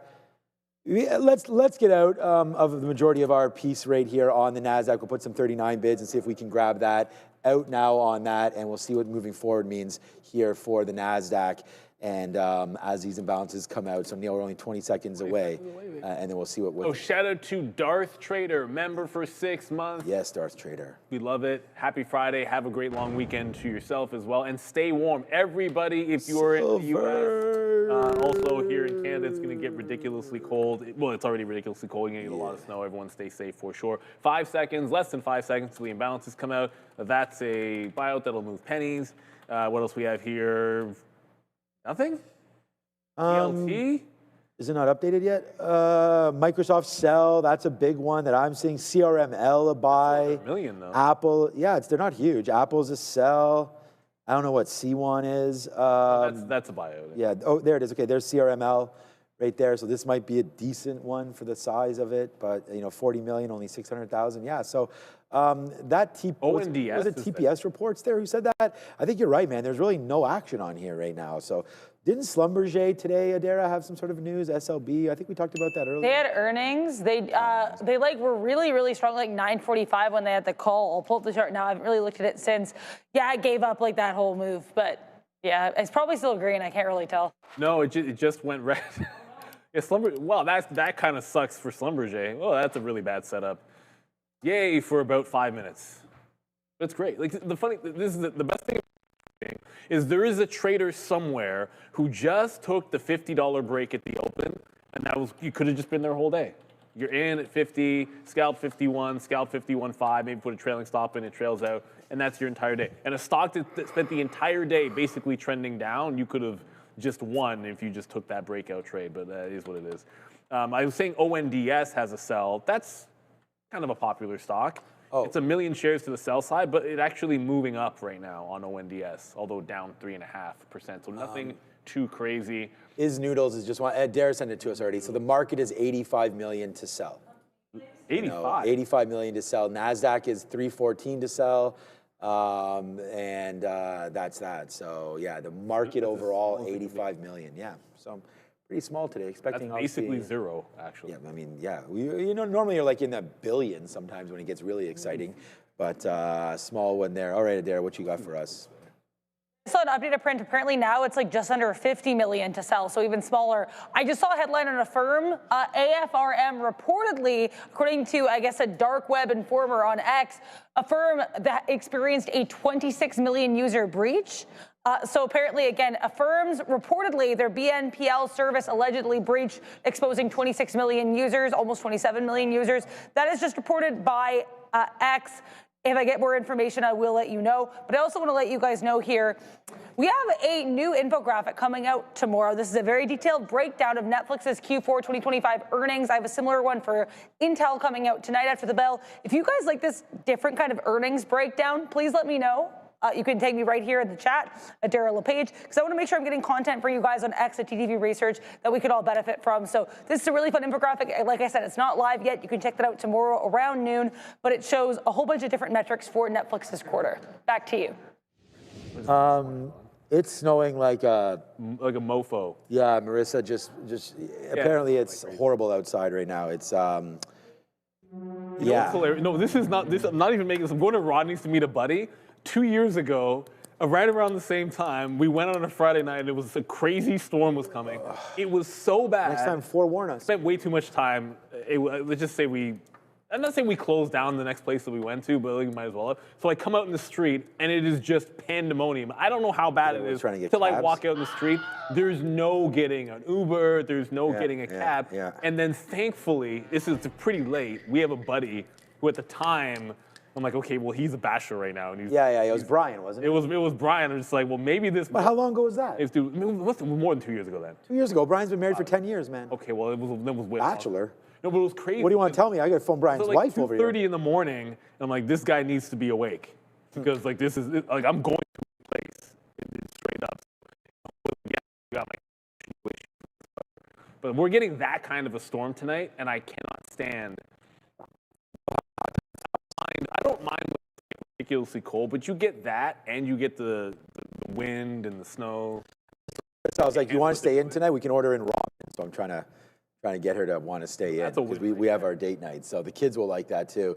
It's funny, like my son won't eat any vegetables, but last night, sushi, no problem. He'll eat the raw salmon on top of the rice. He'll eat everything, but he won't like broccoli. No way. No one, But if it's inside the little rolls, he's all about that. All right, no matter where everybody is this weekend, make sure you do have a good time. And I'm feeling very, very lucky that fireplace. yeah, we do have, the ability to be at home with loved ones, and I just hope that all of you guys have the same experience and stay warm and stay inside, and we'll be back on Monday no matter what. We're here every single day. The market is open, even when we can't, shovel out of our driveway, we're still coming in every day. I want to say shout out to Ramin who came in today. Shout out to Andre, everybody that's in the back there. Fabian, how's it going, my friend? And Dara, Sia left already. Sharif's gone. They're chilling. Joe's coming back on Monday, Joe. -40 with the wind chill? Hold on a second. Where? There. Maybe Who's got -40? Probably we do, bro. Why would it not be us? Right now, it's supposed to be -50 this weekend. Right now, -40 is a problem. Look, my phone just says Toronto. There's the stuff from Apple. Thanks, Apple. I will close that and reopen it right now. Yeah, no. Dad's it just feels like -22. That's Celsius, so it's not -40 here yet. And that's of course 30 degrees is 0. So right now we're at -13 Celsius. I have no idea what that is Fahrenheit right now. Because it's not. Apparently, it's not that bad in Halifax, and they're coming back today. The snow that's coming on. I don't like broccoli. No, I like broccoli. I don't like broccoli. No, no. Ramin usually comes over here Fresh with like broccoli is chocolate good. or like some cookies or candy.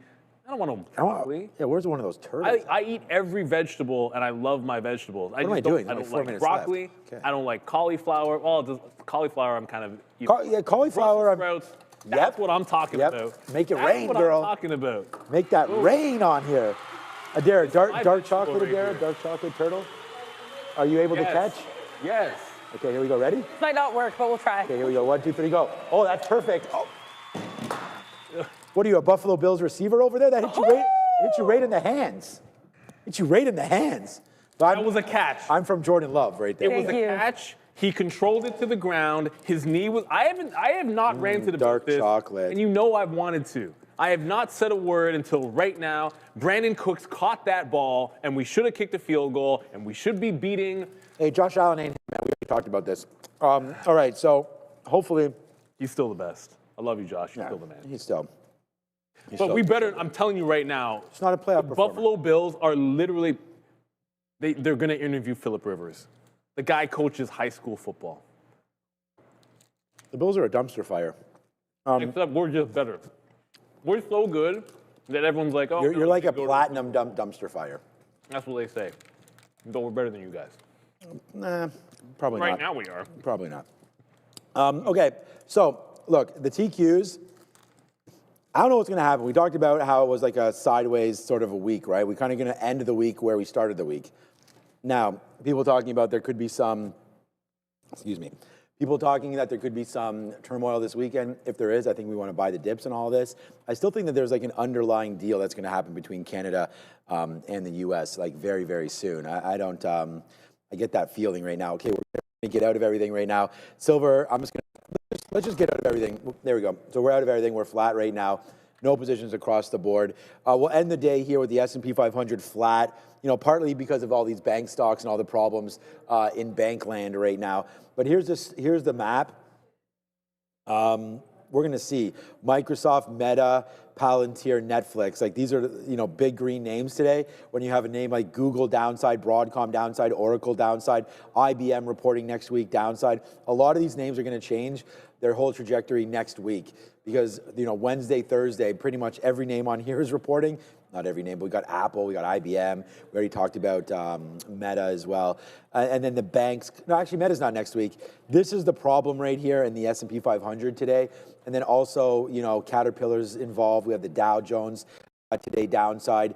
And then in healthcare as well, a big part of the Dow, a big part of the S&P 500 downside. When energy's up, energy is such a small percentage of the S&P 500 right now that it's not really going to affect it so much, right? But energy, nicely printing there. We did have someone in the chat mention, watch out for Iran this week. There could be some news coming out of there, so we'll have to pay attention to see if anything goes. And that would maybe help out the silver trade. That's still going higher right now into the close. So, we'll hold out that everything's cool. Davos is now behind us.